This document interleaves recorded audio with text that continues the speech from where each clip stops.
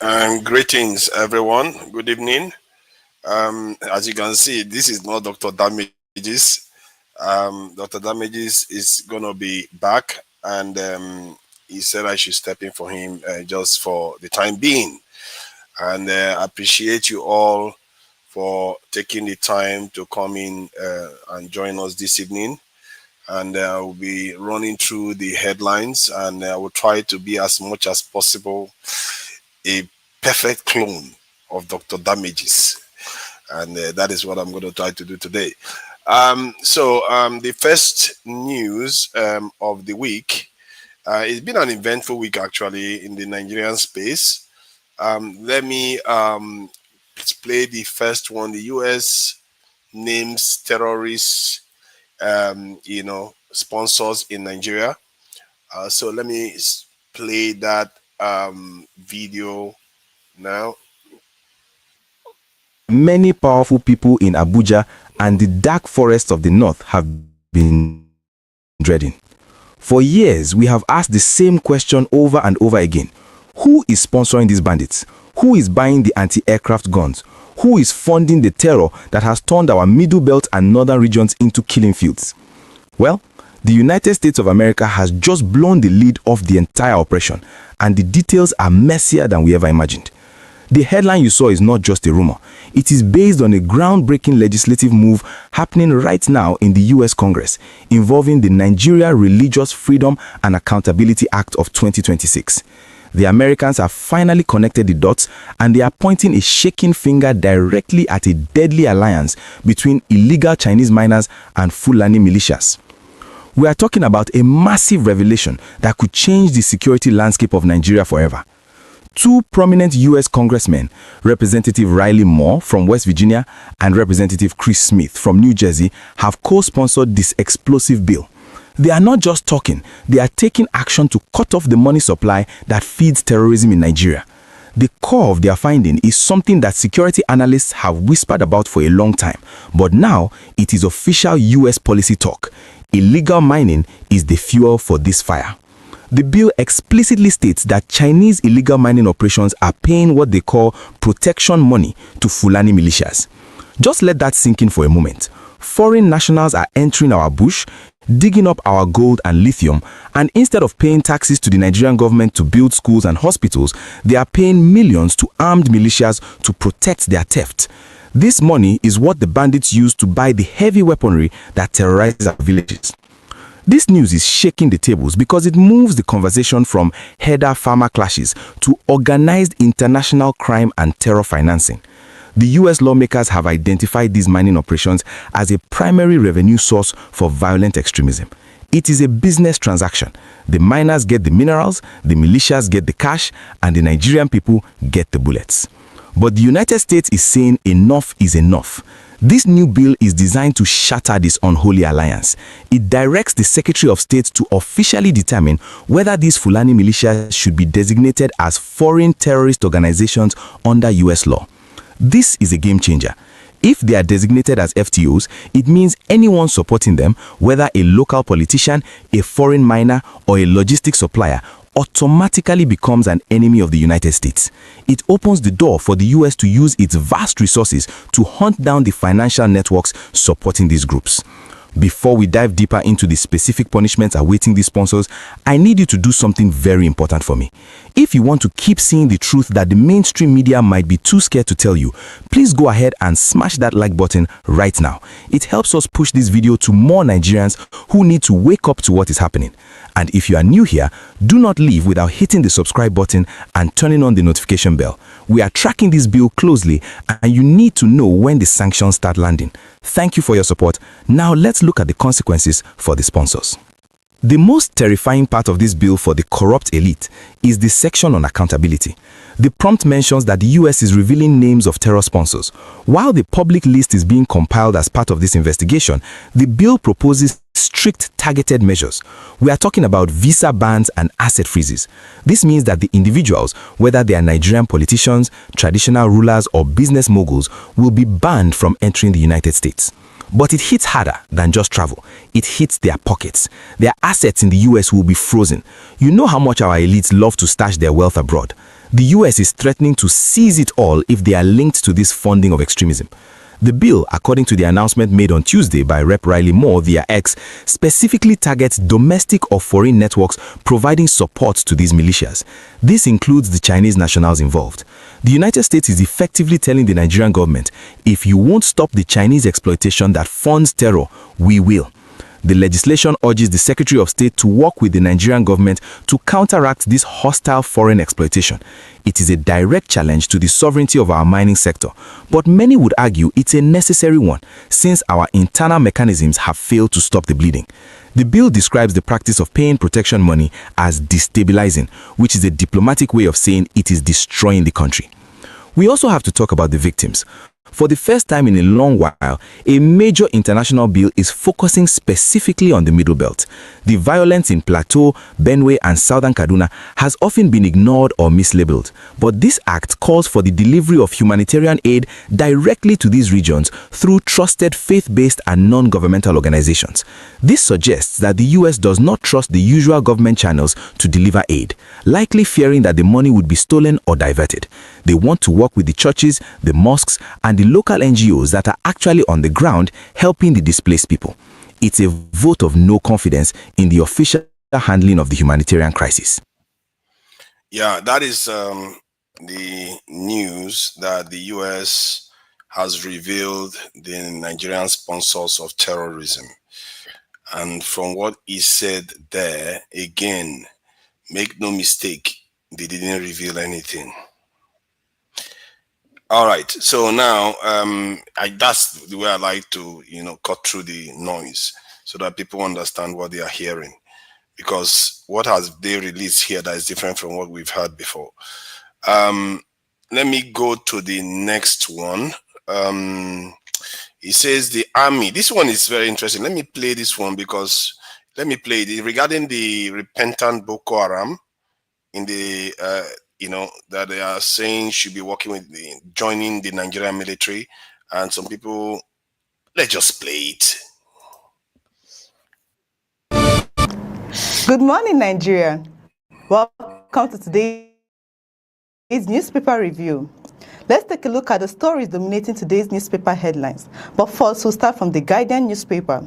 On the Guardian newspaper on page 4 and 5, with a big story written, posers over ex-governors, push for legislative seats.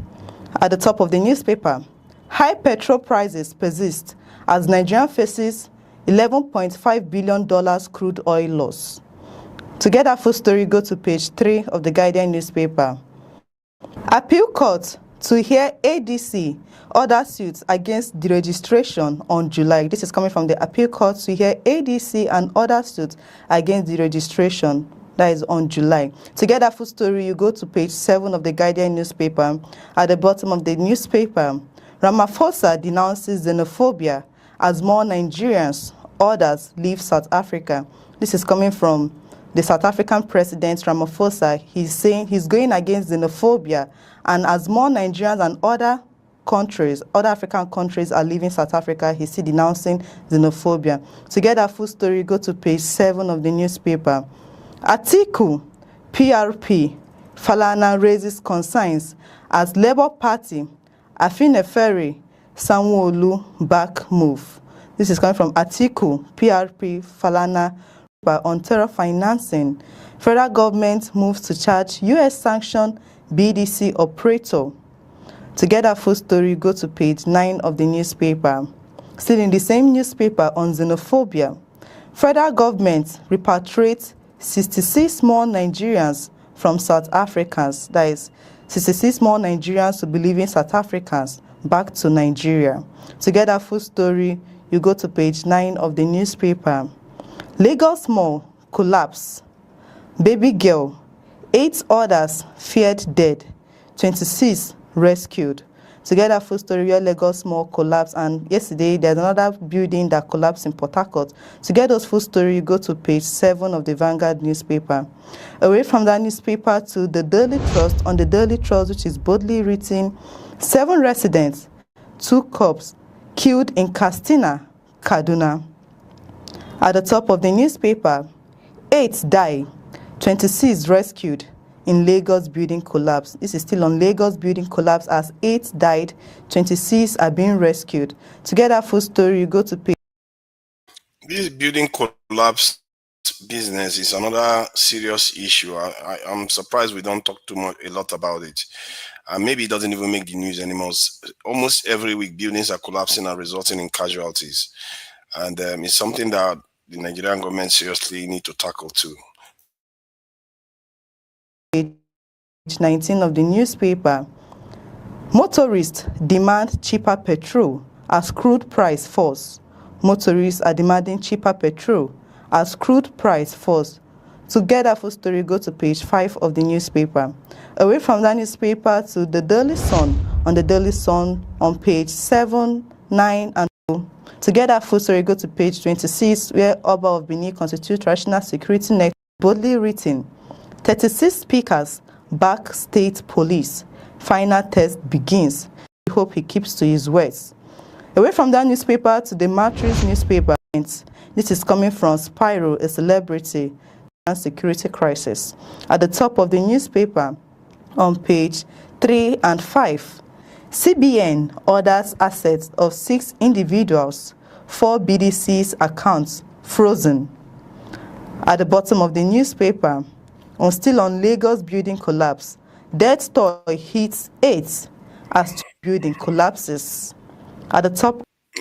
Okay, that news is not covering the issue of repentant Boko Haram as I expected. I will be getting that video and they're providing it. I think that story is quite important to cover today. So let's go to the constitutional amendment for state police, and it appears to be progressing through the lawmakers, with the lawmakers. So I'm not sure where it is right now. They said it has passed the 3rd reading. So it's probably going to be heading towards the presidency too. No, actually, it's going to go to the states, I think, for 2/3 of them to approve it. We'll see how that goes anyway. I think you guys that know better about these things will probably educate us on this. Let me play the video. The proposal for state police re-emerged as the central issue on the agenda. Do solemnly swear that I will be faithful. The Senate President begins with the swearing-in of 4 new senators following the recent by-elections conducted by INEC. Governor Lucky Aiyedatiwa of Ondo State was among dignitaries present to witness the ceremony. Moments after, attention shifts to the state police bill, with lawmakers voting to exclude governors from witnessing the proceedings from inside the chamber. The 3 governors of Ondo, Ogun, and Kaduna states are subsequently allowed to stay and observe. Plus means yes, affirmation. 0 means abstain. The test run is indicative of a system's dysfunction, prompting the Senate's leader to move a motion for manual voting. Or some of our colleagues whose machines are not working. I am moving that we give every distinguished senator to answer his or her father's name by doing manual voting. The bill is considered after the Senate's leader presents the general principles as well as the submission of the report by the Deputy Senate President. The report of the Committee on Constitutional Review on the Constitution of the Federal Republic of Nigeria Alteration Bill 2026 SB 1055. I so move. Flag of the Senate.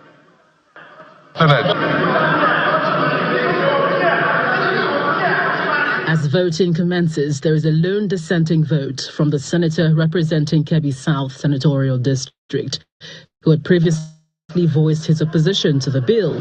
The senator subsequently exited the chamber. The bill subsequently scales 2nd and 3rd reading after a clause-by-clause consideration and a broad backing by lawmakers. Be counting, count people to hear you. Count.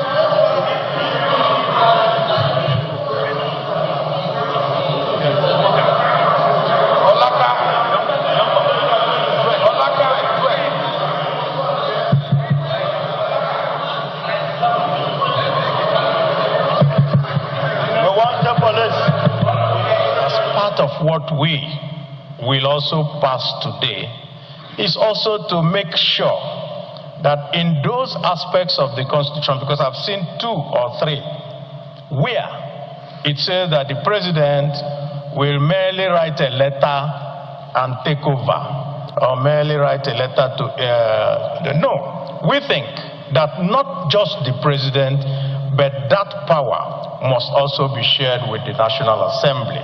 What we are merely doing now is to see that all this pseudo state police that is created across the nooks and crannies of the country metamorphose into state police. A key provision of the bill empowers state governors to appoint commissioners of police for their respective states, subject to confirmation by state houses of assembly. Under Clause 17 of the proposed constitutional amendment, a state police service shall be headed by a commissioner of police of the state, appointed by the governor of the state on the recommendation of the National Police Council. With the passage, the legislation replaces the existing Nigeria Police Force framework with a dual structure comprising of a federal police service and the state police services. From the National Assembly, Gloria Omezuke, Channels Television News. Yeah, that's the state police bill, which a lot of people will welcome, and I'm not exactly one of them, but I'm sure a lot of people like it. So today is a good day for some people. Let me play one more topic. There are 2 major topics we've not covered. The Boko Haram one, repentant one. I will find an appropriate video to play for that. And then the court verdict on NDC registration. So let me play this. The substance of the ruling, well, the ruling is predicated on the application of the applicant who has approached the court after the court delivered a judgment on the 10th of December 2025, wherein the court directed that the INEC should register the Nigerian Democratic Congress as a political party. Now, in making that decision, the court had relied on facts which the claimants before him had presented, stating that they owned a particular logo and that they had certified the constitutional requirements for registration. Now, after that judgment was delivered, the applicant, realizing that that judgment had been delivered and was predicated on its logo, which the applicant itself has submitted to INEC prior to that, the filing of the action, the applicant then approached the court asking that the court vacates that decision because its right had been affected by reason of the appropriation of its logo. So what you have witnessed today is, in the ruling, is the court considering the facts before it and arriving at a just conclusion that the right of the applicant was affected in his decision of 10th of December 2025, and that as a result, he has set aside that judgment and has ordered parties to revert to the position where they were before the judgment was delivered, and for the claimants before the court to take appropriate steps to bring in all parties and ensure that the matter is effectually and effectively determined. The parties involved are some pro tem national officers of the Nigeria Democratic Congress. They had sued INEC, but the applicant that has approached the court for the purpose of the ruling we just listened to in court is the Peace Movement Party, whose national legal advisor has also come forward as a representative on the face of the processes. Now, the court in the judgment of the 10th of December had ordered INEC to recognize Nigeria Democratic Congress as a political party and register it, issue a certificate of registration, and allow it to be contained on the ballot papers for the purpose of the elections. So those were the fallouts of the judgment. The judgment having been reversed this morning, those steps taken by INEC to do so in recognition and issuance of certificates would also need to be reversed. The certificates will have to be retracted. The registration and recognition on INEC database will also have to be taken out, and wherever they appear on ballot in any election before this suit is now determined, they would now have to be removed. It's ongoing by the reason of the distance. The court just vacated the orders he made and asked parties to come back. There didn't say maintain status quo. There was no such thing. I don't know whether people have understood what that lawyer was saying. I think by the time he finished, I got confused. It's all right. You know, I'm not a lawyer after all. Let me play this video of another news agent trying to explain why this was reversed. News are. We'll start off with judicial matters, where a federal high court in Lokoja has set aside its December 10, 2025 judgment directing the Independent National Electoral Commission to register the Nigerian Democratic Congress as a political party. Justice Issa Desham ruled that all parties with a direct interest in matters must be given a fair hearing before any substantive decision is reached. He held that the Peace Movement Party successfully established its legal interest in the case. The court declared the earlier proceedings constitutionally defective because the interested party was not heard, describing the previous judgment as a nullity. Justice Desham ordered that the status quo be maintained pending the determination of the substantive suit. The judge also held that material facts were suppressed during the earlier proceedings. He directed that the case should begin afresh with INEC, the Peace Movement Party, and the Nigerian Democratic Congress joined as parties to the suit. Now, in making that decision, the court had relied on facts. And the court has relied on facts. Okay, now I will go and play these other facts. All right.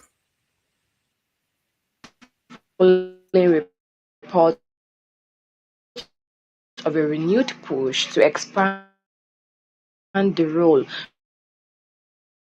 of rehabilitated former insurgents and it sparked resistance among some military personnel. According to reports, several soldiers have expressed reservation about any arrangement that could place former members of terrorist groups in positions where they may have access to operational information or security activities. The concerns stem from fears that such a move could expose military operations to intelligence leaks, compromise sensitive missions, and undermine trust among troops on the front lines. The discussion is linked to the federal government de-radicalization and reintegration program known as Operation Safe Corridor. The initiative was established to encourage insurgents to surrender, undergo rehabilitation, and eventually reintegrate into society. Government officials have repeatedly described the program as a key component of Nigeria's broader strategy to combat violent extremism. Supporters of the initiative argue that rehabilitation programs have helped reduce the number of active fighters by encouraging defection from terrorist groups. They maintain that providing a pathway back in society for those who genuinely renounce violence can contribute to long-term peace and stability, especially in conflict-affected communities. However, critics remain unconvinced. Some security experts and military observers argue that while rehabilitation may be necessary, it should be approached with caution. They contend that former insurgents should not be placed in positions where they could gain access to classified information or military operations, regardless of the rehabilitation process they have undergone. The debate had become increasingly significant as Nigeria continues to confront security challenges ranging from insurgency in the northeast to banditry and kidnapping in other parts of the country. For many serving personnel, trust and operational security remain critical elements in the fight against terrorism. In response to previous controversies surrounding the issue, the Defense Headquarters has consistently denied claims that repentant terrorists have been recruited into the Nigerian Armed Forces. Military authorities have maintained that individuals who complete rehabilitation programs are reintegrated into civilian society and are not enlisted as soldiers. Despite those assurances, concerns continue to surface whenever discussions arise about expanding the responsibilities of former insurgents after rehabilitation. Families of victims, civil society groups, and security analysts have also called for greater transparency regarding the monitoring and reintegration process. As the conversation continues, the issue highlights the challenge of balancing rehabilitation efforts with national security concerns. While authorities seek ways to encourage more insurgents to lay down their arms, Minister. All right, thank you. I think that is the end of the videos. I'm sure a lot of people will be glad to see the end of it. I'm just still trying to, be a clone of Dr. Damage. Let me bring everyone in the backstage in onto the stage. Mr. James, Ife, Okberolo, and the illustrious AY. Thank you, everyone, for joining me this evening. It's been an eventful week. So welcome, Mr. James. I'm sure you've had a good week, and same for all the other panelists. So what do you make of the week so far, Mr. James? We start, with the normal warm-up that Dr. Damages do. Pretend I'm Dr. Damages. Welcome. Thank you. Can you hear me? Loud and clear. Good. You left out something very important to the people of Edo State. Dokubo Azares challenged the authority. Dokubo Azares challenged the authority of the Oba of Benin.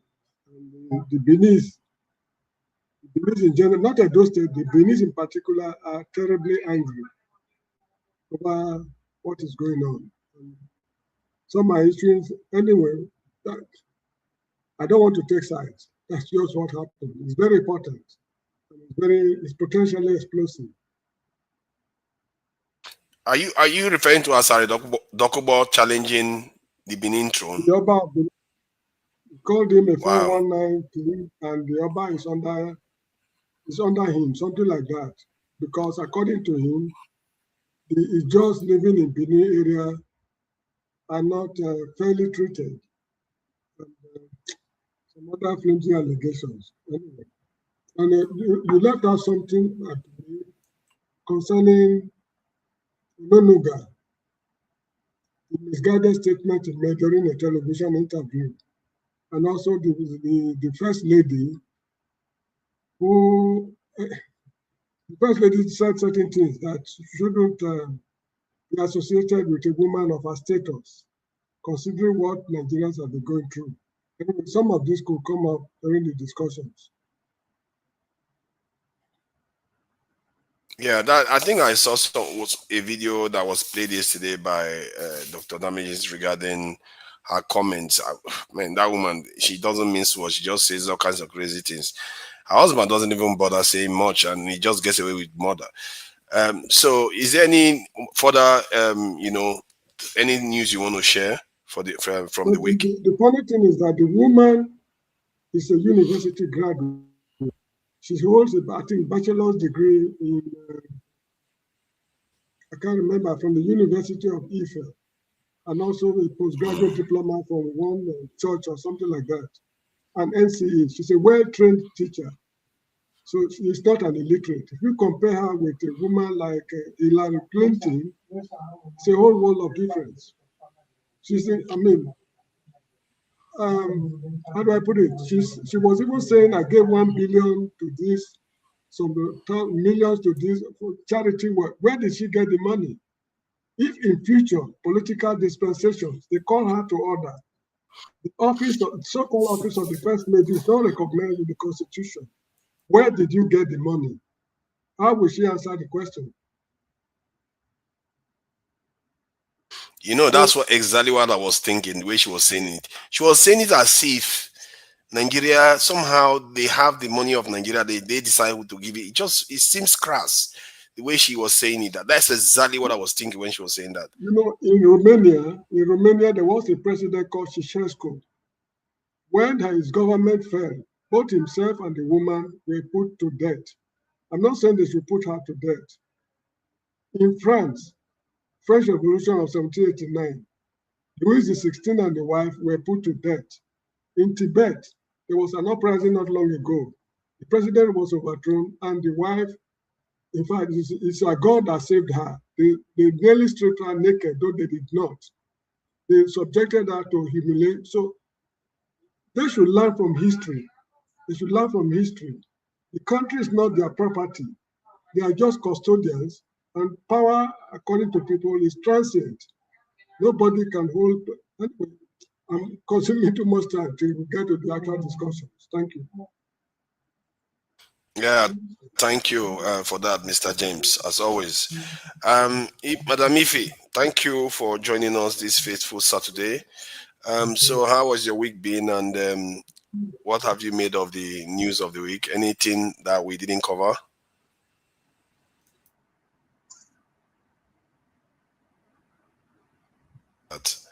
Madam Ife has gone and done something else now. Okay, let's go to the Akpagolos.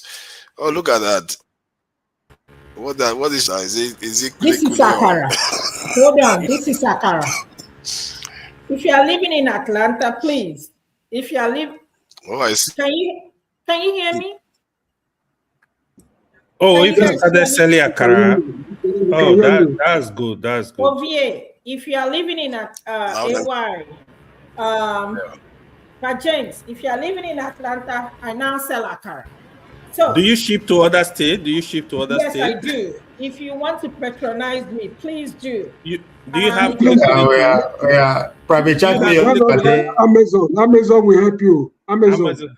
Yeah, it will spoil. That's why I'm saying just selling to those living in Atlanta. So this is my side hustle. Do you have Kulikuli account too? I want. I don't have fun, but I have account, and I have Kulikuli. I have granuts. So if you want to patronize me, I have it here. Thank you. Wow, Nigeria's also found. You know, hi guys. Wow. You know, forget the fact that we are laughing. This is not a laughing matter. I don't have no problem with anybody selling kulikuli. I eat kulikuli a lot, or anybody selling akara. But for this woman, I call her this woman because she's completely out of, with no respect. I don't even have no respect for her. For her to come on national, first of all, again, you know, one thing I always consistently ask, whether we practice democracy. And of course, you guys can see that's not what we do. If we say that we copy this democracy from United States and other countries, I have never seen Michelle Obama come out and talk about how much she has given and people should do this and do that. Even Melania Trump, even Bush, I have never, Hillary Clinton, I have never seen any of these people to come out to tell us that, you know, this is the woman that told us that during the campaign, she borrowed $2 million from the vice president's wife. All of a sudden now she's giving him billions. She's no longer giving him millions. For this woman to come out and insult our intelligence, I mean, when I mean insult, okay? And you ask her, remember, I don't know if you guys saw the video of her daughter.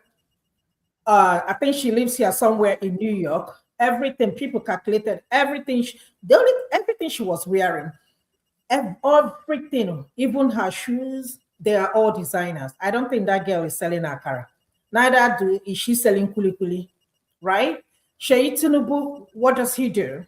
The first daughter, the daughter of the president, she is a yanoloja, whatever, you know, she's called. Her husband also, you know, some sort of minister for housing and all that stuff.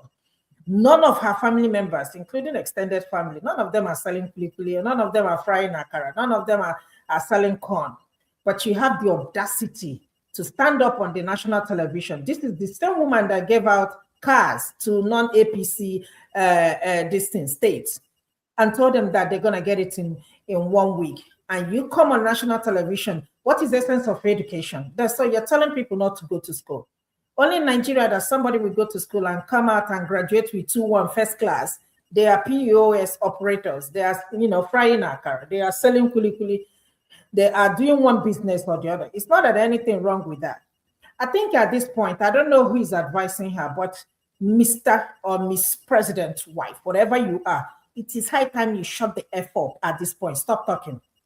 Because anytime she opens her mouth to talk to us, it's just very annoying.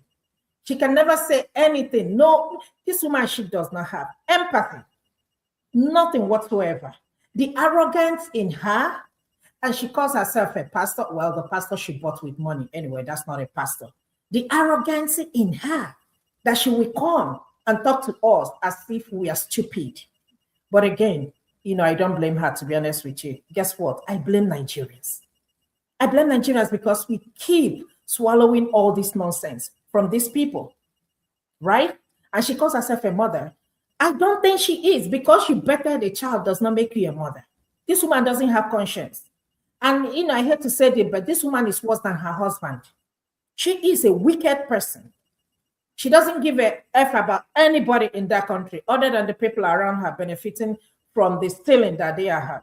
By Ononuga, that is how, as stupid as he is, came to Arise TV and told us that, he doesn't see it. How can you see that, sir?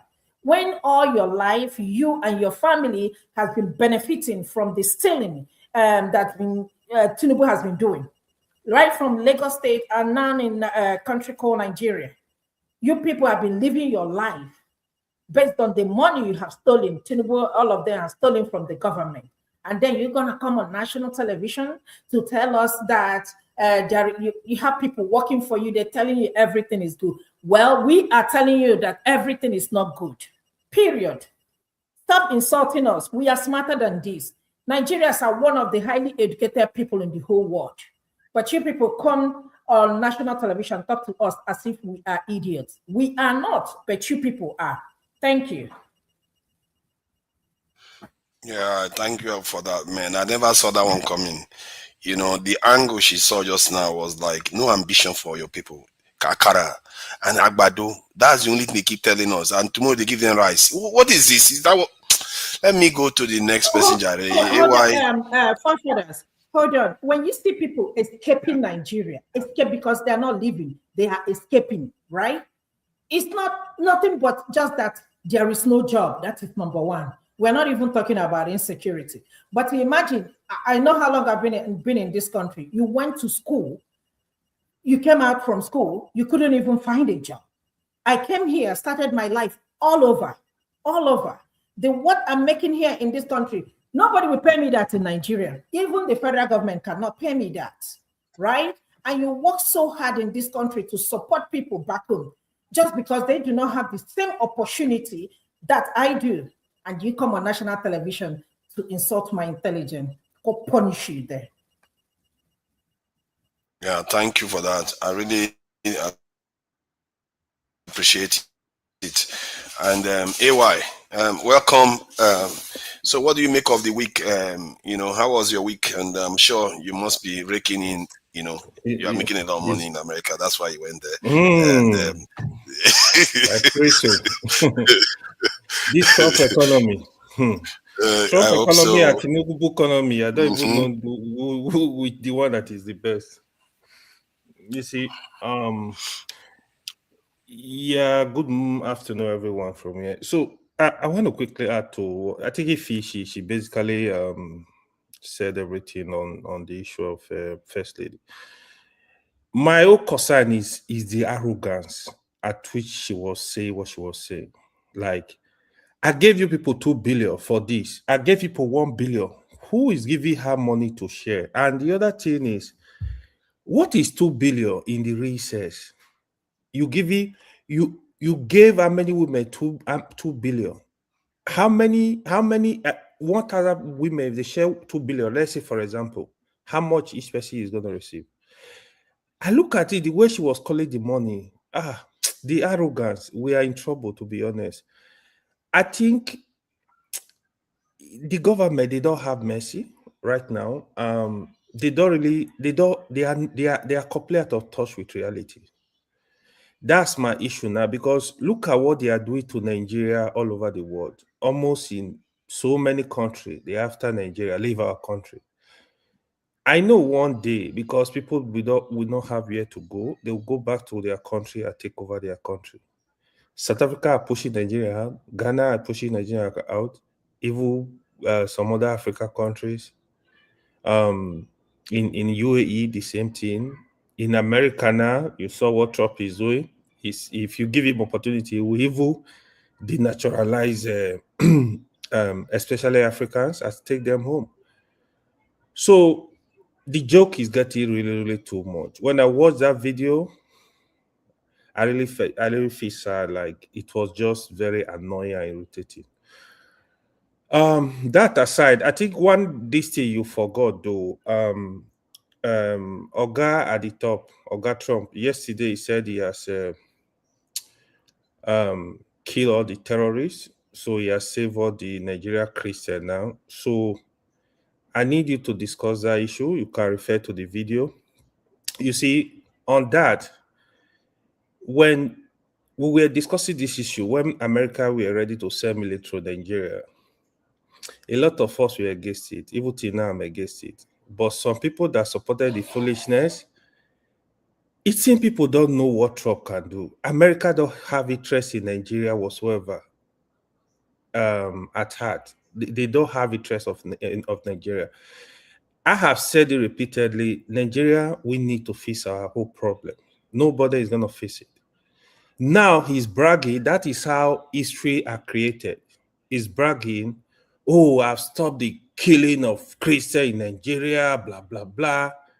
Where meanwhile, since you brought in military, the American military to the country, the rate of insecurity has actually increased. I don't even know how people listen to this man. Me, I'm tired. On the Iran issue, you see what he's doing. For the past how many years, today we tell you, oh, we destroyed the whole Iran military. Tomorrow we say we destroyed the nuclear. Tomorrow we destroyed this, we destroyed this. This is Trump. If you show off an economy, if you want to discuss it, the same thing. I really, sincerely, I'm tired of the current kind of leaders we have across the world. Most of them, there are leaders that still putting in the work, you know, try to fix stuff for the people. One example is the Prime Minister of Canada is doing a lot.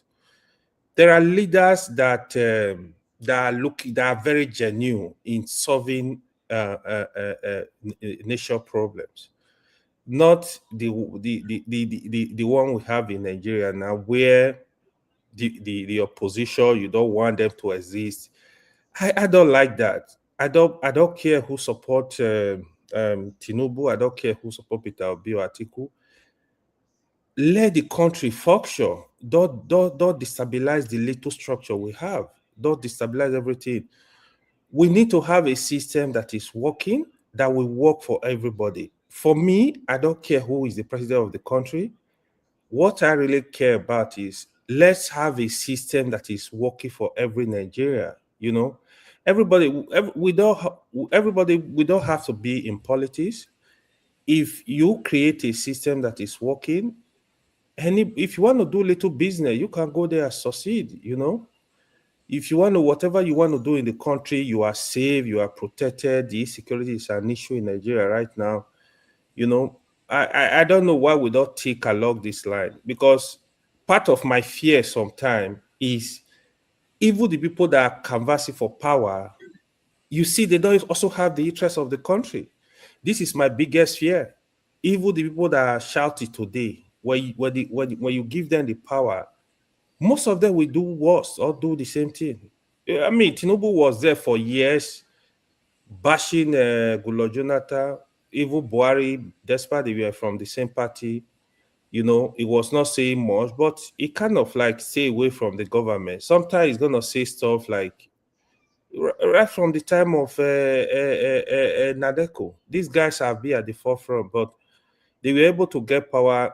Nothing is improving. And if you refer to the Bayo Nonuga that was saying that, where is the poverty? Like, are you crazy? How will you say that? If you are not from a village, go to your village and go and see how poverty is ravaging villages, communities. Insecurity is increasing. The kidnapping going on is as a result of the poverty.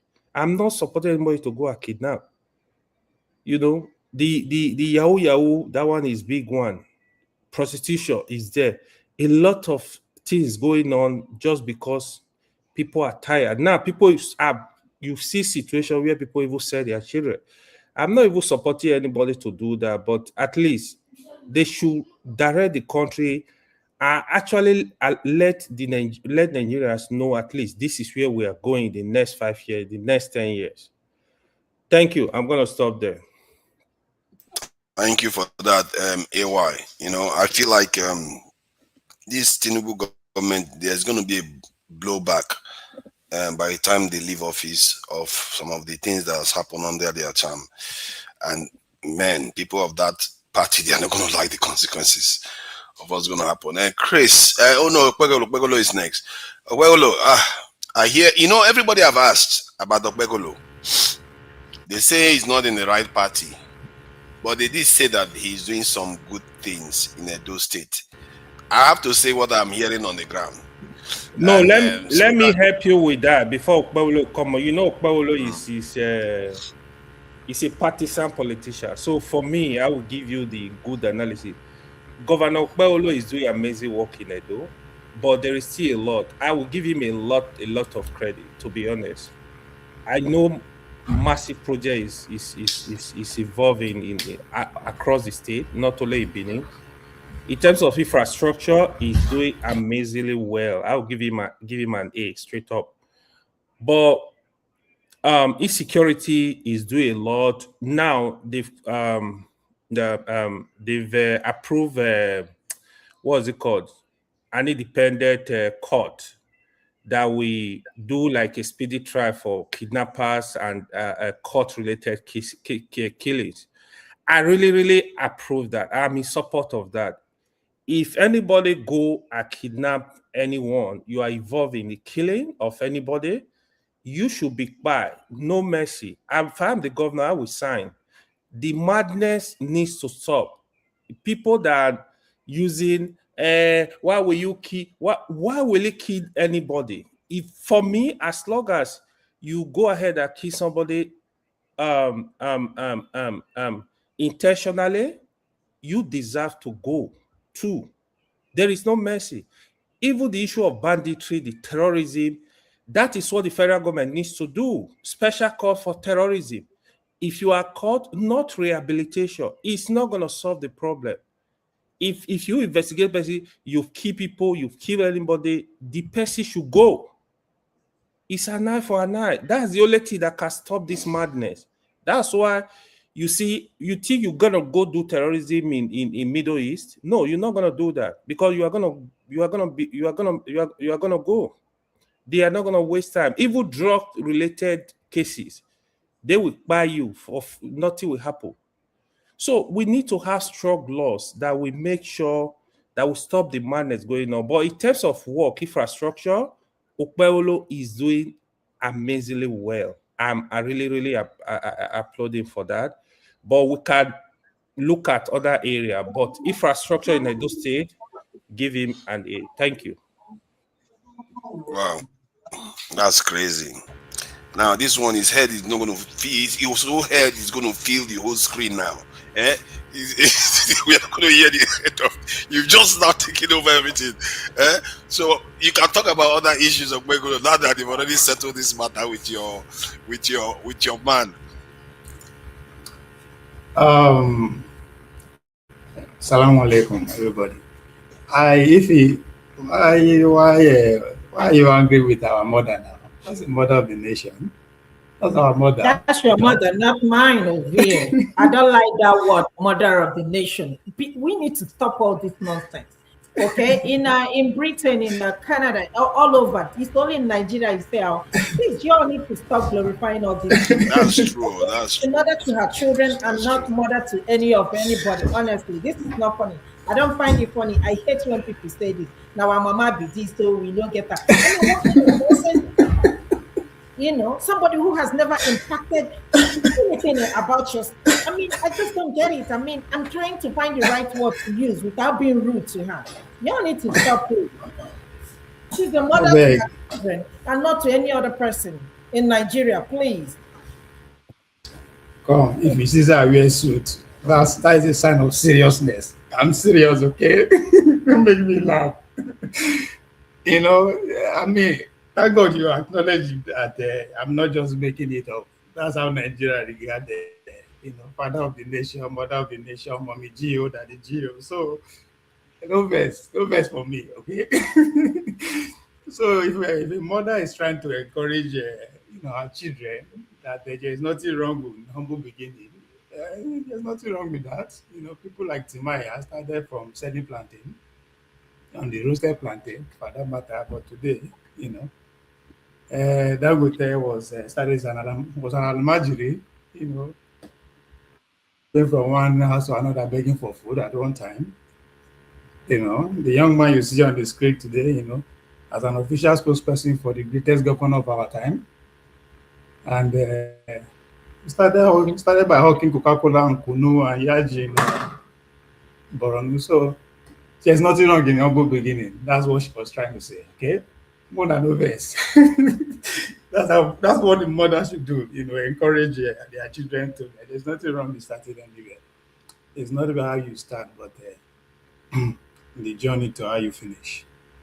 I think to Nigeria, one news that we are not following, but you know, more of politics. China officially moved on Taiwan. They passed a law called the ethnic law. You know, and their argument is that that every state, every country has the legitimate and lawful necessary reason to pursue suppress separatists. You know, they have they extended the legal ability to not just individual and organization. That's exactly what they did towards Hong Kong in 2000. So before you get to the full-blown war, you always start by the legal phase. That's how this thing work. Then you move to politics. The next stage now war. So they have officially moved into that realm. So a lot of people they project that the 2027 season is pretty much the war, what they call the war cycle. So you are eventually going to see war between China and Taiwan, Iran, Israel, India and Pakistan, again, Ukraine, China. So pocket of like that. That's how the world is going to. That's the next the war we will enter. So that is very important. It might not be out there on the news, but that is the first move to say we are officially going to take Taiwan. And now how the rest of the world will react will be the so I think that is important. And AY, you try, but at this point, power do not need to be sold. with the village people, we know what we are getting. So the contract has already you go win. So you don't need to oversell out. you are living in Atlanta. You are just it's different than you are saying, but I will give you that. Then show will they arrest. Okay. That was another shenanigan, but I think we will talk on that when we talk about the OB and the rest. So I will time out to that. That will be because that dominated the news between Monday, Tuesday, and Wednesday, right? If I'm not mistaken. So we need to talk about that. Okay, thank you for that. I think it's Chris next. Chris, how did you find the week? This story about repentant Boko Haram looking to start working with the Nigerian military, and the military raise alarm is quite interesting because it's the other way around. People always accuse the military of, but the military clearly, and this is what I suspect was always the case, the military is being the one to raise the alarm. I don't know what you make of it this time. Well, I think you are the one that I am supposed to ask this question because you keep on talking about the military. You are the one that keep on recruit. So you kind of find somebody now asking somebody to go to join army, and then you see that the enemy is within. So you are the one that's supposed to answer this question for us here. Because every time you're on this program, you keep on asking people, go to Nigeria, recruit. Recruit 15 million. What are they going to eat? Agbado, egmore, corn in the morning. And, that will be this thing for the farmers. Chris, the reason why I mentioned it is because to let you know that the military don't allow it. The military rejected it. That is the point. The military don't allow it. This is the one they rejected because it's become obvious for people. It's been made public. If it weren't made public, probably nobody would have known. You see, let me say this to you. Most of you come here every day talking about leadership and as if the problem of Nigeria is leadership and leadership. And people should cut slack to Tinubu because he is working, he is trying his best as a leader of a criminal enterprise, that Nigeria is. So what it is like if you are a criminal in Nigeria, you will understand that he's trying his best. It's because most of you are not in Nigeria and are not probably you are not criminally minded. That's why you are looking at it as if they are doing something wrong. For me, when it comes to the army, somebody have told you that the Nigerian government knows every terrorist by name. They know every terrorist by address. And then why would the army come and say that, that they wouldn't be part of it? Are they not part of the government? Why haven't they destroyed the terrorists? So, it doesn't make sense. You come here every day, keep on talking about something that where that's not the problem. The problem is the system. Okay? The problem is the system. If you look at other countries, here in UK where you stay, just you have lost another prime minister over something that, ordinarily, people will just ignore and say, oh, that doesn't matter. After all, they sacked him and all that, And you even in America where you say, oh, you have a Trump, but the system sustain everybody. It's any system that is meant for good people. System. Okay, because the system is supposed to cage the bad leader and enable a good leader. That's what a good system is supposed to do. So, if you are talking about the woman, giving if you are angry, look, there is an Amajiri system. The project is Amajirization of Nigeria. That is the culture. And that's what I have been trying to explain to you people ever since. The problem is cultural. The people in the north wouldn't bother about this marginalization of Nigeria because it has been in their system all along. So if the wife of the president just decide to key into that culture, she hasn't done anything wrong. She's just working with the system she has or she met. So I don't know why we're not talking about the real system, the real problem of Nigeria here every time we come here. Because everybody will now say, oh, if we have a good leadership. Leadership for me is a vector. It carries a vector role. That's what they do. They sparse things that they don't produce. So they can have a bad vector, a good vector in that real sense of it. What you have is efficient vector or non-efficient vector, And if you look at it this way, the real reason why, Tinubu got into power in the first place is because the system throws him in, If we have a robust system, such a system cannot happen. Look at, and then, he's now in the system, he's now making it to suit him because what they are trying to do is like, you get into power, you do what you do according to your own.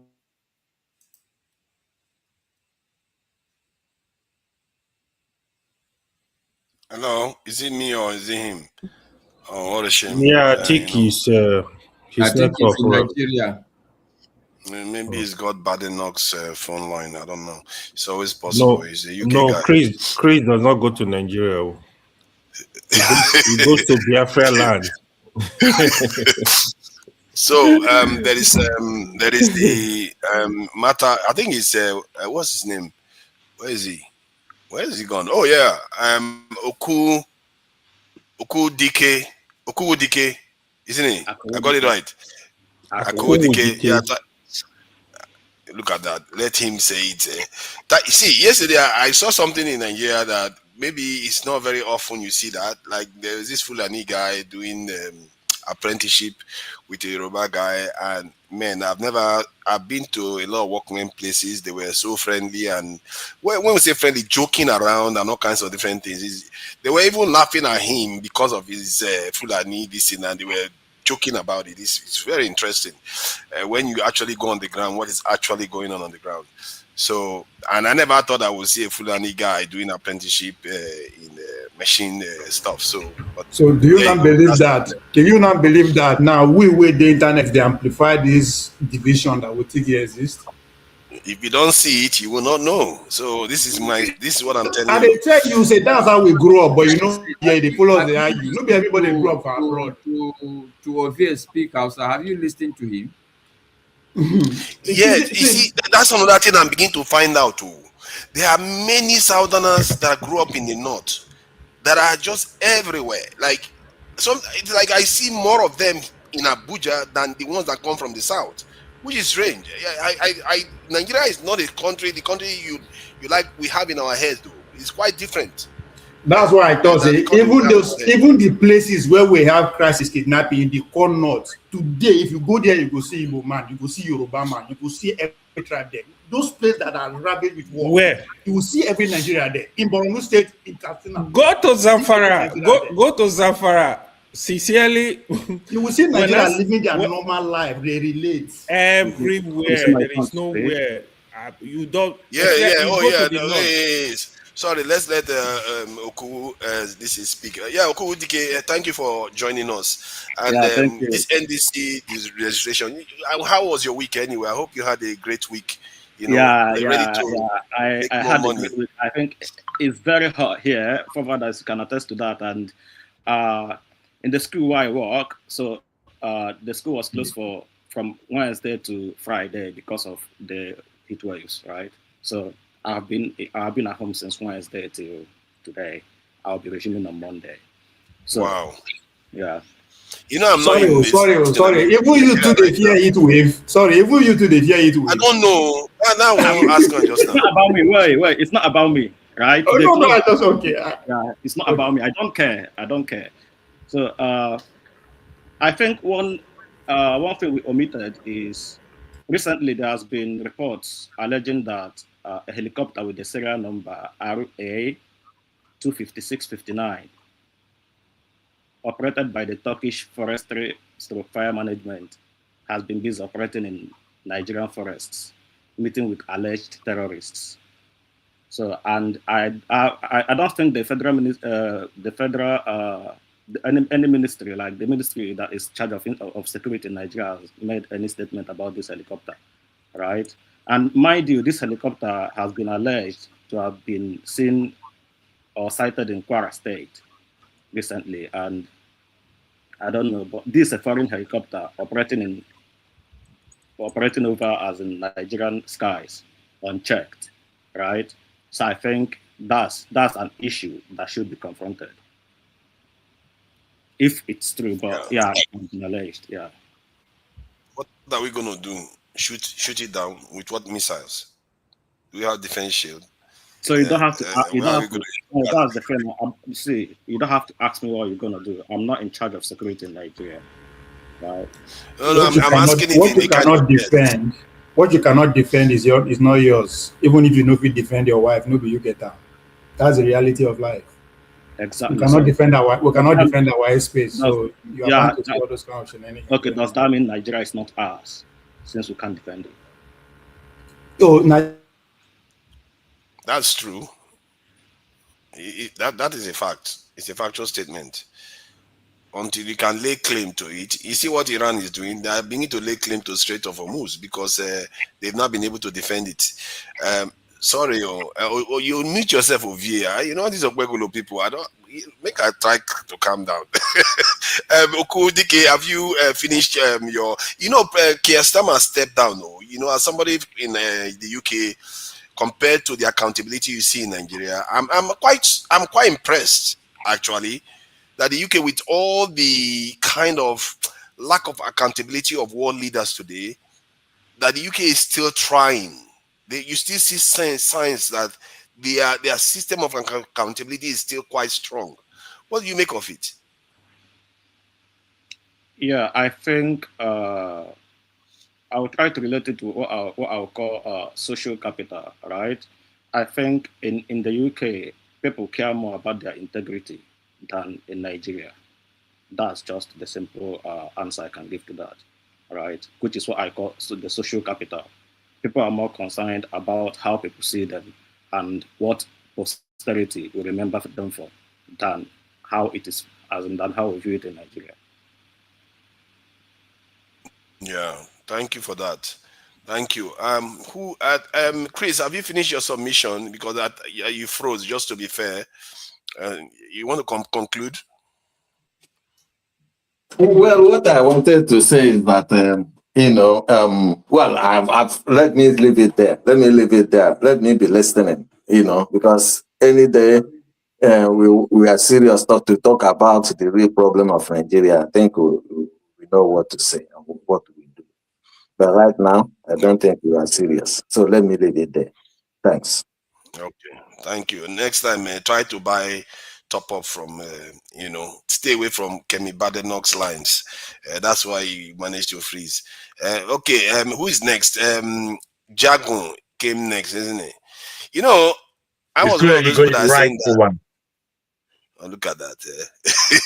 I'm one of those people that are predicting that Kemi Badenoch is going to be hard to get rid of as a conservative leader.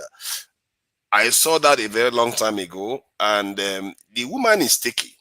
She's an original, and when you have an original as a politician, it's not that easy to get rid of them, because for some reason they just seems to carry on and get stronger over time. And I see her getting stronger in the UK.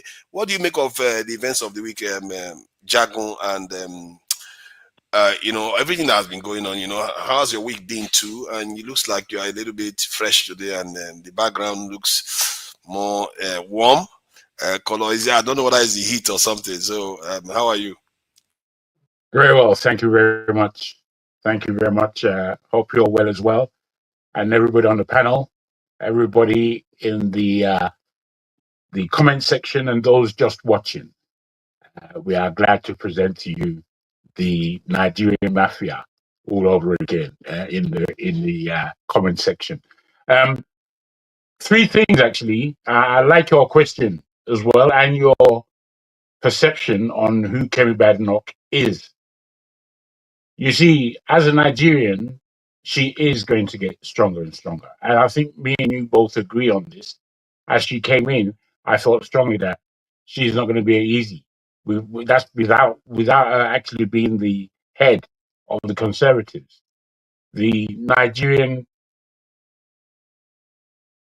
blatancy, whether right or wrong, that she possesses is too strong sometimes for those around her in the good old Houses of Commons. I will tell you that for free.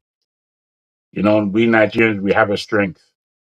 How we use it is the problem most of the time. But I would like to be lighter and letting you understand that the stepping down of Keir Starmer is nothing to do with humility or integrity or any of these things. Nothing at all. Get it out of your mind. He's gone, and I think unwisely. I wouldn't have gone based on the fact that I didn't take Britain into the idiotic war in the Middle East. That is the best thing he has ever done. And somehow he doesn't know how to capitalize upon it. So I don't give him any plus marks at all for that. He's gone because he did that, and he wasn't able to do what he was asked to do by those behind politics, by those persuaders of different wealth brackets, those who position him to do a job whereby it brings them closer to a one world government. I don't think he was achieving that program very well at all. So now we have a fight of a new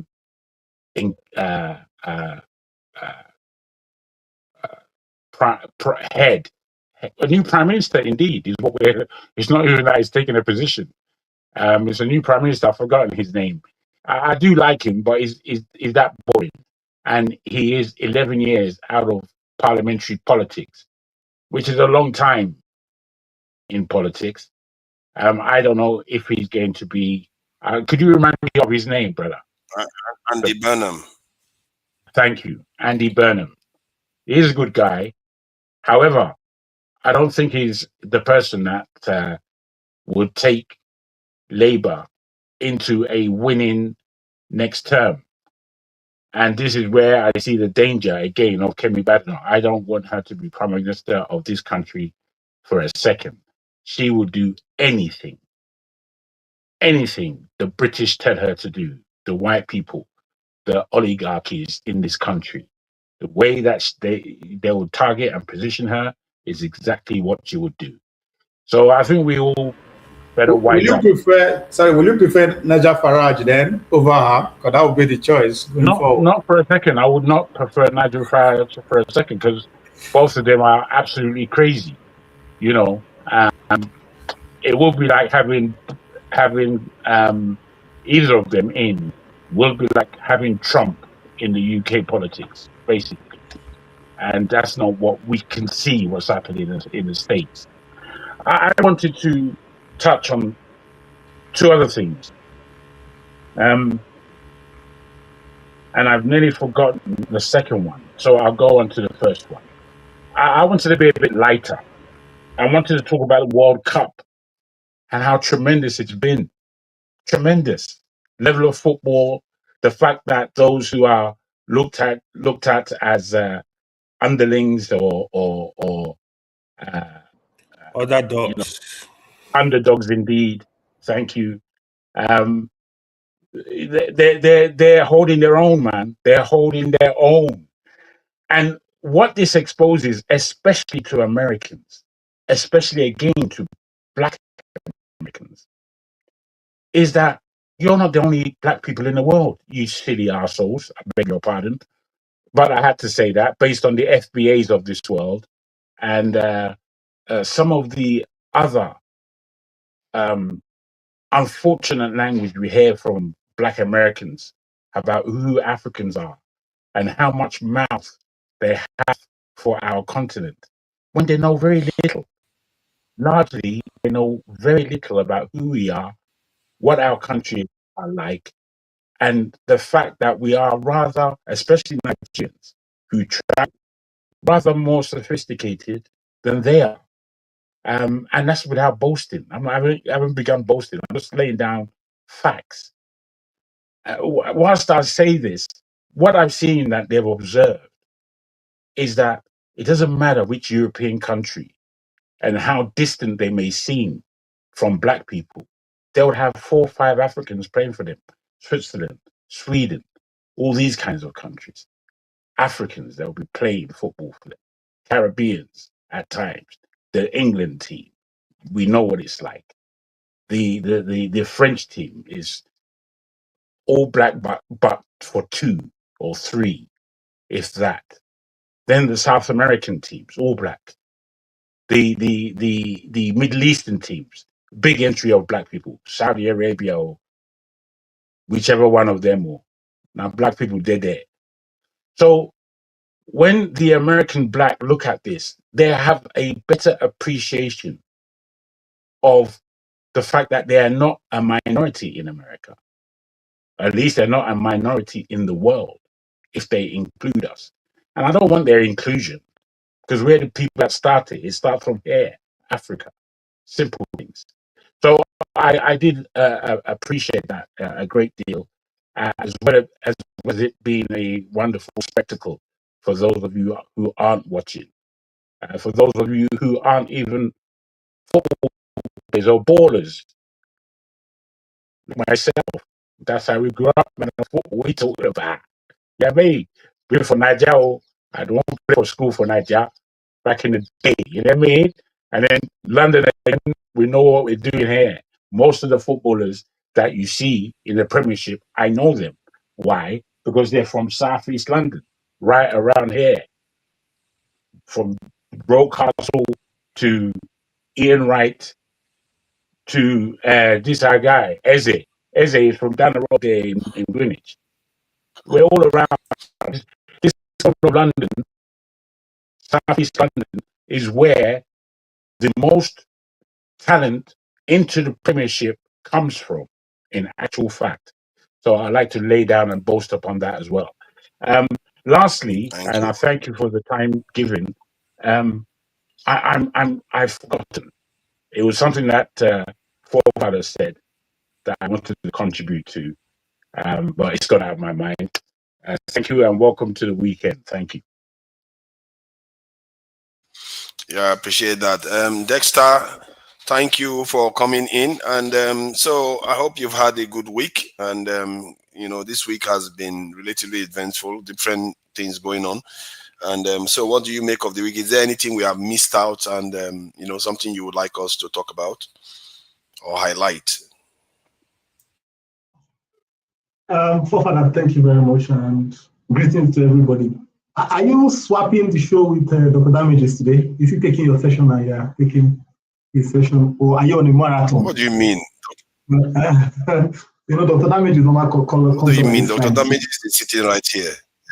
Oh, really? He's sitting there with you? I am Dr. Damages. What is look at that. No, I'm seriously him. Why do you think I'm doing all this session? I'm not arguing with you. What do you think?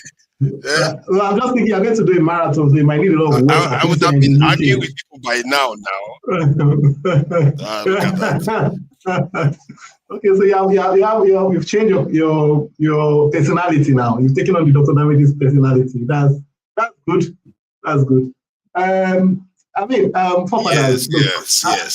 As at yesterday, I just felt like Nigeria is hopeless. We must tell ourselves the truth. Nigeria is in a hopeless situation. It's just in a hopeless situation. If you look at the news coming out, from the week that was, you had the presidential spokesperson, the person that literally stays in the bedroom telling people that there's no hunger. I don't see the hunger. Among all the other atrocious things he said, you just know that the country is gone. Then yesterday, you had a court that had given judgment. Reversed the judgment. The judge reversed it. Look, if you even look at the genesis of it, the party in question tried to register, I think it was 2015, and didn't get registered. And that is the basis. There are some things that we just deceive ourselves like we are in a civilized society. We are not. I think that's, so I think we really, as Nigerians, we really don't have anything we should be smiling about, And then the second thing I want to talk about, I think we should start putting up a challenge here, because the truth is that if tomorrow power falls in Opi's hand, Opebolo, if power falls into his hand tomorrow for any reason, for any miraculous reason, I don't think he will do anything better. I personally, in fact, many of us on this panel, if power falls in our hands, even you forefathers, if power falls into your hands tomorrow to manage your state or to manage the country, I don't think you will do anything better. Do you know why? Because I have not seen your blueprint of what you want to do. We come here and chat and we talk a lot, but I think time has come whereby if we really want to make change, it's not just talking. We should start challenging ourselves. Wow. Where are you from? If you write out what you would do differently, it's not hard to get out what is the money that has been allocated to your state. In fact, it doesn't have to be your state. Forefathers, you live in Port Harcourt. Check out the allocations to Rivers State and tell us what you would do differently. Bring it to the panel and present it. Let's interrogate it. Because if not, if power drops in your hands, what is going to happen is that there are people at the corridors of power that will swing you immediately. It's no coincidence that someone like Alex Otti is doing well because he had a blueprint of what he wants. All the governors in Nigeria that did well, I don't mean building bridges. I don't mean building bridges. Building bridges is not development. Building bridges in Africa is the way to loot. You know, all the governors that have done well, they had a blueprint, they had an intention of what they wanted to do and they were able to drive at it. Like big of us, many of us come here, we just chat. And that was the week that was my reflection. We should start challenging ourselves on this panel. Maybe the first 1 hour, 30, 90 minutes, people that come in, you have 10 minutes to deliver what you would do as a challenge. What would you do if you were in charge of River State? And you do it with data because the allocations and what the governor has done is there. Do it with data and tell us exactly what you do and what is going to be the impact. And what do you expect? Where do you expect that state to be in the next 5 years, 10 years? We have to start challenging ourselves intellectually here. You know, not just coming to rants. Because if we go to rants, the truth about the power falls in any of our hands, we're not ready for it. And there are people that are in the corridors of power in Nigeria that will be there forever. You have people in Nigeria, they will never take any political position. They will just remain around the corridors of power and they will be swinging. They hold the joystick to push the government. Example, the Shaguri that is taking most of the big contracts in Nigeria. Does he hold any political position? That guy got Wale Edun out of office. That guy literally got Wale Edun out of office. You know, he doesn't hold any political power. He is just around the corridors of power. He was around when Babangida was there, and he's come back again now when Tinubu is there. So we need to start interrogating ourselves. I mean, they look at the state, and why I'm telling you that, because if you listen to the statement of Remi Tinubu, she was telling people to go and do akara and kuli kuli, it just tells you that we are not ready. And if we don't realize as a country that we are lost, then it's even a worse, we are in a worse situation. We are in an absolute worst situation. You know, so one, we must realize where we are. Nigeria, when what's this guy's name? Paul Adefaras said, I think last month or 2 months ago, that Nigeria is gone. What happened yesterday? His statement just, recording. It's actually gone. Nigeria is dead. It's absolutely dead. That's what it is. The president just wants a coronation. That's what he wants. There'll be no election. He just wants a coronation. So, but I think we need here to start challenging ourselves intellectually. Thank you. Excellently said. Very well said. You. I applaud you. One of the things I'm seeing in Nigeria is that everybody says it all the time, but sometimes when you see it, it makes even more impact. I think Masca was supposed to go next, but it's not here now. Is that when politicians get into office, suddenly Masca is there now. Masca is there. Where's Masca now? I can't see him. No, it's not on the platform. It's not here. I see. I thought he was the person next to me. So when they become politicians, even a councillor, you need to see how much money they just start displaying and building houses and stuff like that. It's crazy. Like, if that is how Nigerians see politics, as just a way to make money, wow, we are in trouble. Because nobody wants, it means that because it requires a lot of money to get into politics. That's another one. So if it's so much money to get into politics, how would any good candidate make it there? Family is a situation whereby we listen and we don't care. Somebody is talking. I'm not sure who that is. So yeah, that's what I find, that because there's so much money involved, everybody spends a lot of money to get elected, because they have to pay people. They have to pay different people, all of them. That's how the mechanism works. Everybody you speak to, they always say the same thing. And it's just a matter of fact of life. And maybe that is why a lot of people say the country is dead. Because how do you break out of that? That is why it's hard for politicians to change course. Because all of them, they pay money to get in. They have to get the money back. and the first thing they do is to recoup their money back. That's exactly what they are doing. They are not governing for the people. Well, I And think that this is essentially why Dexter has said what he said. You know, that he said that we have to challenge ourselves and increase our intellectual discussions. This is the only way. It's only if people like us are doing this. Because you know what? If we're all honest to ourselves, the people around us as individuals, they are not as concerned as we are. Whether we've got a wrong or right answer is secondary. They are not as concerned as we are about speaking about issues of Nigerians' destitution, the destitution of the state, and how we are going to correct it. And can we correct it?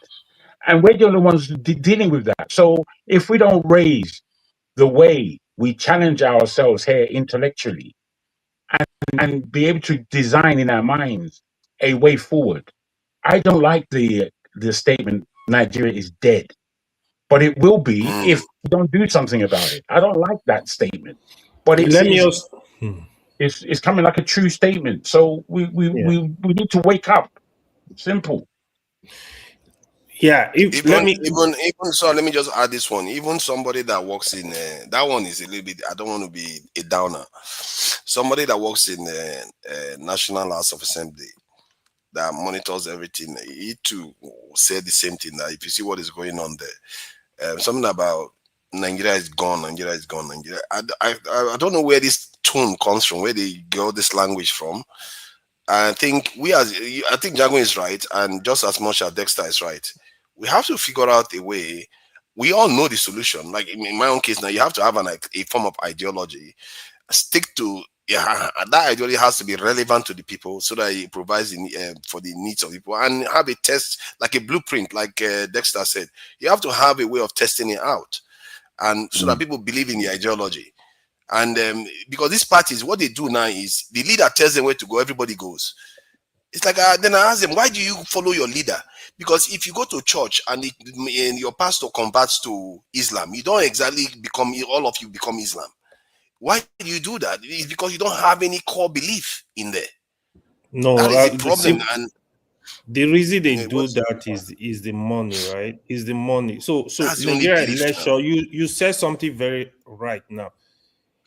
Nigeria electoral politics has become so expensive to the extent that if people tell you how much they spend for just primaries, you will not even believe it. Not the main election.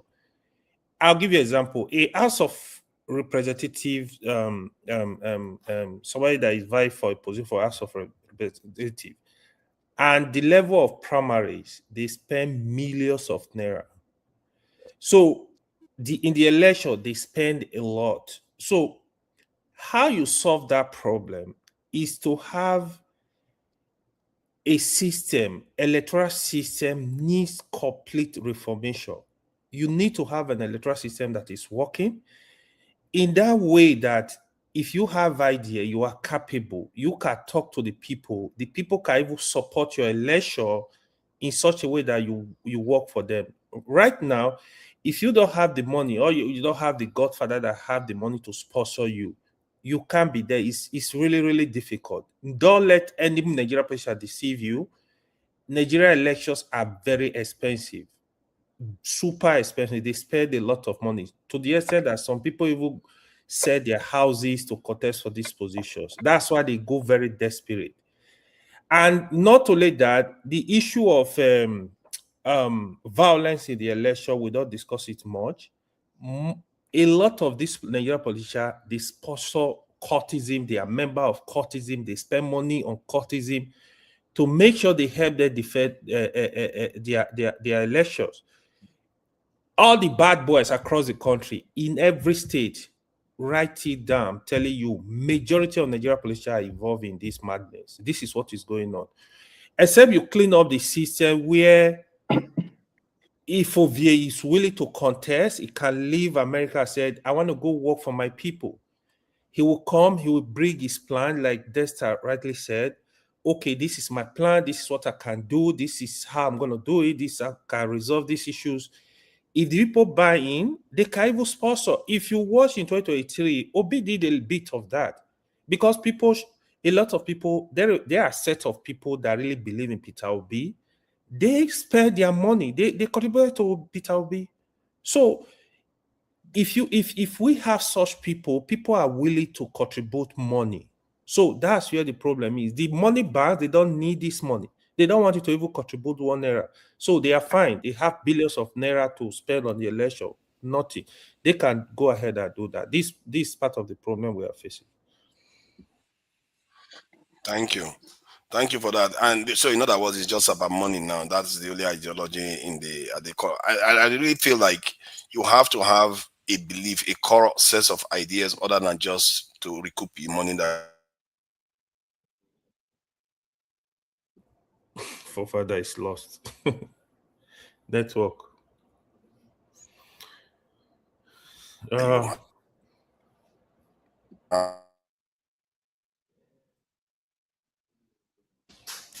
is Ifi? Ifi, come and moderate.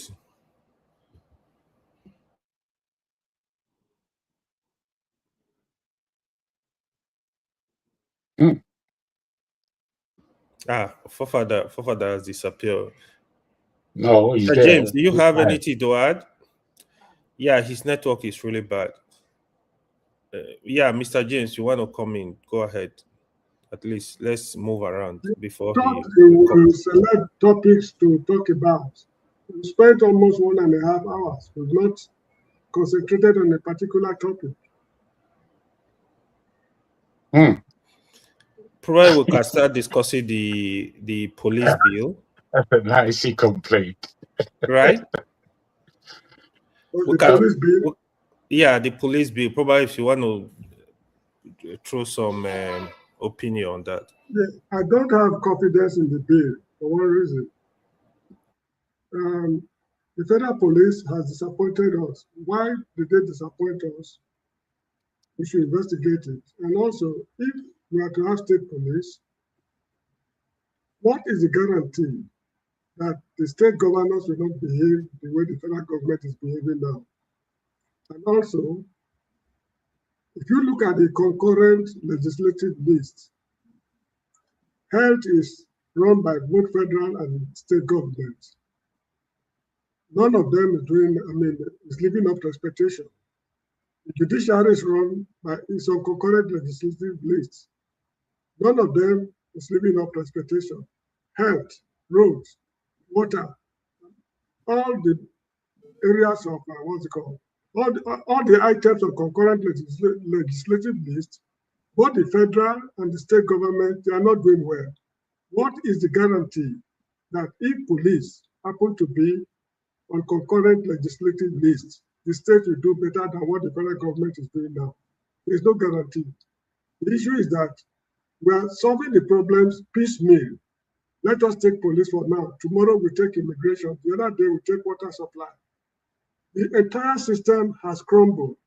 We need a government that will revamp the whole system at once. That is how I see it, because where are we going to recruit the policemen? We are going to recruit them from the Nigerian society.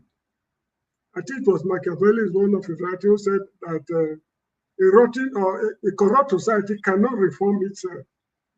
If the society is rotten, we have to cleanse the society first before we talk about Forefathers is back. Forefather, welcome back. Mr. James, apologies. Technical issues. Sorry, go ahead. Yeah, Mr. James was just discussing. I didn't know KJ was around. He just came in. Oh yes, yeah, that's where we're going. Yeah, that's where we're going next. Yeah. Please go ahead, James. Another problem with state police is if the governor of a state appoints the commissioner of police for that state, the commissioner will be accountable to him. And if the governor wants to misuse him, there's nothing he can do about it. And also, assuming the governor is a sponsor of terrorism, because they are pointing accusing fingers at some governors at the moment. If the governor of the state is a sponsor of terrorism, he will certainly use the police to his own advantage. What can we do about it? So I agree that all crimes are local in a way, but if we have a federal police structure, it is better than a state, what we call state police organizations. There's an example I always cite. When Lawrence Anini was disturbing Burnham State, it was discovered that it was a Benin man, George Yamu, who was selling guns to him. So they brought Paris there from Lagos, federal police, to solve the problem for the state. You get what I mean? Now, if Yamu, who is a member of the state police command, is conniving with armed robbers, what is the guarantee that a state police commissioner or a top-ranking police officer in a state will not connive with criminals in that state? Because it's not their internal affairs. So it's going to be a very nasty situation. There will be no federal government to effectively intervene. What we should do is to revamp the whole system. The root cause of the problems of Nigeria principally is the judiciary. In those days, when George Yamu misbehaved, the judicial system was able to hold him to account, put him on trial, condemn him to death. It was the father of this Omar Agege, the former deputy Senate president, the father, James Omar Agege, who sentenced him to death by firing squad. He was executed at the Kewa firing range. I was there live on Valentine's Day when the man was executed.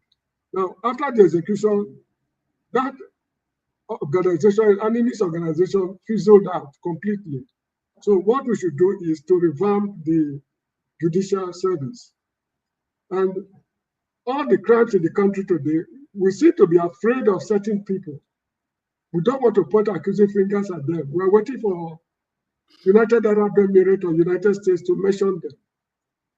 Now, if, for example, a governor or a top-ranking officer happen to be involved in terrorism and is found guilty and is taken to Bar Beach and executed by firing squad, that is a clear-cut warning for everybody. Just like coup plotting. In the military, the penalty is well known, death. This is what is scaring a lot of soldiers from engaging in that practice. I mean, the practice of toppling government. So as long as the judiciary is rotting, there's nothing we can do about it. You get the point? I can commit incest. Nothing will happen. I can do anything in the Federal Republic. There's nobody to call me to order because the judicial service is rotting to the core. So this is the problem we have with the country, not the policemen. The policemen are Nigerians. Nigerian policemen were not recruited from Zimbabwe or Ghana or Togo or Gambia. They are recruited from Nigeria. If Nigeria is rotting, the police force will surely be rotting. A corrupt society cannot produce a clean police force. That is how I say it. Thank you very much. Thank you. I appreciate that. So, KJ, thank you for joining us. I didn't see you the last time I was in. AY and Ife in that order can take over in my absence. Or the people that are on the panel can self-regulate until I am able to return, because I'm in Nigeria now. You can always, the connection is a lot better, I have to say, but it's not always stable. So what do you make of the state police? KJ in charge now? KJ internet is stable. And he is stable too. That's what I said. KJ, AY, and Ife in that order. All right. So, KJ, what do you make of the police, state police? Do you think it's a panacea for the solution of that's to resolve the insecurity issues in the country? First and foremost, yes, partly. But the problem in Nigeria has not always been a problem of policy, but policy implementation. Now, when one man decides to, design a policy to suit him and his cronies, it becomes difficult for you to serve the public good. In this case, of all the members of the National Assembly, the whole team, as senators and House of Rep people, couldn't form and be able to bring out a draft that's acceptable to them to be penned down and sent to the president. The president had to be the one to do it. to send to them for approval for them to now debate and pass. It looks a bit worrying to me. That's one. Two, if they will implement it in the way it should be, then it will not elicit people using it for corrupt practices. For instance, in some of the developed world, the police chiefs are elected by the people. So every now and then you go back to the people to get your mandate. But since that will be so difficult in Nigeria because we don't like to do things the proper way, we don't like best practices. Maybe, just like Abaribo suggested, the power to remove, hire and fire should not only rest on the governor, but also on members of the National Assembly. And having said that, knowing also that people in Nigeria can take public money to bribe all the members of the National Assembly and their state assembly to get something done, it will be good that we also ask that the people, each state, let the policing in that state be done by their own people, by their own tribesmen. If you are going to Biron, if it's for Plateau State and you want to institute a assistant superintendent of police in one local government that is majority Biron local government, let that man be a Biron man. He knows the people who are criminals. He knows the look and cranny of the place. If he decides to allow his community to be overrun by criminals, so be it. But if you do that, you will take away a lot, because we see people who wear uniform and they mistreat Nigerians all around Nigeria in any which way they can, all because they don't belong to that community. They do and undo. So when we bring policing to the people and their own people, being the people who run the security outfit in that state, we will reduce to a barest minimum some of the injustices being done by police and other security forces. Now, having said that, I'm not oblivious of the fact that people can become corrupt, because just like Mr. James has said, a corrupt system have no ability to correct itself. It cannot self-correct. It has to be somebody who is outside of that circle who can bring correction to it. Now, who is that person who bring correction to it? Majority of the people. If we have 100 people in the federal service, 99 are corrupt, and 99 don't seem to be bothered of what is going to happen. And so, because they don't seem to be bothered what's going to happen, everybody is busy packing for themselves whatever they can pack, so that when the house comes caving, they will all escape through their routes they've already planned ahead of time. Majority of people who are in Nigeria do not have their families and cronies in Nigeria, so they don't care what happens. And so it becomes very, very interesting. Let me not say interesting, because I don't want to use the wrong word here. It becomes very challenging why you have a sitting government, and every day in the national and international news, you see people, your own people, being turned to shish kebab, and it doesn't bother you. Nobody says anything. The life just continues. Okay, some few individuals come out and cry. Then you will make that stupid statement they always make every time: we will leave no stone unturned until we get to that stone. They've been turning the stone since 1960 until today. The stone is no longer being able, because the stone have become a lava right now. It's flowing. Nobody can turn it any longer, because the blood now is flowing from the north to the south to the west to the east, and of course going around. Nobody has been able to turn this stone or stop it from flowing. So what am I saying? State police will work well if it will be done as other places are done. I'll give you an example. Where I live, they are saying the university has its own police, well-equipped police. Okay? The county have its own police, well-equipped police. In fact, some big malls have their own police, very, well-equipped police. So you cannot, cross from one point to the other without meeting a formidable team of police people who will check you. Let me go a bit further. If you are traveling, across the US, if it's midnight, say you decide to leave your house to travel around 11 p.m. and your vehicle breaks down somewhere between California and wherever you're going. Within the 5 minutes of your car breaking down in that midnight, the next light you see is a police car. 5 minutes of your stay in that place, the police pulls across and says to you, what's happening? You say, oh, your car broke down. Okay, is it something we can fix now, or is something we can move? If you cannot fix it, the police themselves will make sure that your car is, well out of the road, and they will carry you to the nearest place where you can get help. This is where people regard people individual. They see people as human beings. They treat you like one. It does not matter. It's just, you don't have to be, their tribe or whatever. Yes, I'm not saying that the society is devoid of criminals and people who are evil in those uniforms. But I'm saying when 90% of the people you meet are good people, we can as well say the work is being done. The reason why we're having problems in Nigeria is because 90% of the people who are supposed to be doing the good job are not doing it. It's just 10% of people doing it. And those 10% are constantly being harassed. Like the topic we're going to discuss later. You go back, a judge goes back, a judgment of 2025. You withdraw it. Why has it been done before? I'm looking for the legal term for it. Okay? For a party that will not file along. You didn't file along. You're not included in that suit. You saw the suit. The suit went all through. You didn't say anything about the suit. And then you wake up in the middle of the river and say, oh, I just forgot. I didn't carry a life jacket. The ship has to go back so I can carry a life jacket. What are we saying?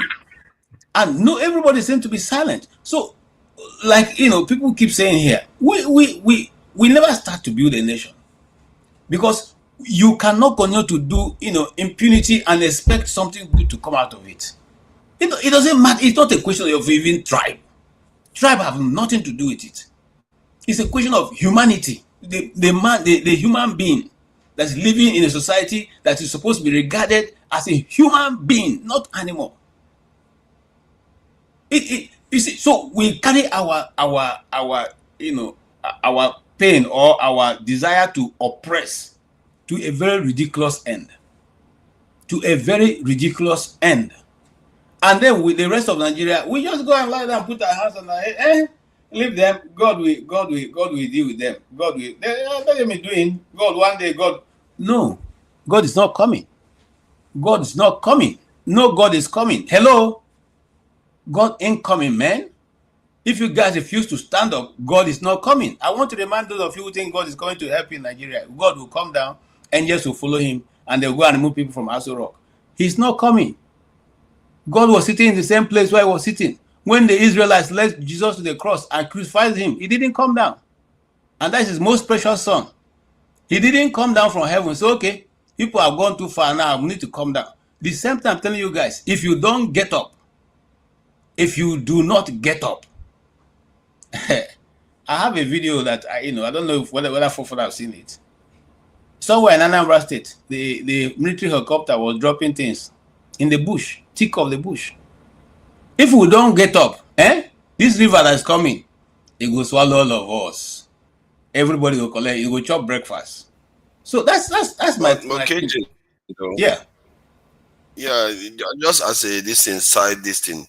So let's say they make you this is one of my concern about state police. They make you state police commissioner.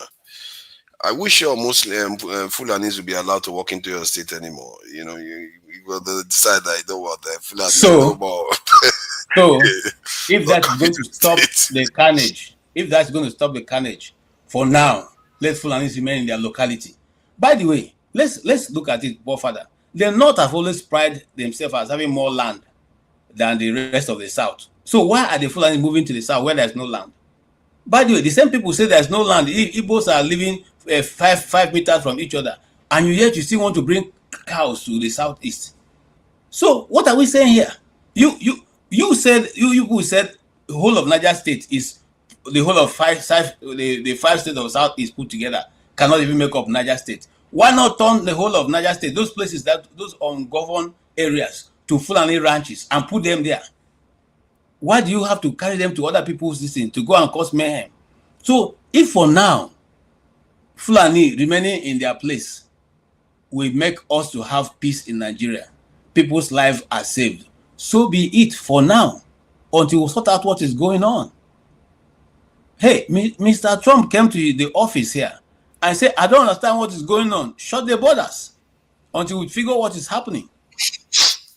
Those are people who love their country. So why can't we say, we don't understand what is going on? Fulanis are everywhere. Nobody's safe. You know what? Let's everybody stay in one place. Let us sort out this thing for once and for all.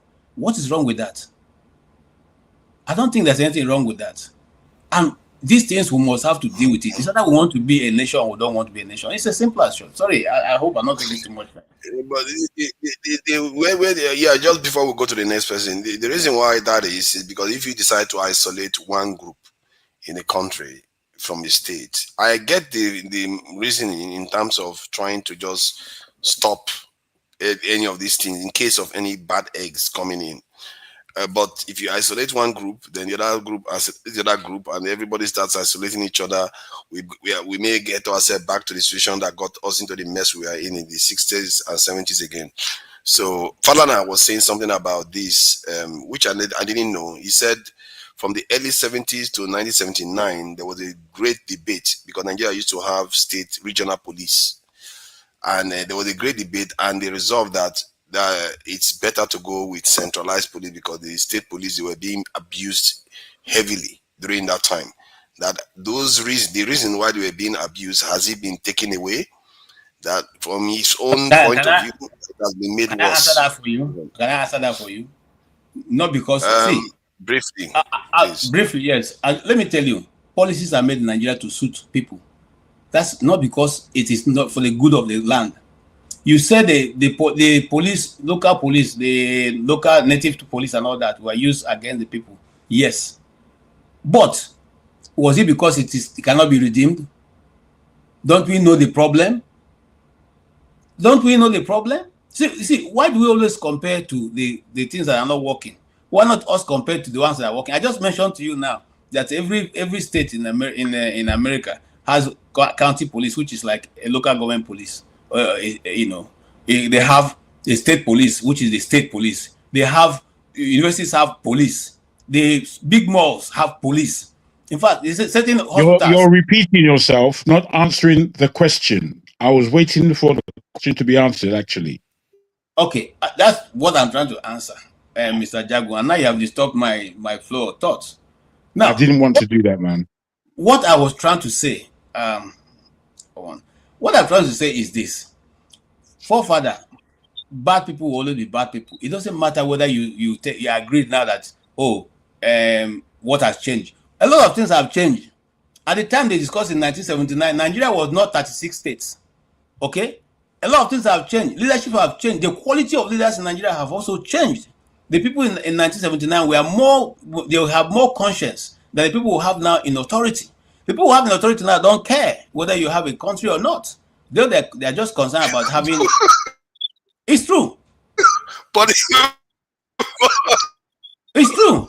But your argument, people before now had higher moral integrity, and they decided that state police was a bad idea. And the crazy was is what you want to give state police now that are breaking House of Assemblies and everything. No, you are making a case against state police. No. See, every country that is serious will craft a law that will help its people to live a good life. What is called international best practices. You cannot tell me that what we are facing in Nigeria is new to humanity. Is it new to humanity? It is not new to humanity. It has happened in other climes many times over, and you are able to checkmate it.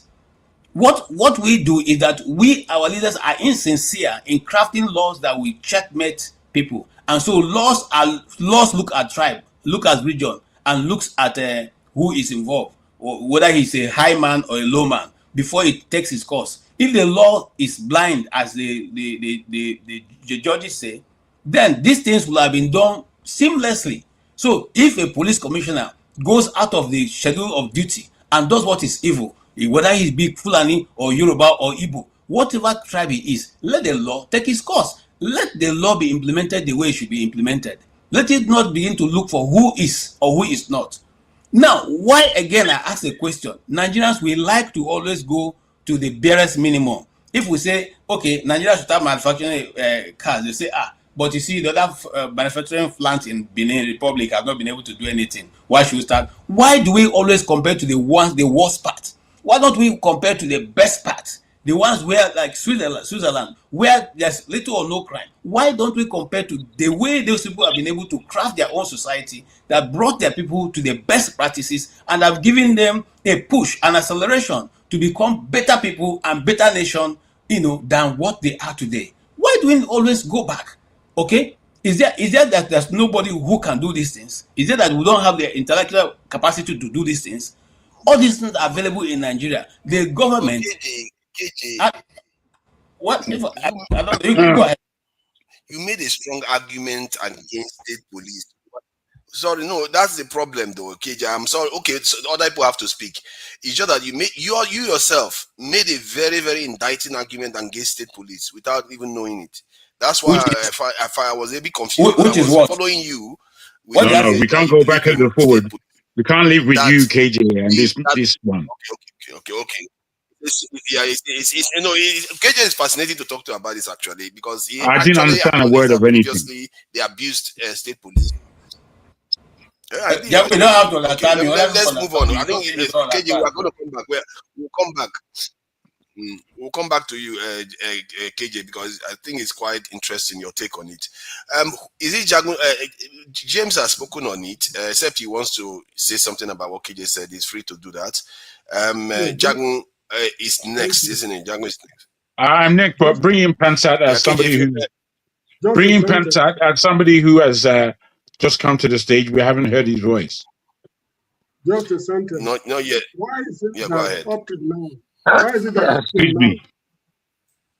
Why is it that up to now, no Fulani socio-cultural organization is castigating the Fulanis for what they are doing? Kulata asked these questions long ago. Up to now, no Fulani socio-cultural organization has condemned what the Fulanis are doing. Why should one tribe be terrorizing 250 different ethnic groups in the country? Just one tribe. What have they done to move the country forward? And everybody is, we're all struggling to see how we can give them safe passage, make them comfortable so that they can connect. What are you guys saying? Are we human beings? No. What? Hold on. No. What? One tribe. Hold on, forefather. Hold on. One tribe. Sokoto, Katsina, Kaduna, Maiduguri, Plateau, Taraba, Niger, Kogi. One tribe. Lagos, Ogun, Ibadan. One tribe. And then we are trying to accommodate them. We are trying to say, let's be peaceful. Let's give them room. Benue, Enugu, now Cross River, Rivers, one tribe. Edo, Delta, one. Are we? So what? How do we say that? Just like Mr. James Abbas, why do we allow that? They cannot be checked, so that we don't sound tribal or we don't sound to be people who are against. No, now. The truth is that there has been condemnation from Fulani social organization group, and I also know that regionally, when something is going on, like in the south when it was happening, or in the southeast, people in that region are scared because they know they can get visits from the people that are causing trouble. So that's why they don't say a lot, but they do say something. Like even in the southeast, well, let me tell you something. Let me just say something. KJ, it's not that I didn't understand what you're saying. I do understand very well. It's just that you repeated yourself quite a lot, and I wanted a definite. Well, you did give some level of a solution, and it's not that I think that solution is necessarily wrong, because this week I saw how police who were operating a roadblock allowed a good 1,500 bikes, all 1,500 bicycles, all Fulanis, just to go straight on. But me and you will get stopped, asked for money, and checked as to what is what, where I'd have to give them grammar just to shoo them away, knowing that it's only grammar may I go afford, or I don't have any money for you. So 1,500 Fulani bandits. When I looked at it, it was looking like American, what do you call those people with the heavy bikes? I forgot what you call them. Big beard and very aggressive looking, even though there's all kind of stories about them. I forgot what they call them, but I just couldn't believe the way they just allowed them to go through with armed, or so they were going to do their things. The police self, they go chop some now, they go chop half or whatever they're being paid to allow them through like that. It's a big problem. And I think there's none of us on this platform that doesn't realize it's a big problem. How to deal with it without necessarily being on a ethnic or racial or even religious level where that's what we'll be accused of. I'm not sure. I'm thinking that really and truly you're going to have to attack these things, these fundamental things, on the head. You're going to have to approach it directly somehow. But that's what I saw this week. But Django, based on how governors have conducted themselves lately, in terms of, in the case of Ubara destroying, I remember there was a time, the 2022 election, where a politician ran out of the state because he was afraid that Wike was about to kill him, and they ran out. And then you look at the way Obaseki abused this in the House of Assembly too. I think there was a time they shut it down in Delta, in Delta State too. So there are quite a lot of cases where governors have overreached with their powers like crazy. And now they are going to have armed militia technically. And maybe overreach their power in what terms? In terms of the already selfish practices of the governors, or was that particular governor, whoever you may be speaking about, putting himself in front of the people in terms of protecting the rights of the people? Because if he wasn't doing that, then I have no feeling for the fact that he was chased out because of some private deal that didn't go well or whatever rubbish they have to deal with. If you're not there protecting the citizens in your state as a governor, then you running away for any reason really is almost like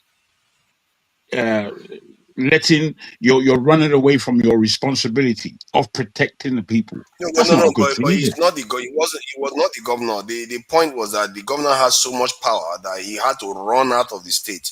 The governor didn't have police powers, didn't have all those things. He had to escape the state for his life. And you will hear of cases whereby I do understand that, but I still put my foot down and say is it's there no because danger that Sorry, are go we on. not running? The question was, are we not running into a dangerous situation whereby some state governors don't even pay their workers, where you have people that are armed, and you may end up with a police force that is as devastating as SARS, or even worse, like the kind of balkanization you see in DRC. Because if the moment they don't have money anymore, you will have problems. I tell you this, forefather. Today, KJ has mentioned a solution. I heard Mr. James saying practically again that the courts and the system of the courts in Nigeria is completely useless. It's upside down. It's Disney tunes. It's looking at it, watching it, hearing it. It's just rubbish. So, given that, I think that's a serious indictment upon any nation, the most serious, that your laws don't work, or the people who protect your laws behave completely opposite than the law. If this is the position that we are in as Nigerians, then I've always said Nigeria needs to stop. It needs not to go to 2027 election. It needs a good 3 years to put that country back in shape, at least.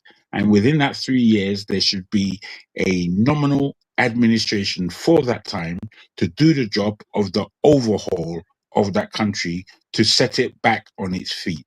If that doesn't happen, we continue in this rubbish and we start asking ourselves what constitute idiotic questions, even though they're not idiotic questions. But the fact is, the country is not working the way you suppose. The country is not going the way common sense suggests. So us talking in a common sensual way about a corrupt, ridiculous politician, lies, filth, it's pointless. If we were saying enough is enough, then the whole thing has to stop. That's my point. And I would like other people to come to a position where they're thinking in fundamental terms. And those fundamental terms should be the basis of the level of intellect that we bring to the table in making sure that we here, we can provide the paper that we are able to hand out to the Nigerian populace, to the politicians, and say, you know what, this is what's going to happen.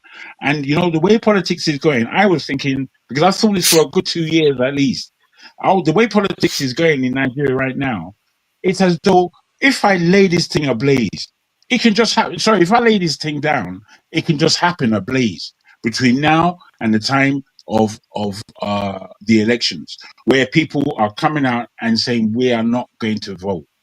Everybody is corrupt. We have no leaders.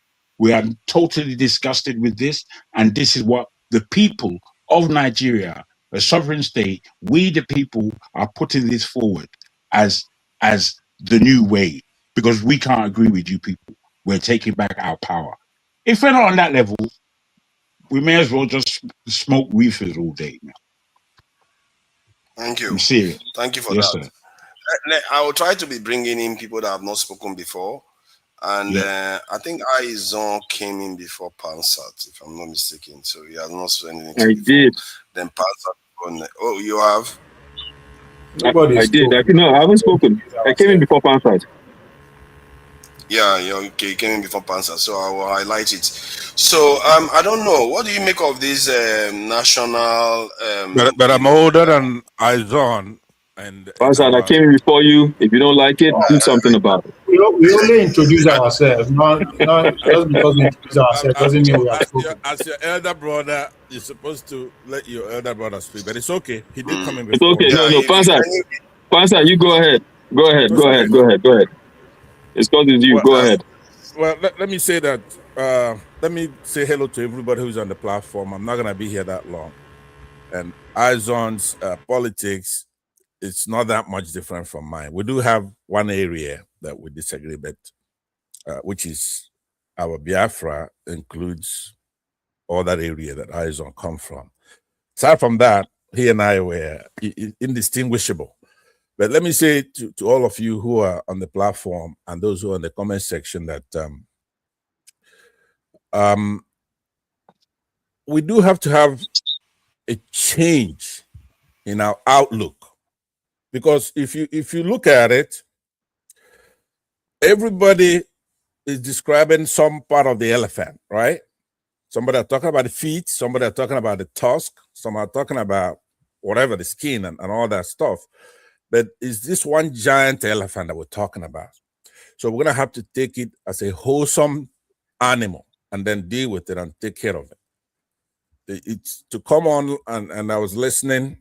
I believe James posed the question when Forefathers was having technical difficulties. Like, what is the topic? What are we talking about here? I don't know what he's talking about. I don't know what the show is all about.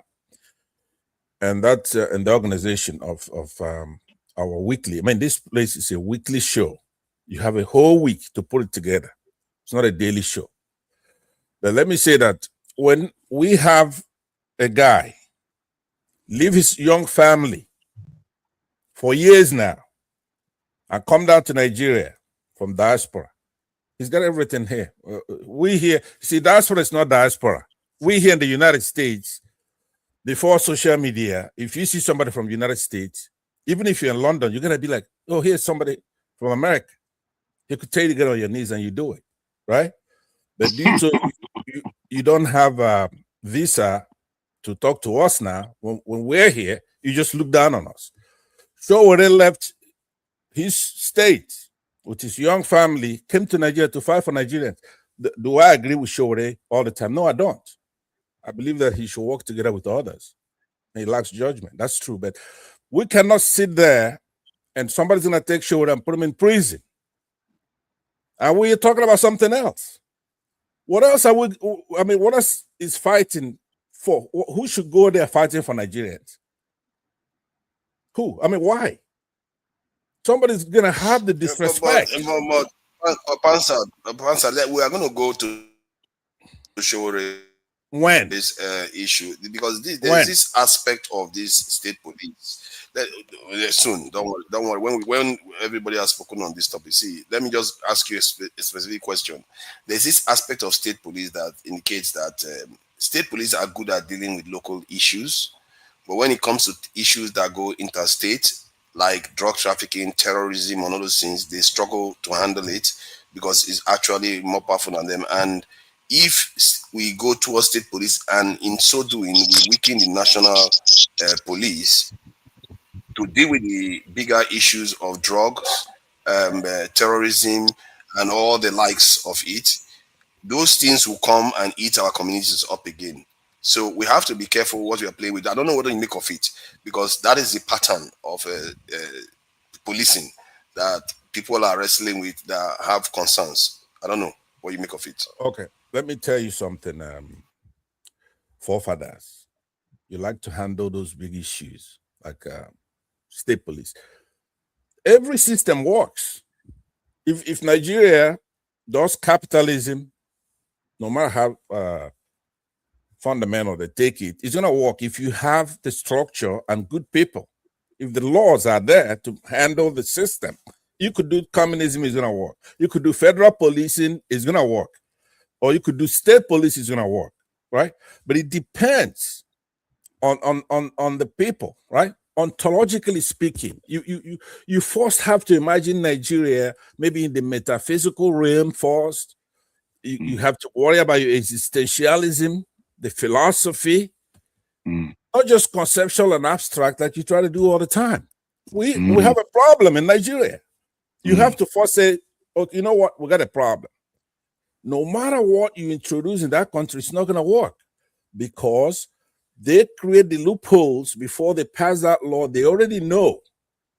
Nigerian big men, they don't want that country to change.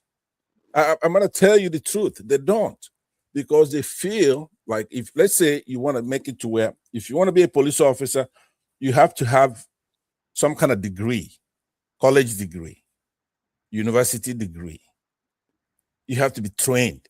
They're going to first create those police officers. They're not going to want that to be the case, especially those who are there now. I'm just using a little segment, the police. You go to politicians, it's the same thing.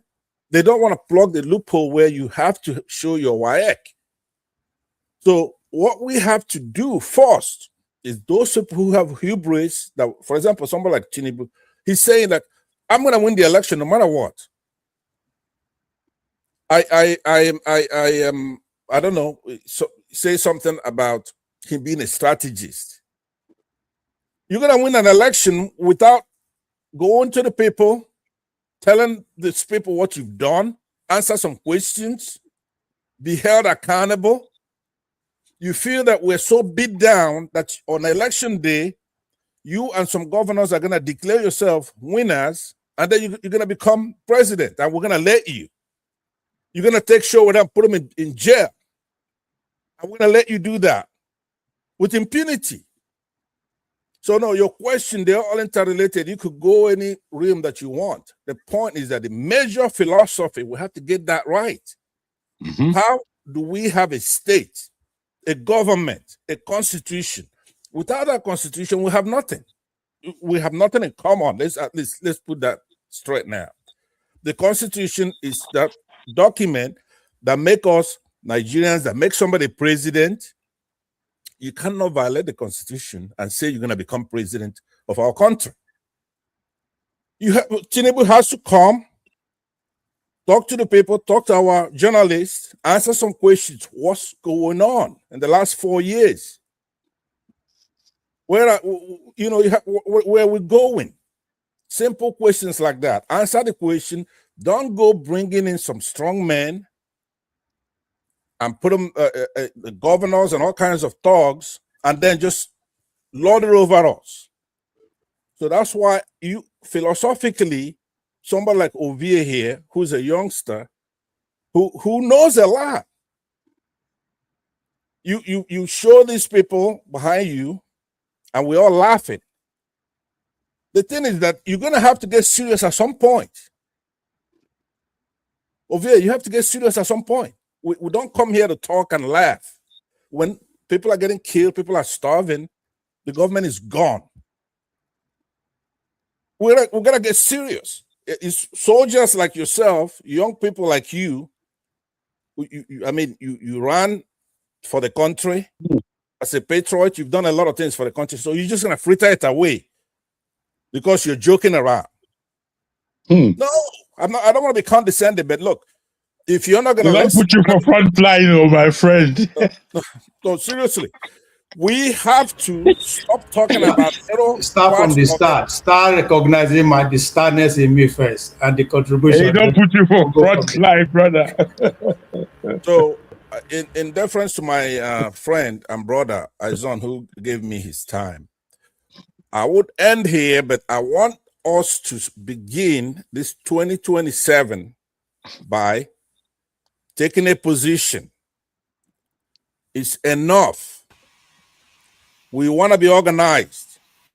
We want to take back this country democratically.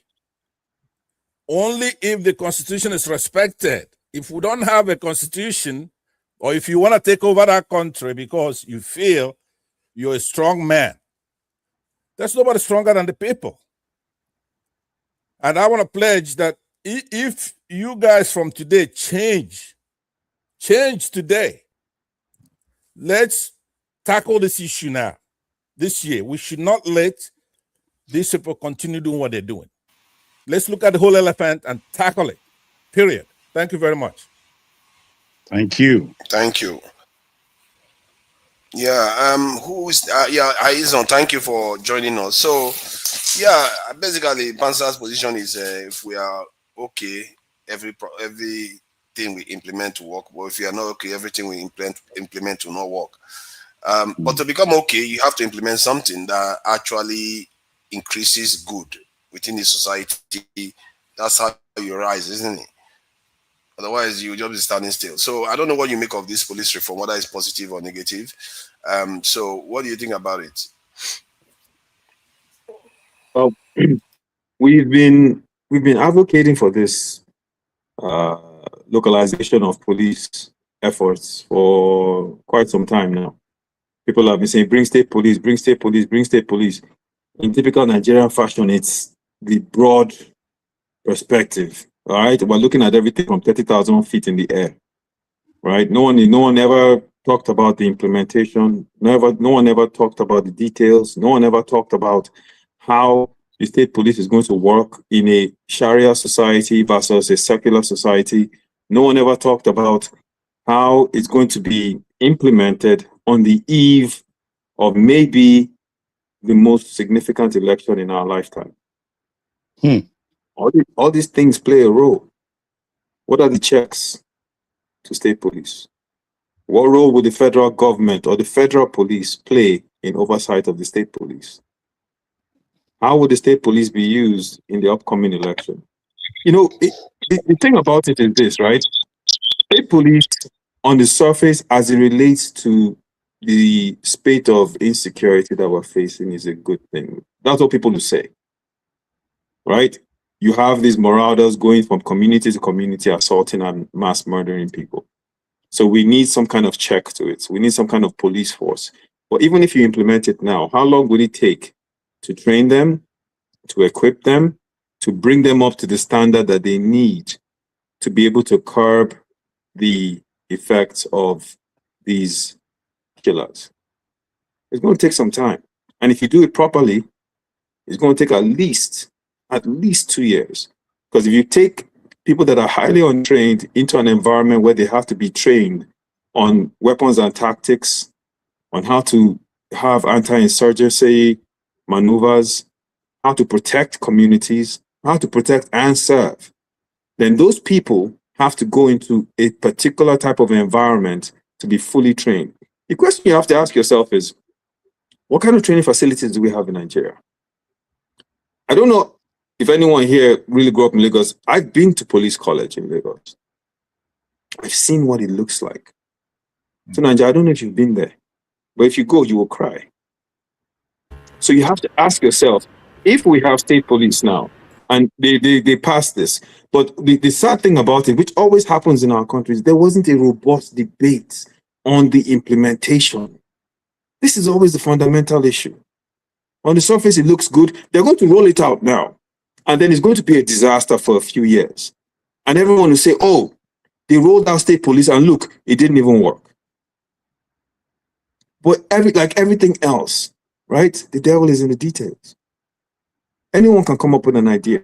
But how you implement the idea determines the success or failure of that idea.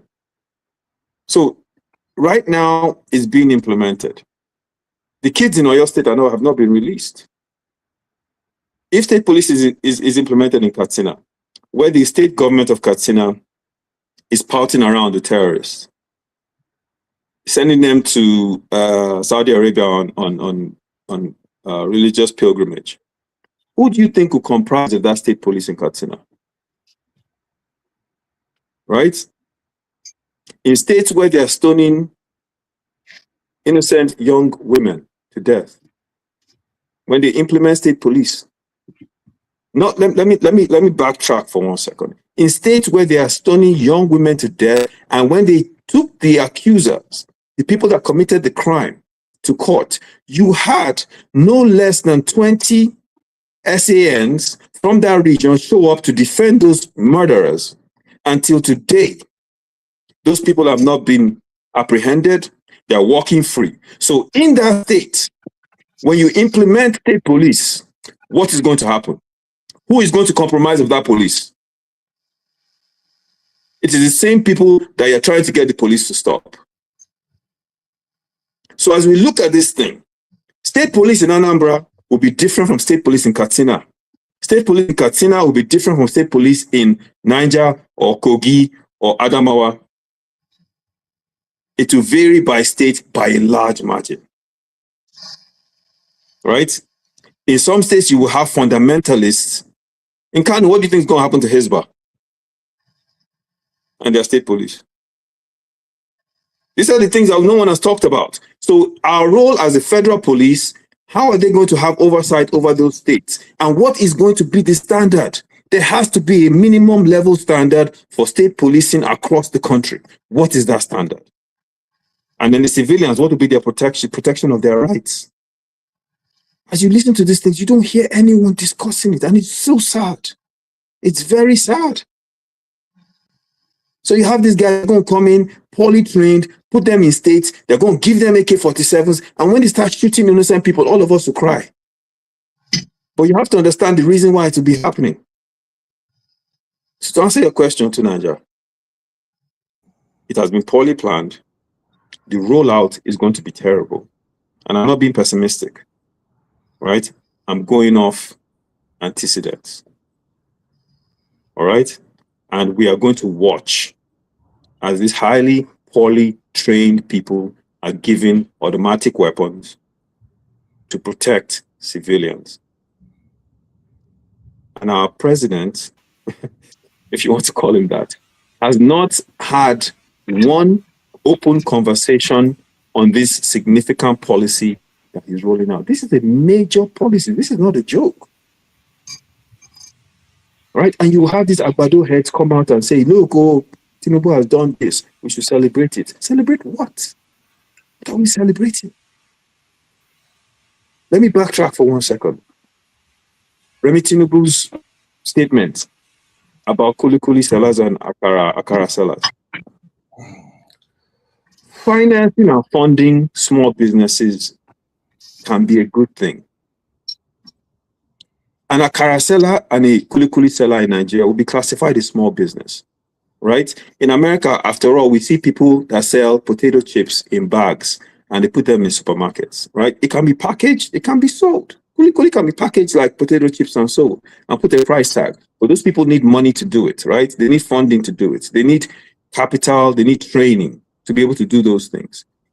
What she was talking about was the money, only God knows where that money came from. If it's her money, if it's state money, we don't know. But the money she was giving to them to go and open kuli and akara businesses. Now the question is, that means Remi Tinubu is aware that access to capital in Nigeria is a fundamental problem for small businesses. But her husband is not coming up with policies for microfinancing, policies to give small business and medium-sized businesses people access to funding where they're not paying 35% interest rate. So they can open businesses across the country and it can be significant. She's talking about what she's doing. So they're aware of the problem, but there's no policy to the solution. That's what I found really disturbing in her comments. That's what I found disturbing.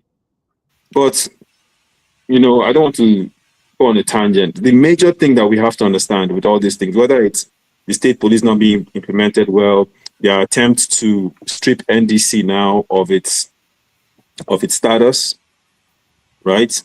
Which is just impunity. We're watching it. Just remember what the quote from the abolitionist Frederick Douglass was, right? Power concedes nothing without a demand. Show me what any people will quietly submit to, and you have found the exact measure of injustice that would be imposed on them. And it will continue until it is met with words or blows or both. The limits of tyrants are prescribed by the endurance of those whom they oppress. I digress to my death.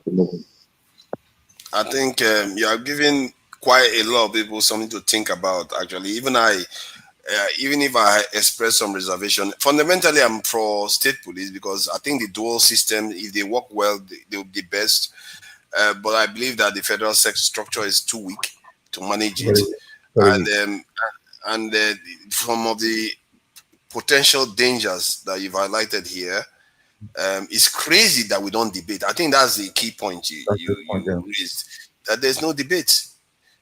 All this stuff is crazy in that country. But what can we do? Thank you for your submission.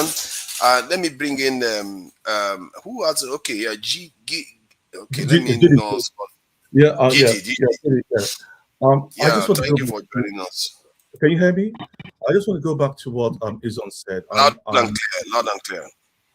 Yeah, I want to go back to what he said, and regarding state police, and Nigerians actually work in inertia. They don't do anything. They don't move forward. And sometimes when you make a decision, it starts that debate, which is what you're seeing right now, where people are questioning whether it's right or wrong. I followed one of the things that happens in Nigeria is that we don't have a civil service. And I can go back to my time when I worked in the civil service, where it's very hard to implement policy in a country that actually doesn't have a structured civil service that works. So you may have an idea, it's hard to implement it. This is something that is well known in Nigeria. And I think Nigerians don't really understand that. That means sometimes you have to implement those policies and then that debate starts. And then you can see, which is what Izon is saying, that, well, this might not work because you haven't gone through all the debates. Well, the first debate is that you have an election and who you elect represents you. Whether you like it or not, that is the decision you've made. And they've gone through the House of Assembly, they've gone to the Senate. Whether they're right or wrong, that debate has to happen. What is happening in Nigeria today, where you see insecurity across the whole country, now in the Southwest, you have to react. Whether you like it or not, you have to have state police because the nation is virtually at war. So it's not about state police to do good civil service. It's virtually to arm your people. Have people in your state that are armed to protect you. Because you're having people coming from as far as Mali, other parts of the country, into your country, kidnapping, stealing, killing people. You are virtually at war. So you have to defend yourself. And it's got to the stage where I actually felt that they realized that it's totally out of their hands. The police doesn't work. I follow Trust TV, and I was listening to a Hausa man that said they went to a local government and to release some people that were kidnapped. And there was a general there, and he said, well, those are our people. So why would I help you? Those are our people that were doing the kidnapping. So you have a police that is compromised. You had in 2012 where the president of Nigeria at that time, Goodluck Jonathan, said, I have Boko Haram in my government. What do you think is happening in this country? The only way you can have a balance of power in Nigeria today is if you have state police. Then the balance changes. You now have some level of actually influence in the country. Because in Nigeria, especially in the south where I come from, we're in a situation where we don't have any security power. It's controlled in the north. That is the issue. And that's why you see a lot of leaders in the south always cajoling to what is happening in the north, because it's a security issue. State police gives you that power. And that's why you see a lot of people against it as far in the north. You have to have that. And that's why you have even Americans backing it when they came to America.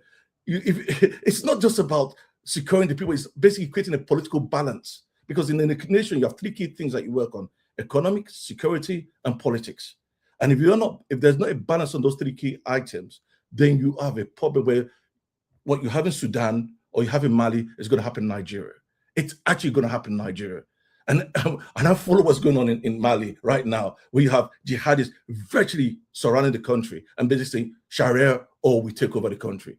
So I think we've gone beyond whether the federal government works. It does not work. There's not one single institution in the federal government that works. Not one. NPC, Ajakuta, nothing works. So anybody's sitting there and say, well, we need time, we need to think about it, we need to start. It's just wasting their time. Nothing in the federal government works. People go to the federal government to make money. So let's focus on having. But is it not more? But hold on, though. The question that emerges is if we transfer the problem from the center and move it to the states, there's a danger that if the center becomes weaker, then the states will suffer even more. When the center is weak, hold on, sorry, let me make, because you're saying the center is weak, but the center has endured so far. Maybe we should try to make it stronger first before we transfer it to the states. Well, it's not endured. There's a debate that Kyosani highlighted on X, and he asked a question, and he highlighted very senior people, Ojukwu, Bolaige, and all the senior people from the south that were born and grew up in the north. And he asked the question, and if I'm looking at it right now, I'll read it out quickly to you. And he asked the question, in his summary, he said, what happened? Why have we lost that unity? Where most of these people, whether it's Major Uzegu, whether it's Bolaige, Cyprian Ekwensi, were all born and grew up in the north. Why did we now have this unity right now? What you forgot to understand is that Nigerians were unified by the British. And the moment we got independent, that unity went. We went back to our ethnic nationalities. Nigerians are believing in a system that's never worked, and it's never going to work. So I'm giving up on trying to fix something that has failed.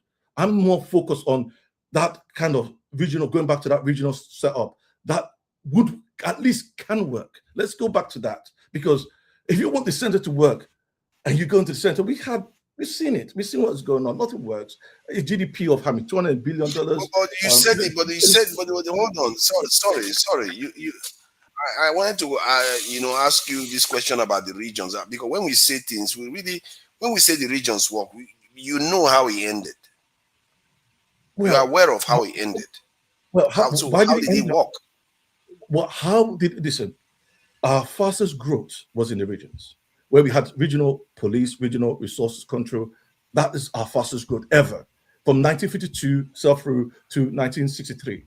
That was the fastest growth we ever had. We educated more people. We did more development during that time.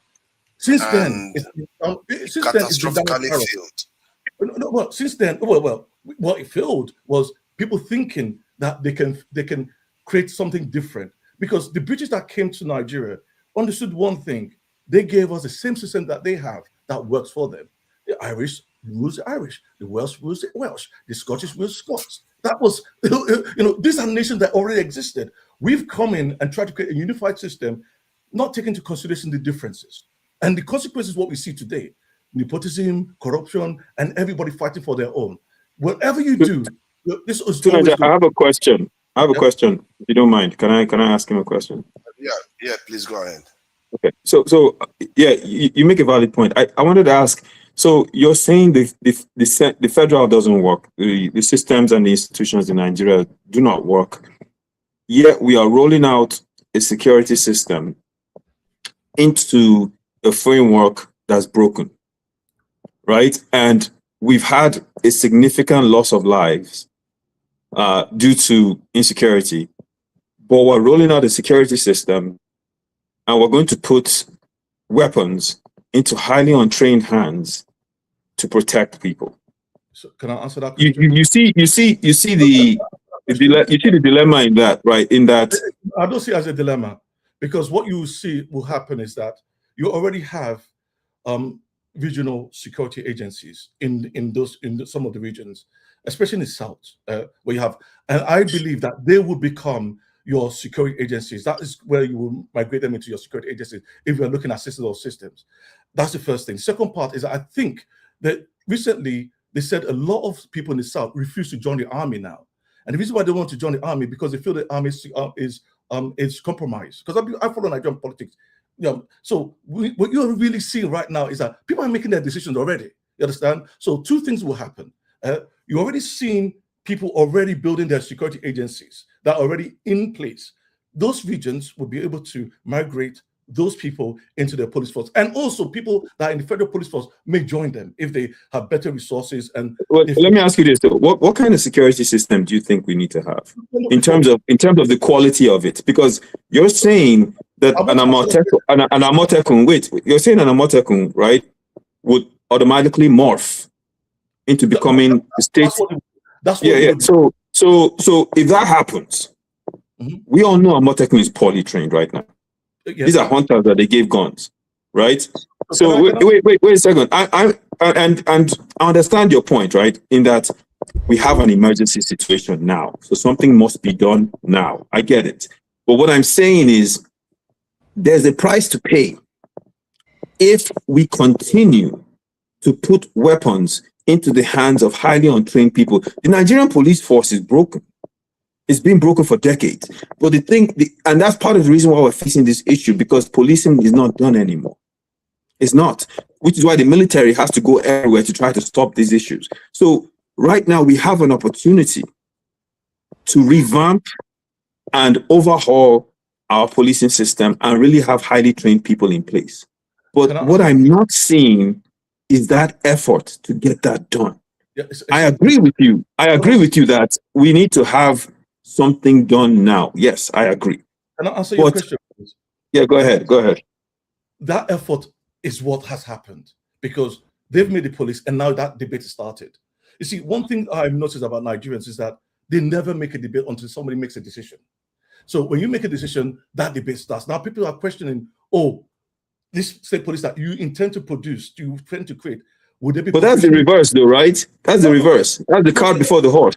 You're making a policy, then you're debating about the policy you just passed. It should be the other way around. Well, I'm just explaining to you why. I worked in the civil service in Nigeria before. No, and I'm not blaming you. What I'm saying is, I want to explain. I'm having a debate with you to say that you and I, for instance, we want to do something. We can't say, okay, we're going to pass this. We're going to pass it before you cut me off. If you let me. Okay, go ahead. Cut me off. The point I'm making to you is that your civil service, the one that you think can implement policies, does not exist. That's why when they removed oil subsidy, they had to remove it on day one. Because if you wanted to do it gradually, it would not work because you don't have the civil service to monitor it or measure it. These are things that we study. So the first thing you look at is that, okay, if it's not working, then you have to either make the decision or you don't. So this state police issue goes back to 2012 when Goodluck was supposed to deliver it. You understand? And you realize that there was a lot of pushback. And also you realize that maybe the infrastructure didn't exist. Sorry. You are mixing two things together. I feel like the way you are talking, you use very funny language to say because the civil service is not there, that's why they had to remove subsidies instantaneously. Actually, even when you do that, they still have to implement it. Even when you do that, they still have to implement it. So people still have to implement those things. So you understand, one thing you must understand is that when you're looking at any decision that you want to do gradually, normally you will do it gradually. But if you don't have the infrastructure, the civil service to manage it, then you find that you can't do that, because obviously what will happen is that how would you measure it? So that's why you actually it's even worse when you do it catastrophically. Because if you have less people, if you don't have enough people to implement it, then you go and do it catastrophically. That's even worse. Well, the problem is that if you don't make that decision, Nigeria will just collapse, because what happens at Nigeria, they have any money. They basically I agree with the idea, but the way you're excusing sorry. I don't disagree with removal of subsidies, but you are excusing the suddenness of it. That's what I find problem. I'm saying that the suddenness has, and the reason for the excuse is not very good. It has some remedy in why it was delivered. But let me just answer his own question before, so you can speak to. If you now look at the situation in Nigeria, where you have a federal police, if you look at the documents I've read, to some extent, the federal police is still going to be there. And you don't have to implement state police. You understand? And the point you made about the Syria North and the secular South, I would assume, or I hope, that the North will stick with the federal police, and the states in the South that are more prepared will start focusing on moving to state police. You understand? That is what I hope will be the intention. My hope, I use the word hope. You may say it's not going to happen, but that's the way, because they said you do not have to move in state police. It's like we've implemented the policy like they've done with the Electricity Act 2023, and some states have implemented it and many states have not. You understand? So if you have the capability, implement it. If you don't have capability, don't. Stick with the national police. And that would mean that you can now release resources to go to places where it's needed, especially in the North, where you have insecurity. Then you can now have, where you have capabilities in the South, a lot of unemployment in the South, but you have graduates that can't get work. Then you can implement training. How long does it take to train a police officer in Nigeria? 1 to 2 years. Then you can start implementing that policies now to get people on board, especially. Okay, I look, I get your point, right? Action is better than stagnation. I totally get it. Stagnation in an emergency situation where we're facing existential threats. 100% I understand. I don't understand. Why are we circling back? For like a lot of people speak. Sorry, okay. I don't stay here 2 hours, 3 hours. We never speak, man. Okay, make an talk. Hey, calm down. I mean, just want to ask the guy a question. It will be okay. Okay. Make on talk. I go work out. Come on. Okay, I think Akwegolo is next. Then Akwegolo should be next to come on. Leave this Akwegolo man. Yeah, 3 hours. I'm sure he's going to like state police. But this state police stuff is a very, very serious issue, because the people just think that it's a benign issue. Maybe this country is being set up to be disintegrated, and we are going to walk right into it. I think there was a point both of them raised, that they tend to implement a policy, then we debate it, when we should have debated it first before it's implemented. I guess that's the nature of this government. What do you make of state policy? Welcome development. Thank you. According to Pansat, said I should be serious. So let me take my time and articulate my 3 cents with no rushing. So far, you have not rushed anybody, so I appreciate that. To Pansat, I hear you, but I want you to understand something. I will start by, let me give you a past experience, a story, personal story. There is one of our finest 400-meter runner called Sunday Bada, who happened to be one of the few police good men we had. But he has passed now.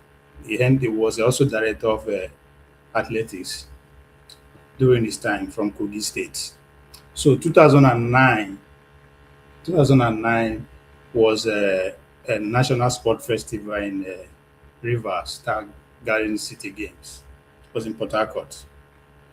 So 2 weeks before then, we had a national trials for All African Game in Mozambique. It was held in Calabar. So at that national trials, I did not perform to expectation. I finished 4th in the 100 meters, and the first three automatic qualification. Then the 200 meter, I think I finished second. So my chances of even making the relay team was kind of shaky. So the 2 weeks now, that was the following 2 weeks was the National Sports Festival in Port Harcourt. So at the 100 meters, I made it to the finals of the 100 meters. And normal at me, I always laugh. That's just my nature. That's where I'm going with this. So as I was testing my block, I look up.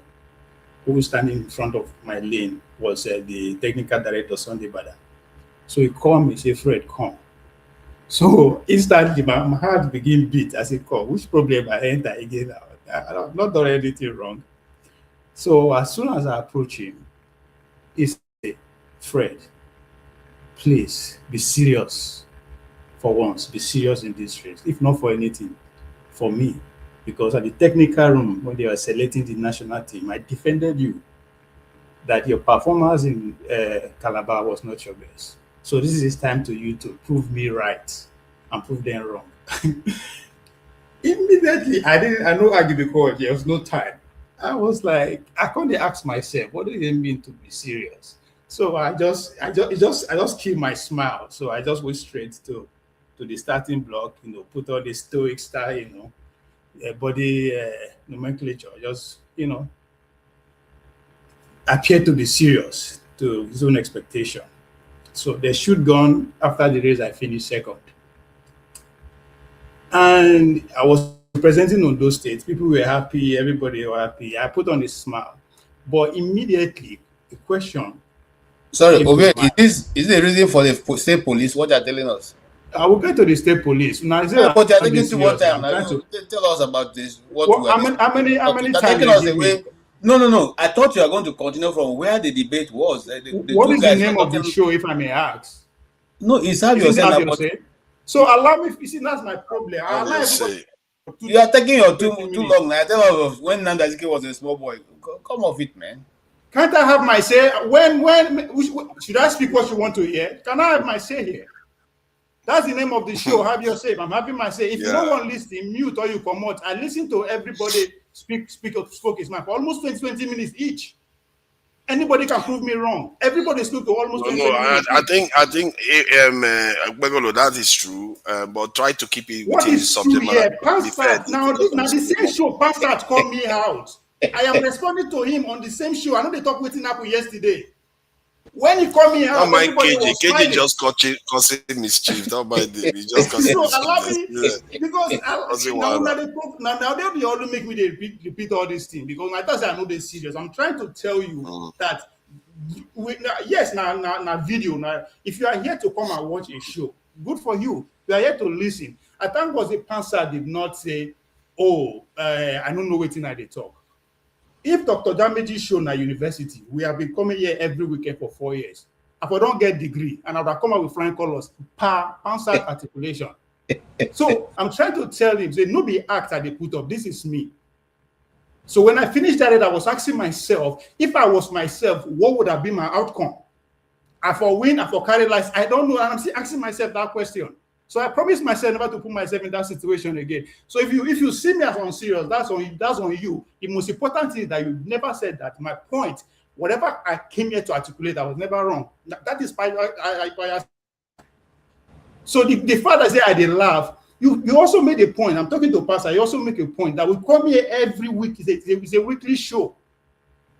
I put on the work. That is time to be serious when you are doing your research and doing your. So come here, allow me flow the way I want. I'm not going to say what you want to hear. Okay. But before I get to the police thing, because I will have to take my time. They said I should be serious. I am being serious. I'm not smiling. I'm being serious. So I don't take my time. Now, on the issue of power, Daxter said something and everybody was cheering on. Two things came to mind. Either that doctor don't understand power, or he's basically saying what Maria Cuomo, the former governor of New York, said. Politicians campaign in prose, people campaign in poetry, but they govern in prose. The road to power is designed to bring the worst behavior in you. That is our reality. It is an absolute meat grinder for the soul. What does that when no, because that was saying everybody should talk within one campaigning pros and government. We campaign in poetry. It's easy for us to say, I will do this, I will do that, I will do this, I will do that. But when you get there, the reality, the process of you getting there change even how you see things, because you'll be constantly fighting for survival or compromise. Now, does that mean what you wish for is not possible? It is. Ask Trump how he doing. They take him out the first time. He survived everything he come again before he begin to get whatever he articulate that he want to do right. So what I'm trying to tell this, it's easy for us to come here and say, if I get power, I go do this, I go do that. That's not how it works. Police, as a firm believer of state autonomy and a crusader of state autonomy, state police is even a little bit too late. They're supposed to do it yesterday. But because we don't do it yesterday, that doesn't mean we should not do it today. Now, we can disagree with the people who want to implement them. They are all rogues. I agree. But again, that is why I constantly accuse us for here. Our generation cannot see beyond our lifeline. Yeah. We cannot see beyond ourselves. It's not, these laws are not for us. You can disagree with all of them. You cannot disagree with the timing. So if these people implement them and they take advantage of it, that's every system. It is upon us for us to keep having this same conversation. I'm not saying you should not come against it, but we should keep having it for the sake of the next generation, because you refine a system as you go along the way.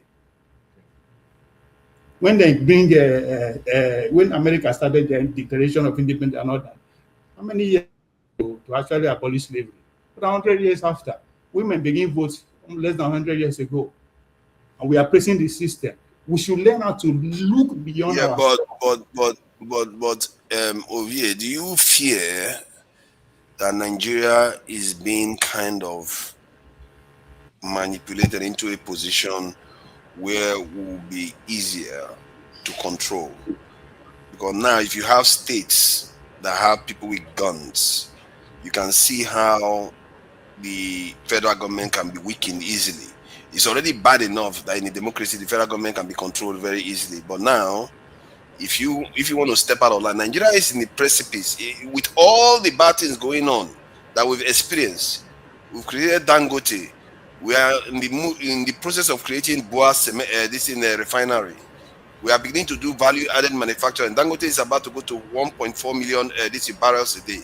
With all the system that we have, Nigeria is about to start becoming industrialized, and they are creating the systems now in place, and we are not asking, hey, where does this bandwagon, where is it coming from, this state police bandwagon that we keep hearing?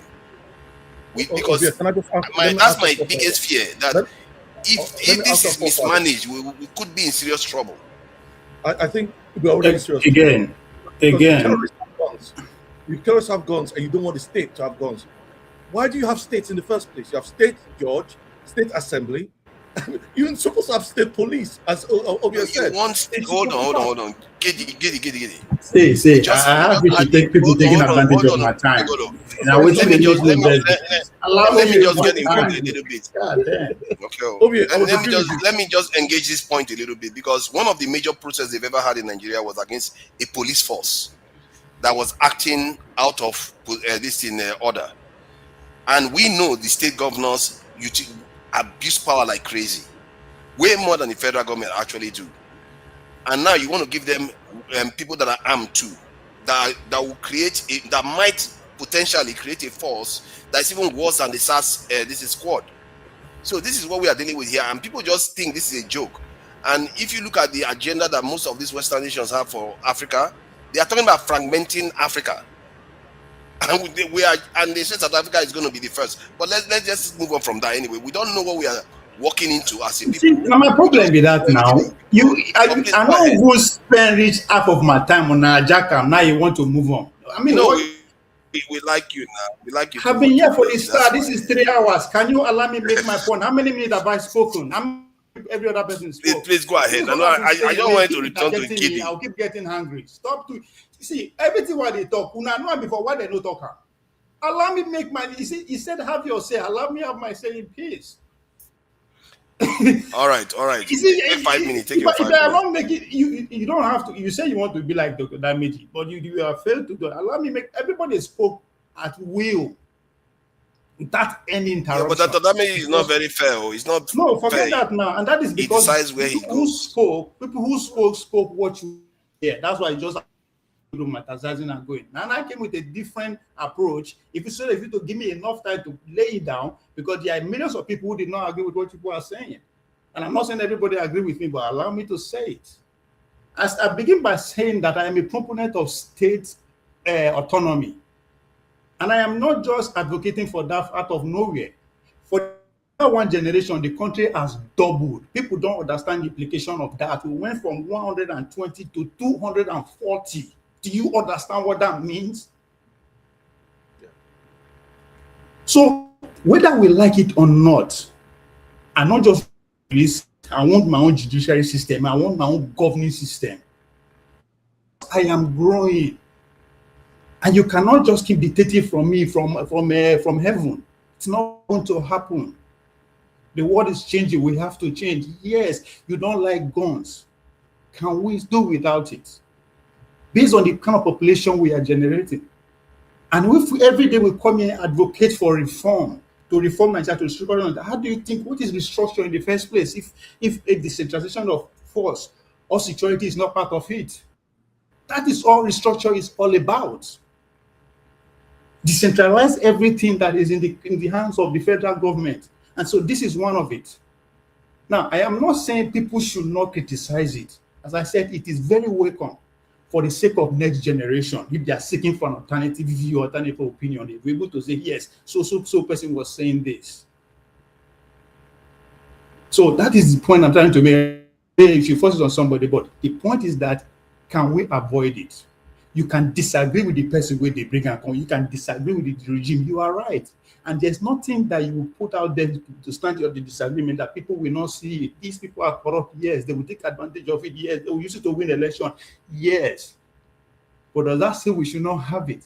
These people will not be there forever. The system will take them out, or nature will take them out. We are not going to be here forever. So let's learn how to live, to see things beyond us. That's my case. Wow, you didn't even go to use your 5 minutes. Thank you for that, this in OVA. Personally, I'm getting worried because if somebody goes to, let's say, Kanu or Bauchi, one state that implements Sharia police, and they get treated badly, and the South responds in the other way, or the Southern police, some states, when there's a kidnapping, they get a little bit angry with Fulani. And if the police is there, and the police will get angry too, because they are from that state, they do something to Fulanis, and people in the North react the same way. This kind of stuff can get out of control very quickly. We have to be careful what we're asking for. But that said, let me bring in Maska. Maska, thank you for joining us. He's in Nigeria, and he hasn't said anything all day, really. Maska, I don't know. Everybody welcomes this.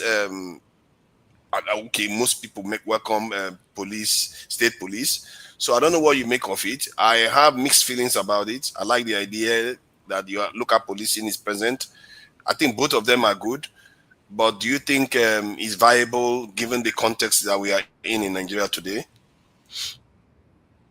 All right, thank you, forefathers. And I would wish you just put me through. But okay, so my take is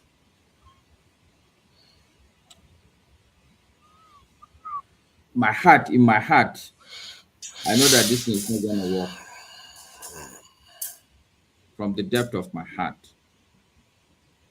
But you see, when you look at the reality today in Nigeria, you look at the level of insecurity, it's mind-boggling.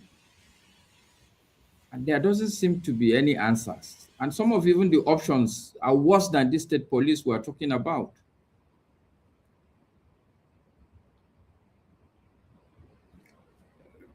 Is it me or I see forefathers gone? His forefathers continue, Master, we're listening. Okay. We can hear you. So my take is that the options are worse than the state police. For instance, I mean, America, for instance, had said, oh, they will come in and sort out the insecurity. If you ask me, would I rather have American troops or state police? The answer for me is clear. I would rather have our state police if, for instance, they tell me, okay, choose one. One of these two will solve Nigeria's security problems, state police or American military in Nigeria. The answer is very clear to me. I would rather choose the state police. The point I'm making is that we don't really have an option. The option of sitting down and this insecurity to persist is not an option. There's no arguing about it. Whatever it is that we need to do, let's do it.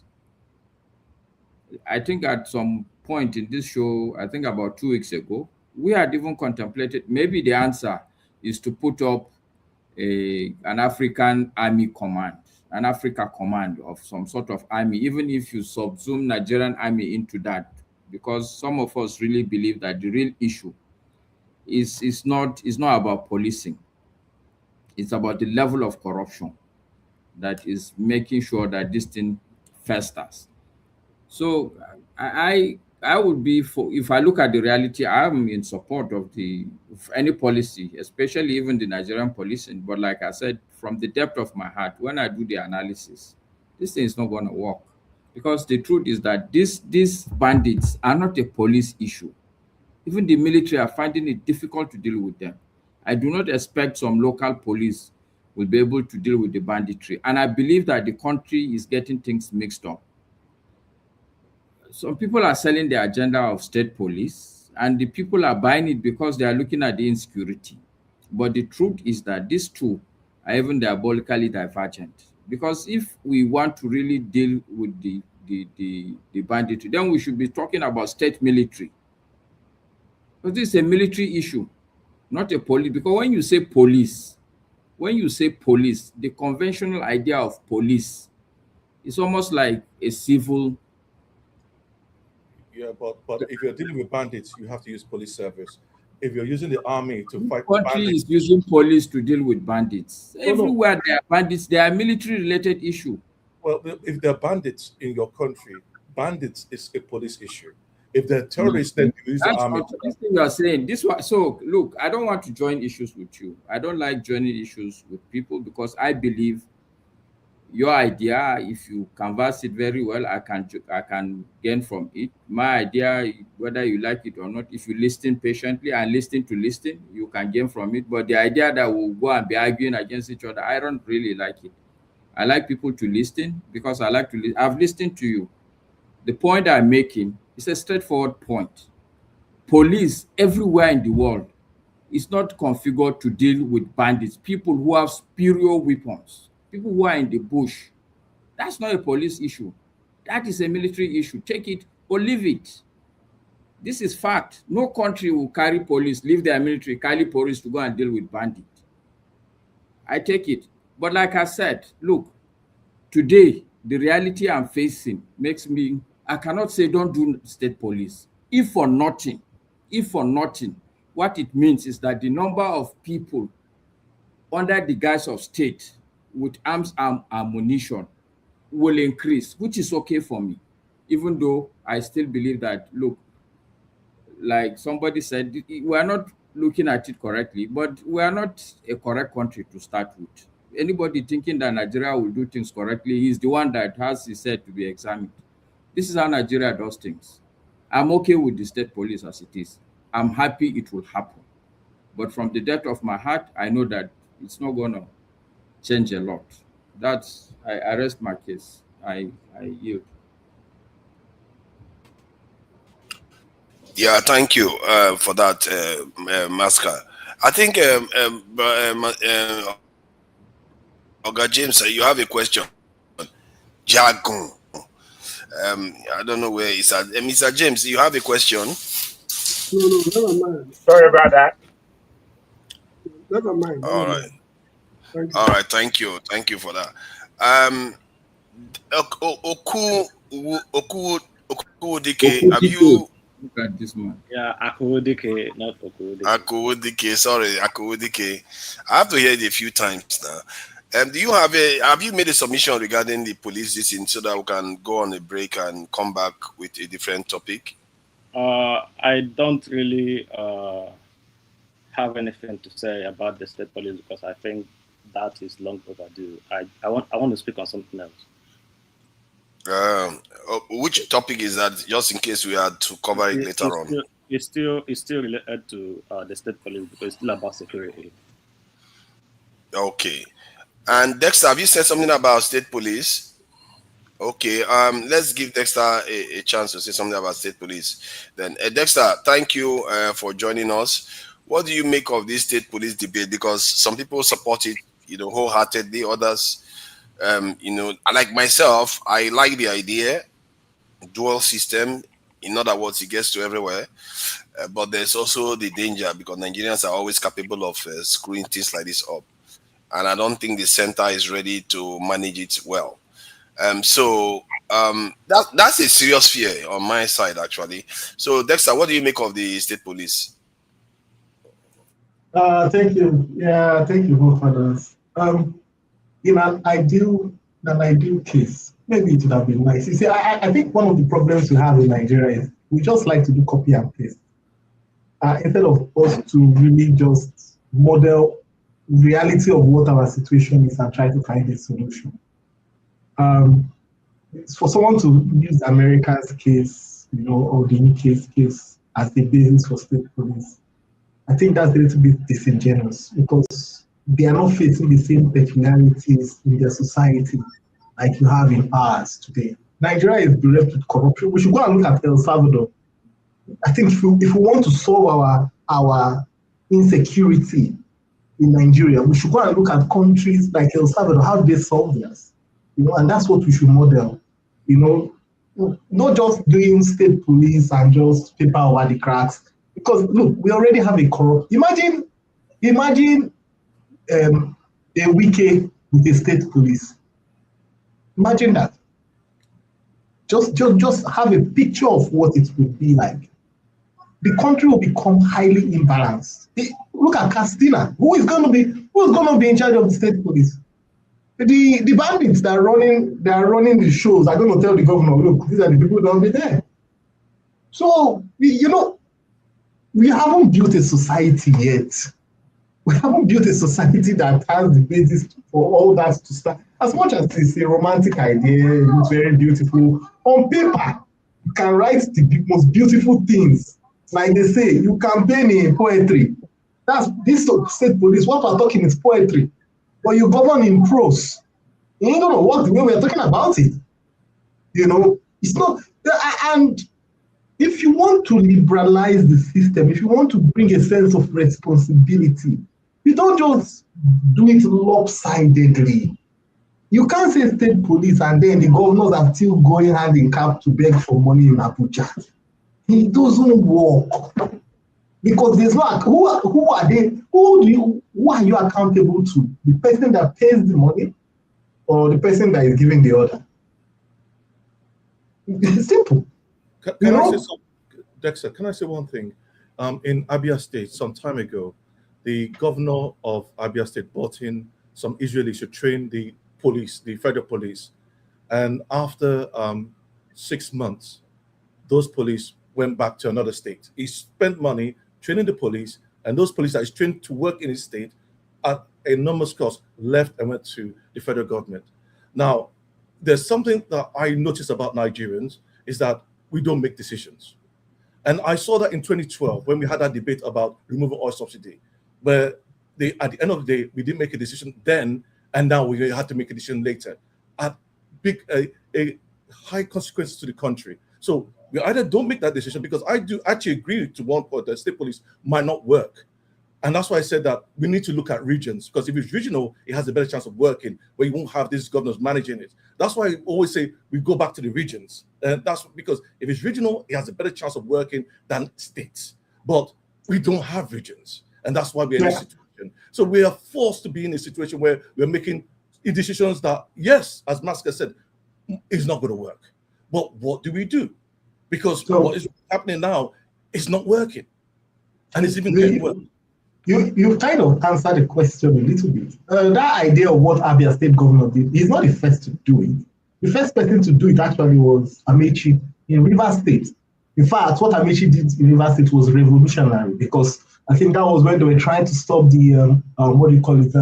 He had a militancy problem, and he didn't just train these guys in Israel.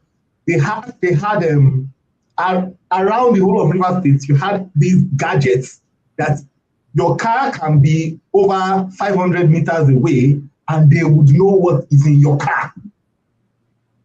Those are the kind of gadgets. If you go on the present airport road, they call it Obirikwe Road. Then, when Amechi was governor, that road was not yet as good as it is now, thanks to Wike Dadiji Road. But if your car is, that road was like a high robbery road. If your car is 500 meters away, the police that Amechi trained would know what is in your car. They would have seen everything in your car. They would know what you're carrying. But like you said, in less than 1 year, the federal government redeployed those policemen in trade. So yes, but if we go, what I'm trying to say is that if you imprint state police if you layer it on top of what we have now, you can't be going into something and you know you're going to fail. And you just say, let us just go now, let us go and fail. It shows that we are not a thinking people. That's the problem. You can't just layer something on top and you know it will not work. You know it's going to cause carnage. You know it's going to, you say, okay, let's layer it first. Meanwhile, you're supposed to sit down and do the due diligence to make sure that at least you have a chance of success. So if we are sorry, let me ask this or something. Okay. Dexter, how many Nigerian policy that have been implemented that do due diligence over before implementing? How many? That's before it again, Jay. No, so what is so special? Look, people are dying every day all around Nigeria. And you're saying, okay, no, due diligence. What is due diligence? You and I know. Hold on, I'll conclude. You and I know that we have never done that. No research. We are always fire brigade, knee-jerk approach. That's what we have learned. Why do you now want this particular one now to change? Why we are saying, you are using the example of an individual, Wike. Is Wike going to live forever? Is he going to live Nigeria? Anyway, I'll leave it at you. Just let me answer your question, KJ. You want to go to Sokoto, but your car is in Calabar, heading to Cameroon. Do you not say, let us keep going? After all, we have been going. From Abuja, we were going towards Kogi. From Kogi, we went towards Enugu. Let us just keep going. You don't let us do it as we will get to Sokoto. we will reach Kenya. And we're going to the Indian Ocean. And KJ, there's no KJ, you come from a place. They said when you wake up, is your morning.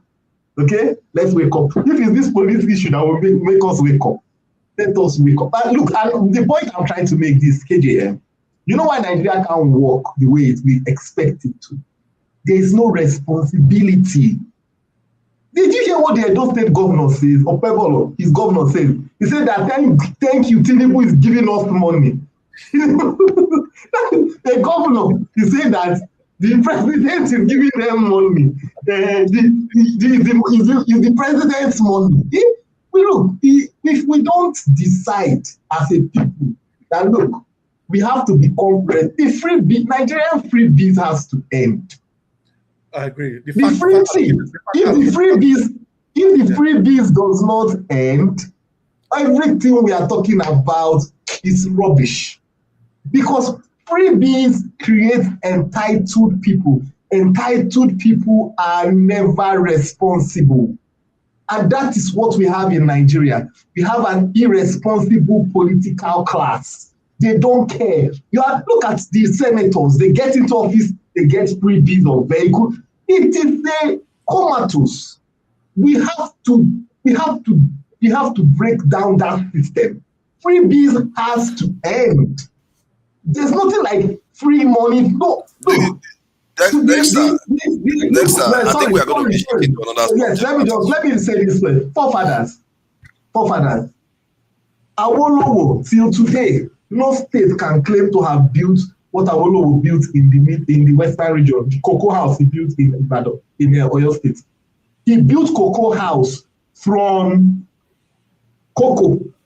Show me what has been built in the Niger Delta that can match cocoa house in Calabari, in Abonima. Show me what can be built in Ogoni, has been built in Ogoni, has been built in Ibuno. Show me what has been built in Bamaturu. Show me, can you show me anything? Yet, that's all that place. What are you talking about, forefathers? But yet, forefathers, what Escravos has given to Nigeria, what Escravos has given to Nigeria, Cocoa did not give it to Nigeria 10 times. What are we talking about? Which airport are you talking about? What are you talking about? Look, we need to stop the freebies. Look, did you see, forefathers? Have you seen the recent video of water coming out from the creeks? What is supposed to be pipe-borne water coming out in creeks? You hold the water, in less than 1 minute, it turns black. We should be crying. That is what people they are drinking. That is what the government says, pipe-borne water. That is in Calabari. Meanwhile, the water that we can say he gave the people in Abuja, he could not even drink it. The freebies has to end. It has to end. But Dexter, I wanted to ask you, do you think free market capitalism where we create oligarchs may be the solution to the Nigerian problem? Since the state itself is completely useless at running itself to make profit for the people and all the rest. Because if you look at what Dangote is able to accomplish, BOA is coming on stream. They are the ones holding the economy right now. The government itself is not doing much. It's just wrecking the economy, if anything. So do you think that may be the solution? Because maybe that is why Western countries used it in the first place. It's a solution. Because they know they were collapsed. Yeah, it's a solution because you've got enterprise class. That enterprise class you're creating is a solution. It is. It's not what we are looking at. Stop that. Look, what we need is empowered Nigerians. It's not about handing to oligarchs. Look, we don't want Olodo mentality. We don't want a horde of people that are not educated moving in a direction. What we want in Nigeria is that everybody, whether you come from Sokoto, Katsina, Jalingo, wherever you come from, you are empowered, you are educated, you are enlightened. We don't want we want Nigerians that are productive, that are creative. We want an economy that can service the whole of Africa. That's what we want. It's not about oligarchy. We want look. Yeah, but hold on. How do you get from It's not here? about what you want. It's about what you want. Exactly. How do you get? Because I'm telling you what is on the ground right now. What is on the ground is politicians. So sorry, Gigi. I want to tell Dexter. What is on the ground is politicians get into office. They want to enrich themselves. Almost 100% of them. That's what they are doing now. So how do you get from there to a situation whereby the people are empowered? The country has to be functional because it's the way you will get from. See, he has a question. Where somebody driving to Sokoto and he get breakdowns on the way. There are many ways to get to Sokoto even with the car. You have an option of buying a brand new engine. You have an option of go and buy second-hand parts to fix what is broken. You also have the option of managing it if it's possible to get to your destination before you fix it. And in the way we are, the vehicle crashed already before we fix it, right? Whether we like it or not, the population is growing. The structures has to grow, has to be multiplied. We are complaining about efficiency. Yeah, that is a very legit complaint that we are not efficient. We are not performing. But the fact that we are outgrowing the structure that the institution that we currently have is also alarming. We should not be using the current people who are in power to judge the policy that we should have had yesterday. State police should have been in place since yesterday. We don't care if a wiki is dead. not going to be there forever. It is even, it's not a challenge. We now have a challenge to broaden our anger, to force those people out. We should keep, we are referring them as the overlord. And again, my governor is not wrong by saying Tinubu, they give us money. That's what the system does. Tinubu, they give governors money. That is his bragging right. So what the man is saying is not saying wrong. Just the way he's saying, if you don't like it, doesn't mean he's not saying the obvious. But the fact that he's saying it out loud is not upon you to take it upon you to say, okay, this we are going to stop it and organize. Again, power, you have to understand the system that you are working on. You don't get what you want in politics. You take what you can get. Nothing is final. This police, the state police, nobody will disagree that it is not needed. We are just complaining about the people who are bringing it at the time. And I say the time is not the question. It is overdue. Right? If we don't like Wike to implement it, let's organize and vote him. But that doesn't mean that policy should stop. It is not about there's no policy that will bring together somebody will not disagree with it. Let me ask you now. I hear what you are saying, but what if, say, this state police will result in catastrophic division in Nigeria that leads to something, even let's say half of what happened in 1966 in Nigeria, retaliatory behavior where Northerners will retaliate. I know that there was some time in Edo State when there was a killing from the Fulanis or whoever they thought it was, but they thought it was Fulanis, and they went out on the street and in the bushes and went after Fulanis in Edo State. So if that kind of stuff happens in the context of weapons in the hands of police forces, what do you think may be the retaliation in the north? Because that's the kind of stuff that leads to the kind of retaliation we saw in the 1960s. Since it's about sorry about that. The question I was asking is, what if that would be the consequence of this state police? Would you still be supporting it? Let me ask you, since the question is coming in the context of what if the Fulani will not even dream of coming just because we have police, we have state policemen with gun in the place. Yeah. So the point that you made, do you think about that? Yeah. The point you made. When they can come where there is military, why would they not come? They will not even come when they know that the state policemen are armed. There is that possibility too. You know what Opebello said? In 1999, we had a population of 120 million people. Today it's double to 240. And you have 300,000 police. Yeah, but he didn't answer the question, though. No. Before you answer that question, what question? He answered the question because the vigilantes that killed or attacked those Fulanis, the government didn't have any control over them. He is now the governor that has the state police. He's now responsible for the police that are aligned to him. So if that happened, he's responsible. These were vigilantes that were working in the forest, so he didn't have any control or oversight over them, and they carried out that practice where they killed some of those Fulanis. So the difference is that you're building a structure. Can I make a comment, Yeah, go ahead, please. I think we are just being typical Nigerians, and we are proving that we are no better than even the politicians, sincerely speaking. There's no Nigerian that can safely argue that the way and manner we're implementing this state police is okay. There's no Nigerian that can say, would beat his chest and say this state police is the solution to the problems of the country. There's no Nigerian. And I don't think that there's any sensible Nigerian that would say, let's not do nothing. So what is the option? Masker, there's no policy that you implement that will be acceptable. Must it be adversary? Must discussions always be adversary? What's the option? Why are you asking me? Am I writing an exam for you? Masker, look at it this way. There is no policy to implement that will be acceptable across the board.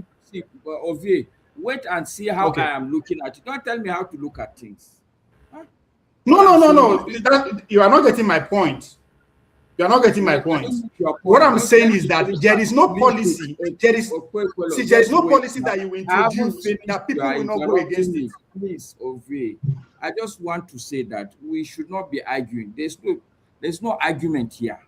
There's no argument. I want to finish now. Now what? Go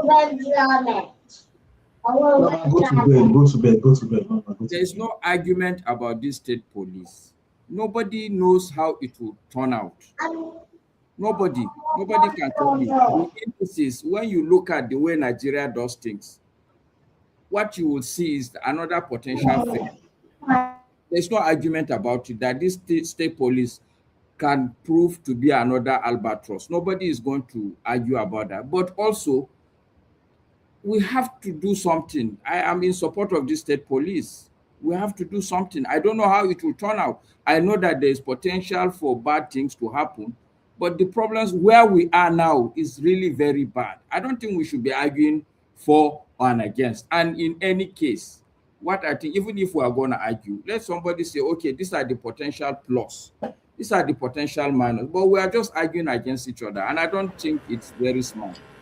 I don't see argument here. I saw people pushing out the idea, and which, as I said, is welcome. We fail to look at the people that will come and listen to it. I say, okay, maybe of the argument one the order of the day, and it work or it don't work. Then they will look at, okay, how do we adjust this? They will have to come and look by the.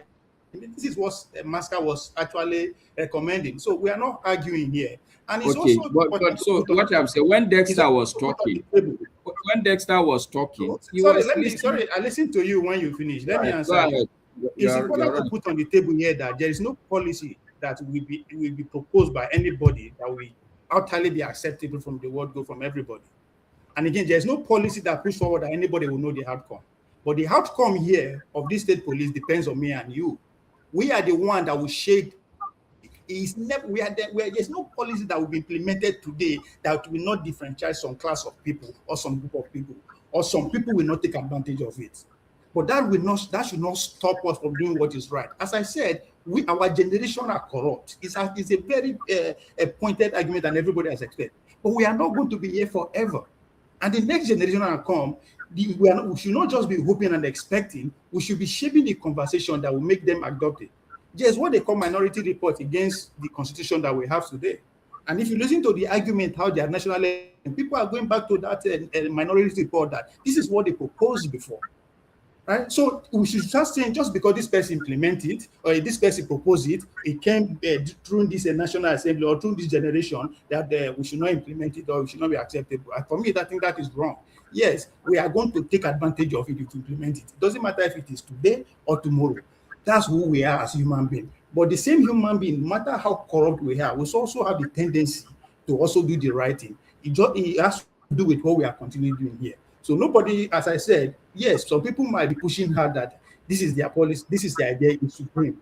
But I don't see that as an argument. Because we are discussing policy. It takes debate to shape out a policy to general acceptable. No policy is 100% acceptable anyway. But we are looking for the greater majority to accept it. All right, okay, you're done, I guess. That will lead us there. You're done, I guess. Yeah, right. He is. You are done, Abi?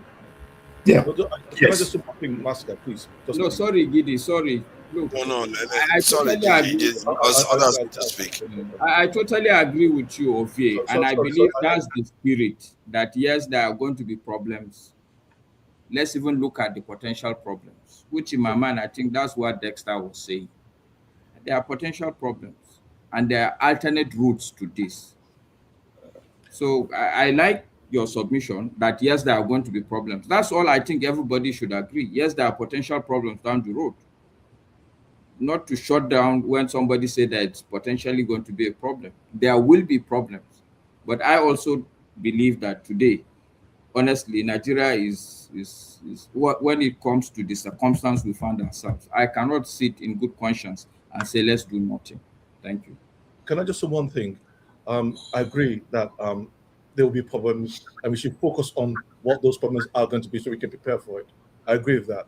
There's one thing I would say is that the debate has started, and that is what we need to start talking about and focus on. I was watching a program called Mississippi Burning. You would have watched it before. It didn't happen. And in America, in the South, the police there was corrupt and very racist. And they had the FBI that would go back and investigate those kind of crimes that they commit within America. That was in the 60s. You never have something that's perfect. It's always going to be something, a process that works. You build on it, but you have to start it. Now, as you already stated, that we agree that there are going to be problems significantly. And how do you approach that? What kind of guardrails do you have to approach it? Now, I haven't read the whole document, but what I do know on a high level basis that the federal police is still going to be there with the state police. How is that going to work? I've not seen it. I've not seen the paper or the document. I know it's been published. I'll go and look at it. But this is where we expect our media to start investigating, because they don't do anything. They need to be going through that and say, asking those questions that, okay, how would you do this? How would you do that? And these are the kind of things that needs to be put out right now before it's implemented, because it's not been signed into law. The governors have not signed into it. It's still something that has just gone into the House of Assembly. It's not really been signed into law yet, because it still needs to go through the State House of Assembly. So this is the time the State House of Assemblies, the governors of those states, and the media should be actually questioning that act, whether it will work or not. Else, if it's implemented and we now have these problems, then we have this bad police, federal police, bad state police. So we have to make a decision, but we also have to question that decision, and that's what democracy is about. Thank you for that. Thank you. James, please go ahead. Yes, although I believe that Nigeria is beyond redemption, but for the sake of this discussion, I want to ask some questions. How will they procure their weapons? What kind of weapons will they use? Who will supervise the content of their armories? The state police organization, let's say Edo State or Taraba State, can they go to Bosnia and Herzegovina behind the federal government to procure weapons to keep in their armory? How will this issue be resolved? Exactly. Can I answer that? These are the. No, these are no. You are, of course, you don't know. I believe Nigeria is beyond redemption. But for the sake of this argument, that's why I'm asking this question. Can I answer that? I think. Okay, go ahead. If you want to answer it, then KJ needs to speak. Yeah, we need to have a break actually after KJ speaks. Yeah, we don't need to deceive ourselves. We don't need to deceive ourselves on this. It goes back to what my governor said. Tinubu, they give us money. The money is still going to come from the federal government. It's coming from the federal government now. And that's why we should not just stop at state police. We should be pushing for other aspects of autonomy too, in terms of resource generation. I understand that we don't talk about the state resource generation. Every governor has some leverage to actually generate the income from the state. So when our brother is calling out the journalists, we should also point them down to that. How much is each state generating internally, other than what federal government is giving? Because we don't bring that to the mainstream to actually talk about that. And that is deliberate as far as I'm concerned. The media is shielding them. So if we have state police, from having that state police, all this question will begin to come to reality. Some governor will begin to complain, oh, I cannot bankroll my police, or the federal government is giving money and is dictating to me. That will add to the conversation to, okay, how do we make sure the state police also have its own autonomy, right? So I've not read the details of the. Hold on, though. I thought they talked about local government autonomy. I'm sorry, that is not the question I asked. The money is going to come from federal government, Mr. James. Let's say Taraba State or Edo State. Can they go to Russia to procure drones, AK-47 or whatever it is, or even reconnaissance planes if they can afford it, without the consent of the federal government? No, I don't think so. But I've not seen the detail of the policy, but no. The kind of problems we encounter in the Niger Delta, they are slightly different from what they encounter in Sokoto State. So the equipment they will use cannot be the same, AK-47. So each state, we have to determine what they need. The state can tell you, we need our reconnaissance plane, we need what's it called, B-52 bombers. You are right, but that's a problem. That's a problem that can be solvable. The problem that we have from state police are human; they are not divine. No, so we can actually, yes. Let me just provide some clarification to Mr. James, because we should solve it in now. Lagos. So let me tell you, Mr. James. We will not know how to cross the bridge. No. I think already the truth also is that already there is some blueprint about this state policing in Nigeria. I can't remember. Okay, I think it's Dexter who mentioned it. But if you go to Lagos State today, what I know happens is that the state government, Lagos State government, invest heavily in providing the police in Lagos. For instance, they provide them motorcycles. Providing gadgets, yeah. They provide them gadgets. So I think barring gun, I think there's no reason why a state cannot go and buy drones. I don't see any reason why Good. that should be a That's problem. good.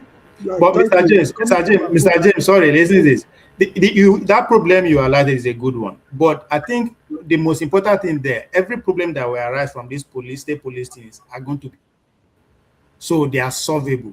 They are not defined problems.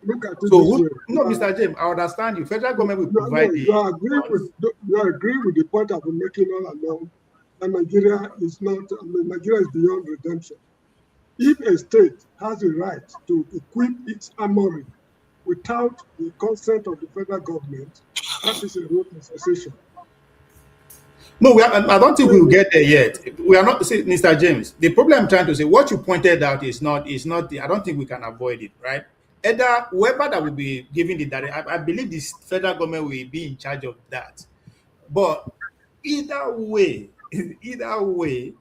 there is a need for us to move to that point whereby the state government will have the sole authority to determine what goes in and out of the state. That is not going to be achieved overnight. It is going to take struggle. It is going to take fight. But the most important thing, it has started. It has started. Every problem that we arise from is going to be human. So, Ovie, my concern with all these things that we have been saying is that the omens on the ground is still very concerning, because you look at the country experiencing a demographic shift.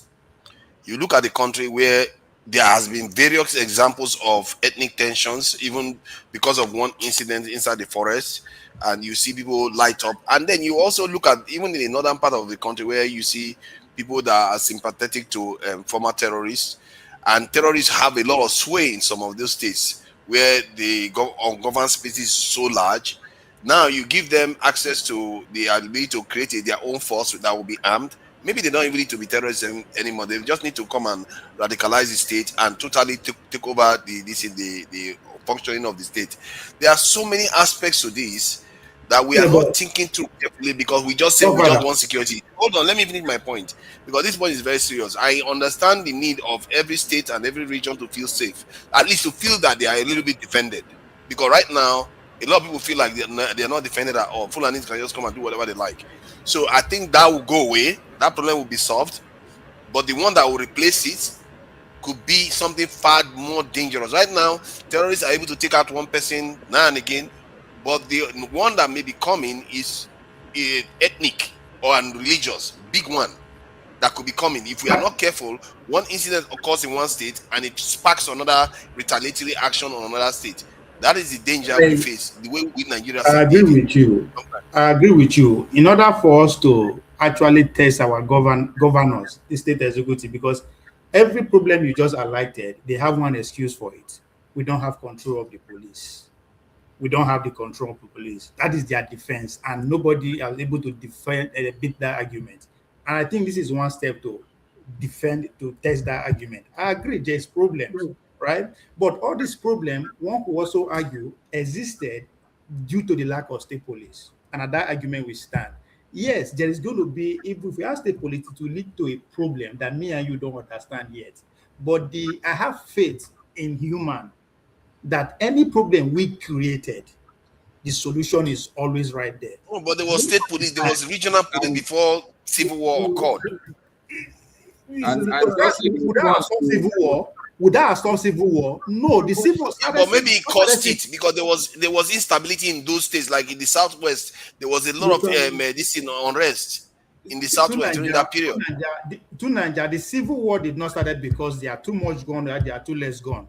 It started because of breaking communication within we Nigerians, right? So any problem that will come has to come from lack of communication. Sorry, okay, go, Mr. James. Go ahead. Let's open it or relax a bit, yeah. There was a time in the history of the country when the federal police was effective. And it got to a point whereby the police force broke down. Is it possible for us to identify the problems that led to the breakdown of the federal police force, correct those problems, and let's continue with federal police? That's one. This is one step of correcting those problems because the population has doubled. No, because it's one step. Just like the First Republic, we were operating the parliamentary system. We said it's no longer working, we are going for the federal system. The federal system is not working. They are not talking about going back to the regions again. It means that we are going to solve the problem the regions were generating, which is not handled. That's why we are going back. So if the federal police was effective, fine, they did a good work. May God bless them.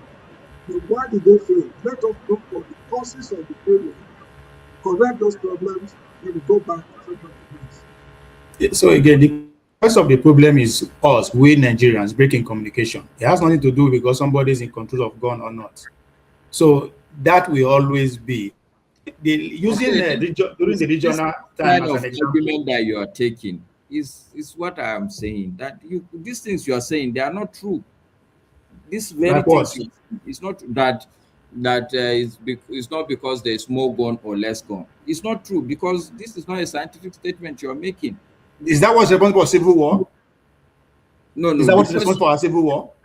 Yes, actually, one can argue that civil war cannot be fought without guns. No, there is a breakdown in our relationship first. Which relationship? We could not see each other eye to eye. That's what started it. Because everybody had their own thing going on in their own region. The point forefathers is making, if there is possibility, and this is exactly his point, that this is a country now that there's so much tension, the same problem we had then, we're having it now. Why are we going to complicate the problem with injecting more tribal guns into the environment? And just for you to be clear, remember that I've said, I'm for the state police, but I'm also forced to agree that these are the potential issues this thing can bring upon us. Good. I am also for the state police, but I want us to enter with our eyes open. And I think what gives me hope is what you just said. I don't like when you say hope. Don't use hope when it's let me land the point first. Let me land the point. You understand? Right. The fact that you can see the problem, the solution is right there. Okay. Now, before we don't have state police. Now we are introducing state police. That is a change. Before we are not up to this population. Because my argument in all this is that if all of us are pro restructuring, then what is this? Okay. Now let me ask you now. Would the state police increase the general footprint on the ground, or would the national police, a lot of them resign to go and join the states because the states will pay them more? Would that degrade the national police quality? And what would it be? So would the numbers change on the ground? Because if the numbers are not going to change on the ground, the problems will remain. See, that's one thing. That's one aspect I like about the state police. Breed competition, right? Now, no, it doesn't. Federal police. Hold on. If I'm leaving federal police for state police, right? The men in charge of federal police will have to sit down and ask themselves so many questions.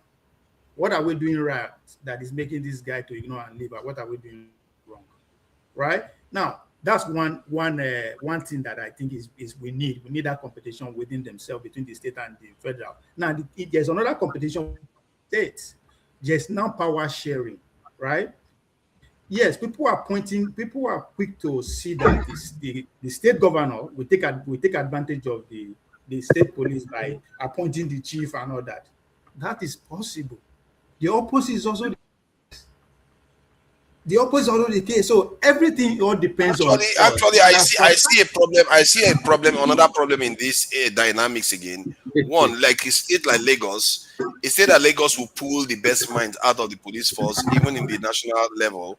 They will come and work for Lagos, and they will, Then you see the same thing in Port Harcourt, River State, Delta, and some of the regional states.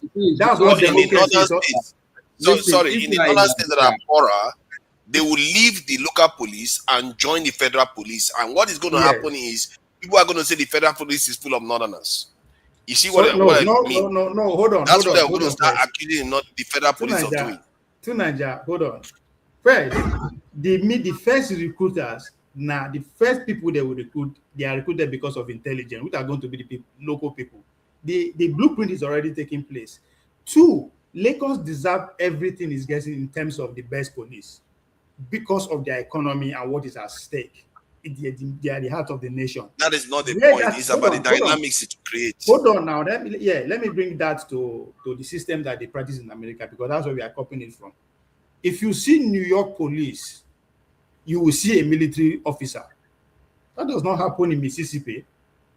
If you go to Harlington, go to Frisco in Texas, then they use current Prado Jeep and Ford Jeep 2026. The people in Alabama, the police in Alabama, they sit there on the 10 years ago, 5 years ago vehicle, right? That doesn't stop their function. That is because it comes with the territory. The people in New York, the people in Lagos these times, they are more prone to risk based on the population, the economic prosperity, and what have you. So we should not be expecting the same police standard in Benin and in Lagos to be the same. Hold on. There's a reason why in America the southern states produce most people in the military. And if you look at even in the security, like in the FBI and all those things, they tend to produce more of them. My question now is that if that happens in Nigeria, that you start having most northerners join the police force that normally was a little bit less northern oriented, because the dynamics is saying that the southern ones that are local wants to come back to their local that are better paid to work for them, but while the northern ones, the poorer states like Zamfara and all those states that are not very rich, they prefer to work for national police because the national police pay better than their state their state governors. Then if you have that dynamic, don't complain when the time comes when an overlord from the north tells you, because they are the national level police and come and ride roughshod over state. No, Papa, we are always going to complain because the system is never going to be perfect. We will keep working to adjust it. Yes. You see, what I want us, please, is to listen to each other. Because these problems are real problems. Like this problem now, forefathers is raising. I see that dynamic playing out. But is it a solvable problem? Every problem is solvable. Why are we scared of solution? Yes, it's solvable if we sit down and listen to each other and agree that, okay, yes, this is a problem. But when we are talking over each other and pretending I don't think anybody disagree. And I don't think anybody disagree with the problem that we are pointing out. Nobody disagree. I never disagree with Tunanja. What is pointing out that is wrong. I am just saying, yes, I recognize it. This is the way, this is the solution to it. So what's the solution to this? Wait now. So what's the solution to his problem? To some more tribe joining the system rather than the other tribe. Can we avoid it? To the problem of where this federal police now would magnificently be lopsided, would be a northern police force. Okay. Now, going back to what I believe, why I believe that every state should have autonomy. One, because there is lack of competition within our states. Right? If there is a competition, I don't expect all states to be equal. It is never going to happen. Now, if my state is, people from my state are leaving my state to go and take job in Lagos because one, Lagos is paying better. Me as a governor of myself, as the people who run my state, I ask myself, is there a way I can do better than what I'm doing now? Just because I cannot pay the police force in my state due to my economy, not because I refuse to pay, but my economy dictates what I can pay. I cannot stop it. Allow the flow to go on. That is democracy. If I'm not, what's the solution to the problem? It is not a problem. It's a dynamic. You live in Abuja because why not you live in Kano? So you don't see it as a problem. You say it's not a problem when we sit here every Sunday. Hold on, sorry, please. I hear. Hold on, you are saying that it's not a problem. I want to respond to you why it could be a problem, because every time we are here, we hear people complaining that northerners are controlling stuff, Fulanis are controlling everything. This is what is controlling. Now you are going to create a dynamic that is going to make it worse. Hold on to Nigeria. You just said people are going to migrate. It is a problem. What is the cause of that problem? Why is me from Edo State going to Lagos or Kano to take a job? That's the question we should be asking. Can we fix it where it's going to be equal? No, it is never going to be equal. One state will always be above each other. That's how economy works. Masks can live in Abuja. Why? It is because of the dynamic flow of democracy.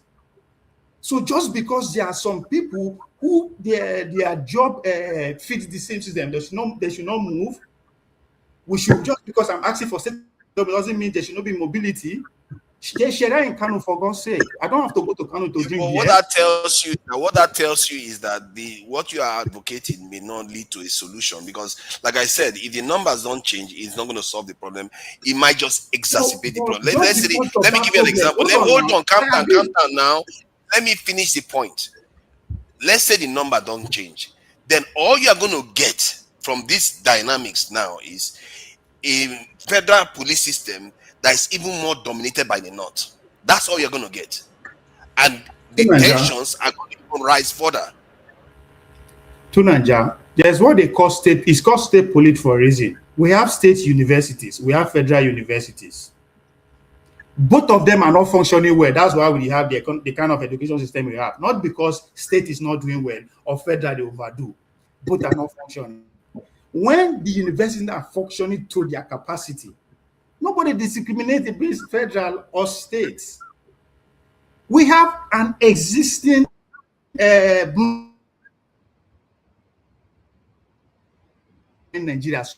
Will always be more in their numbers, and some people will always be gravitated to some places because of the economy. Lagos is what it is because of that. Just because that is going to be a problem doesn't mean we should not have Lagos. It's a problem that we are going to have, but that should not stop us having the state police. So nobody is saying that it should stop. We are saying that if it's a problem, we are saying it could make things worse. I just give example of universities. No, don't give example.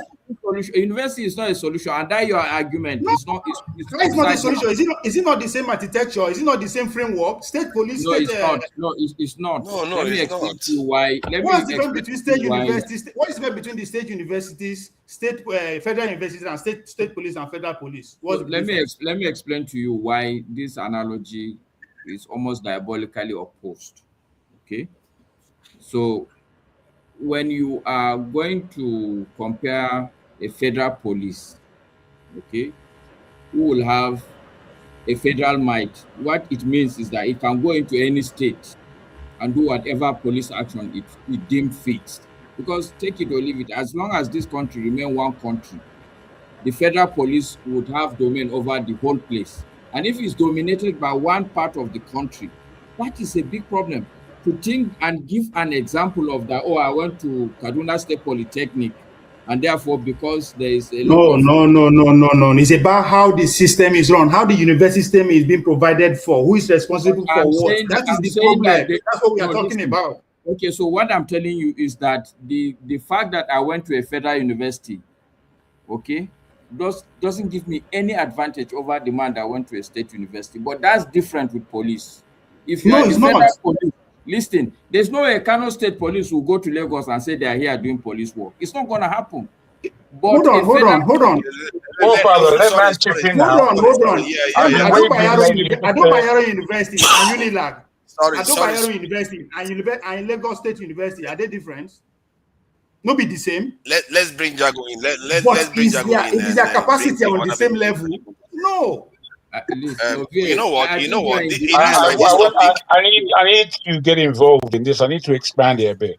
Because I've been listening. Hold on, Jago. See, I think let's have a break. People that want to go and have a bit of tea and biscuits, and some people that are interested in crumpets. I think that's a good idea, no doubt. Yeah. So give me a chance. Then we'll come back to it. It looks like this topic. I won't remember all that I have. I won't remember. And I'm not writing things down necessarily. Okay, say what you are saying, then they'll go and have crumpets. That's right. Thank you very much for that. And greetings again. I've just had a great meal, so I've been indisposed. But this argument, I think I'm in agreement with Ovier, actually. I think I understand him which isn't an everyday situation. And I understand him in the examples he's given as well. They're not rash examples, in my estimation. I still stand at the point where I believe Nigeria needs to stop. I've put it down already. I've said what I had to say. I think it's all in your mind. It's going to be with me. All of you are basically coming to that position by saying all that you say. From where Masker comes from, he's saying, look, this thing is a disaster and we need to do something. And there's something that is being put down seems to be a good idea to at least try to arrest the situation of insecurity within the country, fundamentally. However, from Ovie's point, who agrees with that, is highlighting where there may be issues, but more than highlighting where there may be issues, I believe, if I get it right, that to try this, regardless of the issues, is a step forward because we know that there are going to be issues. And the comparison in terms of the university, I think it's a good comparison. If there's any level of discrepancies between the two in terms of quality, then that's something to be looked at. I won't be able to confirm that. However, the fact that there is state police right across Nigeria, so 36 different police forces under the federal police, this, if well organized, should at least put the brakes on. It should at least be able to put the brakes on. Let us begin. So what it is, I think, however, is the discussion. And it's not that we really need to pin ourselves on this discussion, but where do we expect to get to? Which, whatever happens, what is our best and worst scenario if this takes place? Pansat said something very poignant earlier when he came on. He said, he spoke about the philosophy of the country. Is the country together enough, philosophically wise, that they can appreciate any move that can galvanize the people in their will to do better? Because the whole Nigerian project is a personal as well as public endeavor. We as Nigerians have not been good citizens of the country, no matter what we want to say. We live in a state that has taken zero responsibility year by year. They get worse. They generally get worse. So we now have to really underline these serious things. Firstly, do we have the mind for this? If we don't have the mind, what are we going to do about it? Are we going to try to educate our surroundings? Are we going to try to bring people in to the new project that Nigeria is looking towards? You know, these things that we speak about have to turn into action. So at some level, you know, organization of our own minds here on this platform has to engage. It has to engage. And whilst we may have arguments here and there, we mustn't make them too pernickety, too silly. I think it's good for us to listen at this time. I think when you use that state university argument, this thing, it doesn't work because state universities, they perform actually worse than the federal one. And then if the area that actually improved is private. And this is why I asked about private enterprise being the potential solution. Wait. Well, what, you know, that wait, before you go there, your argument is okay. Only in that there's an urgency for security, and which is why I'm surprised at the way you are taking it. If you're taking it in a way just to argue, then put that aside. I don't want to argue. No, you are the one that said. Wait. Let me land while it's my turn, please, because that is I think why Masca argued because of You have to be how logical certain, here. well, You know, how it's certain past things are 3 being. hours Wait, now. wait, I'm wait. back. I hear you. I hear you. All I'm saying is that we have said, it's been said here, that we have to argue in a patterned and respectful way. And part of that respect is not being triggered each and every time so easily. And part and parcel of that is to listen very, very well where you can, where somebody's making sense, where somebody's trying to make sense. Because there is a way to argue, there's a way to conversate, there's a way that we have something quite serious on the table. We are here together saying that we are serious people about the state of Nigeria. So the discussion of that at this level, where we're getting intellectual, has to be respectful. And I'm not saying it's not being respectful, but where Masca, I believe, is slightly a bit triggered in listening to OVA. Maybe I have this problem with OVA a lot because he's complicated to me, unnecessarily so a lot of the time. However, what he compares is an urgent situation in terms of security, and Nigeria is such in a panic, such in an insecure state that we've got our job worked out in trying to calm people's mind enough to take the education that they are going to need from people like us. But Django, you are not taking the education that even the example he gave is giving you. Because he gave an example just now regarding universities, and I made an assertion just now that, which is evidently true, federal universities are actually performing better than state universities, and now we want to create state police. And they are, like I said in my earlier conversation, which also correlates to what I said before, there is something about private enterprise that encourages excellence compared to state or federal I'm institution. not. Federal See, I'm not institutions arguing. perform I'm not worse. arguing. I'm not arguing that. So that's what you I'm should not be arguing learning. that. No. Are you I'm saying not arguing we that. should Wait, please. prioritize Please let me police just come security back one. instead? Please let me just come back. I'm not. What I am arguing. Maybe who knows? What I'm arguing in the position that I'm in as an individual, which is rather close to James's position of throwing away the whole country, but it's in a place where I still want one Nigeria. I still believe Nigeria can perform, and I believe that the people have to be able to organize their minds in a way that take this country back. However, where there are possibilities of there being a calmer position for individuals in that country, I would argue on the side of those who would like a new level of intelligent local policing. This thing, it's not going to be easy.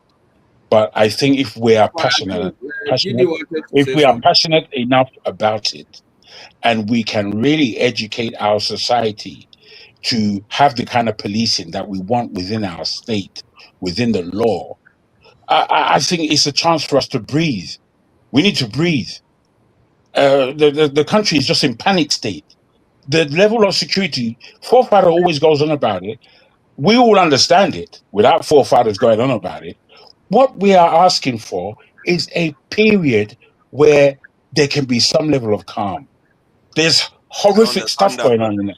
Oh, there's horrific stuff going on over there. Horrific stuff on a daily basis. Me and you over there, I don't believe we'll be playing with it. Me, I wouldn't. I wouldn't be playing with it. I would make sure I'm armed as an individual. I don't care about the law because I'm living in a lawless society. That's me as an individual. We need to give our Gidi people wanted to say some something, calm. Jagun. Yeah. I've Tea, put my position. let's go Can I for just say one thing, please? our tea and crumpet time, please. Tea and crumpet time. There's no No, just better one thing. time to do it now. But Sorry, Gigi. have a You are the biscuit. best, You have a Gigi. biscuit. You can't We be have to having go tea for where tea the state is at war. You have a biscuit. we have to go for the biscuit rich tea, No, please. Okay, let me let Gigi finish. finish. Then when we come back, we'll No, start the let's fresh finish. topic. No, let's play this Let song. Gigi finish so that when we come back, we'll do a fresh topic. Let him go. Gigi will say something. Somebody person will want to say something. No, I will let Gigi have the last word when we come back. I just want to say, you asked one very good question about the federal police being overwhelmed by maybe from the north. If you have state police, most people join the dynamics issue. The dynamics will change. The point well, I actually went back to look at some of the documents on the federal and state police, because the act is for both federal and state police to be in existence, and the federal police will be in existence to intervene in the state police. That's the first thing. Second of all, how we work this federal police in the first place? We have policies that make sure that every state allocates some people to the federal police, regardless, so that you're not overwhelmed by one ethnic group or the other. So those will be in place. I hope that will be in place. But the most important thing is that the debate now is in the hands of the brothers and the State House of Assembly. So we should expect the State House of Assembly. You just said that the states will be required to provide certain number into the federal thing. Every state get quota. Every state has a quota system. Every state has a quota to get into federal work. You cannot fulfill that. It's not mandatory. You don't have to fulfill that. Let's not pretend. The federal, we have a quota system in the federal system. That means if you have a situation where people are joining the police, say in the north, and they're going to overwhelm the system, I don't think that will happen, because the way Nigeria is already structured, because it's structured in the way that you have to have quotas. But they don't have a choice. The system has changed now. The system has changed now. You have state police. It is the political will that is broken. That's why it's good for us to listen to each other. I totally agree with the point you raised. But after Gide's point now, if you just do reverse engineering, you ask yourself now, why is Nigerian police not treated today? Ask yourself that question. Sorry, ask again. No, I'm asking forefathers that if he does reverse engineering and asks himself, okay, today is the Nigerian police tilted to one side? I think to an extent it may actually be tilted to one side. But is that a problem for you today? Do you think that one part of the country can invade another country? Part of the country today? No. So that your problem is not existing today. Why is it not existing today? The reason why it's not existing, because every police, every state potential police officers join the national one, but now they have option to join the state one. If you are not aware, I can tell you why that is not a problem today. It's because let's even start from the very basic foundation. There's so much unemployment in Nigeria today. The truth is that people bribe their way to enter police. We all know that one. Yeah. Okay. So the fact of the matter is that from every state, there will be a cutoff. No, if they will ask you, are you from Kano? So Kano, they will take like 200 people. Sokoto, they will take 200 people. There's no way today in Nigeria that we live, anybody in his sane mind will take, if we are recruiting 10,000, you go and carry 5,000 from Kano, and the only 200 from Lagos. But they're already doing that in the military. They're already doing that in the military. That's how to do with political will of enforcement. Let's stick with police. Are they doing with police? No, I'm sure the same is happening in the police, but the one that we have seen. I mean, there's corruption. There's corruption. That's what you are saying. I'm just saying that, look, if we listen to Gidi, the point he made now have muted that problem. Honestly speaking, if we are going to be honest with ourselves, I believe it's a big problem. I don't see why. I believe it's a big problem. I believe obvious analogy was cock and bull, but I think Gidi has provided a good answer. I don't buy those type of argument, because the argument, there's clearly evidence that hold on. Nigeria will still remain. Masker, you didn't know that. You didn't have. Hold on, Masker. You didn't know that there was a quota system in Nigeria before you agreed with the argument that I made. I knew there was a quota system, but it never worked. The only reason why it didn't work because there is no political will, not because there is no way to make it work. The quota system works. Can I finish my statement? Okay, so I just want to say one thing. It's been abused, but it works.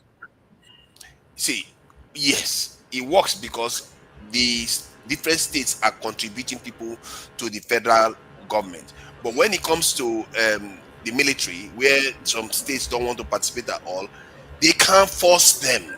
So what makes you think when these people now decide that they prefer to work with this thing, state police, you are going to force them to join this in the national, this in the military, this in police anymore? You're not going to be able to force them, and then you're going to have more people from one region still joining, no matter what you would like to pretend as if So Nigeria, that's not this what's is going to not a happen. new thing. That's Now. the This is pattern. not just That's what new to happened. us, not new to Nigeria. It's happening everywhere. We have to take a bit and bit. It's a problem that is fixable. I don't know why you keep saying just because of that. It is not new Of to course, Nigeria. it's fixable now. I'm not saying it's not I think fixable. that's I'm just where saying this is that. where I've So why are we seen. dwelling on it? But Yeah, why I've is seen. it that? Why is it that? It's a Hold on, continuous debate. why is it that No, we are I've all seen. I've seen a lot of positivity and let me just generosity, actually, from OVA in his positioning here. what is the generous part? There's a lot more positivity in what he has to say. You believe that the queries that you are putting forward are so dramatic that it's going to take over everything. That's not the case. Bruv, if something begins, then it Hold on, begins. hold on. Waity. Wait, I've listened to you now Not about because hold you are on. being. Waity, Hold wait, on. but no, You you hold on. don't tell a long story, because I don't No, tell it's long not a long story. story. I believe Okay, that go ahead. you are just throwing a spanner in the works. We know No, that the spanner's I'm there. making a valid argument. I need Wait, you to don't get triggered. dismantle the Don't argument. get triggered. Just You see listen. that he started As has this been this said. It's been said many times that we should talk about this thing in a polite fashion, which is to allow someone to land, not just to be repetitive like Yeah, but you yourself. are going to go on for 5 minutes and abuse But that you go on privilege. for 10. You go on for No, I 10 do not. minutes. So just relax Okay, a little bit. I'm not Just going relax to a do this bit. with you today. Please. Okay, go ahead. We Then have to talk beg to and try speak. to round up. Go ahead, Please, You like Jagun, just you to have be do every 5 time quiet. you're on minutes, the Jagun. Go panel, ahead, Jagun. You are like 5 to do minutes. We anytime are you're on the panel. listening. Hold on. No, I'm not going to give him 5 minutes. See, Jagun, we're supposed to go on crumpet this is the break. But if you want to talk for 2 minutes, you can talk for No, two it's minutes. not 2 minutes. I'm just You saying can talk that for 2 minutes. truly a crumpet break would be good for all of you. I've already eaten. The whole scenario is that for the generosity that I believe that OVA is offering is that this could be a good thing. There are states that the government will give them X amount in order to achieve state policing. We all know that Nigerian governments are going to get things wrong, but we have to involve ourselves, as has been said by Giddy. We have to involve ourselves in this whole scenario. We can't just let it fly over our head. We have to pay attention to senators. We have to pay attention to local government in making sure that we are letter writing and letting them know that we the people are looking at this thing. We know our country is in a precarious position and the security is the worst. If you guys can do X, Y, Z, and W in our estimation to keep us safer, so we offer what it is that we want to offer. Now, these things are how things progress. You're not going to start at the end when it's perfect. That's not where you're going to begin. You're going to start in a position where security owing to our understanding that we're in trouble security wise, let us back this thing for our own good. And we are going to put our mind into the way the police thinks. It's like this, it's a negotiation. And this is what I always say about many black people and black businesses, that we don't know how to negotiate. That's why we get the raw deal all the effing time. People, you might think you're a negotiator, fourth brother. You're very poor because you show No, your I'm not hand. negotiating. You show your hand without knowing Now even you what's are in your hand. now you are overreaching, Jagun. The I man know, gave You see you no. that? what This is me Listen, understanding. when you stop giving complaints, he wants more Bruh, time. He bruh, complains. what it is that when somebody hasn't spoken in a This is long what he while does. and you've He been never yimmer stops. yammering, you've been yammering anyhow, putting Calm any down. I know. yeah. Now, so you I to do know. was I know the people that will support. I know the people I that will was support. behind stage for nearly half an hour. Calm down now. You've been. I gave you your time now. You say you are the one and he's advocating going at civility. you. Yeah, 1 minute he say he wants civility. See, Oh my my days. My brother, it's Thank not you. easy. Thank you. I'm glad you are smiling. You see, what I notice is that the people that tend to support state police are the most ethnically charged people. They tend to be ethnically charged people. They tend to be the ones that support state police. No, it may seem unfair. Hold on, calm down. Let me finish my point. I will finish my statement, except if you want to say something, then we'll go to corporate day.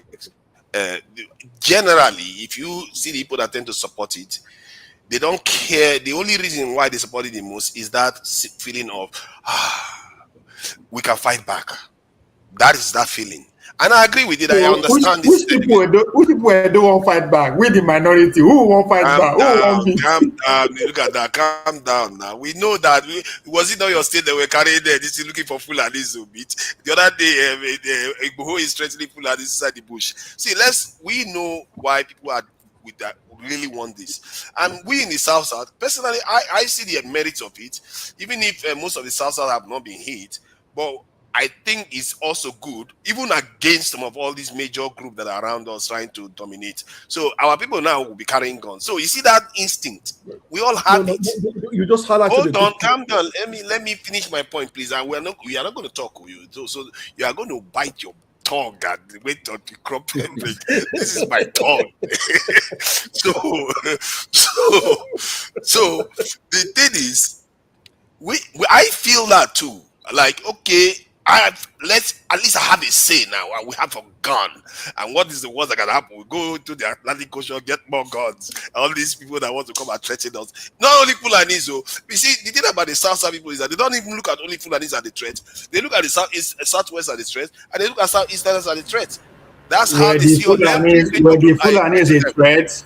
Were they a threat to Igbo or not? Were they a threat to Igbo community or not? Terrorists? Are they threat to Igbo community? They were now. So why are you complaining that I want to go after some of the bandits?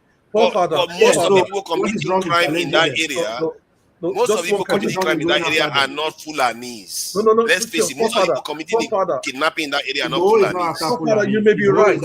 You missed out. You just highlighted that. Oh, no, you're not going to talk. I've said it. Okay, stop trying to bring people in. You're not going to talk. No, we're not going to do this. I'm sorry. I will play the song now.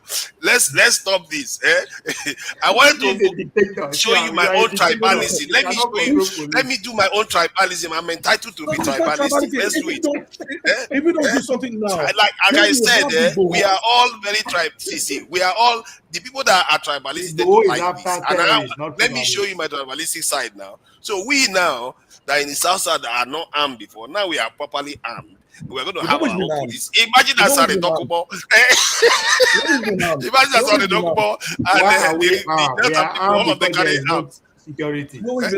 But just for further, the reason why you have Igboho right now is because of that lack of security locally. So the point that you must be careful of is that if you don't start looking at this seriously and get it working, then the people take power into their hands. And then you have the issue that you highlighted, where the Sunday Igboho that just don't know what they're doing will start coming out and blaming anybody that, I've done something, I've done. This is the problem we're facing. The last time, Giddy, I know Nigerians. Nigerians are a weird set of people. The last time we had this type of system in place, and it didn't take very long for us to turn on each other. That one is even more fire like that. Pam! Now, this one is bad. I agree. This one is really bad because the federal government refused to do anything about national security. And even this police thing that they are talking about, the only solution is if you don't have enough people all together, if you don't have enough footfall everywhere, forget it. Was it not Pansat that said, or some other person that, or Dexter that said, if you break down in California on the road, within 5 minutes you're going to see police show up. Are they ghosts? No, they are not ghosts because they are everywhere. But we don't have them everywhere. Where those people go and kidnap people in Oyo, there were no police all around that area. That is why Lamido came there and said they should recruit 1,000. If you create state police, if you create local police, if the numbers don't increase and they are not armed and everywhere, forget it. You will still be in the same situation, maybe even worse, because now you have different regions armed and still paranoid against each other. But crumpets time, there's always a good thing to all this thing. Tea. If you like tea, you can have tea. If you like kunu, you can have kunu. If you have what's the name? Zazao. That Zaza thing is very, very sweet. it's not the best. You can have it. If you want the yogurt, you can have yogurt. So till let's play this song and then we'll be back with it. Thank you, guys. Oh, can I ask question before you leave? Over. Hi. What is that? If you support you, go ahead. You go ahead. You are a benevolent dictator. What question you want to ask now? No, wait a minute. Because this issue of state police, you people are fighting, up and down. In this country, state police work. Ovie, does it not work? Ovie. 110%. You work 110%. Exactly. So I'm trying to understand why. I was even thinking, in my own opinion, that it's a good thing that the state police. Why is everybody fighting against it? Because I don't understand it. This question is like obvious question. If another analogy that is democracy not working in America? That's what I've been saying. This is what we are practicing in Nigeria. Is it a democracy? But it start working from the beginning. State police for America no start from the beginning, right? People took advantage of it. How long it will take depends on me and you. Hold on, Ovie. One thing I hate? When people will come here and say, America, they've been doing this for 200 and something years. Do we have to wait for 200 and something years in order to see this thing working? We are lazy. That's why they look at like that. 1 + 1 is 2. We know the problem that we have in Nigeria. Can you just tell me the situation that Oyo kids were kidnapped? Up until now, we have not found it. Are you telling me that they don't know what to do? They have to wait. We have to wait like 300 years in order for. If he make I tell you, most people who no support state police support Ruga. They want me everybody they roam around bush anyhow in the name of say that they rear cows. I see his attitude. You have to practice in that one. But if he looks like we are underestimating the problem of terrorism. Because, like many Nigerians will say, why is it that they cannot get these people after 40 days? They will say, oh, the government know where the terrorists are. The military can do something about it. But if you look at all these questions you've asked, Israeli military can be said to have the same information. But they couldn't do anything about it when they kidnapped hundreds of their people. They couldn't do anything about it. I want to end the thing on a very bad note. Negative. I'm just trying to share the truth, so I will not challenge you. You had two opportunities to end this half. Knife and you took the negative stone. How many military? Hold on. Negative man. Hold on. How many military? Now, to be positive, to be factual. I think Dexter is watching football. Hold on. The only time we see military in this country, or maybe if there is a war going on somewhere, they're seeking protection or something. Of course, we only see police and sheriffs and all that stuff. That's it. But this issue of, I don't know whether we're in the military system of government or we're in the democracy. I don't know which one, or we're both. Are we practicing both? Because it just doesn't make no sense. We know what the problem of Nigeria is. The problem of Nigeria is that our leaders are not telling the truth. Yeah. It's just that they just deliberately don't want Nigeria to work. That is the bottom line. And that's why we will sit down here every day. Every administration that comes in power, we will clap for them because they are working on roads, they are providing flyovers. Like somebody said that a Bonny governor is building, what did he say that he's building? Like underground or something.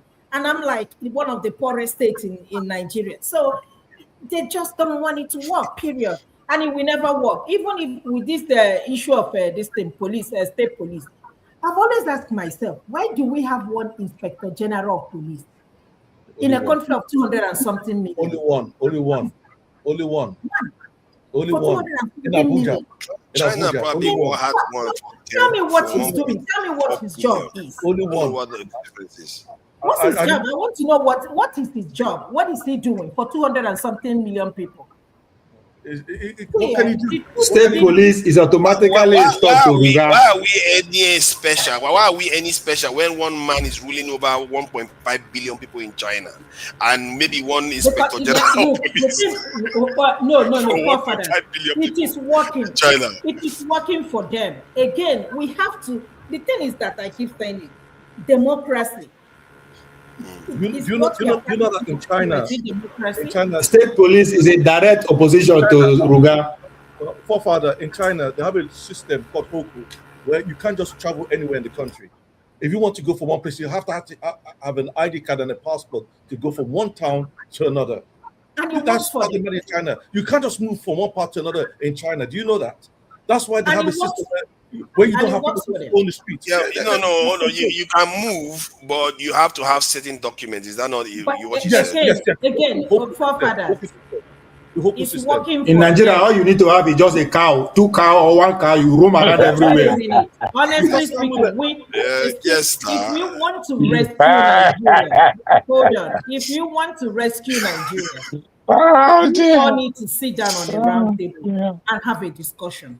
And with the way we are going, 20 years, 300 years, 500 years from it will not work. With the way we are going. The surveillance in China is not a joke. They can see you from anywhere. Yes. So it's working for them. But what we have now is not working. That is the future of the world. China is the blueprint. That's right. What we have in Nigeria is not working for us. It's going cold though. My prediction for Nigeria is that Nigeria is going to improve in the coming years, not because this president did a lot. To Nigeria, you should be more scared. We are gonna get into a deep mess. CCTV. Putting CCTV in all our villages. We should be more scared of that than police. Come on. I predicted this. Jargon. We should be scared of. It's beyond that level. You know what? That's why I said it. I'm not praying. You know what?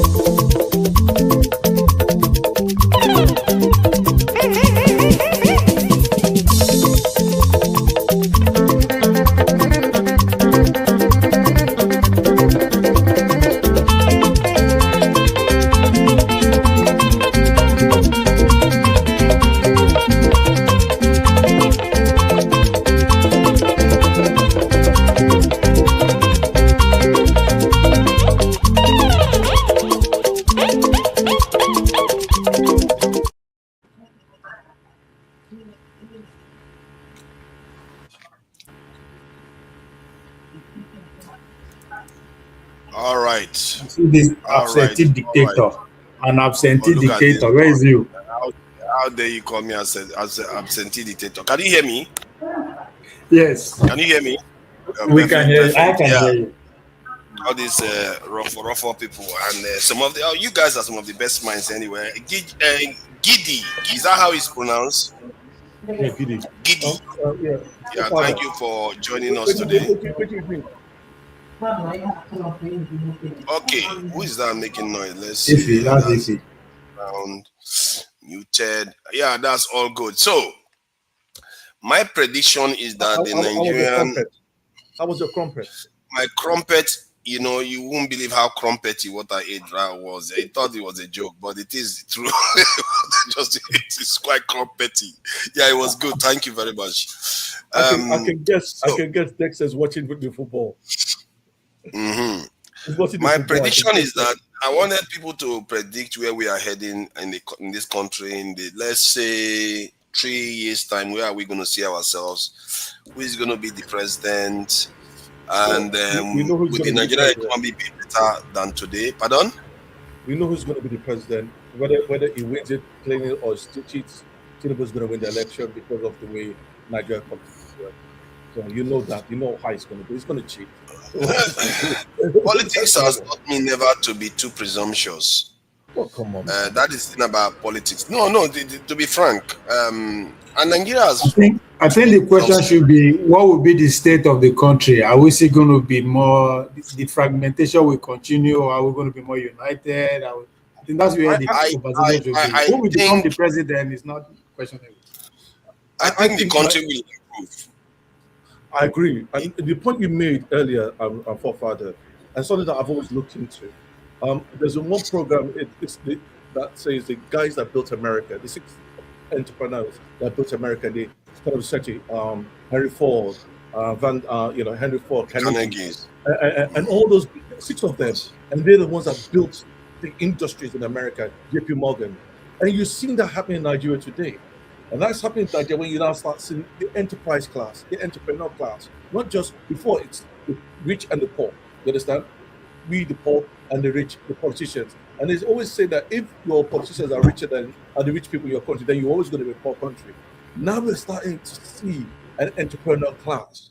And what would happen, especially with these immigration issues we're having over the world, in Europe and in South Africa, Nigerians like yourself, myself, I'm looking back to go back and do something, are going to be going back with skills and capital and do something. So the first thing people need to look at, and you highlighted that point, when you look at industries, a refinery is what we call a process industry. On top of it, you have chemical plant. You have different smaller industries on top of it. So before you have battery, you have to have chemicals. You understand? Because batteries are chemicals. So you're now starting to see those things happening. Nigeria actually exports solar panels. So the only issue we have is we do not produce visionary leaders. Someone that sits down and look at the bigger picture. You understand? That says, how do you bring all these things together? And when I looked at the government, in Tinubu's government, the one thing that I said is missing is the Minister of Investment, Trade and Investment. It's lacking, totally lacking, because that is where you need someone that is really competent and that has charisma. Investment, trade, and those are the kind of people that you need to say, how do you bring all these smaller industries together and we can tap into agriculture? Nigeria produces a lot of food. You understand? But we can't move them across. So I actually feel that you're starting to see an entrepreneur class coming in. And as you said, they are more professional. They get things working. I mean, it goes back to the past where we had Mole. Mole works. Those guys are around Keke, they work. But anything that's owned by the federal government or state government doesn't work. You understand?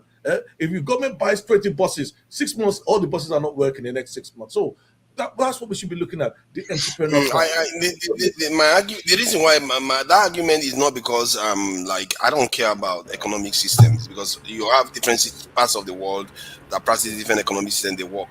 But what I find that what I've noticed in capitalist systems that are, and democracy too, that are often subject to corrupt practices, the way to still maintain industrialization and growth is to transfer the running of large institutions to individuals that have specific interests in ensuring their efficient productive operation. So yes, profitability. So that's the way to do it. And if you look at all the empires in the past, even the Royal British Bank or something that they have, and the Royal Dutch Bank, Royal Dutch Company, these are gigantic institutions that are not state. They are not state-owned. They are private enterprises. And I noticed that there is a pattern to it whereby democratic capitalist states tend to use this method, because generally they are susceptible to being very, very corrupt in terms of running it.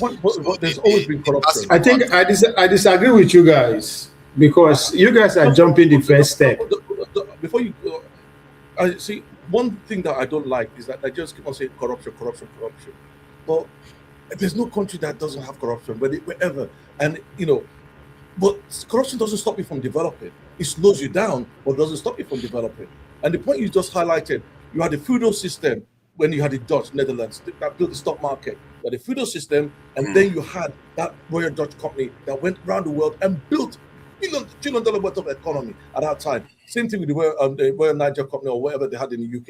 Including Japan of the 40s and the 80s, private enterprise. Yeah, so the point is, when we look at countries that are successful, whether it's South Korea, how did it work? The president of that South Korea, he was corrupt, but he supported Samsung, he supported Hyundai to become chibos that worked. So we are seeing that happening in Nigeria. And actually, Abacha was the one that started it when he said, I'm going to set up something like South Korea. And that's why he supported Dangote, a guy from the southeast, a guy from the north, and he supported each one of them. But Dangote came out strong. Other ones just fell on the wayside. I think Otudela was the one he supported in the southwest, and somebody that Chrome something in the southeast. Now that's what he tried. How about the south and the other smaller region? Why is that they always support people in all these 3 tribes only? This is the thing that I don't like about Nigeria right now. Can I disagree with the first point before we move forward? Okay, disagree, sir. Yeah, you guys are moving too fast. Easy. Disagree. Una the husband and wife. Now just agree. They go like that. The idea that it is like for once, it's one of the few people that has seen the merits of private enterprise in this type of system. I want to push back on that. I want to push. Hold on. Solution to the problems you are facing. That's why I thought it would not just the romance idea, as if it would not be husband and wife. I'm pushing back on that. To stand here to say the people that build America, the likes of industrialists, is a little bit intellectually laziness, if you ask me. There's a reason why they are the likes of Hamilton, John Jay, and the rest of them are called the founders of America, the George Washingtons. They provide the framework. That's the first thing first. The political framework, the legal framework, then every other thing follows. Just like seek ye first the kingdom of God, and every other thing will be added unto you. So the people that fought for America, that this is how we want it to be, that is where we as a country, we have never gotten that one right first. So there's never, in as far we will not get that first stage right, there will not be a political cohesiveness to go one way, to say, okay, we are going to allow the development of the country to business people, as you alluded to, or we are going to be at the top of those business people like the way it does in China. So even the China system, whereby the business class are below the governing structure, they start from somewhere. They have to fight for their cohesion and first there before they agree politically one front, because everybody has different ideas, everybody get different territory. So the Nigeria, that's where we are still having problems. That's why the corruption becomes so out of hand. That agreement on where to go and how to go about it, who should we put in charge of providing I think what has stagnated us, what stagnated us is almost like similar to where Showore was maybe a decade ago. It's less like that now. Most of his people, they call him comrade. They are socialists in their mentality. It will never work. But you are living it doesn't work well in a system that is already becoming corrupt. But that's not even where I'm heading to. That's not what I'm saying. We're not heading, okay. Go ahead. We don't have a foundation. They are still struggling to agree to build a foundation. When I mean the three big power owners. Yes. The reason why we don't have a foundation, the journey that America took, where you had a group of people said, "Here's our constitution. This is the route we're taking." Those are the ruling class in America. We don't have that. Nigeria didn't create Nigeria. It was created for that's what we need to get right first. We cannot build anything on that. We have to agree, and that is where we are. That is where the foundation is faulty. That is where Abore Accord. Can I just answer one question? We actually had that agreement in the 50s, where the Nigerians we had that, and then we went against that agreement, and now we created this the problem started with Abore Accord. They could not agree how to move forward. I'm actually go further behind that. I go to 1952. Because in 1952 there was agreements of how we build a country, and I said the problem started. Okay. You know, when they get to that Abore junction, the 1966 junction, they could not agree on how they should take the one federation, the one nation forward, right? Yes, and that's where whether we it's still confederation or whether it's federal or something like that. And that's where we still are. And that's what we need to go back to.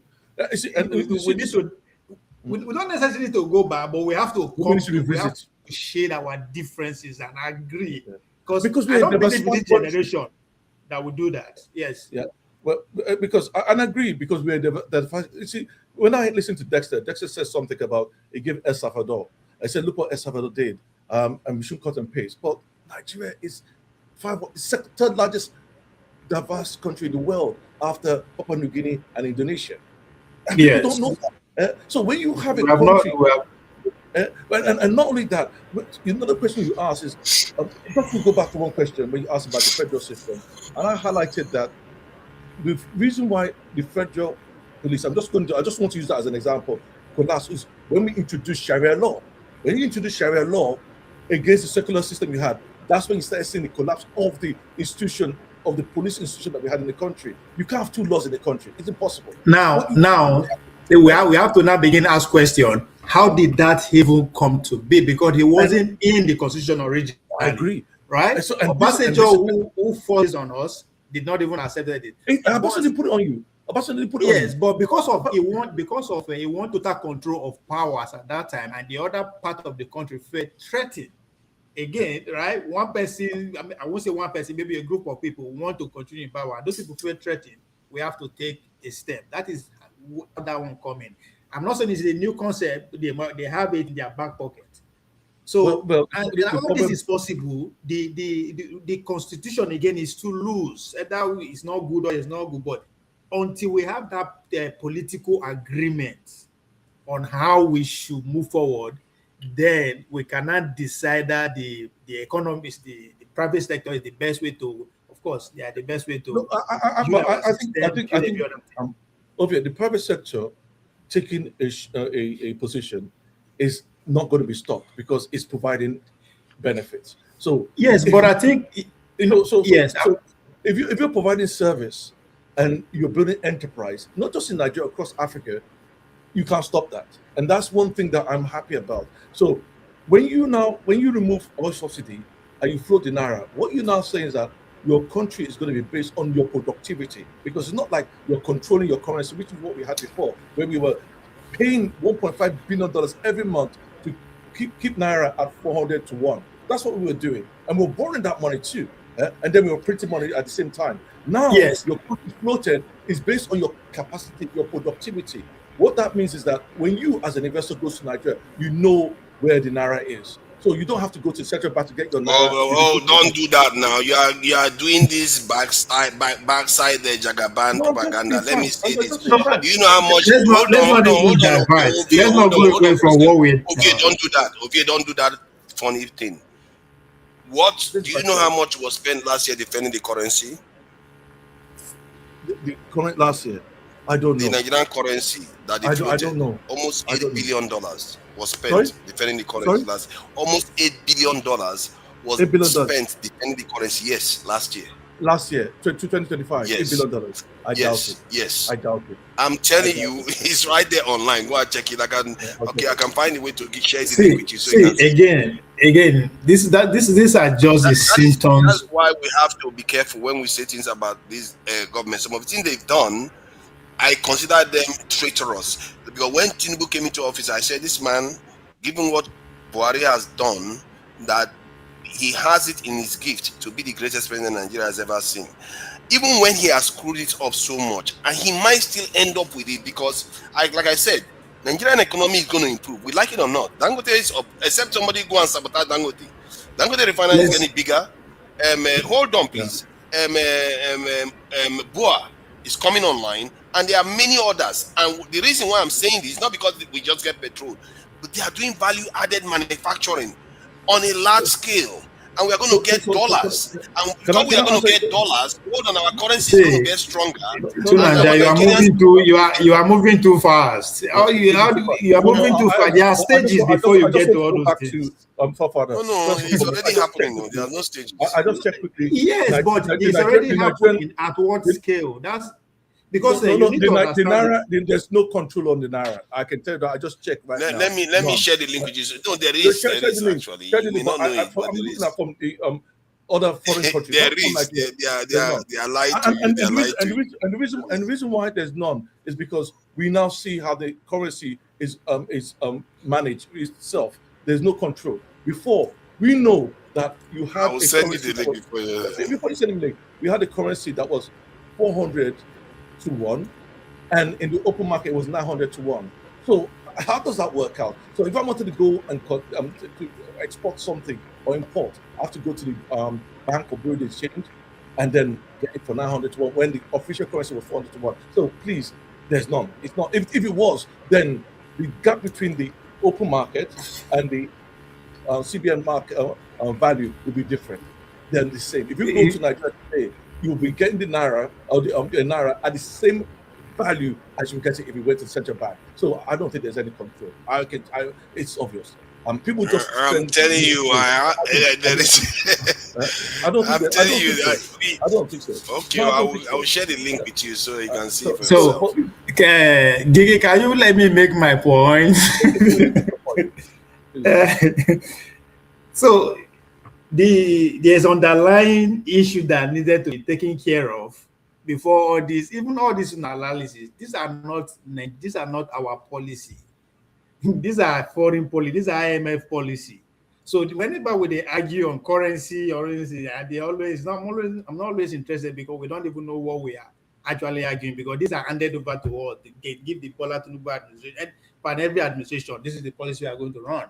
And they bring experts from their regional headquarters, national headquarters to start working their thing. That's what is happening here in Nigeria. And that is because that basic foundation has still not been taken care of. Now, one thing I want us to notice about the business class, why I'm telling you that it's not all worry here in terms of expanding these business class guys to keep getting bigger. There's a possibility, there's a potential for that. But for that to actually take full-fledged development of the country, they have to take over. They have to be able to be in control of those who run the government, because they are the one that actually enact the rules and regulations that govern their businesses in the first place. In as far as they are not in control. And one thing we should understand about Bola Tinubu administration is that the bankers, the private sector, were very much involved, right, in bringing Bola Tinubu to power. Is that a good thing? I don't know. Is that a bad thing? We are yet to see. So the more they keep going down, so the question you put forward, that what will likely happen after the presidential election, and I say we should focus more on when Gidi said Tinubu is going to continue as the president. I agree with him that we should focus on how Nigeria is going to look like. Are we going to be more peaceful, or what we are experiencing now will go on a different scale? There's a potential for it to go to go out of control, right? But again, there is a greater chances for it to stay united and keep striving based on this business class, these business guys. Why I'm saying that, because they are spreading across the country. It is no longer they are predominantly dominated by one region before, as it used to be. Before, 5 years ago, 10 years ago, now only Kano you will see billionaires, right? But now you come down to the west, it's spreading south. Before you know, we go south. That went until these people, and I'm happy. Where is this spreading? Why is it only one side of these countries Where are the minorities that are producing all the wealth? Why are they creating billionaires from other Elumelu tribes is a constantly? minority. Hold on, Getting a Elumelu little is a bit minority, is a nonsense. billionaire. So Elumelu is a Where is he from? Tony Elumelu is one of them. I don't think he's even a billionaire. He's a millionaire. He's a billionaire. He's a You know billionaire. who he He's a is billionaire. first. 1.5 billion. Yeah. Just one question. 1.5 billion is nothing. Yeah. No. You answer one question. When you look at Nigeria today, can you actually tell me of any country that wasn't created by the people that have actually succeeds? Because look at the entire Africa itself. You know, this is a country that was given to us. Well, I mean, I want Nigeria to succeed. I desperately want Nigeria to succeed. I want Nigeria to even expand. But there's a reason why countries like Nigeria do not work. And when you look at countries that do work, they created a country before. Whether it's Norway, whether it's South Korea, they have their language, their culture. We are trying to make something that is given to us work, and we're struggling. And there's a reason why we're struggling, because we have the same problem that DR Congo has, Mali has, across the whole continent. And that's why we're having this internal friction. Yeah, but that's why I said we have to take care of that. We have to have it. I'm coming from your point. We have to have the class of people. But right now, the only division that is now at that presidential level is the old guards. They say the military, they are still very much powerful, led by the Obasanjo. And this class of billionaires, who are pretty much, I can say, they were born up either after independence or maybe early civil war. So that's where the power tussle is, right? So the men with the guns and the infrastructure in terms of infrastructure, power infrastructure, right from in the 60s, they fight the civil war. They write the constitution. They give us our political party. So it is not mathematics to see that this is why they are in control. But the money, right? Why they are in control of those kind of infrastructure, the private guy, the business guys are getting money.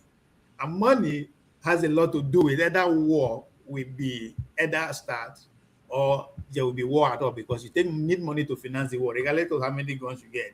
The business class always finance the war. And so that's where I have hope. Ovia, I actually say one thing. I think that discussion, that decision where we'll come together and make that decision is going to happen when there's a balance of power in the country.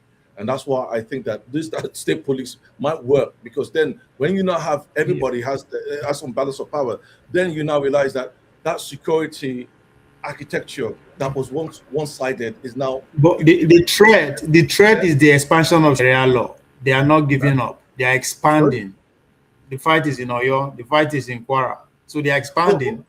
That's a counter push to that balance of power. And that's why you have to respond quickly. You understand? And if that's the case, then you will now say, fine, we can't. This is like what's happening in Iran. You can't defeat these guys. Let's now negotiate. You understand? Which is hopefully that should be the end result. Because let me say, people say, oh well, you're pushing an ethnic agenda. Look at what's happening in Mali. Look what's happening in Mali. You think that just happened overnight? That's human nature. Women are bound to expand. It's normal. Yeah. So I don't see anything what they are doing that is a wrong thing. I read that. I read that. I don't believe that. I don't believe that. I mean. No, that's human. I don't believe that. That what you sent me comes from a magazine called Something Africa. I think that is a tabloid owned by some people that I know. Okay, now hold on. There is another one from. There is another one. So sorry. There's another one in the middle of last year. Something. I read that. That shows. This one. Okay, good. Yeah. Calm down. See, there's another one that comes from middle of last year. So who Gigi? Hold on now. All right. Go. Yeah, so because we have to get one thought through first. So you are saying this one is not suitable. So, but there's another one from middle. I read the article. I've learned something about social media. Is that look at the first thing that I went about. Who's this company? It's called Market Africa Force or something like that. Come on, man. Just look at Hold on. There is another one now. That's my. You see, my issue is. You see, when I present something, that's why I like, double barreling it. Because there is another one from the middle of last year, and this one is how much they spend defending Naira. I always make sure that it comes from reputable organizations. But Rwanda stated one where the Nigerian government spent about 8 billion, and I this doubt is it. defending in I just Naira. checked. I doubt it. I went online. I Okay, checked. okay, carry No. on. When I find it, I'll just post it for you to see again. So because it's not something Because there is to hide about. you know one thing. If it's true, this will be pushed in the media, in Nigerian media, significantly. It's not in Nigerian Nigeria media. covers things all the time. Nigeria has covered. Okay, did you know that Nigerian government How spent will almost they 8 fight billion? for currency? I don't understand. You are having a conversation with you a moment ago. Do you know that the Nigerian government spent almost $8 billion for fuel subsidies almost a year after the so-called fuel subsidy was removed? Were you aware of Yes. that? I'm aware of that. I'm aware of that. But That is most actually. people are not aware of that. Most people are not aware of You know that. why? You know why I was aware of that? Because what they did was we removed oil subsidy. What they kept, they still keeping the oil subsidy in the background just to keep things balanced because they saw the impact it was having. But what they said is that. But what sense does it even make to remove subsidy from our oil? What sense does it make? I want somebody to make it make sense. Okay. Now, if CBN spent, if he said this, then I would believe because this guy he knows his onions. Yeah, that's another one. No, this one said if this guy $8 billion. I would believe him because he knows his onions. He doesn't but see, the other people, the way they read, you should know when you are reading a credible source. The way they say they are not even referencing another source. They are saying it's the CBN that said it, that gave them the figure. So if you see a fake source, we'll just say somebody said it. No, this one they are saying is CBN that gave them the number. Now, if the government is still defending the Naira after they've removed FX control, then that is damning because obviously they've been doing it. They are not hiding it. They've been doing. That's why some of them they take loans for the purpose. They are saying they are using it to balance the economy so that they will bring inflation down and all the rest. But right now, the need to do that has come down because of Dangote refinery. It has reduced significantly. I don't think they are going to be spending this year. They're going to be spending anything close to that because of the Dangote refinery. And again, now you see why I have issue with the government, because they knew Dangote refinery was coming on stream. Why did they have to float it? They didn't have to float it at that time, knowing that it was Dangote refinery was coming on stream. Because they've now floated it, it's hard for the currency to go back to where it was before. Dangote refinery came in 2024. In fairness to you, I will never float the currency because most countries that are smart who don't openly float their currency. They will still have some control. You may devalue the currency, but don't fully float it because exactly. You see now. You see this is why. You see, you know what? It looks like we are going to get on. It looks like we are going to get one. You see, common sense. You can devalue the currency without the need to float it. And when I say this all the time, people are like, why can't you just see common sense? Devalue it. You don't need to throw the country into chaos. Yeah. But he did. You know what is happening in Nigeria is that those guys, while they are doing everything, they are virtually working for the World Bank and IMF, and they implemented those policies verbatim. That was the biggest mistake. What you normally do, you listen to them, you understand it, but you implement things that actually will work because you have to take into consideration the whole economy. The mistake they made, the same mistake IBB did in the 80s where they implemented SAP. It didn't work. Then IMF said, "Oh yeah, we know it didn't work, so we're sorry," but they've suffered because of it. That's why Nigeria economy collapsed under IBB. I think that implementing this policy the way they did, what they should have done, remove subsidy, fine, but you can't have two double barrel. They should have devalued the currency but still have some control. So that means instead of you spending $1.5 billion a month, you spend maybe $500 million a month to protect the Naira, to keep the Naira there. That would have made more sense. Yeah. So the inflation, job losses, all that would have been avoided. Yes, it would have been avoided. They did all that. Oh, it was too painful. It was too painful. It was too much of a hit. You had two big hits in the economy, and now they're struggling to recover from it. And that's why that's why it's having problems. I think, like you said, he has people that he was favoring, and the foreign people that have invested a lot of money. You know one thing I noticed at the time before Tinubu came in, World Bank, IMF were on our news channel, on Arise, Channel TV, every day. Every single day, that policy. I followed it religiously. You go to Channel TV, TVC, you will find is an Indian guy. They were trying to sell it. They were trying to sell the idea. I remember I wrote an article online on Arise News, and they blocked it. They actually blocked my account on YouTube for some time. Then they gave it back after a month. I responded to those. I responded that This is so. How did you think the guy become a president and stay a president and potentially is going to win again? How will that happen? The people that control the economy, he assigned, you know, all this policy that he's carrying out, he has no choice. That's why I asked, what is why I say Nigeria, the only commodity we have monopoly over is fuel, and we know they subsidize that. It doesn't make sense to me. Every country subsidize what they have as their advantage. But why our own? No, the reason why I would say you should remove subsidy on oil, and it goes back to the debate that Goodluck Jonathan had in 2012. I actually followed that. It's still on YouTube. When they made that debate, some of the smartest Nigerians, Sanusi, Iwela, Oganga, were saying remove oil subsidy. And I'll tell you why. You see, when they said remove, especially Iwela, and I'm a big fan of this, remove oil subsidy, we invest that money that you're subsidizing into refinery and power. That's what she suggested. Can I tell you one thing? What do they have in common, these people, all of them? What do they have in common? They are all products of the globalists, all of them. They are students, they are their children. Yeah. The question is that now common sense. Why would you? This is where the subsidy over what they have. No, Chief. This is where the common sense comes in my opinion.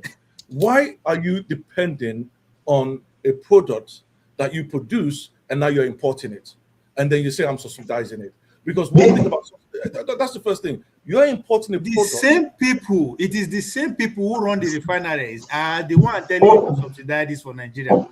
Okay. The reason is that we actually have. Next time you finish watching your matches. No, we have monopoly over crude oil. England won, but we don't have monopoly. What about Ghana? Ghana is losing 2-1. So we don't have monopoly over the byproducts of crude oil. The refined products. So we have monopoly over the crude oil, but that's just the raw material. We don't what you actually need is the refined products. You don't have if Nigeria had its own, like Saudi Aramco or like Petrobras, we have its own. We don't have now. We don't have NDC is Aramco. It's not working.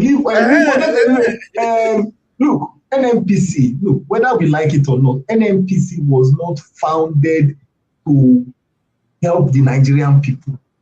That was not the NNPC was founded primarily to siphon the Nigerian wealth. Don't forget that Chief, Dexter, when NNPC was created in 1977, it was created because Nigeria didn't have oil companies locally. So what they did is that, okay, how do we negotiate or even manage our oil infrastructure? NNPC was created by Obasanjo, and the first chairman of NNPC was Buhari. The following year, we had the $2.8 billion missing. I'm old enough to know this because that's why I'm coming from experience at that time. 2.8 billion. So it was created with principle, like the police will be created with principle, but it went against principle and standards. So it was created for that's like Aramco. So the people, if you had NNPC, you had Aramco, you have Petrobras, you can't put them on the same. They are not on the same playing grounds anymore. But the point I'm making is that if we had an Aramco that's functioning or a Petrobras, then it would have been easy to say, okay, look, the government, that this oil belongs to the people. So this quantity of oil that is going to NNPC to refine, we are going to sell it to our people in Naira at this reduced price. It's going to be within Nigeria. It's not on international markets. That way, Nigeria won't be having problems with food. But we don't have that system. We are not running that system. Yeah, the system no, it's not. So it's not. We don't have it. Now let's not. They say tie goats. See, Gidi, tie goats, tie rope, tie goats. It's the same thing. So Dexter. Yes. So you just agree that we are not in control of our own resources. We are not now. We are not. Then, so what's the argument about it? That's why I said. That's why I said all those policies are handed over to them. They are not their original. I don't know how human being will put that here on these people.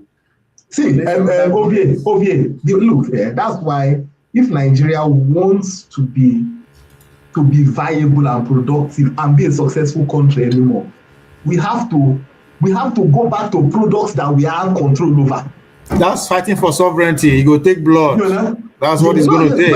They're not going to give it up. They're not going to give it up like that just because you want it. You have to take that's it. the point. No, see, we have to see the first thing that countries that make progress is that, see, okay, what everybody needs is to be able to eat, to drink water. That's the barest minimum we need to In survive. order for you to do that, you have to be in control of what will give you that. That is your resources. Good, no, but okay, the resources that will give us food and water is not oil. It's not oil. What will give us that? What will give us that? It is agriculture. However, I will put it caveat. Hold on. Wait now. However, I agree with you, but you are the introduction of GMOs into the Nigerian agricultural sector is going to actually limit us, because the truth about it, if we now say, oh, we want to diversify from oil, the Western people are not giving us GMO seeds. And the person that brought GMO the same problem you have. Hold on. Let me say this. The person that brought GMO to Nigeria, that person deserves to be shot. I'm telling you, seriously. I will advocate violence on that one. Whoever brought GMO to Nigeria deserves to be shot. It was Buhari that brought it to Nigeria. The problem you have with the oil sector, us not controlling the oil, is the same thing you have in the agriculture. What do you think, on a more serious note, all this violence, all this kidnapping, all this killing across our villages? Why do you think that is? They are trying to monopolize the land, because I guarantee you, as people are illegally mining gold in Zapara and everything, there are also large-scale farming going on by international corporation. Large-scale farming. So they are trying to pursue us away from our farm, so they can also monopolize the land. So when you say that is what is going to feed us, you don't even have the right to go and farm the way you want to, or you are scared of being killed. But Oviedo, these international people, they have enough money to buy whole states if they wanted to. So Nigeria is very, very cheap to buy, thanks to the cheapening of our currency too. So there is, for me, some of the events that are current doesn't make that much sense. They said somebody just want to they can only buy it if you are selling it. Hold on. Step by step. I'm not making the point. Let me land the point I'm making. It's like what is going on. Somebody wants to make an extra bit of buck, but the real force behind it is to ensure that the environment remains unstable. That is the key. Because if the environment remains unstable, Nigeria keeps hemorrhaging $50 billion in GDP every year. Yeah, we are not going anywhere anytime soon. And that is, for me, that's the true force behind what is going on. Yes, but again, those people can only buy if you are selling it. So why do I need to buy when I can find one or two crooked people that can put them in the position, compromise them? Because it's dirty, it's not neat. They can make money if they want to. Hold on. See, now when these global empires we are saying they are fighting for their control of resources, most of them, they don't depend on that resources to survive. They don't even need it. But there's a need for me to deny my supposed enemy access to it. But most importantly, their local participants who want to benefit. If I have, let me use myself as an example, right? My state, for instance, right? If they want to actually go into the resort, limestone is everywhere. Now nobody is doing it. They are a little bit of private company. That's where BOA is, right? Let's say I am corrupt and I am desperate. I really want to, be among the world leaders, right? What do you think I'll be looking for? I'll be looking for a greedy investor in America, in Italy, or China. I will offer all the limestone in my village, for instance, for free. For maybe just give me 1 billion or give me 1 billion naira. How I'm selling it now? I know it never did my control, but how is it going to get to my control? I'll wiggle my way into power to make sure I become governor, or I get access to the governor as it is. Finance is next election.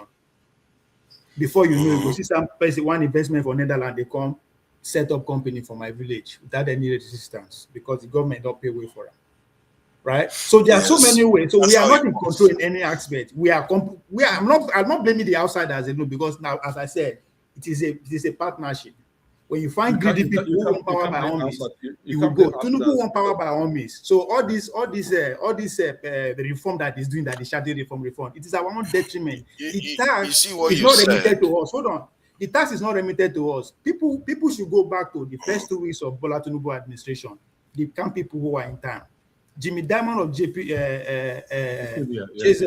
Bank on America was on ground. He assembled all our elected officials. Give them order. This is how the tax bracket is going to be, because we are going to war. He didn't add that part, because that's the reason. When an empire is looking for war, every penny is important to help to their citizens. So I'm not just speaking conspiracy theory. They were on ground live. Bill Gates was on ground, dedicated about $8 billion to capture agriculture, education, and healthcare. Who is representing our healthcare right now as a minister? Directed is coming directed from his company. This is not conspiracy theory. So this is they carry out live in real time. So the GMO conversation, we are 10 years behind. They don't stay here for the past 10 years. All you need to go back to the legislature of 10 years ago. Ovia, in Burkina Faso kicked out GMO in their country. They were able to reverse it.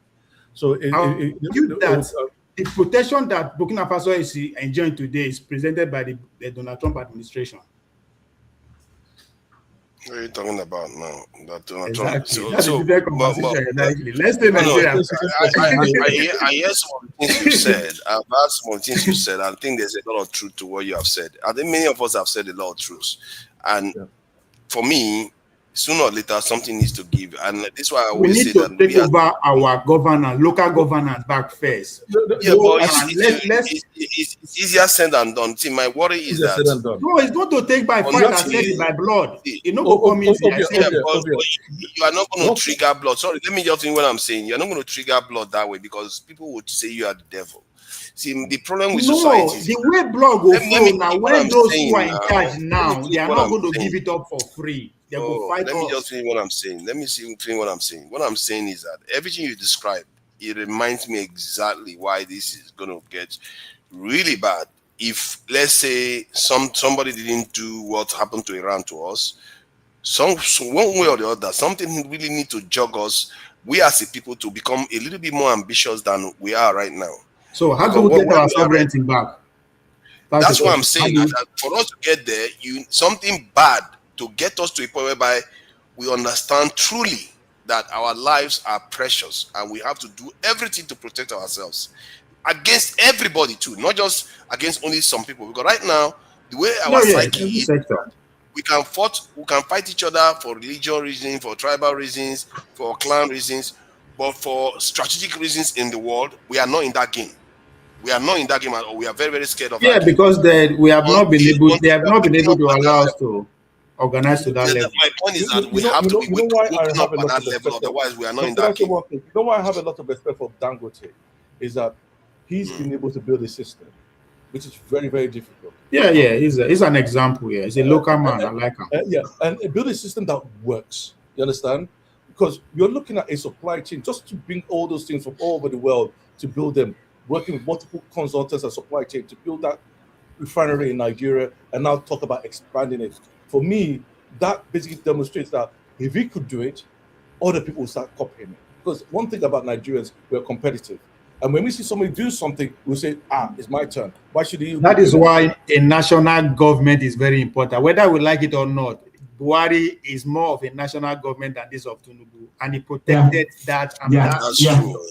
So you wouldn't think so when he was in office, they were calling him Jibril and everything. That refinery would not have been there if not for Makerfield. If not for Makerfield, that Dangote refinery would have not seen the light of day. So let me answer that question. Now we can see why corruption is there. Because what they did to support Dangote, I agree with it. That's what the Koreans did. But if we look at it in the scheme of light, it's not fair to other investors.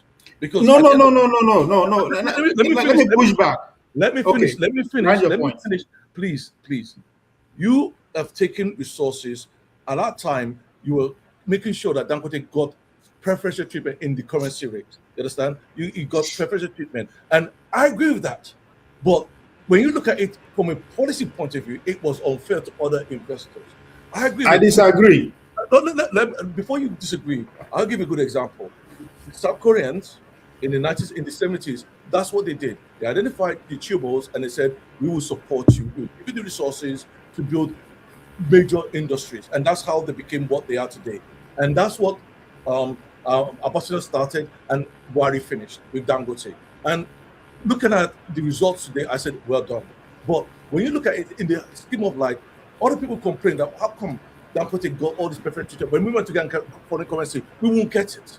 So see, that's why I said there's no policy that you want to introduce that you get 100% agreement, right? But if you are focused on you have the political will, as that would see why I say Dangote policy has nothing to do with that. In fact, that is even a national project. He's a man from Kano. He has if they want to push to make sure that company is stayed in Kano, if you do, and somebody can say, "Oh, it will be far from the natural resources." The reason why it's in the south is because of it has to be on the coast.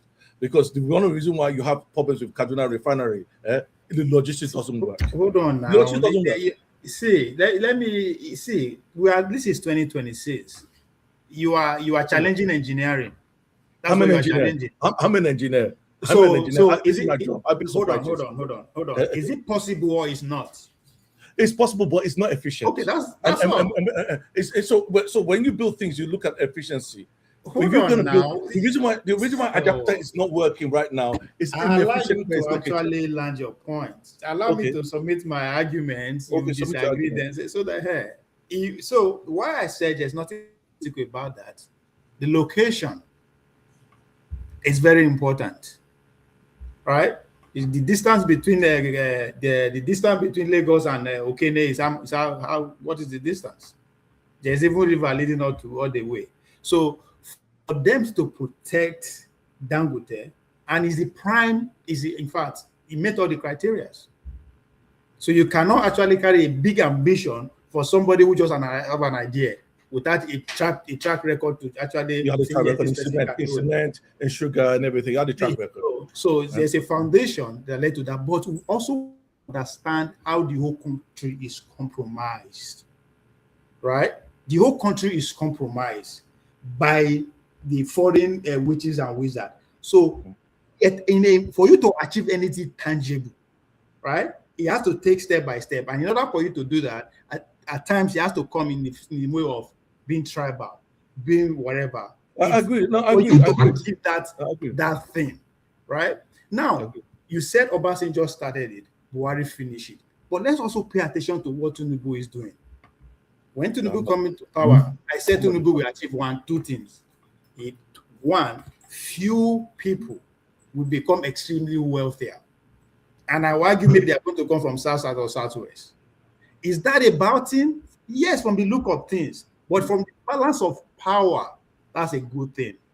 All we pray now is for the Igbo in the Southeast to have the same opportunity and guide somebody from there to achieve that status. It's not going to happen. I don't agree with that. I don't agree because you cannot be coming in all the time and using national resources to build one region at the expense of the other. No. Hold on. It's not. Hold on.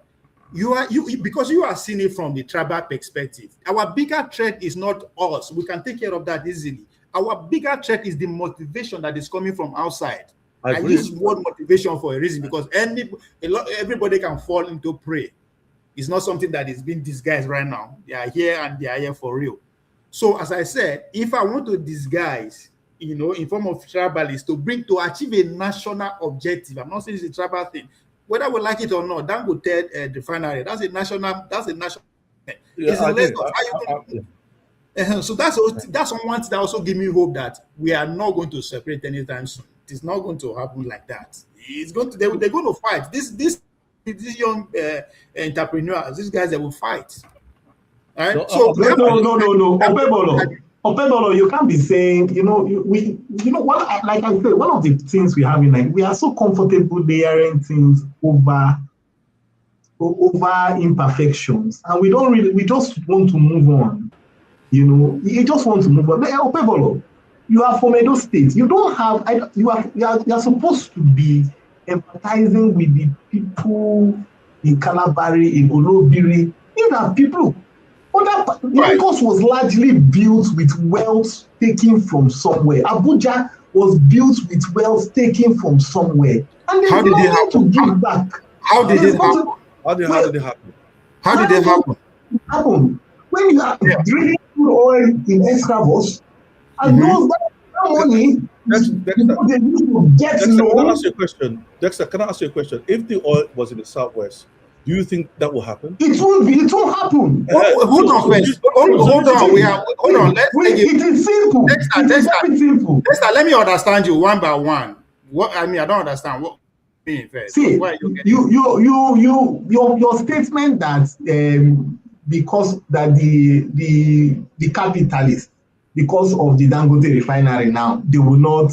That's why you are sure that the country will not separate, because they won't want to lose their investment. Now, So, thank God you said the capital. Hold on. You said the capital. That means it's not just only Dangote. My point. Yes, I agree. But if the common man is thinking, which you represent the common man, you understand? If the common man is thinking in that light, then there's no hope. It means we are enslaved to them. And my point to you is this. Let me land, please. Do you know that one of the reasons why the Midwest was formed was because Southwest Awolowo was not ready to divide the cocoa money into the Midwestern region.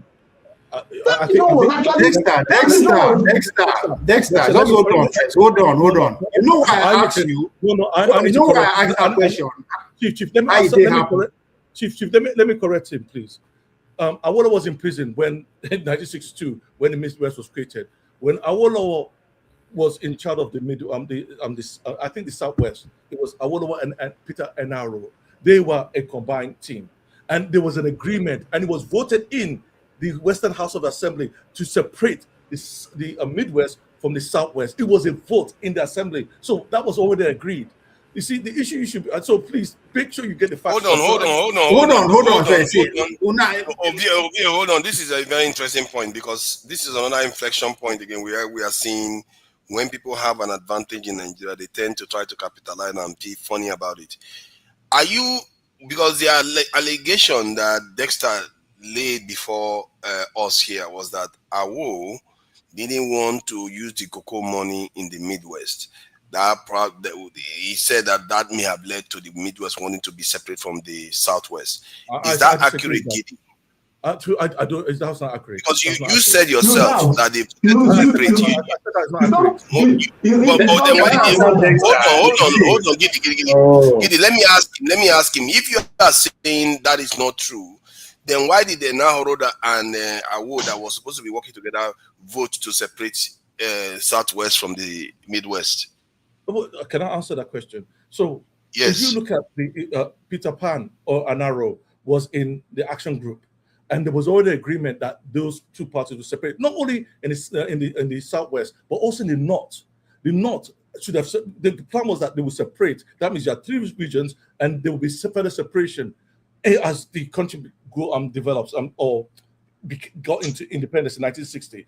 What happened was that there was a vote. At that time, the vote happened. I was in prison in 62. I was in prison. And the reason I was in prison, you had a lot of issues in the Southwest itself, Wild West. I was in prison. But that vote was done in the House of Assembly in the Southwest in Ibadan. And the vote was done in the House of Assembly. You can go and fact check me, and it was voted. Let me clarify what I said. Let's say I had a lot of influence in the Southwest, but let's say he was voted and he wasn't there. But the purpose of that vote was to separate the wealth of the Southwest from the South. Can I clarify what I said? Can I clarify what I said? I bring all these things. See, Dexter. That's why I like to look at things from the first principle, right? That's why I asked you how it is starts, and thank God you start. You don't go further to what I wanted to say. You start pointing out the politics that played out, bringing Awolowo in and the rest of them, right? the headquarters of all these refineries and the development that come with it, everything moved to Lagos because the Niger Delta, us at this time, the leaders then lost the battle politically. And politically speaking, you know, be say they argue or they win election or nothing. Violence is part of politics. When they ignite violence in the Niger Delta area, from Warri to Port Harcourt to Sapele to Otueke, that is when the company started moving to Lagos, where there is peace. And again, if you pay attention, if you look at Iran and the American and all that, if you look at it, there's a reason why Iran targeted the UAE. There are more missiles that went to UAE even than to Iran, right?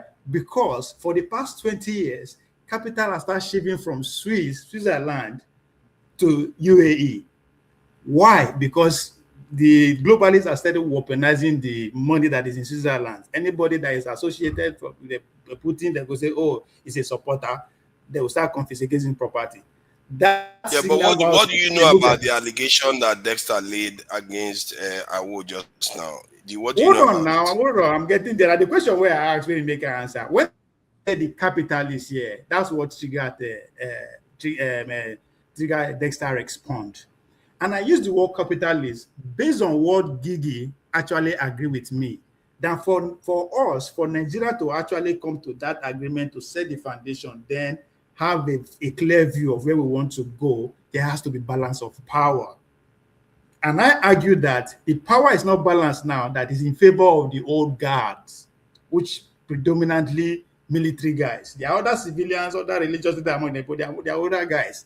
So the only competition that is coming to them now is coming from the business class. Make I no use capitalists. The entrepreneur class. I call it entrepreneur class. The entrepreneur yes, class. Entrepreneur class. So they want to take power. Those ones no agree. So at one point they will arrive at agreement and they now say, okay, this is how we want the country to move forward.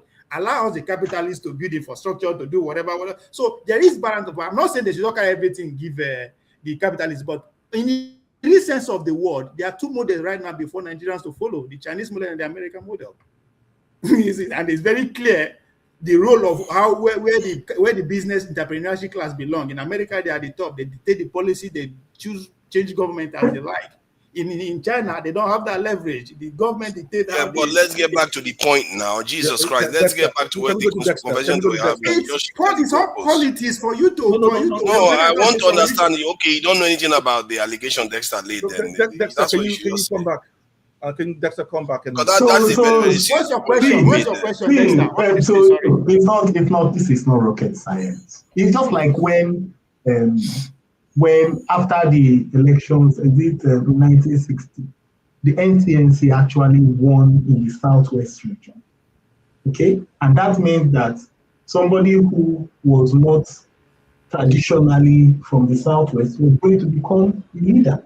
And if you go by the parliamentary system, the person will be like the governor of the governor general of the Southwest region. And that's triggered that is the root of what you call cross-carpeting today. And that never ended. That led to what you call the Wild West. Look, the point I'm saying is this, then. In our historicity, we must look at the facts and accept them as they are. From the division of Nigeria, from the fragmentation of Nigeria, even when the British fragmented Nigeria, they created a serious imbalance. Yeah. Because you had people, why was it that what you call the Western region had a large section of people who were supposed to be in what you call the Eastern region already moved to the Western region? That was a massive imbalance. That was a massive. That was a massive imbalance. Something that things we must accept. Now, if we are talking about resources, the truth is this: the oil wealth of Nigeria was actually in the West. The reverse will not be the case. Yes, I agree. It's true. It will not be. It will never be. So that is my question. My question is this: why are we not worried? Because we just treat the people of the Calabari man, the Ogoni man, the John Aizon man, we treat them as if they are just commodities for us to trade with. That's why I said that political power. We have to come together. And political power. It doesn't matter. Think about it. Before now, sorry, let me just start. Before now, Shell was headquartered in Warri. And that's your question. ExxonMobil was headquartered in Eket. You know that if you went to Eket that time, Eket was a bubbling town. Even more than Lagos. The clubs in Eket were more than the clubs in Lagos. If you go to Eket on a Friday night, you will see white people on the power bikes. On Saturday morning, you see them in the gutter. They will be drunk. There was a large economy. So, but what happened? Hold on. Hold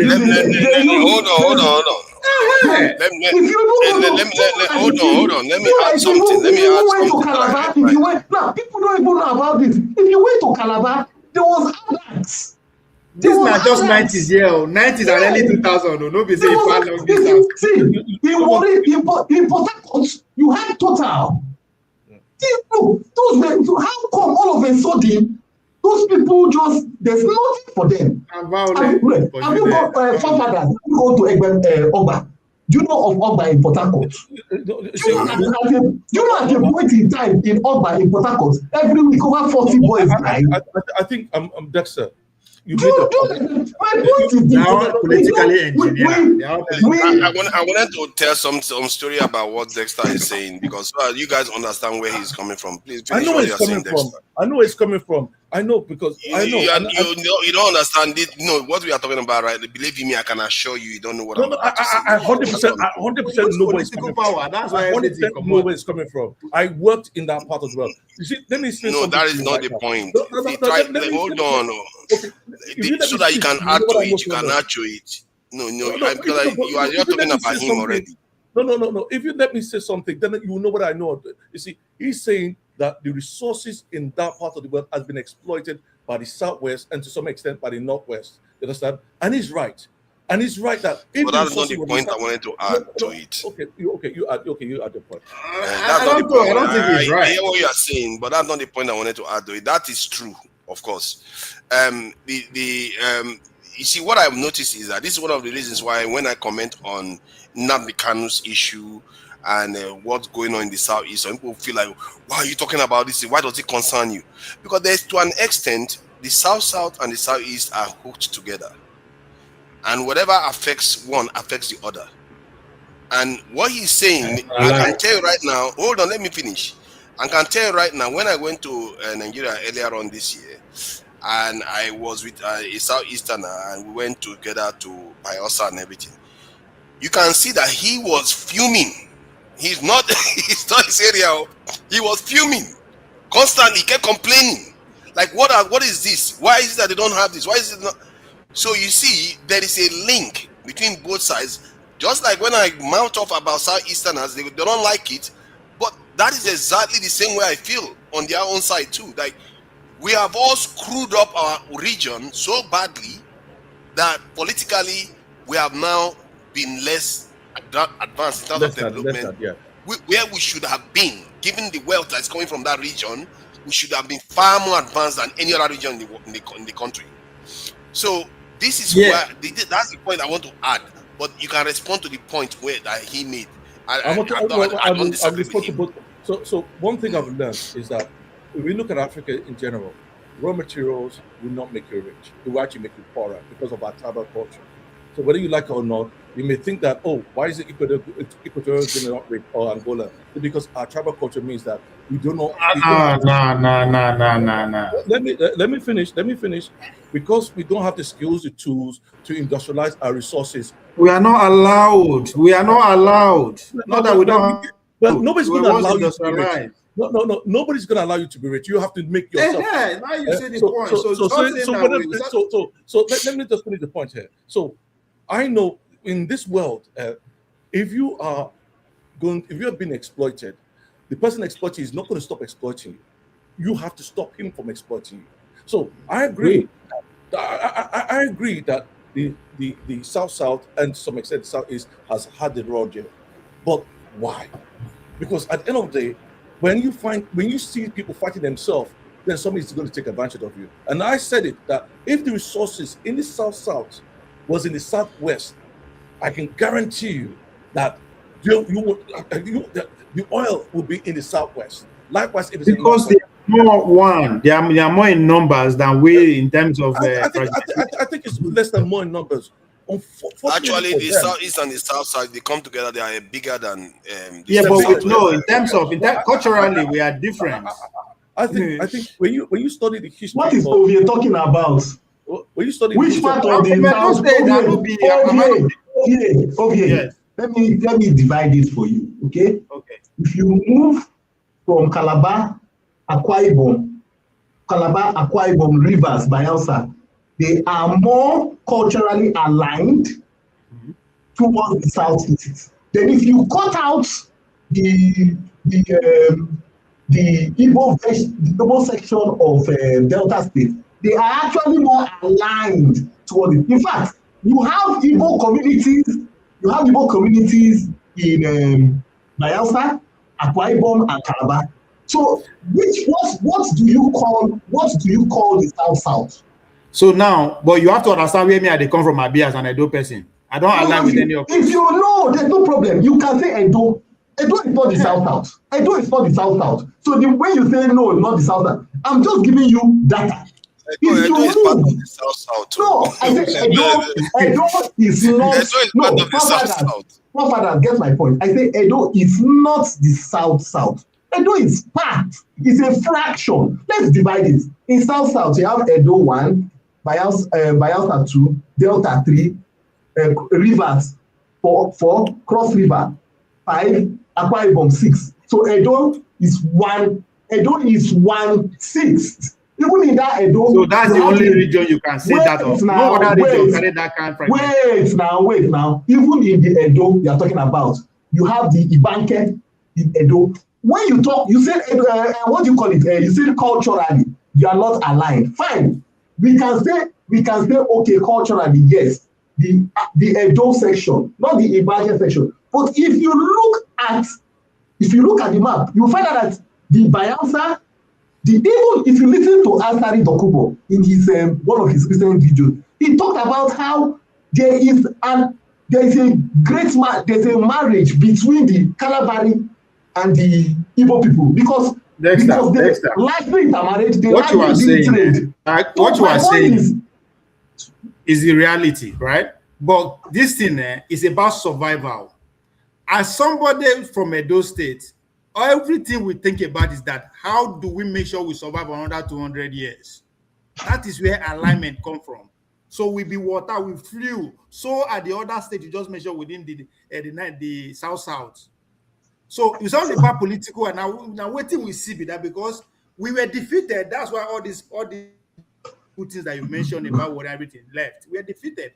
They're so discussed in our political alignment. That's what we want. So now, if you pay attention to the way the region is coming, right?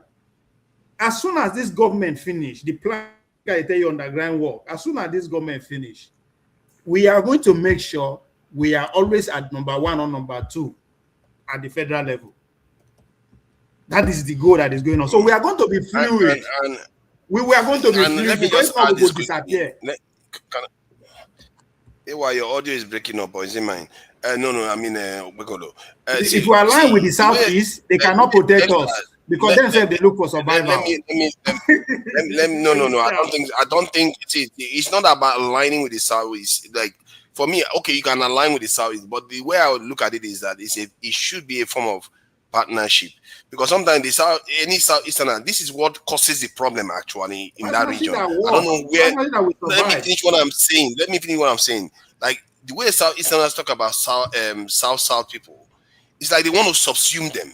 Instead of you to try to talk to them as potential allies, you are talking about if you want to make them yours. And that is what kills that region the most. I don't know who taught you people to talk like that, because you are really doing the job of your enemies by talking like that. You have to talk to them as if you are partners. That's how it's supposed to be, and that's what pisses me off. And in reality, that is how it is. Because if you think about it, that Southeastern guy, whenever they go to the South, they act as if it's their own problem too. And the same thing, when I see Southeastern problem, I feel like it's our own problem too, because if something's happened to them, it affects us. So we are supposed to understand that and respect each other and work together. Instead, when Southeasterners talk to South people, they want to subsume them like they don't exist. And this is what Ovi is talking about. That can we last for 100 years? This like that. Yeah. What you are saying, I don't want to tell you it's rubbish. Stop it. Oh, shut up. Hey, hold on. You are playing to the gallery. You guys need to be careful. See, no, I don't think so. I think it's a valid hold point. Hold on. Let me give you. You need to go back to history. There is no minority group that will be able to work with any major group. It's not going to happen. Thank you. See. What do you mean? Hold on. What do you mean? Hold on. Let me finish. Thank you. There is no minority already happening. Thank you. Any minority group that is attached to majority group, they will suffer. They will use their collateral. No. Hold on. Let me finish. Let me finish. Is a minority group. Let me finish. Hold on, rubbish. Hold on. Let me finish my statement. This is what you can tell us today.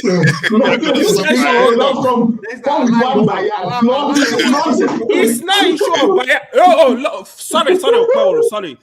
See, this is not bias. This is how go to history.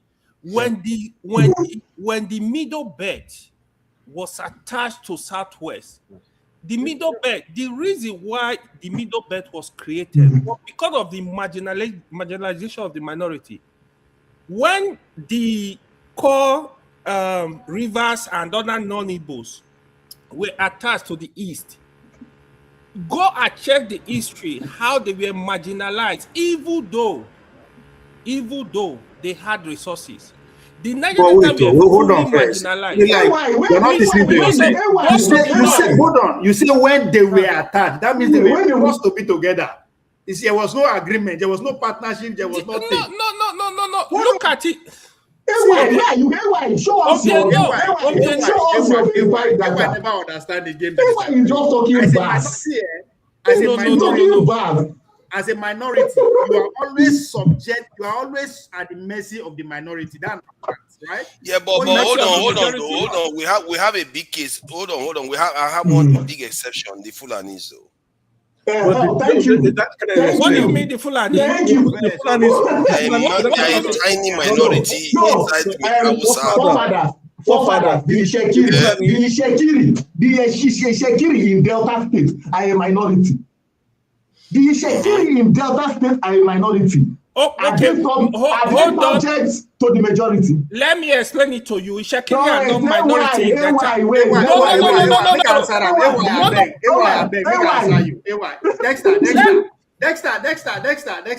You know why that your Shekiri example will stand?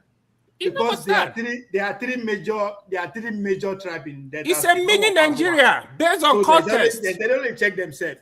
Now, wait. Just one question. Is Shekiri the majority in Delta State? There is nothing like mixing. No, but hold on. For Uroboman, hold on. For Uroboman to get power, For Uroboman to get power, he will have to work with either of the two. Exactly. For a man to get power, he had to work. So they don't get us. But in our own case, we are minority. Either way, we flow. Yeah, right? either way. Wait. And I call the analyzer. Before we go say, because either way we go demarginalize. But we have to look at it. Who get power? I know go for person where they lose. Need person where get power now. We just they don't go crush you. Let me expand. Let me give you guys another example. No, before you go first, in Rivers State, you have 3 majority people, not so. Can you name them? AY, tell me. No. Let's wait. Let AY tell me. major tribes in Rivers State. No, I'm not interested in Rivers. It's not a matter of see, why? Let me tell you why I cannot. Why you cannot just you are you cannot just jump into an argument. You guys did not let me finish. You need to give me 1 minute at least. Let me finish my. You can't jump into an argument. You cannot provide evidence. How can I listen to you? Wait. Listen to me first. Hold on. Dexter, they keep telling the answer. Is he not going to I should tell him the. Father, let me break this thing down to you, please. Let me finish it. Listen, let me tell you. If you create a South-South, a country in South-South today, for example, there is no one tribe that can come and bully everybody and take power. No, it's not going to happen because you need to negotiate with all the group. You have to. We have a lot of group in the South-South.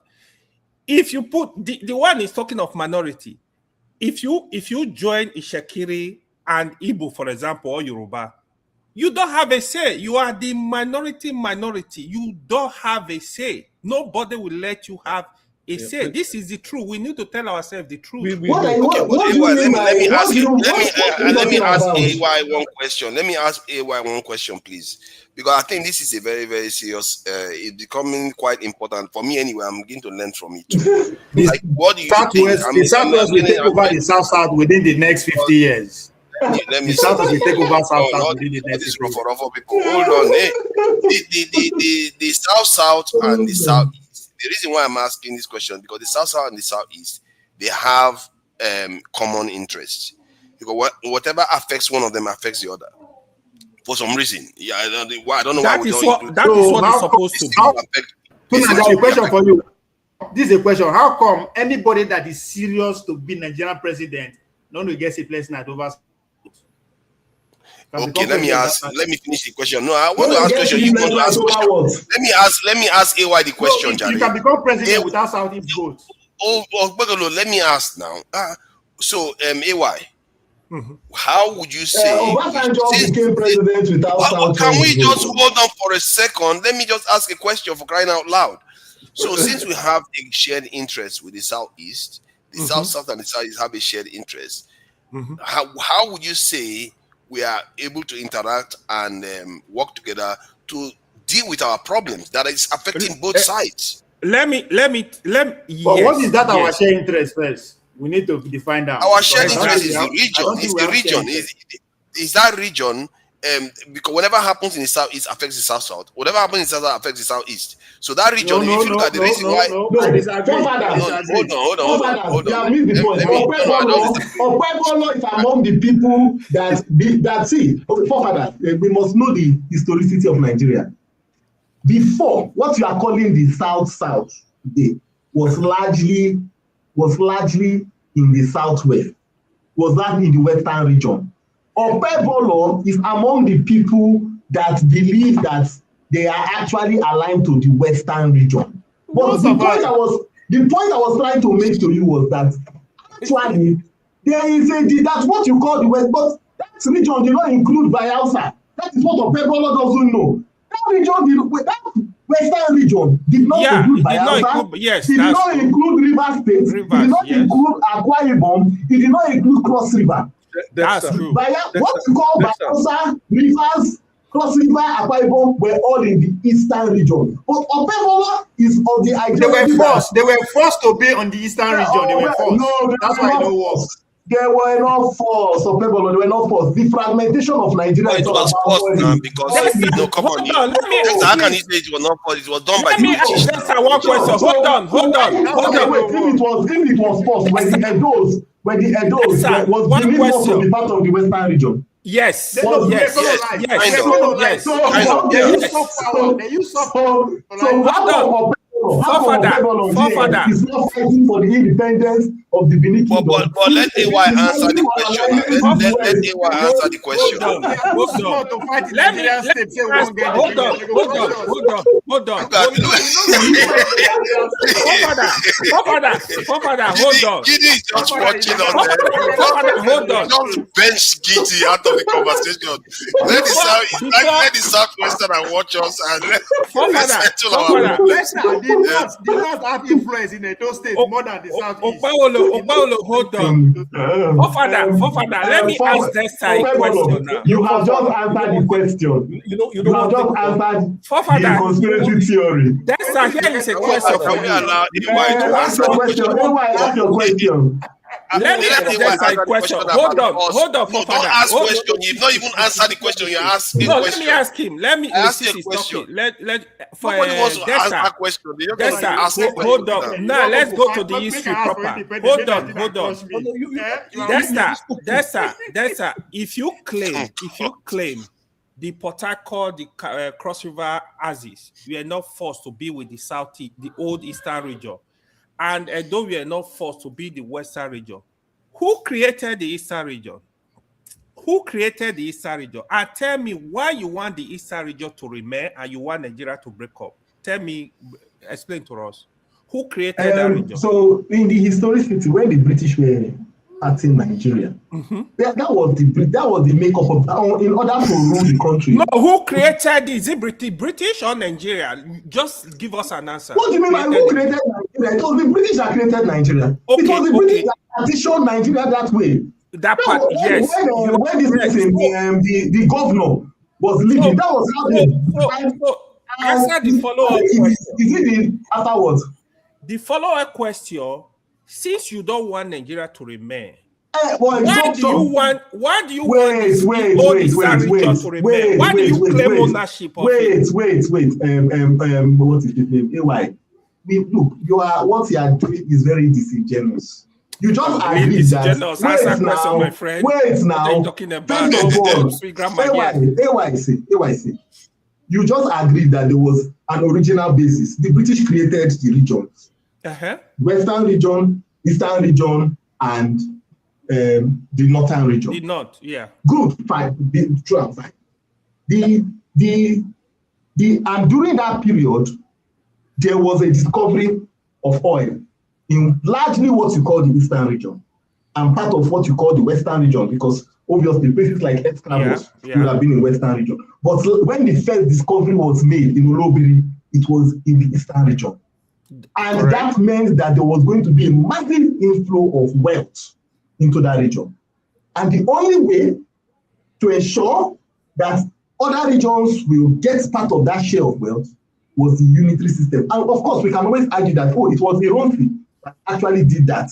But let me tell you the truth, AY. The point is this, AY, you have not been a subject. Look, you always think I'm from Eastern region. Why don't you think I'm from? How come I've told you more about River State than it doesn't really matter. So my point is this, AY. When the program was going on in Nigeria. See, you are answer simple question. You are going to program. I'm just listening. Let me answer the question. Leave or don't stop. Just tell us why you want this to remain. You don't want to hear the truth. Do you want me to talk side talk that pleases you? Let me answer the question. When the program was going on in Nigeria, they don't care. There's nothing like, in fact, there's nothing like a Calabar man. There's nothing like an Akwa Ibom man. This is the real decision. Answer simple. Now, let me answer. Leave this story. We know this story. I have to tell the bitter truth. I have to tell the bitter truth. Father, let me answer your question. Let me finish talking. I have to tell you the bitter truth. When people, I have to tell the bitter truth. He's talking about why. I didn't say, listen to me. I did not say. Then tell the bitter truth now. Just say it. What led to the succession? In fact, the first succession of Nigeria was from Ada Kaburu, who, because of the marginalization and who stopped it? Who stopped it? Why was Forget about who stopped it. Forget about who stopped it. It's the same thing. Forget about who stopped it. We never ready for this discussion. I'm telling you, forefather, forget about it. That's just the majority group. I'm telling you, if anybody called, see, if you want to divide Nigeria, divide it properly. No near minority state. Which one is who is minority? Who is minority? Who is minority? Okay, since you guys don't want to answer the question, who is minority? Who is minority? Let me answer your question. Let me answer your question. Where Dexter is just beating around the bush. Let me answer your question. You see. Hold on. You are laughing. This over that, no be better person.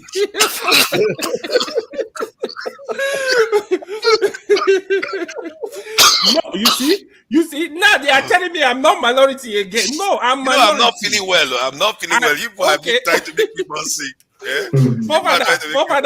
Father, now they are patronizing me. I'm not minority again. I'm minority. I accepted in Nigeria courts. I'm a minority. I need to identify who I am. You see, what you said is true. The Southeast today, the 5 Eastern region and the South region, sincerely, they're supposed to really be able to work together. In politics, in economy, they're supposed to have the same, pursue the same objective. If you watch, the reason why... Make I remind you when they work together and they fail. When the Edo State, for instance, the South Side led by Edo State under PDP, right? When Tony Anene, then the number one man for PDP after Obasanjo cleared passport, he stood his ground that Goodluck must run again, right? Banking on Southeastern votes because of Southeastern, they populate the government and everything. What happened?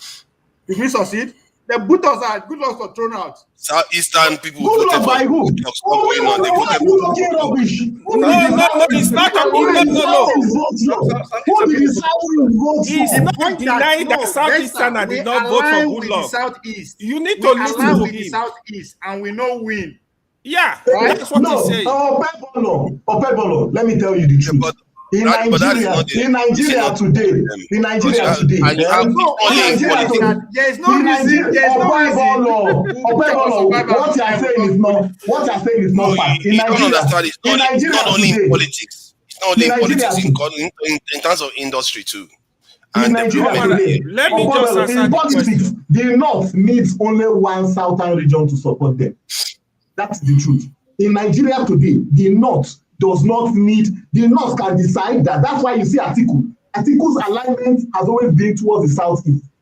The North, anybody that has Northwest, Northeast, and North Central needs only one southern region, whether South, Southeast, or Southeast is irrelevant in the scheme of things. No, it's not. It's irrelevant. Sincerely, Southeast not vote much, apart from these people. The North needs only one region. Anybody that has the Northeast, Northwest, and North Central needs only one more region to win. No, not just any region. Not just any region. I can't take Dexter seriously. I can't take Dexter seriously.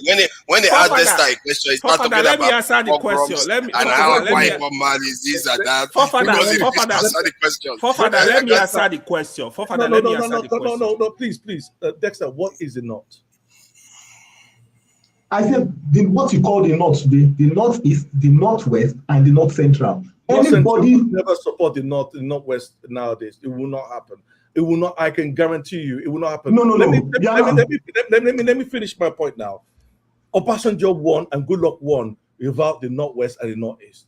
He won the North Central, and he won the other states in the South. Go and check it out. So what you have said is that Obasanjo won the South, the Southwest, the Southeast, and the North. Good. Yes. So you've just answered the same point. So anybody that locks down all the southern, and that is what Tinubu wants to do. Anybody that locks down all the southern states needs only one more region to win the election. No, not in Southeast. Buhari has shown us the blueprint. So tell me, good point. Where did Buhari win? Dexter, where did Buhari win? Southeast not give a vote. Where did Buhari win? Southwest did not give Obasanjo vote the first time. I hope you are aware. Southwest did not give Obasanjo vote. And you won. No. Hold on. Southwest did not give Obasanjo vote in 1999. They gave him vote. Competing against a Yoruba man. He was competing against a Yoruba man. That's different. He did not. So why are you? He didn't need to because the guy that he competed against only won in the Southwest. That's now people where they follow politics. They here. No worry, we will give you the number now. That is vote is irrelevant in the Nigerian context. Let me make this clear. The dynamics of politics in Nigeria has changed significantly, and one of the reasons why you remember the Ministry of the Minister of Culture or Culture, that woman that is I forgot her name, Haratu something, came out when they were when Tinubu wanted to get rid of Shetima, she knew that they now are looking at a block vote of Christians in the north. There are more Christians. There are a lot of Christians in the north. A lot. Lot. And people don't. A lot of Christians in the north. They're just silent. That's where AY is coming in. They're silent minority. There are many of them, and they don't have a voice, but they're there. You see, and that's why they're pushing the state police too. Because what you will see in the next election is that those Christians ain't voting for the Northwest. You understand? Yeah. So the choice is between him, Tinubu, or Goodluck, and I think that or Peter Obi, and I think Tinubu is going to get rid of Peter Obi by somebody saying his party. So it'll be him and Atiku. And I can tell you right now, he beats Atiku any day, anytime. Because now you will now start seeing the balkanization of the north itself. That's what's happening. That's why. Sorry. Are we? Let me tell you something. So there's something we must know. They say he that comes with equity must come with clean hands. Yeah. You see, as much as there have been a lot of things that have been done in Nigeria, I don't wish anybody anything that is not good for them. When I hear balkanization of the north, personally, I don't really like that. Do you know why? Because let me tell you why it's not good. It's going to deepen mistrust and insecurity, and it's going to be bad for the country. No, that is not good. So that is not good. I know it's not good, but it's already happened. Forefather, we answer your question. I don't know why. Hold on. I cannot support that. Dexter. Tinubu is a Muslim. Why do you assume that he's going to get Christian votes? Tinubu is a Muslim, and he's going to compete with. Tinubu is more Christian than Muslim. He's Muslim. He's going to compete with Atiku for Muslim votes. Tinubu is in between. AY is more Muslim than Tinubu, and that is a low. And AY is a gangster. No, you asked the question earlier. You asked the question, Father. You said, why is it that the Fulani, that only 4% are dominant in Nigerian politics? Only 4%. They will say they're 6-7, but they're only 4% of Nigerian something. Why they're very dominant in Nigerian politics? It's simple. It's historical. They've dominated the north. If Fulanis were white, we would call it apartheid, but they're not. You understand? So they've dominated the north politics for a very long time. And what they've done, they've used religion, they've used Sharia, they've used all these kind of structures to make sure they have power there. But that power is seeping, and it's seeping because of, in any society, if you have a dominant ethnic group like the two sisters, if you're not delivering, if you have a hegemony and you're not delivering, people will leave you. And that's what's happening in the north. And they're feeling it because they're not delivering good governance. There's poverty everywhere. You understand? Severe poverty. So what you're seeing right now, I was telling my friend yesterday. What is the division in the north? Manon, what is this division in the north? Somebody should tell me.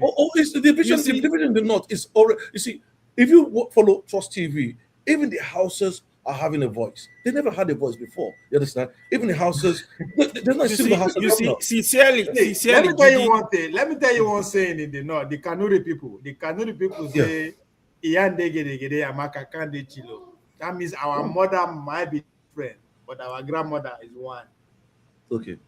Don't be deceived. Sorry, repeat that again. Let me. I like all this I was saying. Yeah, it's a Kanuri saying that says, what does it mean? Our mother might be different, but our grandma is one. It's one.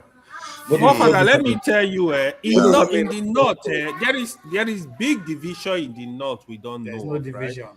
It's just that in the south, people are more aware.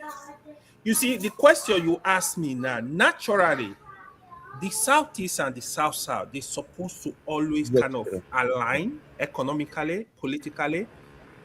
You see, the rhetoric you hear when you hear sincerely, most of my brothers from Southeast, they don't respect South. They think South does not exist. This is a problem number one. If they must work with the South, you need to first of all respect and recognize the people that are there, the owner of the land. Dexter just made mention now. There are what's it called in Benin? He said they are Igbo. They are not indigenous to the land in Edo State. The fact that they give you a land to live, don't come and claim it. This is where I also have issues. This is a problem. Did you say that the Banche guys are not indigenous? Are not indigenous to that land. Yes, that's a fact. Is that what the Constitution of Nigeria says? That is a fact. No. Is that what the Constitution of Nigeria? You hold on. Why you are spilling what you are saying is not true. They are not indigenous to the land. AY, Go and check me. AY, what is not ChatGPT. What you are saying is not true. It is the same thing that is causing Asari Dokubo is having problem with the Benin people now. He just don't have land. No. You are you saying how you are mistreating the people of this thing? I am mistreating they are insignificant in Edo State. They're not Gelegele is not part of Gelegele is not part of what do you call it? It's that Gelegele is a settlement. Meanwhile, in Oyo State, you see, in Oyo State, just now, in Oyo State, the Ijaw community is indigenous.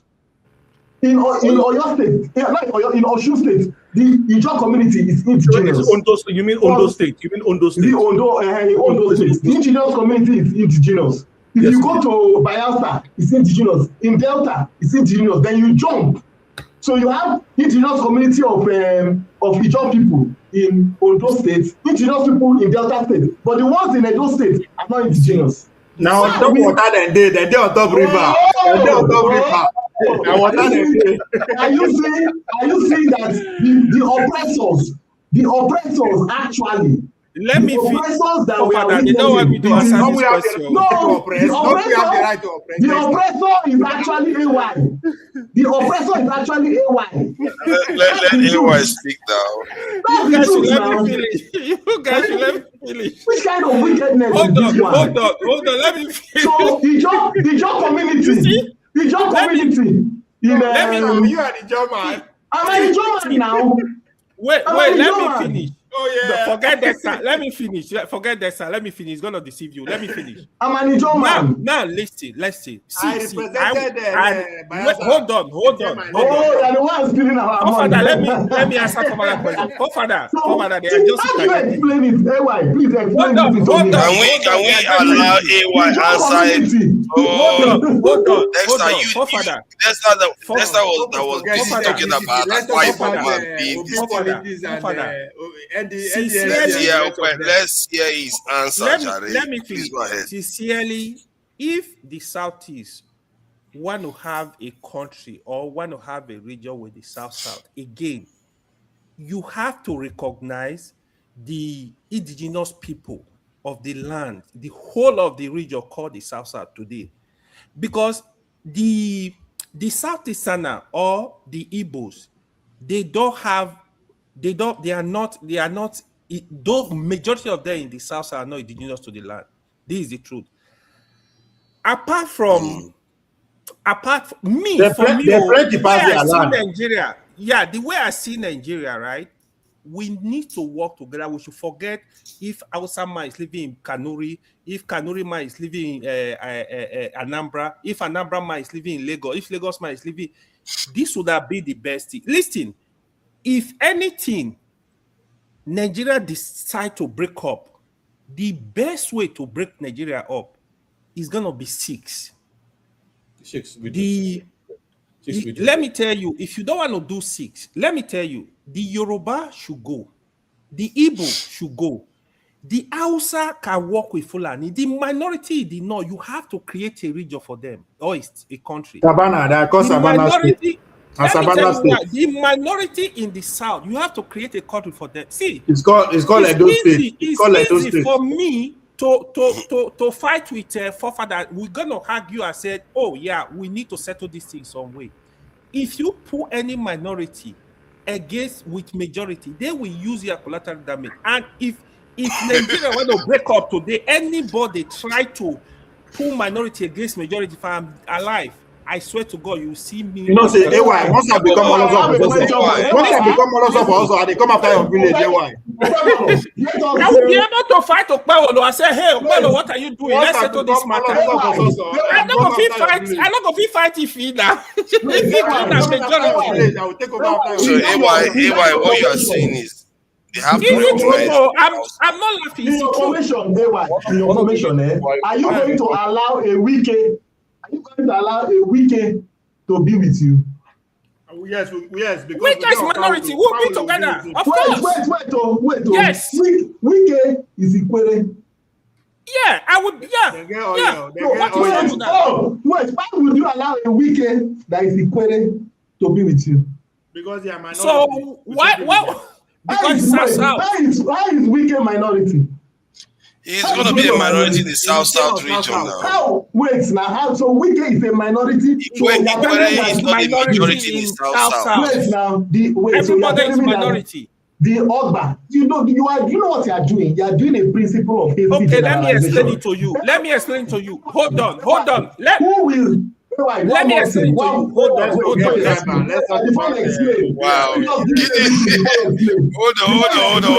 One more thing. I just read it out to you. Please. You know that you are actually, the things you are saying is actually what you are doing. 100%. The banker people are not settlers. They are indigenous. Let me tell you why we are saying it. They are settlers. Let me tell you why we came here. So you are oppressing them. Of course, you are settlers. Right. So why will the banker people remain with you when your plan is to oppress them? Want to have the right? Because all of them, because the Edo people too will also be minority. Let me tell you why we came. Hold on, let me tell you why we care. These people are not a threat to South.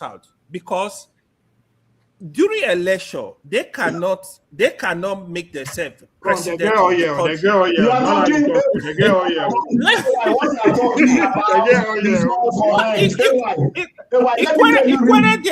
What is population of Ikwere in South? They are even a minority in Rivers State. They are a minority in Rivers State. No, they are majority, but they are no, they are not majority. They are minority. You see, that's a misconception. They are actually a minority in Rivers State. They are making a very good point. No, they are not a majority. But yet, Ikwere have ruled for 16 years. Amechi did 8 years. Wike did 8 years. So, the idea of that they are minority. That's not minority. Hold on. They are minority in South. Hold on. There's no South to Abeg, but don't think about that. Let my brother talk. It's new. What ethnic group is Rotimi Amechi? He's Ikwere. Ikwere. Yeah. Right. You see, listen, this is not about you see, some people will write rubbishes. This is not about Yoruba, Igbo, or Hausa. You see, anywhere you have minority group, I'll give you a lot of examples. I agree. In Benue, since 1999, it's only one group that are ruling Benue. Only one. In Kogi, the only reason why Yaya Bello was able to grab power was because Abubakar died after election. Before then, it was only one tribe that were ruling that state. Some of the states where you have some level of fairness, you can call state like Edo. We understand, Edo understand how to share their own power. Because we hold past them now. They are our children, all of them. Majority of the states you hear. No, I think, but some of them though, you are not being fair, because like the Benue one is the only one that I've noticed is actually unfair, where the Chief are the dominant group. Yeah. What about Delta? Even when the percentages don't indicate that. Delta, exactly, they are different. Even in Robo have ruled. Ijo ruled. Ijo are minority of the minority in Delta. No, yeah, that was Come very on, They are tiny. No, there is small minority in Delta State. Yeah, it's just like asking if Ijaw have rule in Edo State. Ijaw minority in Bayelsa Delta was deliberately created. I don't know why. In a way, you got. Hold on. Ijaw will let Let you me rule just in Bayelsa? That's my concern. That they weakened the Ijaws. I don't know why. Because they created Bayelsa, their dominance in the rivers is reduced and their dominance in the delta reduced. If they split it in half and say, okay, Bayelsa go away, go into these two states, you find that the Jaws become a major group. Then sure, they're already a major group. The majority group then is Ishekiri. No. Urobo is the strongest. So Ijaw are the majority in that region. No, Ijaw is there. But in terms of the region entirely, yes, Ijaw is the biggest. But the Urobo in Delta State are the biggest single group in Delta State. But if Ijaw was split in half in Bayelsa and Ishekiri did Delta too. Ishekiri did there. But they are barely 500,000 in the entire world. So let's not. Forefather, Ishekiri had an advantage in Delta because they were well educated before other group in Delta. This was their biggest advantage. Yeah, that was their biggest advantage. Is it the Jaws? What did you say? I did. Ishekiri. I said their advantage in Delta, they were well educated, they were in the military. Because they before the other groups. The first one to get the whites, the Europeans, the Portuguese. So that was what happened. You see, Forefather, to complete that your question, Forefather, to complete that your question, I'll give you, to complete that your question. From 1999 till the death of PDP, the Southeast and the South, these were PDP strongholds. And the North too. PDP struggled. Then some part of the North. But in Southeast and South, it was constant. PDP struggled. That's why I was telling Dexter, sincerely, the Southeast and South would have been able to align politically, economically. But they did. That's why Goodluck was able to get into power. Yeah.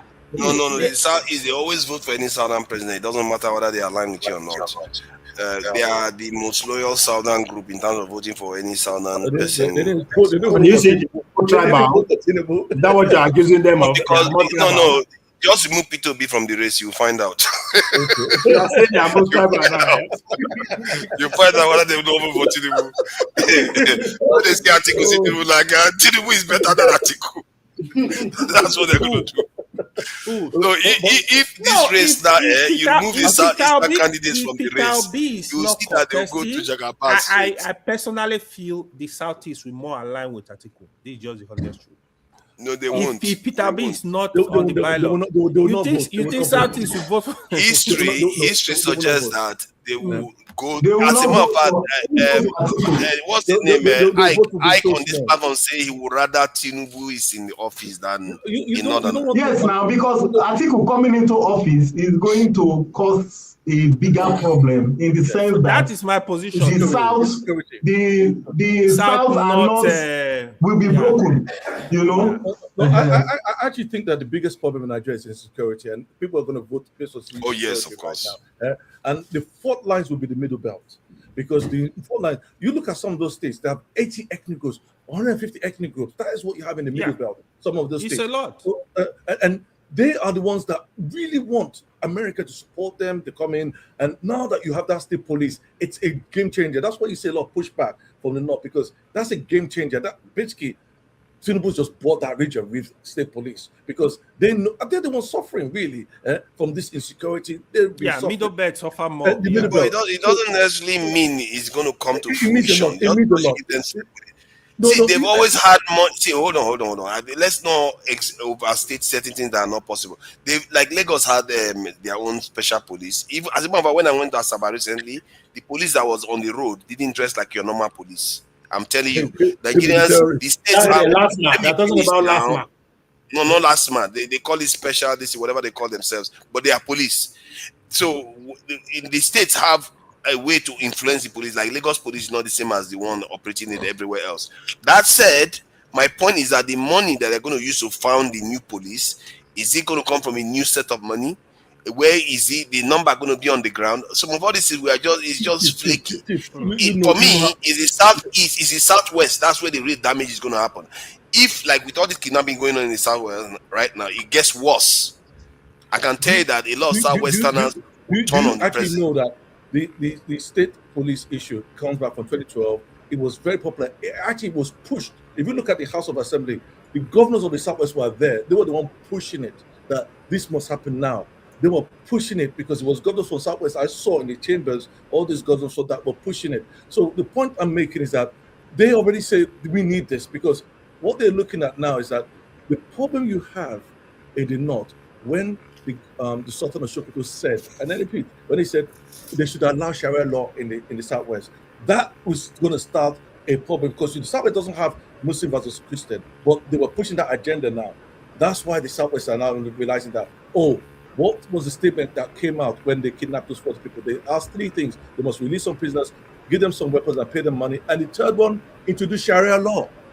So they now know that Sharia law is the intention that they're going to push in the Southwest. As they've done it. So that's why you see why is that a shock? Why is that a shock? There's a demographic shift happening that the North sooner or later will Islamize the country if the people in the South don't decide that, okay, this is that's how we want state police. AY, do you support Sharia law in the Southwest? Sorry? I'm asking AY, do you support Sharia law in Edo State? I don't. Make it try. Make it try. Answer that question. Answer that question. Let me answer it. Hold on. Answer that question. AY. Hold on. Sharia law is not supposed to govern where you don't have probably 90% Muslim. Thank God. It's not supposed. Sharia law are meant for Muslim states. No, that's wrong. That's totally wrong. No, let me like in England where they have some. Let me hold on. Let me finish. Well, if majority this Sharia is just people just confused. It's just confusing, right? See, in Saudi Arabia, you can't question if they should have Sharia or no Sharia. They are governed by Sharia, but when you have a state where you have, in the case of Nigeria, where you have more than 40% non-Muslim, you can't implement Sharia. So the other thing is Sharia don't. So as if for a Muslim, you are governed by Sharia already, not in terms of general laws, in terms of your daily life activities. That's sufficient. Family law. So family what law. you see in the North, I have said to people, go to Zamfara where they started the Sharia. There is nothing like Sharia. This thing, it was just political, in my own understanding of it. Come on, there are some people that have been convicted even of a criminal offense because of Sharia. Come on, can I respond to Iraq? So one of the problems with Sharia law is that when you introduce Sharia law, even though you rightly say it's only for Muslims, because you implement it in that state, and you have minorities that are from that state, and you have people that live in that state, you've changed the system. Now you have 2 political systems. You have a Sharia system, and you now have a secular system. And that is so now you've created a flux, and that flux is what you see today. Because yes, Sharia law is not the reason why you have this insecurity. It's part of it. Because now you've weaponized religion. That wasn't there before. You have Sharia law. Let me finish this point, please. Let me finish. You have Sharia law that you have in the family law. So if you're getting married, you use Sharia. If you have children, you use Sharia. You also have that in Christian stuff. If you're going to marry, you're going to baptize your kids. So you have those kind of family laws. But when you now make it political, where it's now the custom, you have put in the custom law, where you now have it legally, then now you've created a problem that is now has created the complexity that you have in the North, which they try to impose even in the South and the Middle Belt. Now, the plan to move it to the Southwest, where you have a 40, 50 or 50-50 percentage, will create disruption. Now you have not just ethnic issues, you have cultural issues. So you have religious issues on top of the cultural issues that you already have. And at the same time, in a country where you have ethnic groups moving from one part to another, now you have Sharia law. You've created a problem there because now you have Sharia law in your state. Now I'm going to leave. I'm an Igbo guy. I go to Lagos State. Now you have Sharia law, and I have to abide that. That is why you have these problems in Nigeria today.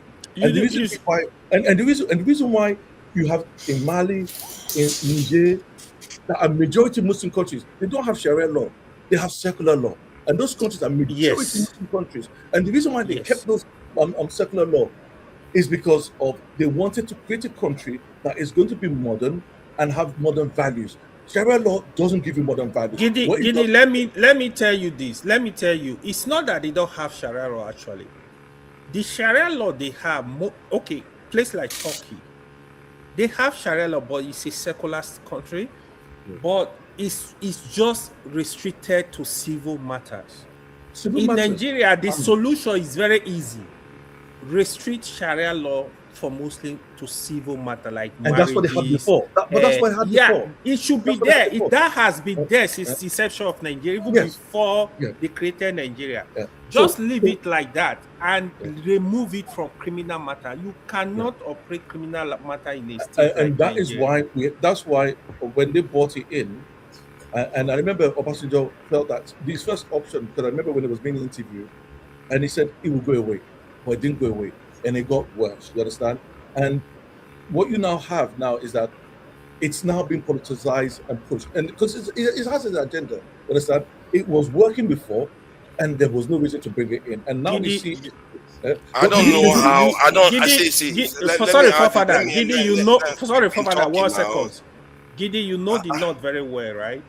So, if they implement Sharia, if they actually operate Sharia, all the political leaders there, they for don't buy. Because they are all looters. So, who is deceiving? Laws are for poor people before now. Why? Laws are for poor people. No. But see, the law, Sharia law is used by an elite, a minority elite, to dominate and control the majority. That's why it's there. That's the reason why it's there. It's a political system.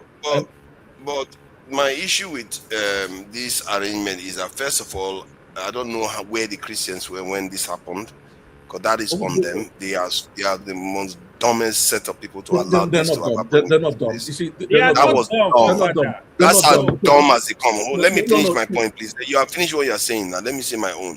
Because how can you be in a country, you are representing almost half of 50% of that country, then you allow another side to insert religion into the constitution without having a say on it? You are basically, hold on, let me finish now.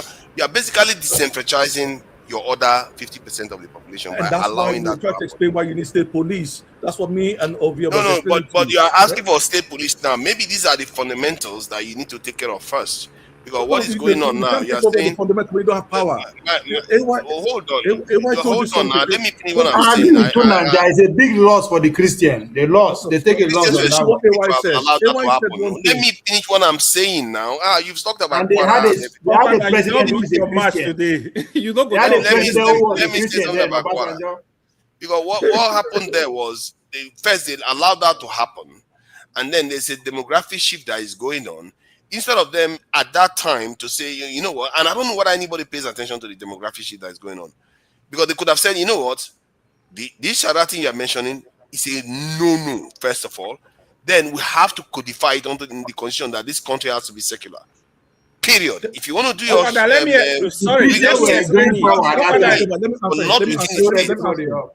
answer. But they didn't fight for it. Instead, they allowed it to go on, and now we have to deal with the problem of having to either even repeal it or face the consequences of the country becoming further and further Islamic. Let me explain this. Hold on, let me think, because the Islamic movement we have in Nigeria is not the type that wants to stop. The Islamic spread we have in Nigeria is not the type that wants to stop, because the population is increasing. It's not even up to them now. Their population is increasing, and they will keep expanding. They don't have a choice. This is what we are facing in Nigeria. Forefather, when they made that decision, who controlled the power at that time? In 1999, it was going from No, listen. Let me finish. It was going from Abdullah Salam. Is it Abdullah Salam? That's his name. The president. Abdullah Salam, yes. And it was going from him to Obasanjo that they selected. Obasanjo came out from prison. He had no power. He didn't have a base. His own people didn't vote for him. You understand? In the Southwest. So he comes into power. We had a Senate president who was a Christian. So is it Mark or something like that? That was a Christian. No. The great Kadibo them. No, Adolphus Wabara was strong man. So what happened in that time when it came out in 1999? I followed this religiously. Was in 1999 when they were introducing Sharia law. You didn't have any power. You didn't control the army. He wanted third term. He had a third term in his admission. No, this is third term. I'm talking about 1999. There was no third term. They're talking about 1999. Sorry. Let me explain something very fundamental. We are getting something wrong. No. Let's let you finish his point. I think that point seems to be quite important. Because 1999, I was in Nigeria, and I don't think ordinary people had that much power during that time. The South, the Middle Belt, the Christians didn't have any political power whatsoever. In 1999, the governor of Zamfara said, we're introducing Sharia law. And then he said, it's in the code, but it wasn't. I remember it was even being interviewed. It was 6 months ago. And he was laughing when they said... Obasanjo was choosing because Abiola fell. So there was kind of a level of advantage the Southwest was having, the Yoruba people. Yeah. Don't say that. Let me explain something. It was selected. Every president was selected. Every president is selected. He didn't have political power. He didn't have power. I disagree. He didn't have the power to say no. Because he himself was interviewed on BBC. He said, that Sharia will go away. That's what he said, that after some time, they will get over it. That's what he was saying. What is the difference between the BBC and the power that he was trying to sell it to the people? Instead of him to tell the truth, he was selling it to the people. You see, one thing that you must understand about Nigeria that some of us in the South don't understand, recognize, and I learned this when Goodluck was in power, is that it's as if power is given to you. You may have the resources, but power is given to you. And one of the reasons why I support state police, and I told you before, is that it will give you the instruments of power that you don't have. That's the same power Buhari had. That's the same power that Tinubu is having. You keep saying as if they are different. Please, let me correct something. Let me correct something very important we are missing. I don't want us to skip it. Please, let me correct something. Yes, sir. So forefather, you need to investigate this. So before 1999, there was Sharia in Nigeria system. So, in fact, before Nigeria was formed, there was Sharia, but that Sharia was civil. It was only for civil matters. What actually happened in 1999, it was a scope change. Yeah. They now include Zamfara, woke up, they included the criminal Sharia. That was what they were supposed to stop. Sharia has been existing among the Muslims, like for marriage, for settlement, for divorce, for a sharing of properties, all this kind of stuff. We had during the establishment of Nigeria was the three laws that we adopted were Sharia, which was originally the laws in the north. Then we have the traditional laws and the civil laws, which basically come from the Christian side. This is the three laws we had in the country. In 1999, what happened was there was a scope change. That was what happened. People don't understand. What is the scope change? They said the power is leaving their hands. It's not allowed. I don't think you allow about criminal convictions in. You have it. That's why I said it's political. It was because they use it to put pressure on Obasanjo too. That Sharia law, some of the governors use it to mount pressure on Obasanjo. Yeah, but AY. I don't think Sharia is you allowed to do criminal law in Nigeria. I'm not sure that is in the Nigerian constitution now. It's not there. It's not the scope change. Some states, not the Nigeria, states are the ones passing the law, but it's against the national constitution. So the excuse they made is that the states can make their laws like the federal government. And they push their own state laws. Let's admit the fact. The Christian took bribes. Let's admit the fact. The Christian people, they were not allowed to go instead of them to walk in. And that's why I suggest, that's why I said that if states can make the law, can have judges, can have governors, can make law to say this is how we're going to govern ourselves, then they should have the authority to have this police to be part of that law, to enforce that law. And the reason why I say that is that if you don't do that, they're going to make their own laws very soon. You understand? So you see, I made that suggestion because I was looking at the dynamics that you highlight. As he said, population from 1999 was 110 million. It's one estimated 240. You understand? And that 240 is not coming from the south. It's coming from the north where they're having, so you're all going to be overwhelmed. And culturally, how are you going to prevent that? We are overwhelmed already. You see, as long as it is done peacefully, I don't have any problems with that. What me I It's never going to be done peacefully. It's never going to be done I don't peacefully. give you a solution to Nigeria problem. I know why hear me. If I was there, if I was the north, I'm not going to even fight. I will just take over slowly. See, why would I fight people I don't need to fight? Gidi, I think today is the first day I'm meeting you here. My solution to Nigeria, Aburi accord with that military of the region, regionalize the country. This one will solve our problem. Today, make it 6 region. Let everybody rest. Now, no, they hear me. We already have 36 regions. I don't know why you keep saying we have 36 regions. What difference does it make? We will get there. Just be watching. Tell me one power the regions have apart from resource control that the states don't have today. Do you know the importance of resource control? The importance of resource control. How can you control somebody's resources? Hold on. This is why I have to colonize your village. We know why I'm against regional. I'm after state autonomy. Let state have their power instead of regional. You know what I prefer region. In region, most of the states are not viable. Only 3 states are viable. Anyone will know they viable, you should join the others, you join the next. If they are not viable, if we're not viable, we join them. Are not viable. They cannot stand their own. Yeah, but I should not suffer just because the neighbor know. If you're not viable, join the next one. Let's be frank with ourselves. If you want to have viable regions, they have to be regions, because at least if you have the Northwest, you have Lagos. You seem to like numbers, right? You agree Nigeria has doubled. When we are practicing regional system, what was the number then? 45 million. 45 million. 45 million per region. Up to close to 60 million, actually. Right? No, it was 45 million. It was 45 million. Per region. In 1960. No, the whole country. The whole country. In 45 million in 1960. I know, 45 million in 1960. Yeah, around 45 That's what we are million. practicing. So by the time we get to 70, we are up to like 75 million. Now, what you will see, now we are complaining today because the one person has too much power to be controlling this vast majority. Yeah. Now, if you split Nigeria to regions now, what is going to be the population of each region? Let's say population of each region should be 40 million. Close to 40 something million. Okay, yeah. Now 40 something million. 50 years from now, it will be how much? 50 years of now, those regions can be up to 100 million. Then we'll be fighting again that there's too power. You create more regions. You create more regions. So let's hold on. Let's give power to each state. If your state no fit survive, you enter. You give power to each state to 36 states. Hold on. How do we arrive at 36 states? Would they demarcate them? Now there used to be 9. There used to be 19. If those states no go fit survive, a joint partnership with Lagos or the neighboring states.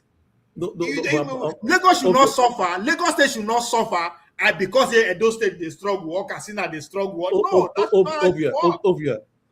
lot of the states that were created were just political states just to get votes and create local governments. So that's why they should need to come back. Everybody need to come back to the papa. All the benders should come to no business creating Casina State and Jigawa State and all the states. Now you agree with me? Delta State should come back to the former Bende. The Borno should stay. Yeah, Bende should be a region. Let's think about how the population is exploding. Let's shift gear to a different topic. I found a little bit interesting that in Nigeria there's on this topic that is going on. This one is concerning the southeast and what is going on. I don't know how true it is. First, there was this trip that our foreign minister made to Ethiopia to go and see the prisoners in Ethiopia. And quite a lot of them were in Ethiopian prisons, and they were thanking her. I like the vibes that they had around, that they were singing and everything.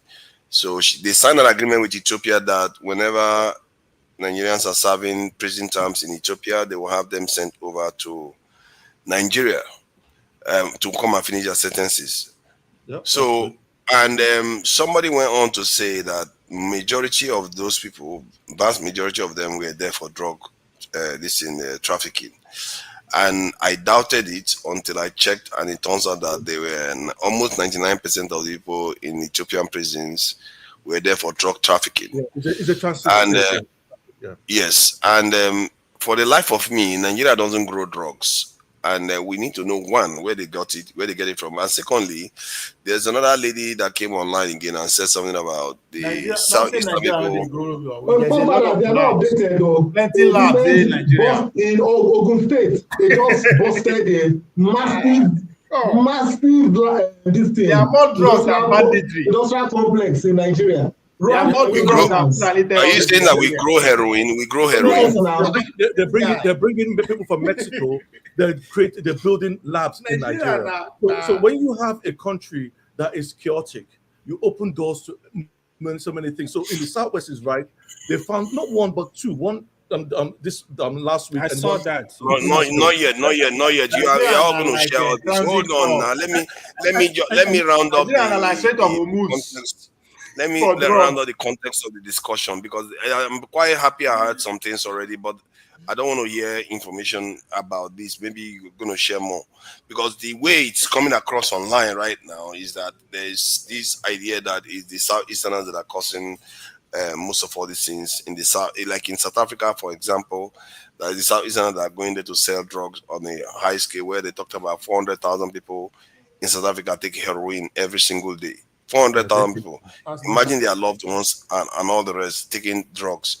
And so there was this lady that I saw yesterday. She came online and she was like, that 90% of the problems we Nigerians have, the bad names that Nigerians have overseas, is caused by the Southeasterners. So is there some truth to this, or is this false? I'm lazy enough. I'm lazy enough to admit that I never bothered to check the information online in terms of the level of criminality that are associated with Nigerians and where regions they are from, because I know in the early 90s, late 80s, when I used to remember about drugs in Nigeria, these things tend to be associated with Lagos. As a matter of fact, that's where Jagaban came from and all that kind of stuff. So why is it that now it seems to be associated with the Southeast? Is there some truth to it? So that is the context of the conversation. And I don't know whether we should have a break before we carry on, or should we have a break before we carry on, or we just carry on? I'll speak to her. All right, go ahead then. One thing I've learned in Nigeria is that if one person is good in one crime, everybody joins in. So if you look at before, all Nigerians, a chunk of Nigerians have been involved in one crime or the other. So if you go to England, United Kingdom, I remember in the 80s, Nigerians from the Southwest were involved in all this credit card fraud, everything, all this, they call it Odo, everything like that. Even in US. Yes, and they were caught. They were heavily caught. You know how they were partying there, enjoying themselves, and that normally happens. And then now you're looking at the drug issue, where you have most of them nowadays that are doing it out from the Southeast. You understand? Because that means you have to have somebody that knows somebody that knows somebody that knows somebody to get involved in that kind of business. And then you look at the prostitution that was happening in Italy. It came from Edo State. That was where it came from. So when you look at it, I don't like saying, oh, because nobody says Southeast. They say Nigerians. They will say outside, they say Nigerians. They don't say Igbo or Yoruba, so they say Nigerians. Yeah, among ourselves, we can say Southeast are doing drugs the most in these countries. Yes, because if you go to India or you go to Ethiopia or South Africa, most of them will be Southeasterners because they're connected. And if you go to England, all this credit card fraud, everything you see there from the Southwest, because they're connected, and most of them are there. So, but it's a Nigerian problem that we've taken from a corrupt society to those countries. So that's one of the reasons why, and that's what you export. You export your bad and your good. You understand? And we have to just accept that as a fact. But for me to say, that's it. That's what we've done. But I would not want to be pointing fingers at one or the other. Reason being is that they don't say Igbos. When you're in England now, they say crime Nigerians or scammers. They say Nigerians. You know, we all have to take the can of it. So when I see people just play this kind of ethnic card, especially when we're abroad, you're paying a price that you're going to lose out. And that's one of the reasons why some people say, oh, when we just attack Fulanis or Fulani all the time, we have to be very careful, because at the same time, what happens when other ethnic groups are doing it? So if we have to just being general about it, that helps. But for me, I won't want to be pointing fingers at one ethnic group or the other. The reason being is because Ethiopia doesn't know Igbo, they know Nigerians. But some people just said that they found some things in the southwest now. Two things are true here. Two Nigerians. Two things are southwest. Two things are true. They bought drugs from Mexico. They bought Mexicans to come and work with them to grow drugs in the southwest. I saw that. They bought Mexicans. Can I respond? Mexicans coming in as technician, not Mexicans to come and build generator to build solar, come and help grow drugs. The damage those drugs are doing to Nigerians today. I fear that was going to be a problem 2 years ago. When I heard that they were using West Africa as a transit. Two things can be true here. Two things can be true, right? Igbos are the most traveled right now. They are everywhere. They are the number of today, and they are in various cities in proportion. Now, there is every chance that if you carry out statistics, how many Nigerians they carry out criminal activity there, there's every possibility the data will show the Igbos because they are the widely traveled. Just like in our bushes, it's very easy to conclude that everyone in the bush are Fulani because that's their inhabitant. That's one. Two. What's funny?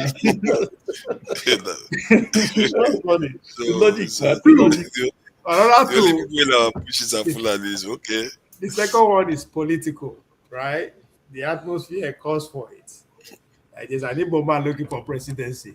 If I'm the opposition, if I'm the opposition, the easiest target is to promote such narrative online and anywhere possible, right? So that's what I'm saying. I'm playing out here.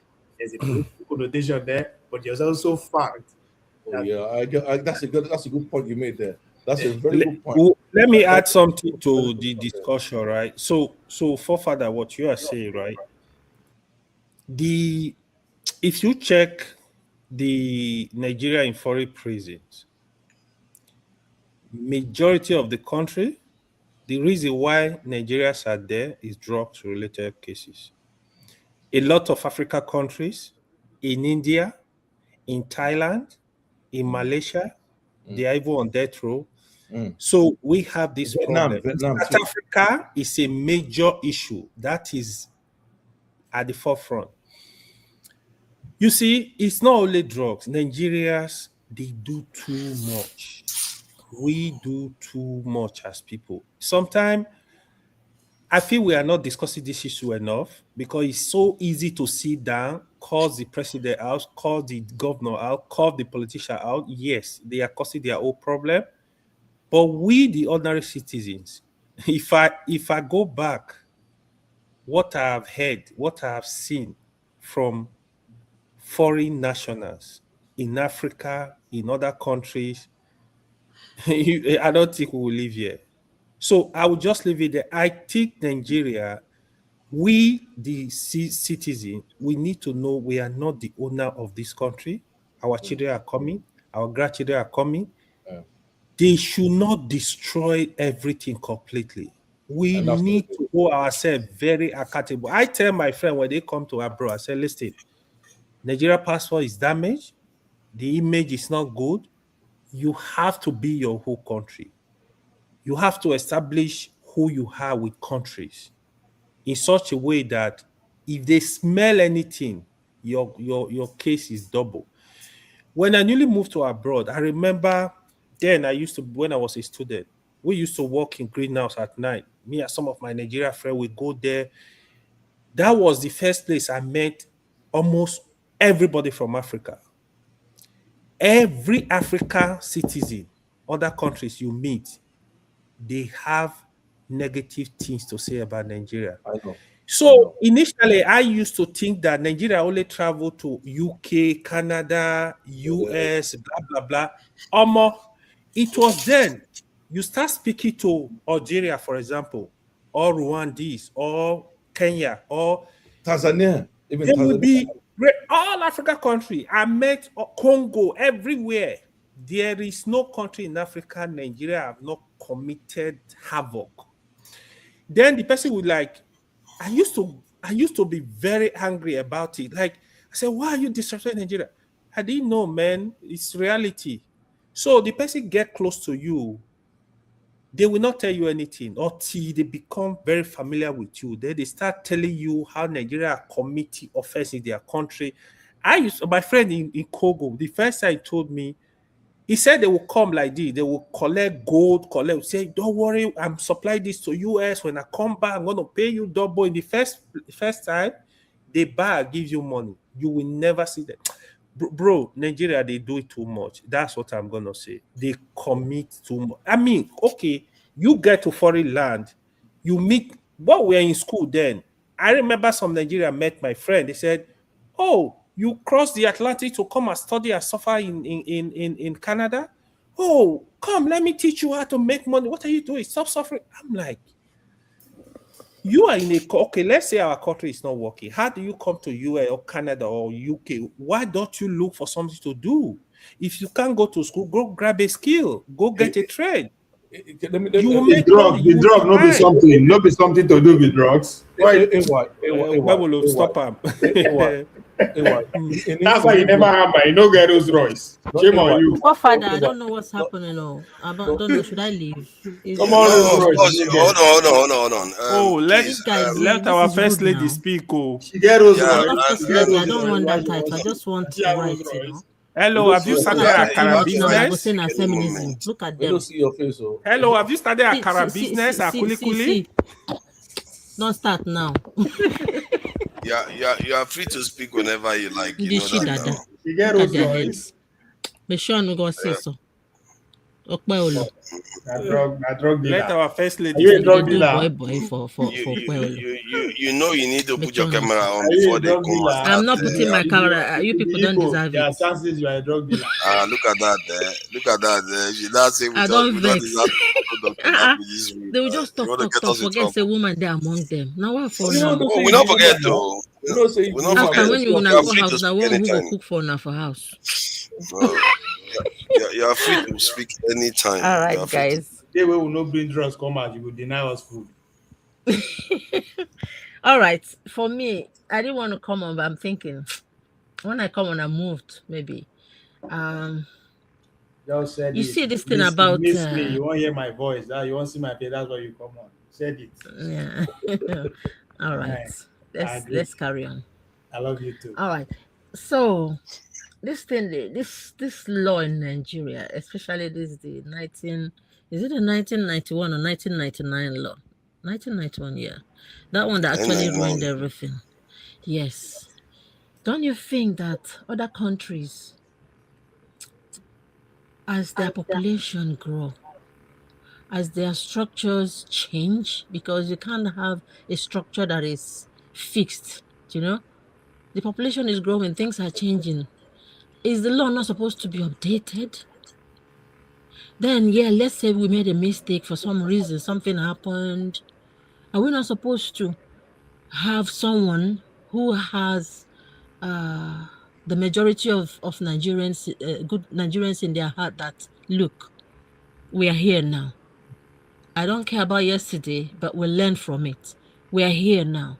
From what we have learned from yesterday is that power can easily be abused. It doesn't matter who.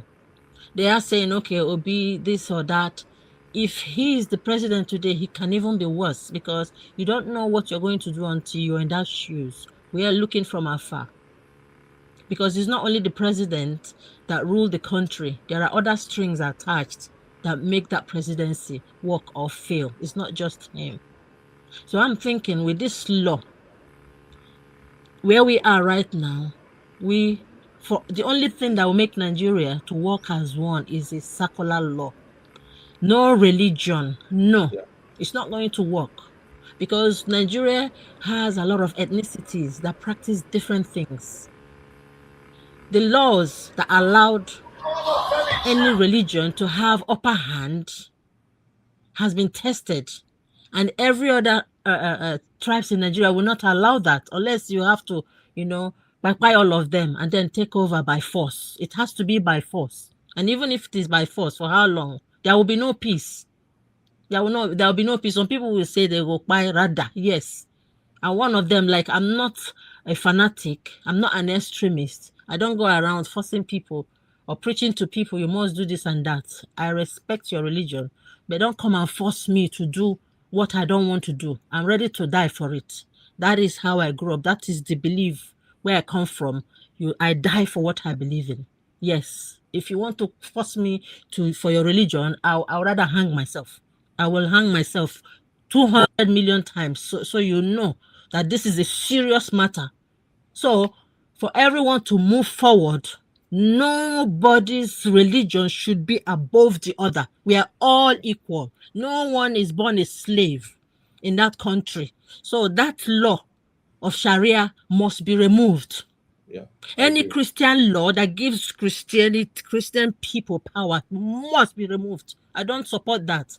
Because imagine, okay, then if they're going to allow Sharia, let's really Christian people that worship or Shongo, everyone with their religion now, with the over 500 tribes, let them have equal right like Sharia. Then let's see if there will be peace in that country. It will not work. Do you think who is stupid? Enough is enough. When someone speaks, they say, oh, don't speak, or they will catch me and hang me because they carried all our emanations to go and put it in some place. When all of us were busy doing, what's it called? We want to delineate, we want to have Biafra. They are busy, some people are busy gathering, taking all the weapons for themselves to come and terrorize others. For what? Can I give you another side? If you can be a terrorist, anyone else can be. Hello, can I give you another angle of this that may, just to see anyway?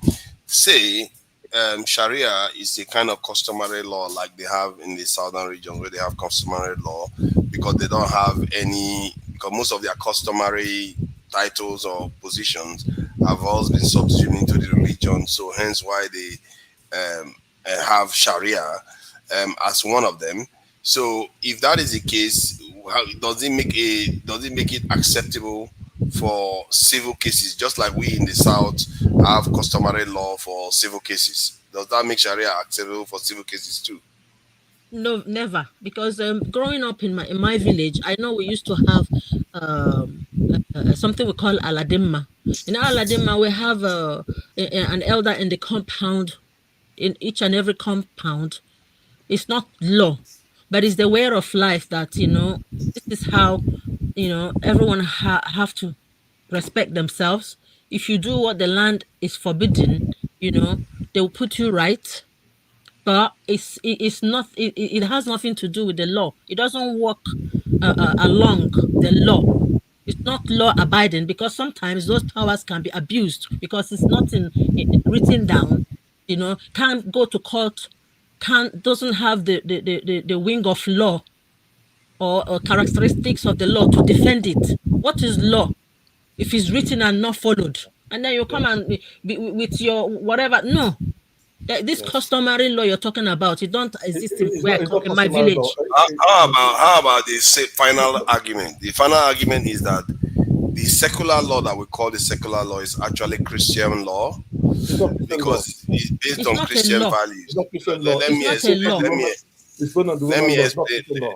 Yeah, Christian or Roman, they are all linked, or Western, this in European law. In terms of you have single, marriages. They don't have support polygamy. There are quite a lot of aspects of it that you can argue that it's basically Christian law, the way they used to practice in the European, Western European countries. So, but when it comes to the Sharia side, we want to push back and say we don't want it. But in reality, they too have to endure laws that they are not necessarily conducive to their own way of life. Can I just correct that point? No correction, sir. You've been speaking for a long time. No, I'm not speaking. I'm just trying to correct something. No, I'm going to lose my chain of thought, sir. No, sir. Yeah, we allow women to speak, especially. No, sir. Thank you so much, sir. So, I'm not against people having having a way of life. A way of life is intertwined with culture.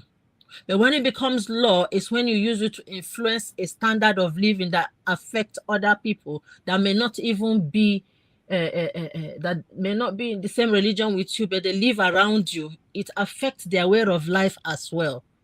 So if I now go to live in those areas that there is Sharia law, and I have to abide, and it has to be enforced.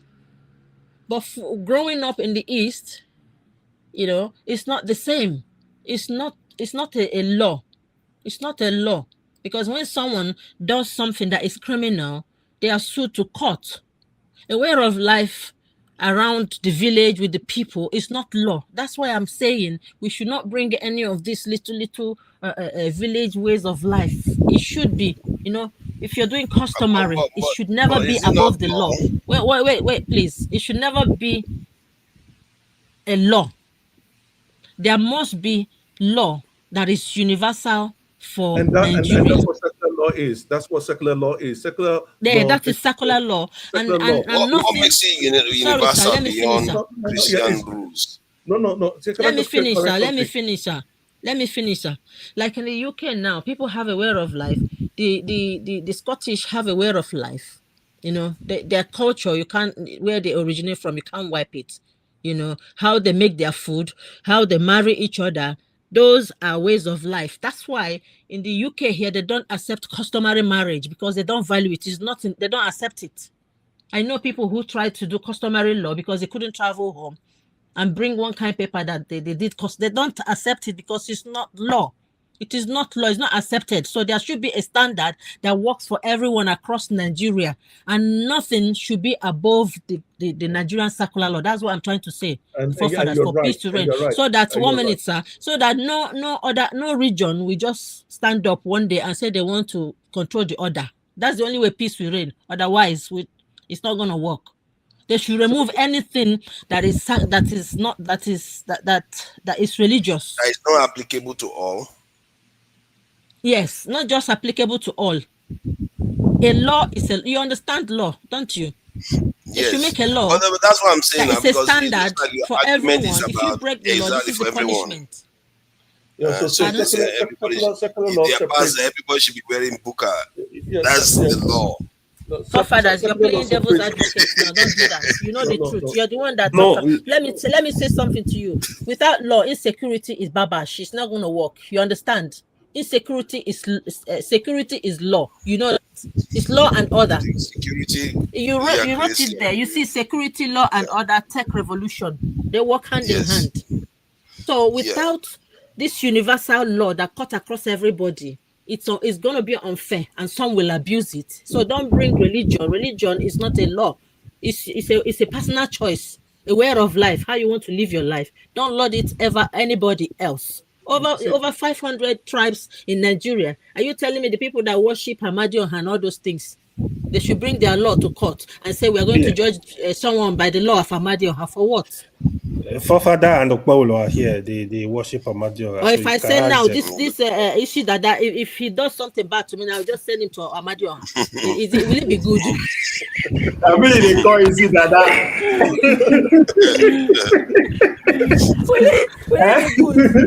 That's one. This is why. But hello, quick question for you. If to say Sharia there now, you know what they call it. Okpaulo, let me ask hello question before she go. Hello, are you there? Hello, sir. Yes, sir. Have you started selling akara kuli? Because I need some. I forbid that. When I'm I get I forbid that. Not for me. Why? This is why I need Sharia. If to say we get Sharia now, she know what they call me only that in public. Yes, that she go respect you. We are Sharia now. She will be talking. She will not be talking. She will not even be yes. Sharia now. You people who allow me talk now, you will keep me. I don't even allow you to talk to me, Sharia. Women go get their own section. Woman. On a serious note, I agree with you.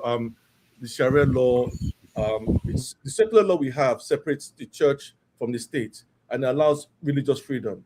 So you can have religious freedom. That's what it allows. Sharia law takes that away from you. And actually, the point is that you highlighted inheritance, marriage. You had it before. Now you've brought in it's now political. It's basically part of your political personal status as well as civic law and criminal law. What you have, so it's you cannot have two laws. You say You Sharia have two law. laws in the country. Yeah, Sharia law. Yeah, you cannot have two laws in the country. Wait, sir. If you keep saying Sharia, I'm just saying any religious law. It doesn't matter what law it is. But there's no religious law outside. Only Sharia law is the religious law that we implemented in Nigeria. And if you have done that now, because one thing we must understand in Islam is a way of life, which includes the way you live, your law, and your way of and your practice. That's what is in Islam. That's why you have Sharia law in the Middle East. And that is what they want to implement in the North. They want it to be part of their livelihood. That means they cannot have the North without having Sharia law. That's the point they're making. And they're not going to get rid of it. And you can't change them. Once you do it, they can change it. That's it. It's not going to go sincerely. Let me add to it. So-called secular law, I keep arguing, is that not technically Western Christian? Christian law. It is. It is, Gidi, please. You need to. I'm looking at it right now. I'm reading it right now. It is. Let me explain this to you. You see, there is nothing really crazy about Sharia. It's just that if you don't know what Sharia means, as a Muslim, you are governed by Sharia, right? So, like what I said before, when it comes to criminal laws, even in countries in the West, like UK, US, you have Sharia civil laws that govern that Muslims can apply. The only thing is, the difference is the country laws still take precedence over those laws. So you have to basically walk along line with the laws in the country. In the UK, you have Sharia laws, the civil laws that Muslims can implement, but the country laws still supersede all other laws. This is where Sharia law, I'm reading it out right now. 12 Muslim states have expanded Sharia law to include criminal law. No, that's not my. Yeah, that's true. That's true. And the penal code for Muslims. That is what is documented. For Nigeria, right? Yeah. The criminal law, Sharia law, that's what you need to remove. And penal code. Let Nigeria. And penal code. The penal code. That means how you're going to be locked up, whether you can be killed or not. That's what I'm saying. That is still under the criminal laws. So that should be civil. So Sharia should be restricted to civil matters for Muslims only. You cannot so just to correct the notion. So no Sharia law is recognized as part of the legal system. Okay? In the UK?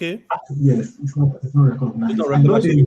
It's not recognized, but it's allowed. Read it. Read what you are reading. It's done illegally. That's why you have a lot of protests. It's recognized as part of the legal system in the UK. The law of England, Wales, and Scotland always takes precedence. That's what I said. Right. While there are no legal Sharia courts, there are informal advisory panels, commonly known as Sharia councils. Informal.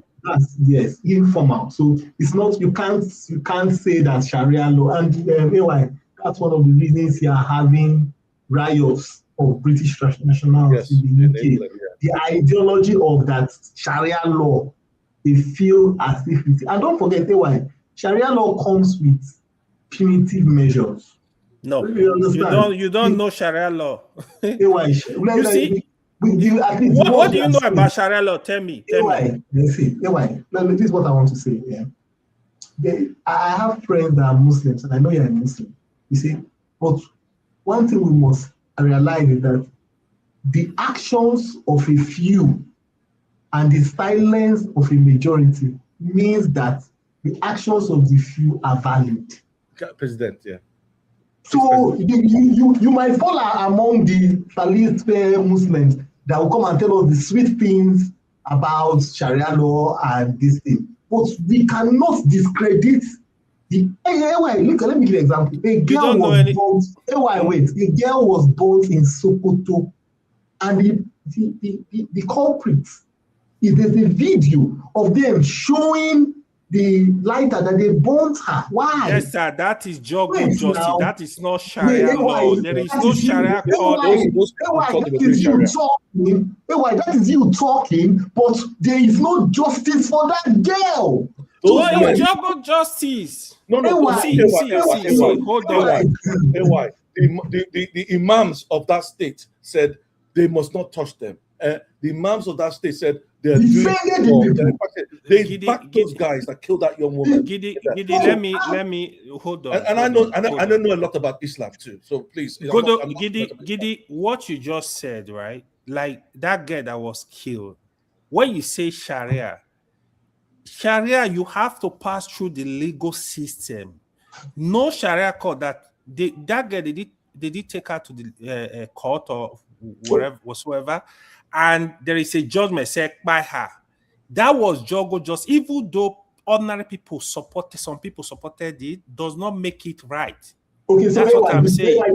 So don't attribute it to Sharia. This is the big question. Now, those guys that committed that crime were actually Muslims. What is the Sharia law what Sharia law was used to administer punitive measures on them that killed an innocent girl?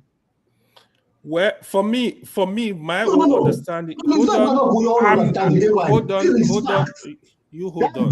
Let me answer your question. Let me answer your question. Sharia law say when you kill an innocent person? Yeah, that's what I want to say. In Sharia law, when you kill an innocent soul, your soul must be taken. It's a must. Your soul must be taken. So what happened? So why didn't, if now you talk about, you don't know anything about Sharia, why didn't Sharia law, why wasn't it implemented to ensure that honestly, in Sokoto as at today, I don't know if they operate Sharia criminal law. Sokoto is a Sharia this thing now. Sokoto is Sharia. You are assuming there are it's not. Wait. Let me correct you. It's not all northern states that have criminal Sharia law. I know Zamfara definitely they have. I know some about 8 or 10 states they have. I don't know if Sokoto is among. 12 of them have. 12. Kwara. Sokoto, yes, Sharia law is practiced in Sokoto as one of the 12 states in northern Nigeria that extended Islamic law. Anyway, there's a trending video. I didn't really watch it because it's too gory. In Kaduna State, in fact, on Brekete TV, somebody came to deny the claim, and now somebody has posted the video. In Kaduna State, how a girl was handed over to a mob and she was killed. I think that happened last week or this week. No, my point is what's our face? I didn't want to really. This stuff happened. Even this week, there is one that was handed over in Plateau that was killed. Mr. AY. Yeah. Mr. AY. My point is, it doesn't matter whether Jericho law did there or Mbadiwe law did there. All I'm saying is that we are where we are now because these laws didn't work for us. They have not worked for anyone, even for the people in the areas where these laws are practiced. I am saying, what is wrong in Nigerians coming together and say, create for us, level playing field laws, like a universal law for everyone. No, and we have to remove things that can cause sentiment. You see, yes, I agree with you, Elo. I mean, sentiment to act in a controlling way is not work for us, isn't it? Can't you see that religion can be a weapon to be used either politically or... It has always been. You know what I mean? It has always been. Yeah. Because if you remove it, politicians can use these religious scoring points to cause havoc for the poorer people that don't even understand that they've been manipulated via religion. I'm talking about no Christian law should be there. They should create something that works for everyone. That's all I'm saying. My sister, you are right. My position about religion in Nigeria, I've always said, keep religion away from public domain, period. Yeah. This is the solution to keep religion away from, you see, people tend to, you have to make laws that work for everybody. Because when you see what religious people do most time, both the Christian, the majority, the Christian and Muslim, especially in Nigeria, it's all about dominance most time. So the person, a Christian that is criticizing Muslim law, he does not have problem with Christian laws. The Muslim that is criticizing Christian laws, he does not have problem with Muslim law. The double standard is very apt. In the South, we that grew up in the South, that were minority. See, I don't know why you argue. The civil law got the common law. from the Christian law. The common law. Common law. You are secular law. It's not civil law. The common law, Nigerian law is based on the common law. And the common law. What do you mean common? Who formed the common law? You don't have common law. You have secular law. Go secular law. Go and check the road. The church. There's no religion there. Where are you checking it from? I went online. I checked online. Where? Which platform? Which platform? I can help you. Go. Fafana can help us. Which platform? Google or ChatGPT? Where? I'm looking. I know how to use. He got its source from Christianity. What are you talking about? This is common knowledge. Secular law. Secular law in Nigeria is the constitutional principle. Not in Nigeria. States must not listen. States must not adopt any specific religion as an official. These are grammar, man. These are grammar. Let me ask him. See, if Nigeria was going after laws that are universal and tied to Nigerian or African values, which would assume it should have been, then some of the laws will not be there. You are probably going to see polygamy law. You're going to see all kinds of different laws that are associated with us. But if you notice, the laws themselves are tied to Western laws. And the only reason why they started separating it from Christianity was because of the period of enlightenment, barely 400 or 500 years ago. That's the when truth. They started separating church from... I don't know where Gidi is really reading it from. This was go and check the Church of England. They have a lot of influence in the what you call the civil law. This is the truth. If you want us not to associate with religion at all, we go to Africa traditional laws. And then we start jumping around. Can you hear now, Father? This is what I'm saying. But our traditions are not jumping around traditions. Sorry, man. Let's talk the fact. They saw us and they took us. No, but you're saying we are jumping around. How do you think we were colonized? Can you hear? You see, you want to. Oh, you didn't want to celebrate colonialism. No, our colonization was a strategic issue. It had nothing to do with our direct. But forefathers, if we go with that argument, actually Islam into Nigeria was actually colonization. Okay? Not necessarily. No, it's true trade. Don't say that. It's not colonization. It's not colonization. Arabs did not come here and defeat Africans. Where you get your knowledge? So what you're telling me is that Islam in Nigeria was indigenous to the people? No, it was true trade. Islam came into Nigeria through trade. They brought it, and our locals, they brought it in. Have you ever seen how that Arab soldiers came to Nigeria fought a massive war? What happened in the Usman Dan Fodio War? There was Islam before Usman Dan Fodio came to Nigeria. What are you talking about? Islam, but the spread of Islam outside the Hausa states to the Middle Belt and to the Southwest, and when you had that spread, that came through force. And that's why the Yoruba call it Imale. They're coming through they call it Imale, religion by force. That's what they call it. So listen, we need to be honest with ourselves. But Christianity is the same too, though. Christianity is the same. Actually, Christianity is worse. Secular law. Secular law, they came with even more force. Yeah. Bible, it was force now. Yeah, I'm surprised Gigi hasn't thought about this. I'm sure. I get a feeling that Gigi hasn't thought about this way before. You have not thought about it this way before. It's like this stuff is CTU's surprise. Most of all these things came by force. And most of our laws are descendants of the Christian, Judeo-Christian, ethos, and but with a mixture of enlightened ideas that came around 500 years ago to separate it from the church. Specifically, they literally carved it out from the church. They knew their ideas were. It doesn't reference the church.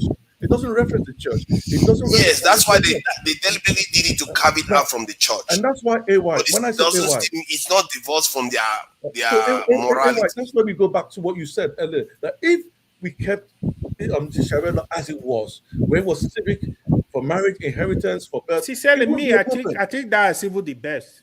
Yeah, that's not, there would be no an issue. So the problem. Yeah, here is the reason. Here.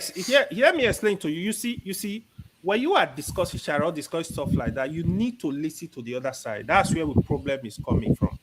You cannot say a country that is half Muslim, you don't want them to have a say on how the country is governed. No, or a country that is almost half Christian, they should not have a say on how country is governed. You see, let me explain to you. You see, this is knowledge. It's not about knowledge. I'm a Muslim myself. I'm a Muslim myself. Hold on, Gidi, hold on. Let me explain. Hold on. Listen to me. Hold on. Let me say. Hold on. Even before Nigeria was formed, I just explained it now. We had Sharia law in the north alone.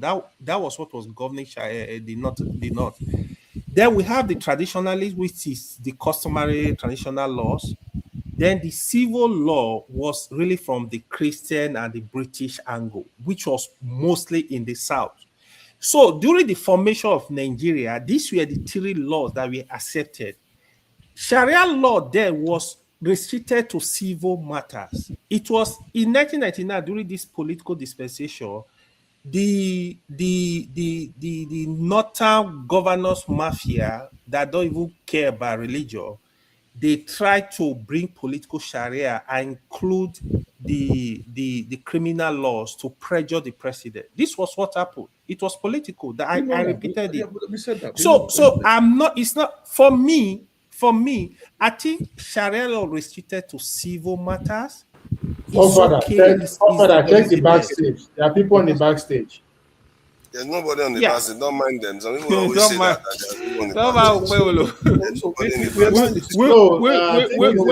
We will see. We're now in a situation where we have a religion. We have Sharia law in the north. That is no more just civic. Now it's now criminal law. It's penal law code. Now you're now in a situation where, because of that, it's empowered certain extremists to say we want more. That's what normally happens. You understand? That's what normally happens. Have a point. Yeah. And let me finish one point. And you can't reverse it. You cannot reverse it. And that's the point, is that if you can't go back and say remove Sharia, they will say no way. You understand? You can't reverse it. So it's not there permanent. But the worst thing is that is not spreading. And that's the point that Nigerians are not taking into consideration. Is now that, you know what, we're here, we succeeded, we're now going to push it down south. And that's what you're seeing. That's what you're saying. And my problem is there are two areas that I have issue with in terms of religious spread. One, the fact that our people grant foreigners soft power through religious allegiance, and secondly, the fact that they use force. Sometimes they use force to try to spread it. If those two were not there, personally, I believe in the competition of ideas, and they can compete and win. If one side decides that they are going to have more children because of their religious beliefs than the Christian side that want to be Western, so be it. As long as it's peaceful, I don't mind. I will watch Islam take over the whole country. I'm an atheist. I don't follow any religion, but I respect religion. You are forefather in the same club. I respect religion. I don't follow any religion. I say, listen. I remember one time I was doing a course. Forefather will be very happy. And it was Nigerians in the course, and they asked, I'm just kidding, man. No, Chief. They asked me what is my religion. I said, I don't follow any. And they looked at me like I was a pedophile. You're not a Muslim. You're not a Christian. Nigerians are so religious people. And like, oh no, I appreciate this. This looked at me like I was a pedophile. Honestly, because I don't follow any religion. There must be something wrong with me. You understand? Exactly. You can't, Gidi, let me tell you, you can't judge people with religion. I have friends that they don't believe in God. Some of them, they don't care about religion, even though they believe in God. Sincerely, they are even way more honest with the so-called Muslim and Christian. I would trust them more than the Christian and Muslim. So religion sometimes does not define people. There are people with morals. They just look at Nigeria today. Because look at the country, for example. Is it not Muslim or Christian that have been running the country down for 50 years plus? So all the religion are involved. Even the religious leaders, they are on top of it, supporting them. They don't practice any religion in England right now, and it's safer. Sorry, forefather. The Chinese will call the worship idol, and we go there. Is there? They are the people that are supplying us everything we need. That's where we go to buy stuff. We can't even produce toothpaste. So to me, to be honest, is if you I think my it's finding, a preferable let me add to this. What I find myself is that most people in reality are actually governing from themselves. Their governance doesn't have a lot to do with religion, and people use religion just as a way of life and it's a way of governing societies. But in reality, their big decisions are based on the interests of the peoples themselves, and whether the people do well or not doesn't have much to do with religion. So, and I wanted to add something to Gigi. Portugal? Congo has scored. It's 2-1. That's good. That's good. Yeah, I saw that. So what I wanted to say to GD when he says he's not religious, I actually think sometimes if you are a truth seeker, you actually may be more religious than a lot of religious people. Because the reason why I say that, because most religious people are closed off from the actual truth of the world, because they actually believe that what they have in their head, the spiritual world, is real than what God shows them with their own eyes. So I find that for me, less religious. We all have one God in common. I find that less religious than and that is people money. We all love money. Money is our God. We love money. Let me finish what I'm saying, Jare. I actually believe that the scientists may even be more religious than the people that claim to be religious, because the scientists are actually trying to study the creation of the creator itself. But the religious people, what they do is they say they know the creator and decide that this is exactly what the creator wants, and without necessarily checking what is actually true. I thought in terms of religion, they talked about seeking the truth. But if you find in history, religion has persecuted people that are seeking the truth. That's the reason why the Enlightenment period actually occurred, because they kept getting persecuted, burnt at the stake, and all of them. Scientists were getting persecuted left and right, and I think that similar stuff happened in the Arab countries too. So that's why they started turning against religion. That religion is stopping people from thinking, and that is not good. Yeah, because this world. That's why the West had the age of the enlightenment. only thing that keep people thinking is money. Everybody like money. The scientists, the Buddhists, the Muslims, everybody love money. The scientists in the West at that time, they were looking for something more than money. They were looking for answers. It wasn't about money. Those guys, the scientists in the time, if you didn't that was then, but I'm talking about today. Maybe now, but then they were looking for answers. They were looking for answers. That was then. Now money. Once you have money, you get answers. You know when you work with money takes you closer to your answer than anything. When you work with the people in the West, one thing I've learned from them is that they believe that through knowledge they can create wealth, and that's something that has been enshrined. We don't believe through knowledge we create wealth. We believe that we can create wealth, and then we have knowledge, and we buy knowledge. Why they have that belief? You know why they have that belief? Because they have infinity amount of resources to invest to seek that knowledge. You know what? They have more resources. You have more resources in Nigeria. You have more resources in Nigeria. Money. We have more resources in Nigeria. It's only that we just cannot manage it. We don't get resources. Any resources we will not. I think it's life. I actually think it's life. Like when you say money, I think it's actually life. People want to live life and live life more abundantly. And often, if money can lead to that, if war can lead to that, if anything, whatever can lead to that, they will seek it. And that's why I actually found out that people that tell you that they put their religion first, I can reveal that you don't put your religion first, you put your life first. Yes, the reality. Yes, just know that you have at best 100 years to live. If you are too lucky, 80 years above. 80 years, 85 years, I'm done. 85 years, I'm done. That's one thing. 85 years, I'm done. I don't want to be somebody carrying me up in my ass. Do you know that many of us that are alive today may not, if you are young enough, let's say you are 40 years, there's a chance you could live to be 140, 50 years if the world goes in a certain direction. Because maybe even longer. Because if let's say they started finding. If you have the resources, yes. Hey, that's my point. If they start finding cure for aging and that stuff keeps going on, it's crazy. Less than 5 years your death to die becomes a big problem because because you keep living and living and living, and the longer you live, the more they find more ways to keep you alive. Unless Except of course, it's an accident, unless a motor exactly by probability, you are meant to have an accident sooner or later. You go file date cheater.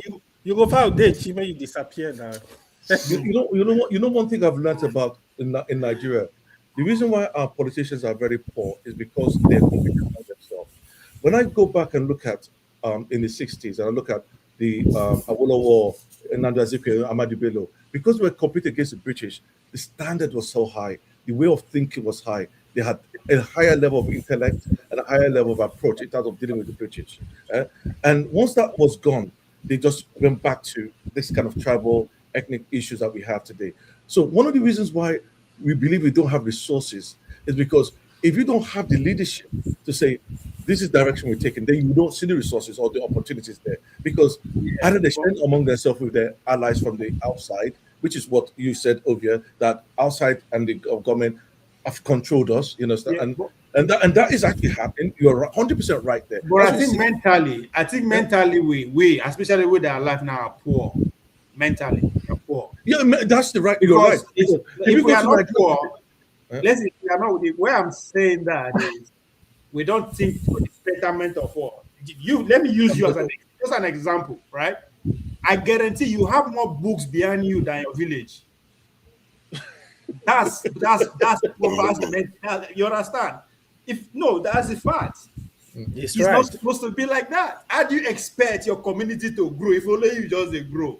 So mentally, we don't understand. We are poor. It's not just money that we don't have, right? The sense of living, the sense of communal living, we don't have it, and that's what put us apart from every other animal. Ability for people to come together in mass and build something, build an inhabitants environment, cars and everything. We lack it. Ovia is correct. Ovia is correct. The reason why I disagree with Gigi's analogy that because we're competing with the British, we are still competing with the British to an extent, but we were always serving them. Let's face it. I think they even said one had a handler. So now, the reason why I think we appear to be doing better then is because we had a common cause that is not only even in Nigeria. We are struggling for independence during that period. Yeah, and that common cause brought us together in a relatively peaceful way. It wasn't true war. It wasn't peaceful. We had this issue. But you know why I said that? When I looked at this recently, I heard Peter B say they asked him about 10,000 megawatts. And then he said, I won't tell you. What's your plan? He said, when I get to come, I'll have a plan. And he said, why Tinubu was not telling you what his plan is? I'm not telling my plan. And that's why I said that, because he's now lowered his standard to Tinubu standard. You understand? No. You misquoted him. I listened to that interview. Let me finish my point. I listened to it too. And the point I'm making is that he lowered his standard to the standard of the sitting president. That's why I said that when you look at leadership, if the standard is low, you too, your standard will be low too. And that's what you see. You will be playing the wrong cards. And the point I'm making is that sometimes the opposition can raise the standard of the incumbent too. And that's what we had in the 60s with the government, those guys, the Nnamdi Azikiwe, they raised their standard because they knew what they were competing against. They were competing against smarter people. They had to raise their standard. And that is what's happening right now. And the point I'm making is that when you look at the quality of leadership at both sides, you're not given a choice, because when you're coming to leadership, you have to follow a narrative that is better than what is in that guy is giving you. That's your job, is to say, I'm going to do something differently. And you have to start showing what you're doing differently. That's how Labour came into government in the 1930s. They built the NHS before they came into government. They decided before they came into government. Because these current leaders, they are not there to lead, they are there to serve. Wait, the premise I was making, they asked him how. They asked him how he was going to do it. Yes. And the point he was making is this: look, no leader tells you his blueprint of how he's going to do it. Electricity in 2026. Electricity in 2026. Please don't give me that. Okay, let me if it is electricity, if it's so easy, how come for the last 24 years we have not got it? You had because a of fashola. they corrupt, him and his colleagues. You had a fashola that told us that any serious government will get electricity within 6 months. Fashola was handed the wait. Let me land. Wait. Stop listening to what they tell you. Listen to what they are doing. Just it's wait. Electricity, for God's sake. It is not nuclear. They are not asking for nuclear formula. It's electricity. AY will tell you that to get Nigeria grid growing, it's not going to take. Dexter, please. Listen to you are talking. Stop using. You are in America. Stop using that as your yardstick. Hold on. Hello. You know you can say whatever you want to say anytime, so feel free to jump in. This thing are common sense. Don't mind them. Tell me. Tell us how you do it. Dexter. I can tell you. Generating electricity in 2026, not be nuclear scientists. It's not nuclear science. Secondary school students in a distribution. Tell me how you will do it. I will tell you. Can I tell you? Can you listen to me? You cannot tell me. Gidi, tell me how you will do it. I will okay, can I tell you? Can I speak? Yes, can I speak? Can I tell you? Wait, since you cannot tell me. Wait. When you said can I tell you? Wait. I'm not answering.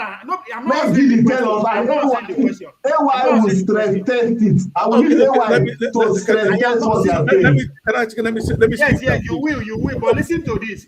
When you said to be lower the standard, I didn't understand what you said until Dexter opened his mouth. He has lowered the standard. Yes, we say. Now, distribution of electricity in 2026 is a common sense. Nothing secret there. No problem. Since Obebolo knows about it, give tell us.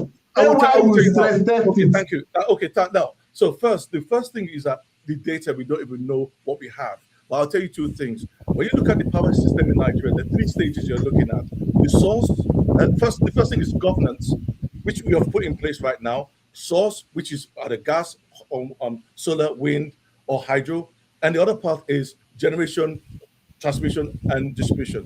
We can't do anything about distribution because we signed contracts in 2013 that is going to be released in 2028. So we can't do anything about that until then. But when you look at the two key things you're looking at is the generation. One thing we are missing out in generation is that we should be looking at solar and batteries, and we should be, where you can have mini grids and you can generate and distribute directly. And the other part, you look at the transmission. Now, how much does a 5,000 megawatt transmission cost? In this day and age, you're looking at something around like $4,000 to $5,000. Before, it was $3,000. You know why I know this? I designed these kind of things in manufacturing plants. That's why I know about it. That's my background. So let me go back. When you look at Nigeria, you've got 13,000 megawatts. 5,000 megawatts. How much do you say again? You've got a capacity of 13,000 megawatts. That's what they say. You've got more than that. That is what the government has officially.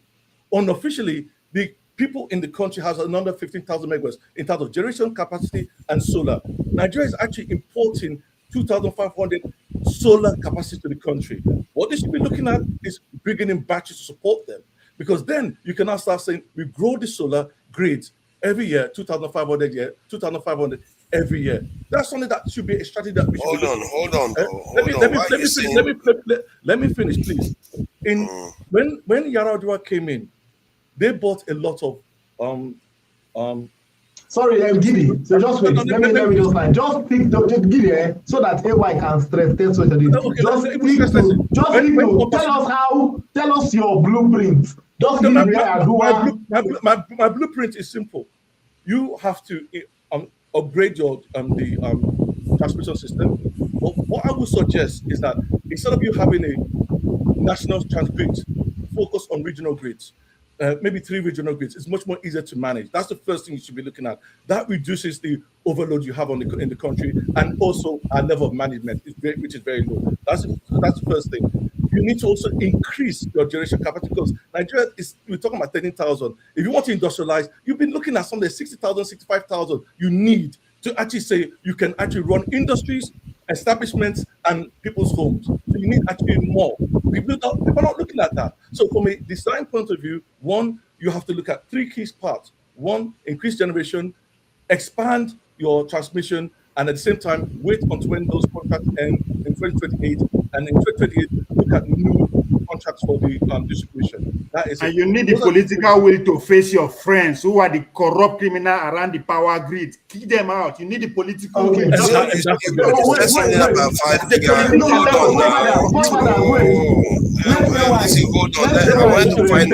I just want to find out one tiny information now. You said something about 5,000 megawatts. What did you mean by that? How much does it cost? I said we have a 13,000 megawatt capacity, and we are generating only around 5,000 on a system that is being built in 1962.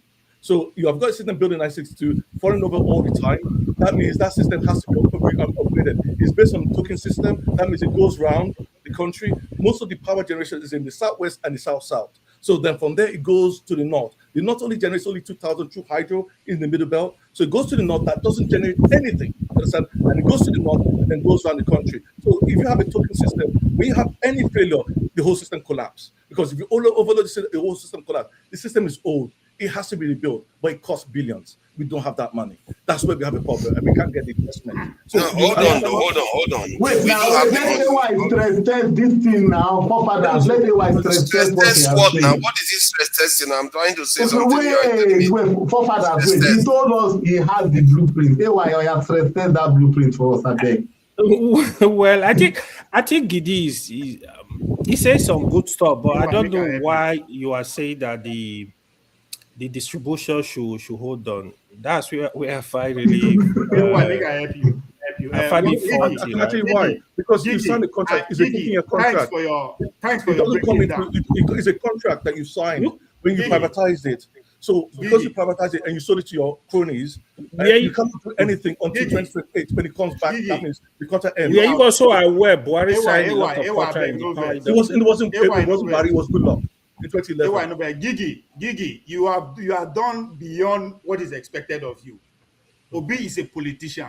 Nobody is expecting him to come and be solving mathematics formulas in the office. No. What we expect from him from that answer is that I have the political will to go after my friends who are the cronies who are making things difficult for around the electricity. How to expand the narrative is not rocket science anymore. If we cannot do it, we have money to go and bring the expertise to put it to ground. But what is you have to set the vision. Is the political will, and that is because his friends, his relatives are benefiting from it. It's part of the system. Opebolo, name the relatives that his relatives that are benefiting. I can name one. You are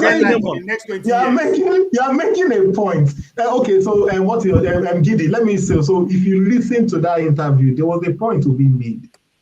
He said that he went to Egypt. Egypt increased their grid. Corruption don't make us get light. Now corruption. 25,000 megawatts. Take care of and he had a discussion to find out how they were able to do it. So, and what one main point he made, he said that which of all the people that were contesting with him had gone to visit to see where something has worked. That is not the problem. It is corruption that does not make electricity work in Nigeria. We need the political. What's the topic now, please? So the Egypt deal. OVA. No, I need to speak to Dexter. Dexter, let me say. People can make their point. We must not. Your point must not be the supreme leader. No, this is a consistency.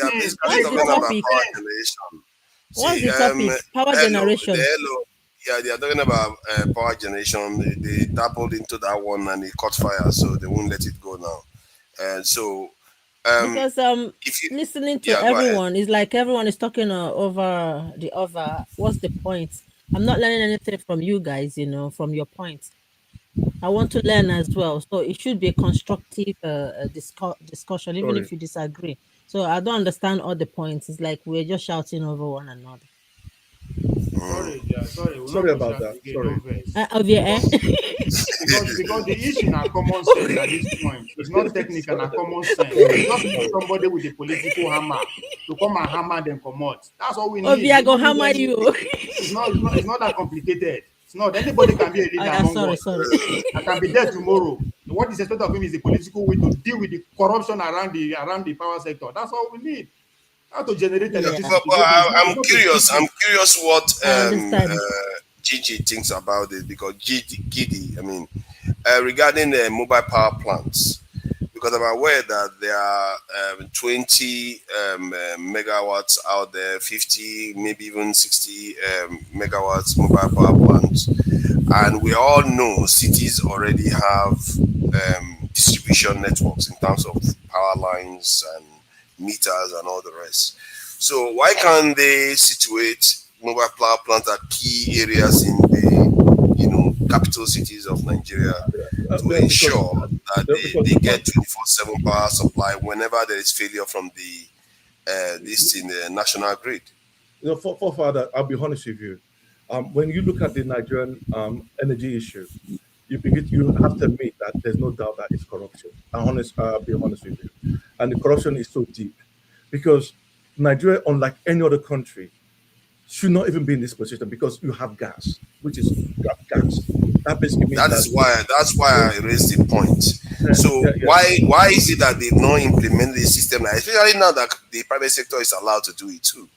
So why are they not situating themselves to supply this power to the cities 24/7? Because these mobile power plants are relatively cheap too. I went to a conference some time ago, and in that conference, they were talking about Nigeria, and they said, Nigeria, because of it's so far behind in terms of power, whatever they do has to be radical. Now, I'm going to say something right now. When Tinubu came in and started building that road, honestly, we didn't need it. That road from Lagos to Calabar, 11 billion, that just blew my mind. Because the only thing you should be doing right now is just building power infrastructure. I swear to God, that's the only thing you should be doing. 11 billion, 17 billion for that road. That is what you should be spending on the national grid. You're spending on a road and we don't have light. You can't industrialize, you can't build anything. So for me, one of the reasons why European countries are struggling, when we are losing jobs, Burnham just lost 100,000, they'll get rid of 100,000 people because they have an energy problem. Without energy, you can't perform. You have no resilience. So when you look at I asked a different question. You're not answering the question. You're shifting it. I'm saying, why is it that mobile power plant? Okay, it's corruption is the reason why. But I'm asking whether it is. No, there's a reason why I asked you specifically. It's not to be. I know everybody talks about corruption, but you are a power guy or somebody with experience within that area. Is it a viable way to power cities? Well, it's a viable because if you look at Poland had 30,000 megawatts of power, and they now have renewables, which is 30,000 megawatts. So they've got to 75,000 megawatts of power, and that renewables is made up of solar, batteries, and also wind. So, and these are something that you can deliver. You can put 10,000 megawatts of power solar in Nigeria within a year, so you can move quickly, and especially in the north. So, if you're looking at Nigeria today, especially look at Pakistan, they've gone to 45,000 megawatts of power because they're using solar. So you can quickly turn that around quickly. And when you build solar, what I don't like about solar is that it requires battery technology that we don't have. Oh no, that's what I don't like. No, we have to say this is where we get something wrong. That's why I said you do need some leadership. Nigeria right now possesses two key things: the anode and the cathode. The anode is what you have from your fertilizer, that's the graphite, and the cathode is lithium. You have the anode that comes from Dangote's refinery. That is what you get at the bottom of the refinery. That is your graphite. And then you have the cathode, which is lithium that you have in Nasarawa, you have in Osun, you have in 4-5 states, and now you're processing it into carbonates. You understand? So you actually have all you now need to build a battery, which will cost you between $1 to $2 billion. You can start building batteries in Nigeria. I think it involves rare earths too. So you don't need rare. You don't need, and you have rare earth in Nigeria too. You have rare earth in Nigeria too, when if you want to. So you do need. That's if we choose to start making it, isn't it? But we've not started making batteries at all. We are not even close. But that's what I'm trying to say. That's why I highlighted that when I saw the construction of that road, I just said, this guy's not taking us anywhere. I'm sorry to say that. I like what he did earlier, but this is not going anywhere because we don't need that. You need to fix the roads, but not build a new one. Because infrastructures are also liabilities. When you build an infrastructure, it's a liability because you have to maintain it. And when you have something old, you fix old ones, you don't build new ones because that's another liability. So I cannot see the relevance in that road. But now you're building it. I think the reason why they are building it because of the Continental Free Trade Agreement, and they needed to cut through from Calabar all the way to Lagos so that they can get to, because most other West African countries have already built such roads. It's only in Nigeria they never developed it. Personally, I think it's part of tribalism that we don't develop our coastal regions. Other countries do. If you look at Benin Republic, the road on the Benin Republic is so beautiful, it's unbelievable. So maybe that's why he is doing it. Strategic reasons. So, forefather, there's a good video on YouTube about the brilliant South African roads, and then compare. There's another video that compare. I will send the link to you about the roads in South Africa and in Nigeria. They've got this, you know what we call A1 roads. Nigeria only has 4. Those A1 roads are roads that goes from Lagos to the north and from Port Harcourt to the north. Those are what we call A1 roads. We have got 4. South Africa's got over 12 or 24 of those in their country. And you're right, there's a road that goes to the coast. We've got a road that goes to the coast. And again, I think we have passed an era whereby we'll be expecting our leaders to be more technical now. We need leaders with guts that will come and say, this is what I'm coming to do. I am coming to dismantle this. I am coming to prove that. That's what we need. And Chief, it doesn't matter the kind of language, how he's used to express himself. That is the kind of people we should get behind. Not somebody we are no longer. In a way, that's what Dangote has done, though. Dangote broke so-called cabal. There's experiment everywhere around us that we can use, we can copy. We have the resources to find with it with no fee. We just need no. Yeah, but I want us to acknowledge that. Fathers, I have a question for Mr. Gidi, if you don't mind, please. Yeah, please go ahead. So, Mr. Gidi, I can understand the point that you I can't hear you. I can't hear you. Can you hear me, sir? I can hear you now. Okay. I said I can understand where your point. Look at that. The moment you start asking questions, your line starts breaking up. What kind of? Can you hear me now? It's London. So, they live in big Bay Area. That's the way that area is. The window is open there. So, how is anything?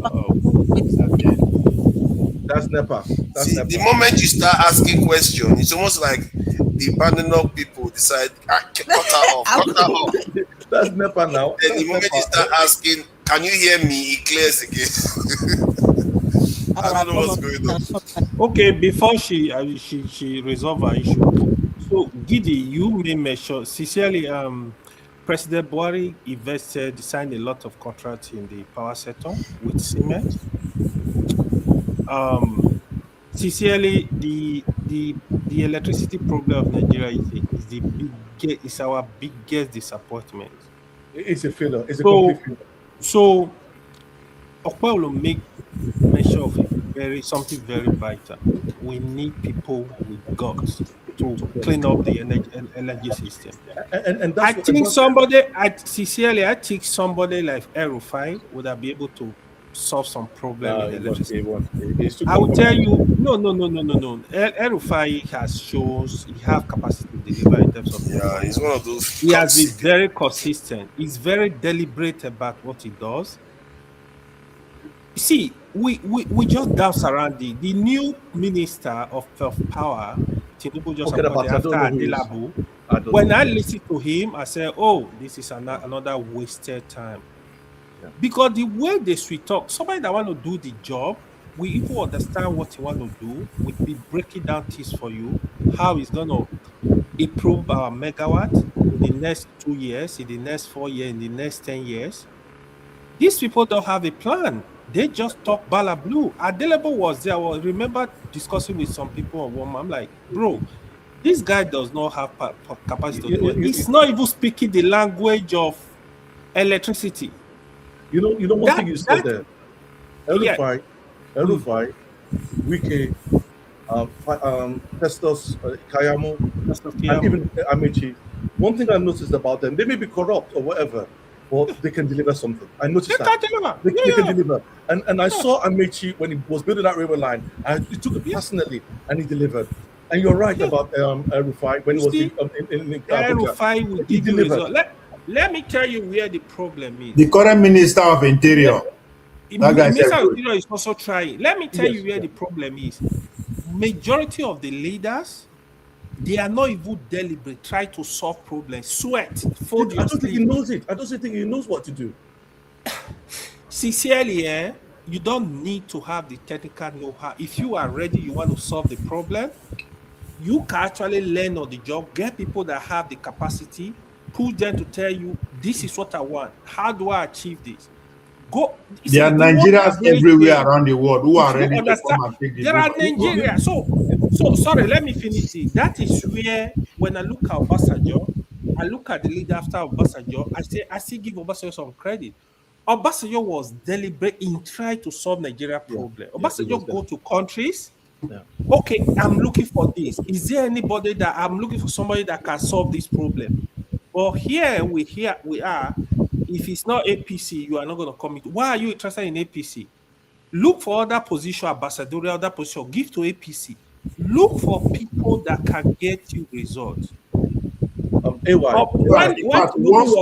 they start energy, remember minds. You remember in 2012 when Namdi, that was the Minister of Electricity. Namdi no, Namdi, not Namdi, Namdi. It's a Professor Namdi. The guy that owns geometric right now in Lagos State, that is powering local governments. He had a breathtaking plan of putting 12,000 megawatts across the country. And he was looking at coal that was there. And okay, there was some conflict of interest. And this is one of the reasons why I despise Goodluck Jonathan. They put pressure on him and he got rid of him. Because sometimes you back your man. And he never backed his man. He never did it. Let me add to it.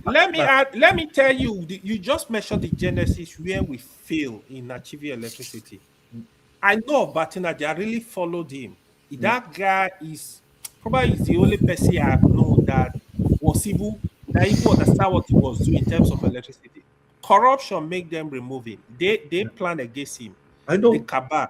I will tell you this. You know the way you measure coal now. Even in the 60s, now you will say coal is dirty. Okay, I usually think. But the Nigerian hold on, that side. Here is it, right? You don't need to get one source of power generation. Why did you not build generate power with coal in the east? Let's say in the eastern region, in the old eastern region, and use that to serve that region. Look for generate electricity in Kaji Dam. Use it to feed the northern region. Look for what you can give to the west and look for that. You can build a nuclear power plant. It's a Mambila. Don't do nuclear Nigeria before terrorists. No, it's civil. It's civil because you still are you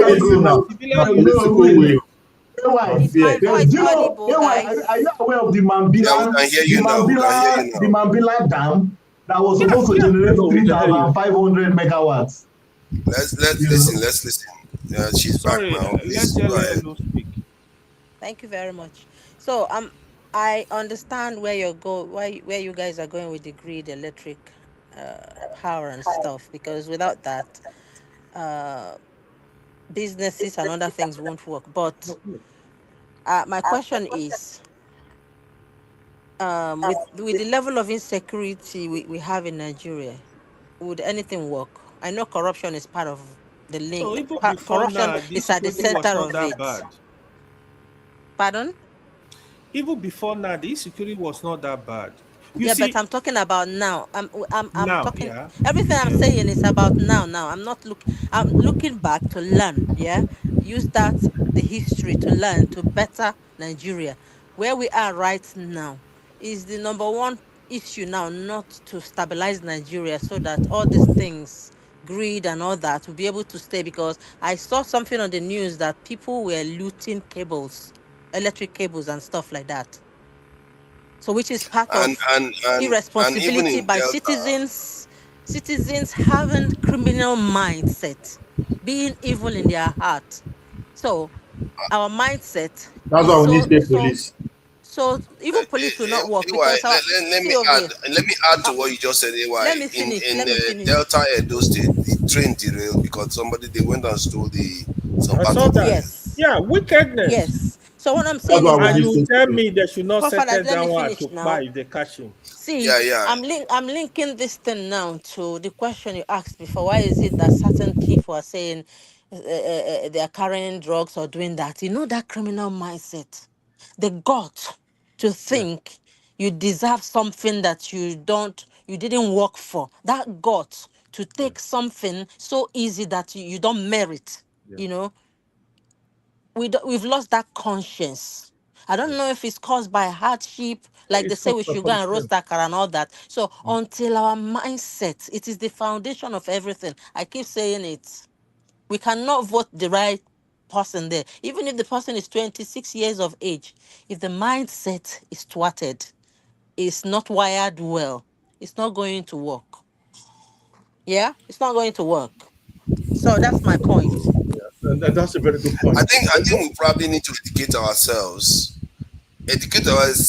seriously on realizing that when we do some of all these things we are doing, it may seem like we are enriching ourselves, but we are actually impoverishing ourselves in the bigger picture. Greed is too much. It's too much. Because most of us think individually. We don't understand that what we are doing, we are actually We take building a individual. cage Yeah. for ourselves to be poorer. Yeah. Yeah. That's exactly what is happening. Yeah. We don't We care are about not, the see, I'm consequences. thinking as well, yeah. We are not morally what's that thing? You know, there is this thing they say Upright. here that people, think of tomorrow. You work for tomorrow, but we want it now, now, now, now, now. We are not disciplined. Our morals are not discipline We is not don't one plan of for it. the future. Yeah. Yeah. So I know we have respect, but that respect, we don't even use it right. You know, you have respect now. Someone will come from abroad, yeah, and then because they have skills, you think because of the color of their skin, they should deserve better than yourself, and that respect is gone out of the window. We have no conscience. We are wicked. We are evil. We are evil. Evil lives inside all of us. But when we come outside, we'll be shining our teeth, talking, giving a points. But we are naturally wicked people in Nigeria, very greedy people. The ones carrying drugs, greedy and wicked. And I do support that when Those ones are people wicked for carry fun. drugs, they should face the consequences, regardless whether they come from Igbo land or not. Because if you don't have money, you shouldn't go and take what belongs to another. Yes. And destroy It's another better life. for you to beg. Yeah. I agree. You Yes. should beg Not only that, discipline. If you're in position of power, your friend has abused it, even your mother, and is to hang. Damn, do it. Do it. It won't take. You may have sleepless nights, but the peace it will bring, the And human progress it will trafficking is bring. another one Hey, that is going that's on. even worse. The human That is trafficking, terrible. because there was this South African woman that was complaining that the Nigerians came to South Africa and told them that they are going to America, that America and Britain to leave, that the women should come along with them. And instead, they went and trafficked them to, I think, Ireland or one of these countries to do sex trafficking. So, and this is one of the stories the person was telling. And it's It's true. so horrible. Some of the things our people do. They go out there to go and do, and they are merciless when they are doing it. And then they will come home to come and be celebrated as rich people that are building houses. We don't know how horrible things They go the into kind of politics. They go into politics. Those are your politicians. Lack of conscience. Lack Those are of your conscience, politicians. forefathers. We don't have yeah. conscience. Criminality is a choice. If you are poor, doesn't mean you should engage in criminality. It's better for you to beg, to eat. At least you're begging, you're being humble, like you don't have this. And learn. If you see someone that is better than you and they are doing well in a genuine way, find out. You will learn one or two things. Don't compete arrogantly like you want to be better. For what?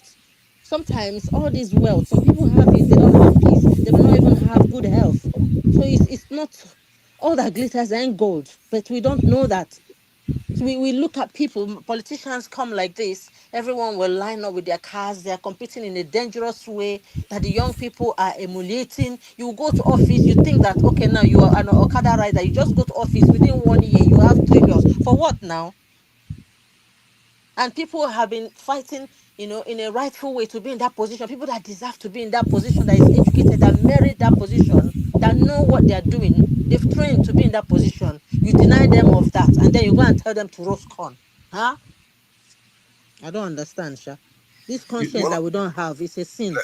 Let's switch topic. That's Let's a switch motherly topic. advice. Just one question, just one point I want to make.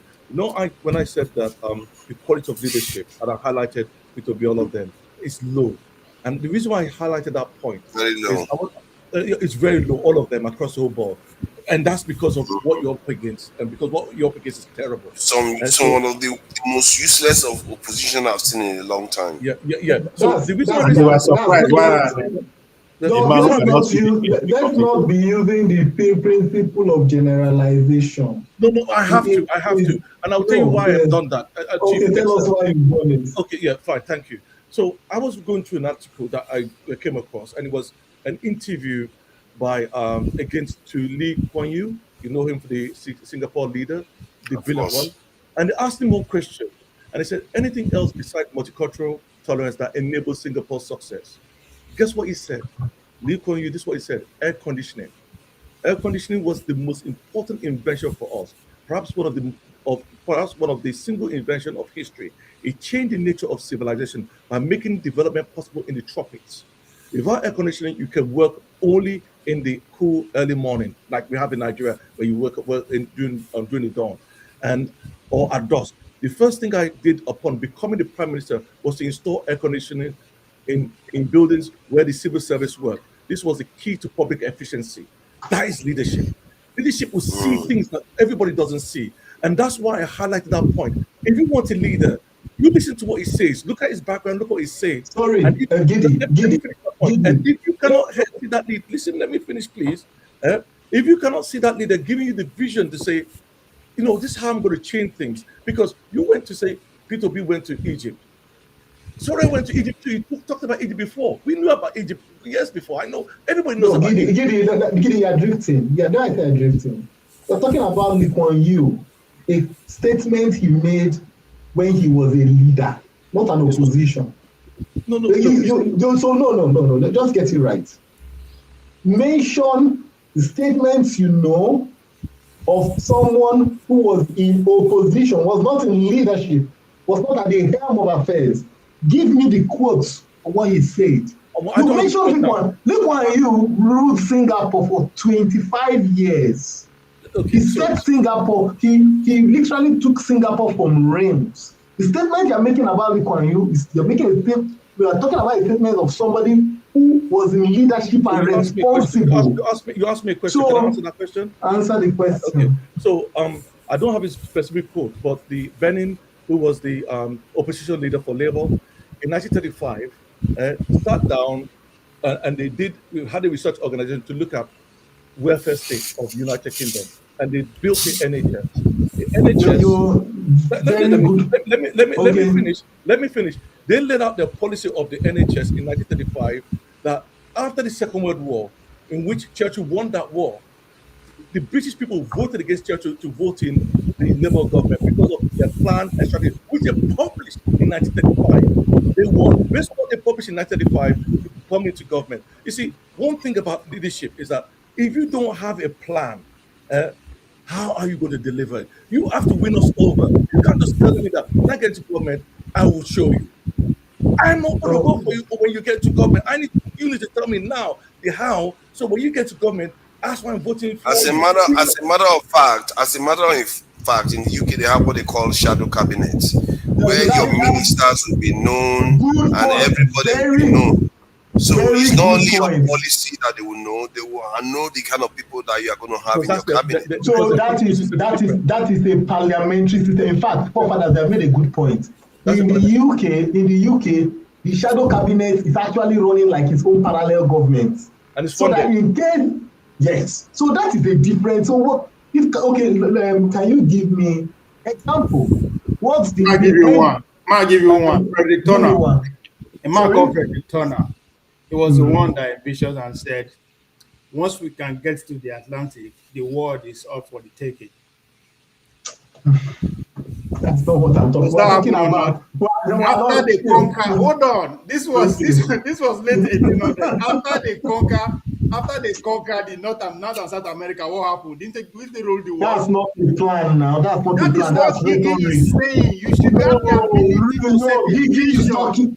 Gigi is talking. That is rhetoric. Gigi is talking about a precise plan of how you achieve something. And you that is that what you have said. No, what you have said. He gave me example. He gave me was the one in the UK. But that is what you asked for. It was a even when you are in opposition, you are even paid. You are allowed to set up your own shadow government. It is constitutional. In Nigeria, Gidi told me recently talked about setting up a shadow government in Nigeria where they were going to offer alternatives of how they would do things. The federal government came against PSS invited him. Are you not aware? I'm aware, but what I would say is Dexter, I'm aware. Let me answer this question. Can you let me ask this question? I'm aware. You know, what is stopping him from doing that? What is stopping him from doing that? Wait. So give me the DSS, when he made that statement alone, the DSS invited him for questioning. I remember that. So which country? So we're giving it's easy to say. It's quite easy for us to just stand here and say, what is stopping him? Hold on. See, we are the problem. See, the man's freedom is already being threatened. Do you know something Amechi said? Do you know what Amechi said? We are the problem. Amechi said that Nigerians are not worth dying, are not worth fighting for. Do you know why? Stop quoting all these corrupt politicians for me, Dexter. Wait now. It's the same thing you're talking about. It's the same thing you're talking about. Are you going to fight for Showore? Will you stand? We complain every day. Leadership is our problem. We say leadership is our problem. We never bother to answer at what tier of the leadership do we have problem, right? If at this point, men who are looking for power, if they cannot set a vision for the followers, they cannot organize the followers. How are they going to take power? And if they get there, how are they going to lead? The leadership problem that we have are not those in power, but those who are seeking for power. Obi has been a leader for more than 20 years. He was a chairman of a bank. He was an executive governor of a state. If he cannot set a vision, if he cannot organize Nigerians, then he has failed as a leader. We should stop giving them excuses, please. So is every one of them. Every one of them who are aspiring to Awolowo was in a position when he said free education, free healthcare. And he said, how are we going to do it? And he said, how are we going to do it? And he delivered it. And he was in a position when he did it. He did that in the 60s, he did that in the 80s, and in the 70s. If he not show us his leadership quality, why should we vote for him? You have to be able to show us. So, do you know that? Do you know what you're talking about? Opara did that in opposition. Good. Do you know what you're talking about? Opara did that in opposition. He was the governor. You're talking about a parliamentary system. Alowolo was in charge of the government in the Southwest. He did that in 79. He did it in 79. Alowolo did it in 79. So, but okay, what was his position? He was minister of what? No. What was his position in government? Awolowo in 79 was in opposition. He was running for presidency. Okay. In 79, so if in 79, how did he deliver it? He was not in position to deliver it. Nigeria was running a presidential system. In 79, Nigeria was running a presidential system. Awolowo was not in government. You asked the question, I'm telling you the answer. So in 79, he said we're going to build low-cost housing across the country. Low-cost housing. He highlighted those policies in terms of low-cost housing and free education. He delivered on them. He said how he's going to fund it. He delivered on it, and he showed how he's going to fund it. And you know what happened? The MPN then copied it and said we're going to do qualitative housing. And copied it. So, but people voted. People listen. Let me finish. Let me finish. People voted for Awolowo based on his policies, on what he said he was going to do, and he delivered on them. You understand? So the point is that there's nothing stopping you for saying you're not running the business. These are our current imagination that don't have any plan. They work with the IMF. You've just highlighted something. Awolowo said something it was his blueprint, his intellectual property of what he wanted to do. He made it public. The opposition stole the election. Okay, you know the 79 election, you know how they have to manipulate numbers. They now stole his plan and implemented it. I didn't say they didn't steal it. They copied it. They copied his intellectual. They copied his intellectual property. Since you know it, write it for your mouth. Do you know why all our leaders no get blueprints? They don't have plan. Because as soon as they assume office, the globalist entity will come with their policy. They don't have their own policy. Every one of them, from Konkoso to Obi to Mohammed to Yusuf to Rebecca, they all operate on what? The global entity policy. Including Opebolo. Every one of them. Every one of them. Every one of them. It's not Opebolo, it's not every one of them, okay? It's not everybody. Alex, tell me, Opebolo, Alex Oti is bringing about massive transformation in Abia. Brilliant work. He's doing a great job. So, Opebolo, Alex Oti is not in that bracket. He's not in that, which bracket? He's not in that bracket you're talking about. He's in that bracket. Can I ask you one question? He's a human being. When I thought, say we, he said that we don't understand how the world works, the system works, we are just too dumb to be following headlines. All right? How much did the Abia State generate from January of 2023 that they took power to December 2024? Do you know? How much did they generate? How? What do you mean? Yes, how much did they generate? Budget at that time. What how is much the word? Do you know? What point are you making? What he has generated. You know what he has built. What do you mean by I know what he has built? I am asking you now. You just put somebody on the pedestrian. We should analyze it, which is what OT. To you, OT is changing the narrative. He's changing the narrative, right? And I'm telling you, please put foundation to your story. He's building everything.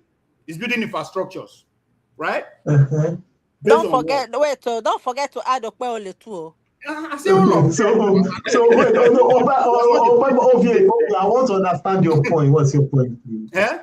What's your point, please? You say you are telling me to exempt Otiabi. He is doing well. That is your accreditation. That's why I should not include him. He is different. He's changing the last bit of Abia State. On what? In every indices, what is he building on? On what? What is he building on? Let me tell you one. Number one, on that OT, Geometric took off. Geometric has not taken off for 20 years because they were not guaranteed gas for their turbines. On that Alex OT, he broke that bottleneck because Geometric needed gas, constant gas for their turbines. They couldn't fire their turbines up and then there will be shortage of gas. He was able to deliver that, and 10 communities, 10 local governments in Abia State are benefiting from that. Hold on, okay, hold on there. For the past 20 years, the project did not take off. It's not for the past 20. For the past 20, look, first of all, Alex Oti was the first person to give Geometric. When he was in First Bank, he gave them the first loan to start Geometric, I think in 2006. He moved to Diamond Bank. He moved the loan to Diamond Bank. When he moved to Access Bank, he moved it to Access Bank. He has been financing that project as a bank director. So my point is this. Hold on. Okay.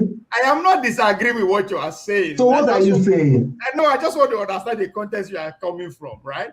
He started the project by giving loan with his own money, right? No, with his own money. Not his own money. It was a bank that these people were looking for who would give them loan. Geometric was looking for somebody to loan them money, and he was the bank director that approved their loan. So it's not his money. We are saying the same thing. It's not the same thing. Afribank gave them some money. It's not the same thing. It's not his money. It's not his money. Wait. So let's talk about Okpeolo. Let's talk about Governor Okpeolo. Okpeolo. What are you talking? Well, you just asked for something. I just told you about energy, and you don't have any. Hold on now. I am not disagreeing with you. I just Okay, so what are you talking about? My point, Let's talk about Governor we're talking Okpeolo. about a visionary man. Let's talk about Governor Okpeolo. What is doing in Let's start. So you believe in leader that has vision. So you now agree that we don't have vision. Wait, Alex stop. You are being sarcastic now. That's not nice. And start telling everybody. Before Alex entered office, he didn't tell everybody, I'm going to do this, this is how I'm going to do it. Wait, I have a question. Please, can I ask Ovie a question, Mr. Dexter? Please ask Ovie a question. Oh, yeah, Ovie. After now, I go say I dey rude. Okay, I want to ask you now. Let's go. I can see you have Okpeolo picture beside you, yeah? You're obviously your champion. You're a young star like us. I don't know which side you belong. Is it? Wait, let me also a young man. Which side you dey? Are they inside? You dey inside. Okay, now that's very good. At least you have a side and you're chesting out publicly. That's good. So now put Okpeolo versus Oti. Say the positives and negatives of each. Let's start from the positive of Okpeolo. You are asking the wrong person because I am from Edo State. But you have a picture. Why are you promoting someone you don't know or understand? No. What are you talking about? I am from Edo State. I will ever put money. The budget. So that is my budget. You are asking the wrong please person. help him out. I don't understand though. No, okay, hold on. I'm helping you. I am helping you to answer your question. You are asking You're not the wrong helping me. person. I'm asking you a question. Help yourself. You're not helping me. I ask you. You were look. I don't trust any of these politicians. So, I know that. Question. If you know, since you want me to answer your question, yes. Talib now coined the phrase intellectual yet idiot. Intellectual yet idiot. People who don't have skin in the game. I have skin in the game in this one. I am from Edo State. There's no way I will talk down on Okpeolo. So you are asking the wrong person. Ask another person. That's what I'm trying to tell you. Okay. That answers the question. So wait, guys, let me finish. So it's because of the way you're behaving now. You see why I'm talking about that mindset. Nigeria will never be good. He is the best governor in the world. The best politician that ever lived. Oh God. Hello. Okpeolo, let me answer her. Hello. So Okpeolo, in terms of if I was saying that today, in terms of infrastructure, is doing amazingly Thank you. well. You're answering it, not like Ovie. Just so is sincerely across, apart from the road project, is doing it across the state. Is doing some major capital project, like for example, I know he's building a mega market. He kind of turned that into more of a shopping complex across the three Santerra district. I know of a project he's building. He's building a nursing school in his village. Yeah. He's building a 150-bedroom hospital in his Santerra district. That's good too. His schools, that's just a norm. Is rebuilding and expanding schools, cleaning up schools across the state. In general, roads is a lot, to be honest. He is doing massive projects in terms of infrastructure. That I will give him an A. In terms of his security, he has done a lot. One of the problems that was really facing at those states was also cultism, especially in Bini Aziz. Okpeolo have really done a lot in cultism, in public cultism, where even a lot of beauty have gone down because of cultism. It's the area of kidnapping, insecurity in general. Yeah, it's also doing a lot. You know, this thing is not easy. Probably with this state police, he will do more. I think where I don't really know what he's doing, area of recruitment, I'm not really conversant if he has actually recruited more people into the state government, civil service or other areas. But in general, sincerely, when I compare him with the former governor, the former governor, in my opinion, was just a wasted 8 years in Edo State. Is it Obaseki? Obaseki really did. I like Obaseki. He was. You like him? Yeah, because he speaks good English.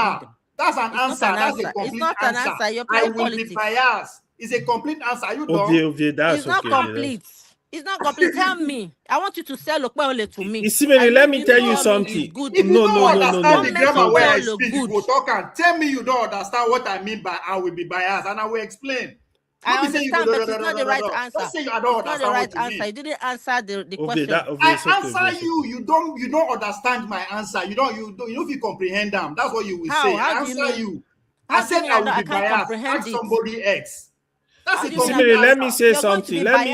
If someone asks you, if I ask you, why do you support Okpeole? What good has he done? He said he will be biased. You're talking down at OT. We don't understand English. Say you don't understand what I mean. If you're talking down at OT, you need to tell me why you think Okpeole. No, it's not talking down on OT.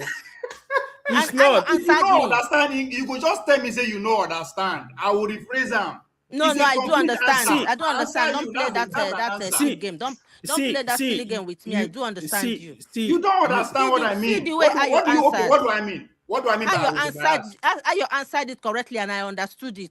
So when what do I mean by I will be biased? And I am done. What now. do I mean? I am done now. Everyone else understood my question, but you did not. You not fit comprehend my answer, and that's fine. But don't say you don't understand now. I will explain now. I answer your question completely. I will be biased responding. Ask somebody else. You see, one thing I would say, right? I wanted him to break it down to me. What are the positives of Okpeole? Don't tell me on the periphery and talk down at another governor from another state. Someone is telling you they did this and that. Say Okpeole guy. You will not say you will be biased. If it's very simple, there's nothing wrong in no shame in saying I don't know. Okay. Don't say you know because I answer your question clearly. It was very clear. I will be biased in response. Wow. Ask somebody else so that you get a very satisfying answer. No, you didn't answer the question. You're trying to be smarter than yourself.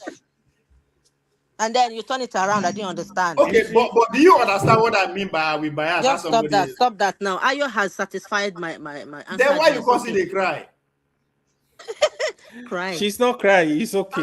Oh yeah, you're too petty. Grow up now. Oh, Isimiri. What as far as I'm concerned, right? When I put we see somebody picture for my bad, that person can never do wrong. Nothing you want to tell me about him. I will always say good, but it's a bad person. So there's no point in asking. That's simple. Even if he's a criminal? Yes. He wants to share from my back. Then you are one of the problems of Nigeria. No problem. Are you just knowing? You think that they fear you? You see me, you go live Obie. You fear me? Today you are never chop. Obie what chop. Obie never chop no light food. No mind. And they support Monday 20. He cannot do wrong for me. And for the next election, 28. Tinubu how many votes? No, for Monday, Paulo to be rigged in again. Tinubu must win. That's why they support Tinubu too. So Tinubu cannot do wrong. Come to 2027, he must win. Mr. Ayo, can you see the reason why I'm saying confidently the mindset of our youngsters are so thwarted? And Ovie is displaying that he's following his belly. He's following his belly to vote. Ovie na rich man, no forget how that many one. More years I get to live? Ovie na godfather. I will follow. If you are contesting now, if he say you smart, you no play with Ovie. I don't hear you. Na chairman on you. So now rigging. For Monday to come back 2028. Stop supporting Okpeole. Actually, Okpeole does not need rigging. He will win the election free and fair. If I am as this stand today, say I be billionaire. As soon as they finish for Edo State, if they go federal, he go serve as president. If I have the money to finance it, I go cry tire. Someone that can't even put a sentence together. You see what is happening? How will he get there? Okay. How can you compare him with OT?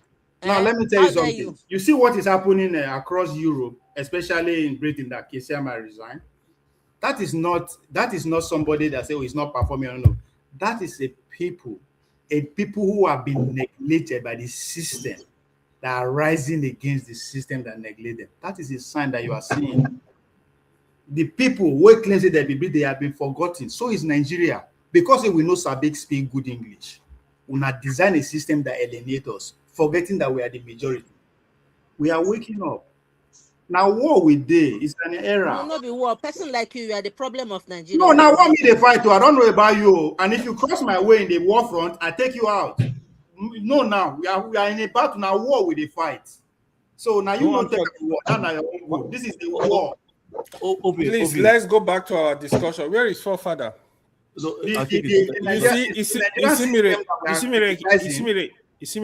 one thing I'm gonna say. Was designed. Yeah, I'm listening to you. You make sense, Jare. Yeah, here is one thing I'm gonna say. See, yes, Alesoti, from what I've heard, is doing good as well.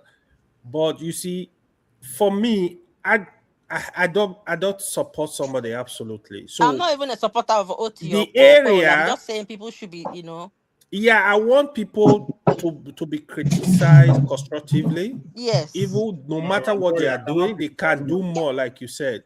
Push them. If I have opportunity to get close to people that are close to Okpewolo, I will see some area is not doing well. Say no, this area he needs to sit up. I will tell him he needs a vacation. The area is doing good. You go and come in 2020. I will remove you.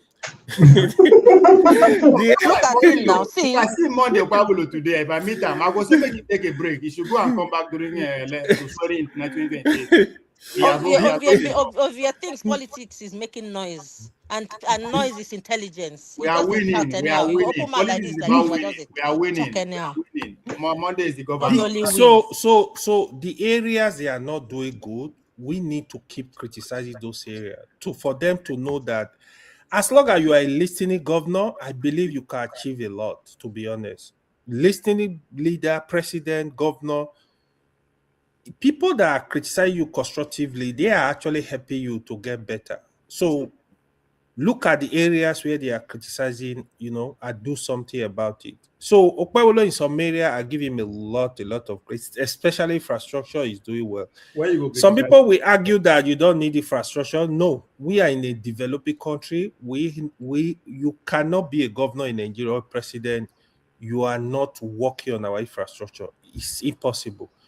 That's why I was referring to the former governor. The former governor, when I was saying it now, Desta was like, that guy does not have any capital project that I know of. As we speak, he spent 8 years. I'm on a public platform. Anybody that disagree, come and tell us one of the capital project completed by the former president of Edo State. He was just a loser. He's a loser.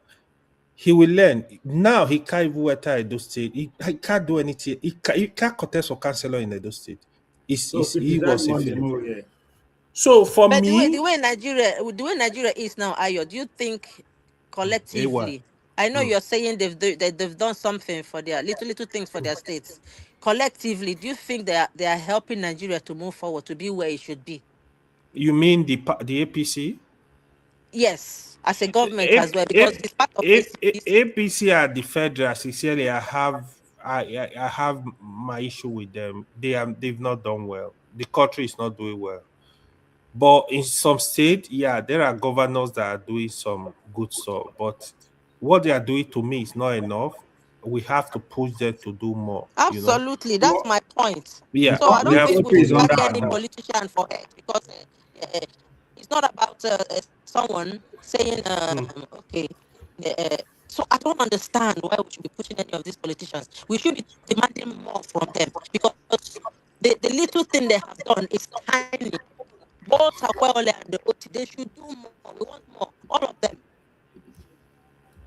AY, you have to, if you want to criticize the leadership that we have now. Yes, they are not doing well, but as we speak today in 2026, the country is under attack, and it's not visible. It's obvious. So then, if you see all the governors coming together, that is one of the reasons. When a country is under attack by a foreign agent, it is open upon the citizens to come together and fight, regardless of how that we disagree with the government. Iran is a clear example. They expect the people to disintegrate and start the leadership. No, but they have to come together. And that's exactly what we are experiencing. Now, I criticize the leadership for not able to deliver their message in that way, but it is obvious that we are being attacked from every nook and cranny. again, I also have to acknowledge the fact that they brought this on themselves because they are all compromised. But that notwithstanding, we have only one place that will come home. So at this time, this crucial time, it is not about who is on top, who is not doing well. It's about how do we make sure the country does not disintegrate, because we don't experience that before. That's how that's how they said good luck to us. We all gang against him. The whole Nigeria, and he was engineered from outside the country. And until then come out and finish now, everybody I can't regret say, oh, this is what happened. So that's exactly what is happening. So when you see all the 36 state governors gravitating towards the center, it's not necessarily because they don't know who is doing anything magic, right? But it's obvious to them who are the arena that something is happening that has not happened before. I said it from the 25th of December last year, the country has changed. Now people who to how system work will understand what that means. They are trying to protect the system by every means necessary. And as far as I'm concerned, even though we disagree with the system, we are not the one engineering the disintegration. So we should be very careful. If an outsider is sponsoring the disintegration, they will be at the receiving end. So we are not the one engineering how to take down the system. So that's why when I say all of them are the same, they are outplaying one message. But as far as I'm concerned, as a Nigerian, as a citizen of a country, it is upon me, when a fight is coming from outside, I will have to defend that sovereignty. And that's exactly what these current leaders are doing. Are they going to succeed? I don't know. But if they succeed, that will stand as their legacy. Thank you. I think it's about time we call it a day. I think we are almost 9 hours going. And oh yeah. And you spare 4 hours now for solo. Me? Oh yes. Always. We use 7 hours argue. We use 45 me and Hello. We use 45 minutes. They shout quarter. And Simiri na your person. She be your person. Don't worry. I know the quarrel. Only use the remaining 2 minutes make sense. The rest we waste them. But that's I can't believe Gidi stayed all this while. Gidi, you are welcome, and thank you for joining us. Today is your first day, right? You've done so well, man. Always come around, man. Stay true it. Always come around and come meet all this. He is here to protect his investment. He's very involved in Bola movement. He's a member of the City Boys movement. City Boys movement. All right. The guy has done his best, man. He's represented very well for hours on end, and he's almost like somebody that has been doing it before. So thank you for joining us, Gidi. Yeah, you are one of us now. He's just a newcomer. And he's not very well to be able to hang on for this long. And AY, as always, thank you for joining us. I really appreciate the contributions, and it was a good spirited conversation actually. Nice funny businesses. It was good. Until that gets so are you going to go and eat? What are you going to go eat? Father is sitting. He just finished sitting. Look at that. He even shower. So Father is a polygamy man, so he has people that take care of him. That's why he's fresh. He's always fresh. Oh, look at that. Don't worry. Guy Walele is there. Guy Walele, I can see you there. The guy, you want this? Say Peter Obi Media Outreach. Yeah, they recruit people. So I think too far that I went for audition. To be speaking for the obedience. Yeah, but oh my God, that one is just mocking Tinubu. I think that's why I say Bala Blue Blue. Paul Bekeme, thank you for joining us. And Jiewin, okay, thank you for joining us too. Let's see what other name is there. I think Soji was here too, and that's Jagun. Tiffany, I can see you there, Tiffany. Thank you for joining us, Tiffany. And let me thank the people that contributed first, actually. Oscar Blackbone, thank you for the contribution. I appreciate you. And Kulata. Kulata also contributed. Enemy of Progress, but they are all doing very well, helping everybody, helping the channel. And I appreciate that. Aladdin Kelly, I see you there. Jaja, I see you there. And Brown Oguavon, thank you for joining us. Brown Oguavon. And Deji, thank you for joining us. Deji. Obino, I see you there too. Light B2L or B2I, Light B2I, I see you there. All Now Politics is also there. Thank you for joining us. It's also on the platform as always and giving us his opinion. A for Real is also here and also on the platform, on the panel too. Let's see who else is there that I've not mentioned. Hi, Kolata is also present. So thank you all for joining us today. And till next time, which is this evening, there's going to be a show coming up this evening, an interview. Endeavor to join us and the after show reaction. And the conversation will be quite interesting. Every Sunday is quite interesting. I really wish I'm doing Sunday programs actually, because I like all those philosophical, technological, or any kind of other conversation. You know, politics is always quite. Yeah, I think today on the police something was very interesting because that is really really I learned a lot. I learned a lot from that. Thanks to me, I'm here. You know, I'm here to steer the conversation. Yeah, you're welcome. All right, then. Bye. I'm going to be different.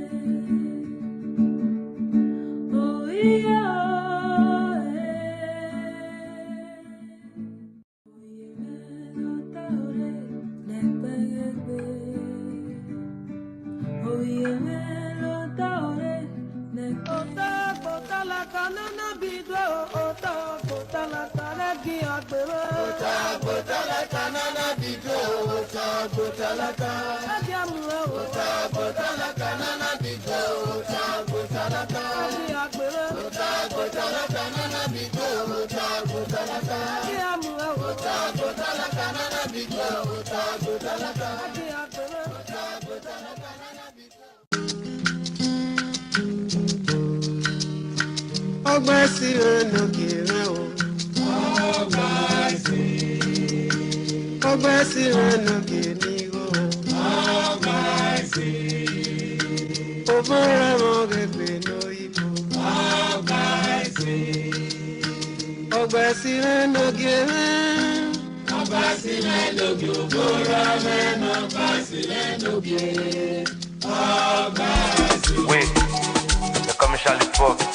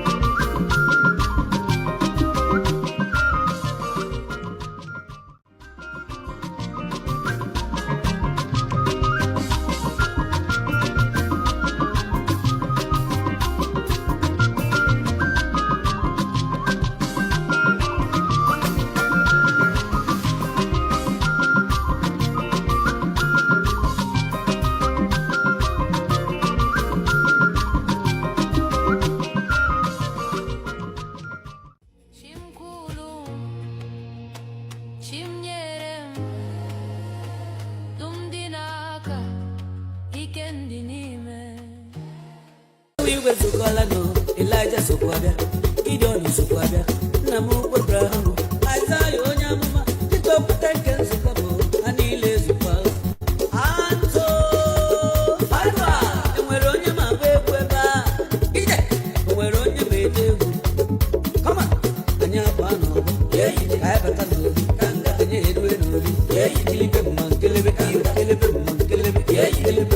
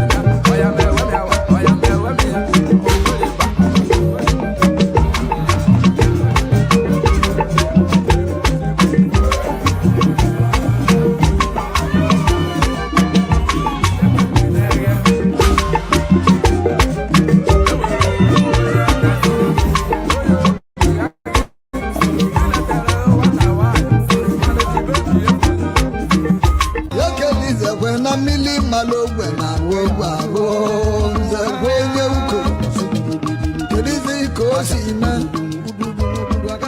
yokelize kwena mili malogwe na wogwaro zaboya uko meberebe kuluzo ibari amu begweni wogwe egwu na mu masibili ebiziali yo ebiziali mamula nnamu bari amu rakani wogwe egwu na mu masibili ebilio ebiliali ibiribi bueno zo yego kelize kwebe tibo obodo oyibo patazia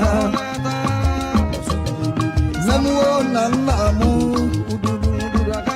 yekelize kwe mmili malogwe na wogwaro nzekwe nye uko kedizi iko osina yekelize kwe na mmili malogwe na wogwaro nzekwe nye uko meberebe kuluzo ibari amu begweni wogwe egwu na mu masibili ebiziali yo ebiziali mamula nnamu bari amu rakani wogwe egwu na mu masibili ebilio ebiliali ibiribi bueno zo yego kelize kwebe tibo obodo oyibo patazia namuo na nnamu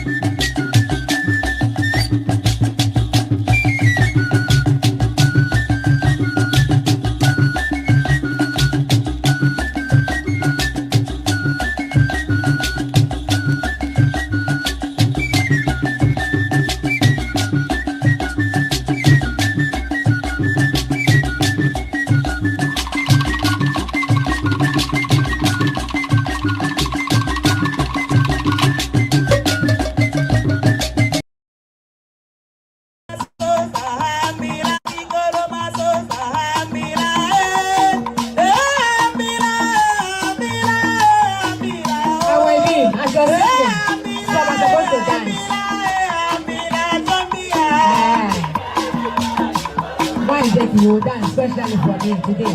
Yeah. Yes.